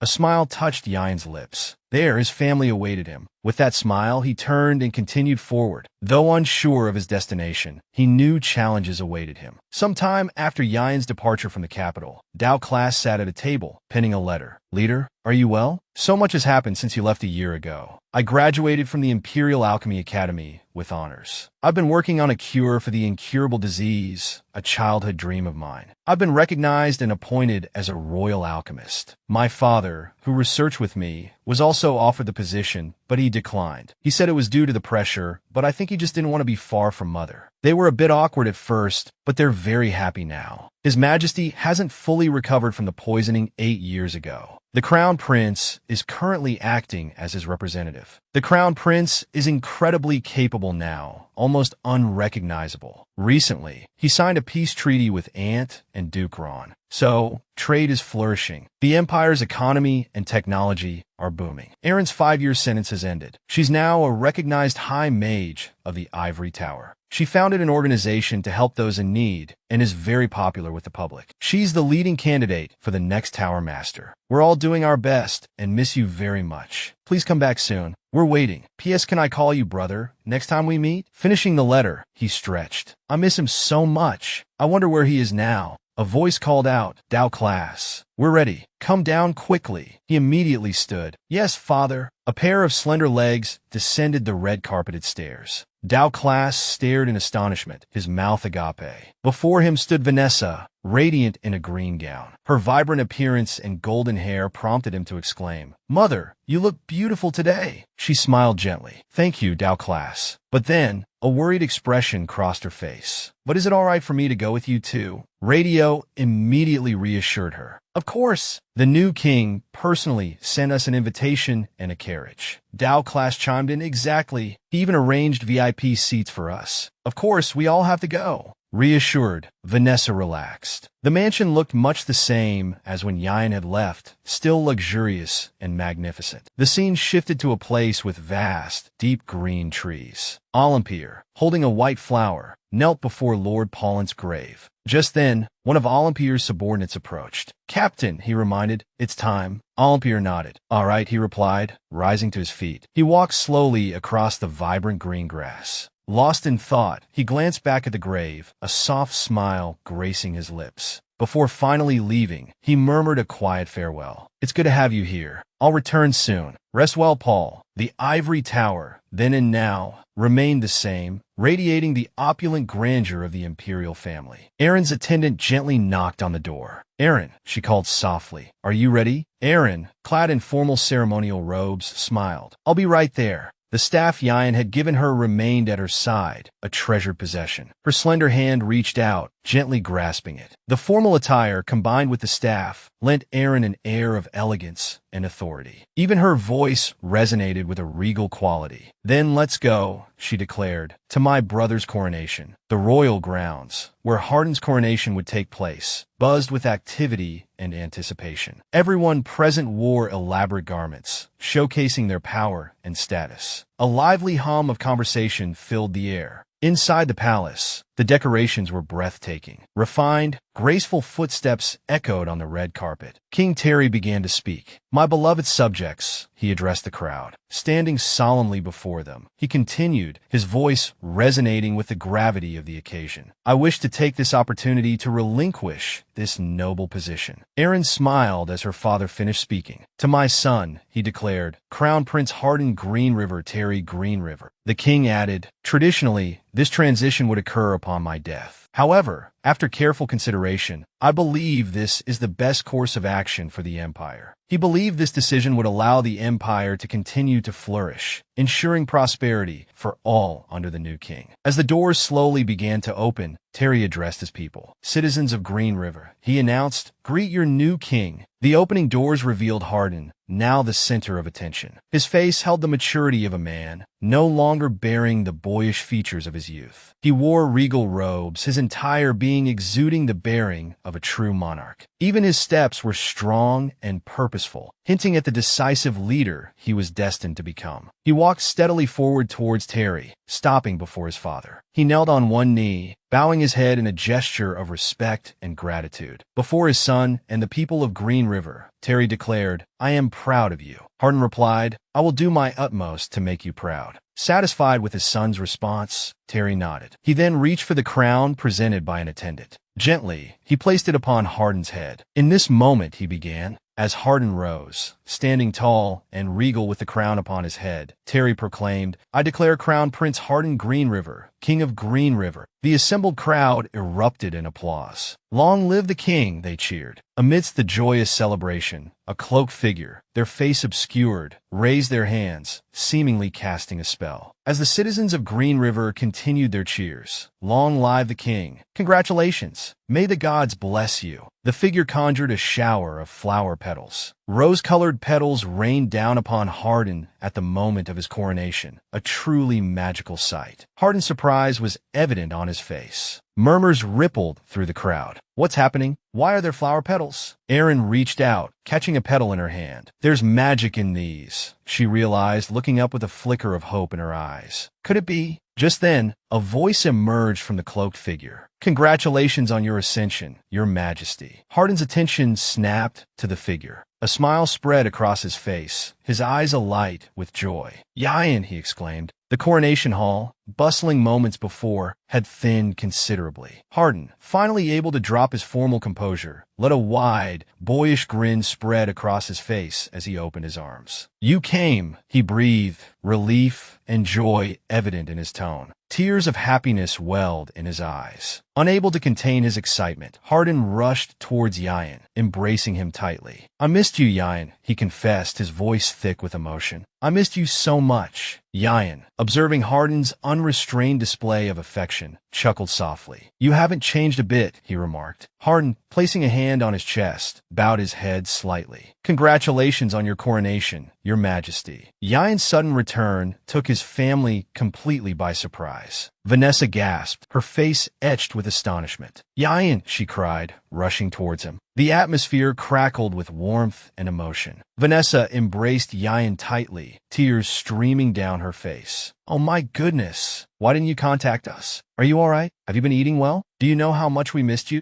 Dao Class, joining the embrace from behind, sobbed, "Yayan, I missed you so much." Responding to their heartfelt welcome, Yayan spoke, his voice filled with genuine affection. "I missed you all too, Mother, Dao Class, and Father." The three of them looked at him, their faces beaming with happiness. Vanessa, her voice laced with concern, inquired, "Have you finished what you needed to do?" Yayan replied gently, "Yes, this time everything is truly resolved." Hardin, clearing his throat, coughed pointedly. "Ahem." Yayan, hearing his name, turned, a look of confusion on his face. Hardin, with a mischievous glint in his eyes, subtly gestured towards Yayan's left. Following Hardin's gesture, Yayan turned and saw Aaron. A warm smile touched his lips. Aaron, her eyes soft and a gentle smile gracing her lips, returned his gaze. Yayan, after a long silence, finally spoke. "It's been a while. How have you been?" Aaron, blushing slightly, averted her gaze. "I've been well," she replied. "And you?" Yayan chuckled. "Just living life, traveling here and there. Your name is mentioned everywhere, from the capital to the remote villages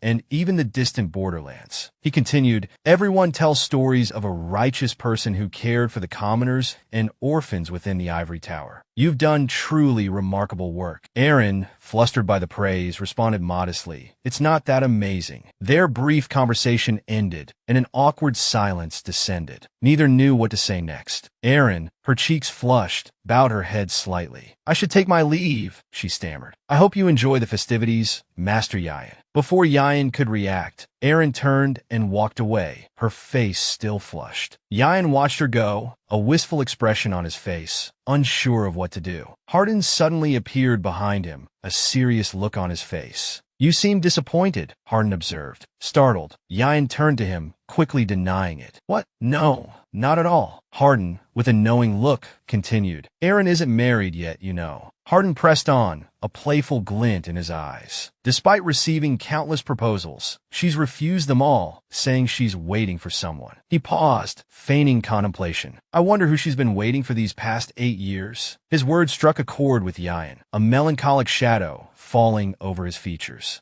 Stepping closer, Hardin continued, his voice softening. "And what's more, she's not the only one who's been waiting for you. There's a lot to be done now." He smiled warmly. "You'll do it with me, won't you?" Yayan, without hesitation, replied, "I await your command, your majesty." The sky above the magnificent ivory tower was a clear, vibrant blue, a tranquil backdrop to the unfolding events. Aaron sat in the flower garden, gazing at the vibrant blooms. A pensive expression clouded her face, her thoughts far away. "I should have talked to him longer," she mused, regret coloring her thoughts. She suspected he had forgotten what happened that day. The memory brought a pang of sadness to her heart. Her face couldn't have been more gloomy. Aaron abruptly shook her head, chiding herself internally. "Don't expect anything more. He just returned today. He must be very busy. He certainly doesn't have time for someone like me." Yayan appeared behind her, seemingly out of nowhere. "Aaron, so you're here." Startled by the sudden voice, she jumped. Seeing her surprise, Yayan quickly apologized. "I didn't mean to frighten you.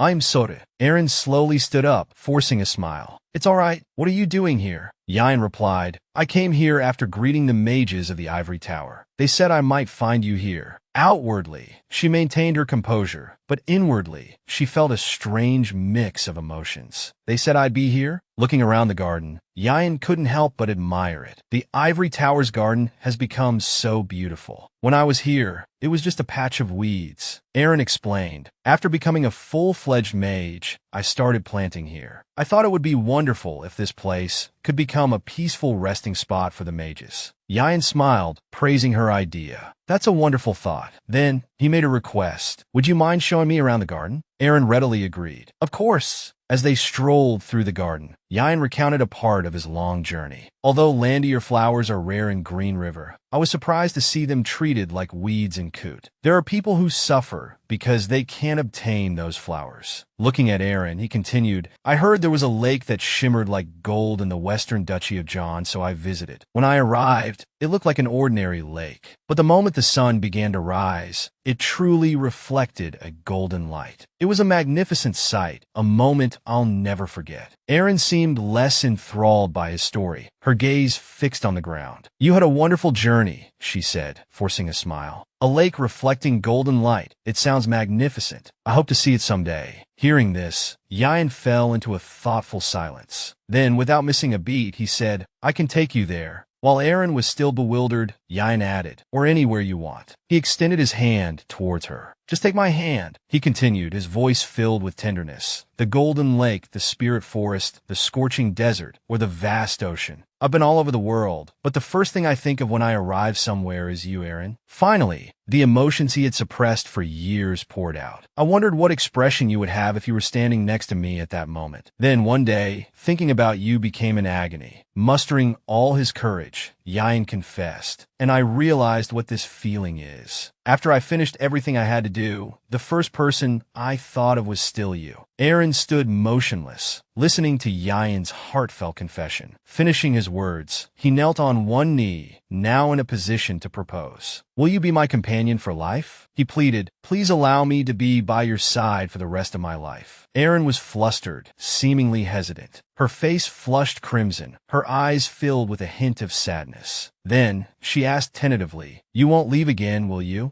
Without hesitation, Yain answered, Yes, I will always be by your side. Suddenly, Aaron burst into tears, sobbing uncontrollably. Seeing the woman he loved shaking with tears after his proposal filled him with both bewilderment and intense worry. Through her sobs, Aaron confessed, I missed you so much. I've been waiting for so long. Finally, a radiant smile bloomed on her face, chasing away the lingering shadows. I accept, she breathed, her voice thick with emotion. Overjoyed, Yain grasped Aaron's hand. I'm so happy, she continued, her eyes sparkling with tears of joy. I gladly give you my hand, my heart, my life. After all this hardship and waiting, may we find happiness together.